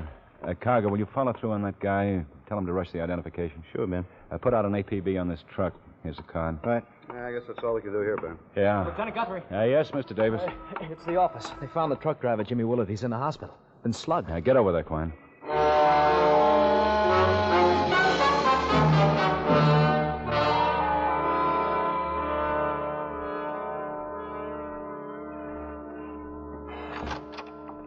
What time is it, Quine? 5 after 2. Oh, wonder I'm hungry. Went right through lunch. Well, Pete's bringing some sandwiches. Good. What'd you get at the hospital? Well, Willard's still foggy. Took a pretty bad beating. Thinks it's a guy named Fritzy Morris. Morris? A telephone man? Was. Got fired. Troublemaker. Crockett's checking the file. Good. Well, we found that phone company truck. Well, yeah, where? It's at the bottom of Lost Lake. Lost Lake in State Park? Mm-hmm. 2 kids phoned in about 20 minutes ago, said a guy drove it up to the cliff, got out, and let it roll into the lake. Oh, that's a break. Well, who's on it? Asher. He's got a crew up there now. Kids were pretty excited. Oh, that? It was kind of funny. Kids figured on getting a tanning. Oh, playing hook? Yeah. Took them 2 hours to get up the nerve to call in. 2 hours? The hoods must have driven straight out to the lake. Mm-hmm. Then the guy drove away in a black Chevy coupe. License? No, they didn't get that. Well, where are the kids now? Asher's buying them chocolate sodas. And what did you find out? Here's the make. The gunman's got a record a mile long. Name's Miller, Frank Miller. Armed robbery. Got out 4 weeks ago. Mm-hmm. Hey, got onions on him. Yeah, it smells good. Yeah, he's yours. Ketchup and milk. Lieutenant Guthrie. Ben, this is Asher. Hi. They get the truck out? Yeah, there's a dead man in it. 2 slugs in the head. Any leads? Yeah. Guy's billfold has a rent receipt in it. Made out to Paul Morris, dated 2 weeks ago. Apartment 2B on West Palmer Drive. The address is 1327. 1327 West Palmer Drive, apartment 2B. You set a stakeout? They're on their way. Good. We'll meet you there.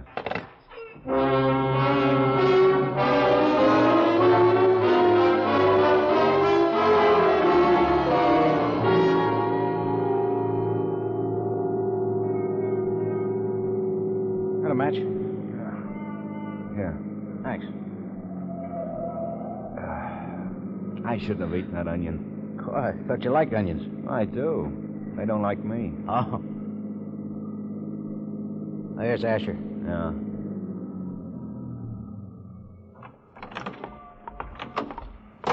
Block's closed tight, Ben. Good. Your stakeout set here? 3 on each side, 6 in the back. We're covering the front. We seen anyone in the apartment? There's a Chevy in the garage registered to Morris. Okay. We'll check the manager first.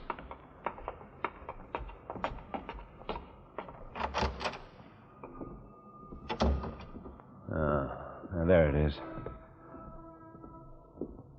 Let's see. This is Charles Carter. Huh? Just a minute. Yes? Mrs. Carter? Yes. We're police officers, Miss Carter. We'd like to ask you some questions, if you don't mind. Police? Why, my goodness, what's wrong? We're looking for someone, Miss Carter. Oh? Has anyone moved into the building recently? Only those 2 men in 2B.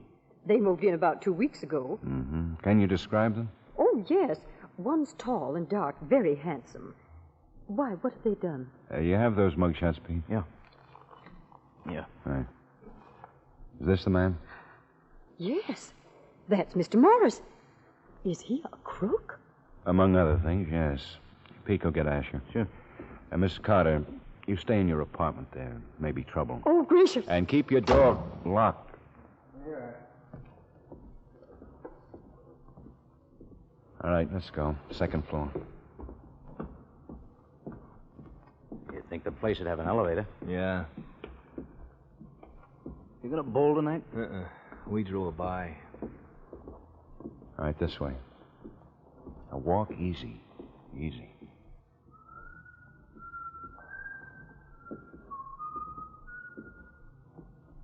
All right, cover me. Open up, Morris. Police officers. Morris, the building's surrounded. We're giving you a chance. Come out with your hands up. Hit the lock, Asher. Stand back. Let him have it.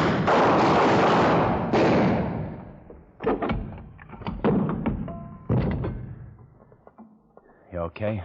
Yeah, got plaster all over me. Boy, he really had an armory here. Oh, come here, man. Huh?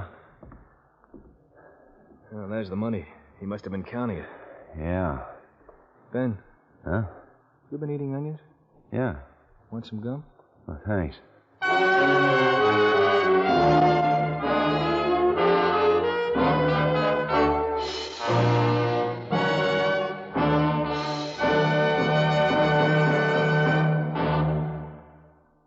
The lineup, where before you pass the innocent, the vagrant, the thief, the murderer. Listen again next week when we again bring you the lineup. May I have your attention, please? You people out there on the other side of the wire in the audience room, may I have your attention, please? Thank you. My name is Karger, Sergeant Pete Karger. I'll explain the lineup to you. Each of the suspects you will see will be numbered. I'll call out the number, their name, and charge. If you have any questions or identifications, please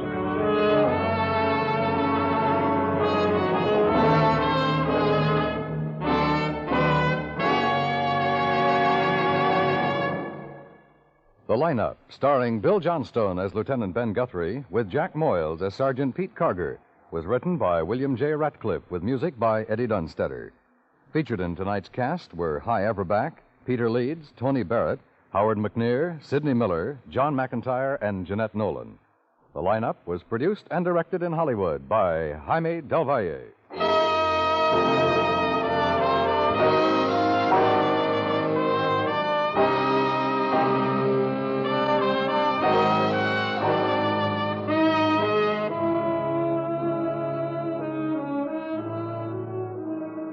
never doubt the impact of radio, and especially CBS Radio, or its legions of listeners across the land. The last time anyone counted, there were over 105 million radio sets in America, and people really use them. How else could a phenomenon like this take place? Next Tuesday night in California, Gene Hersholt will receive an honorary M.D. degree, awarded to him in recognition of 15 years as country doctor on CBS Radio's Dr. Christian series. Radio, and especially CBS Radio, where America listens most, is proud to carry on its leading role in bringing America news, public service programs, and diversion day and night.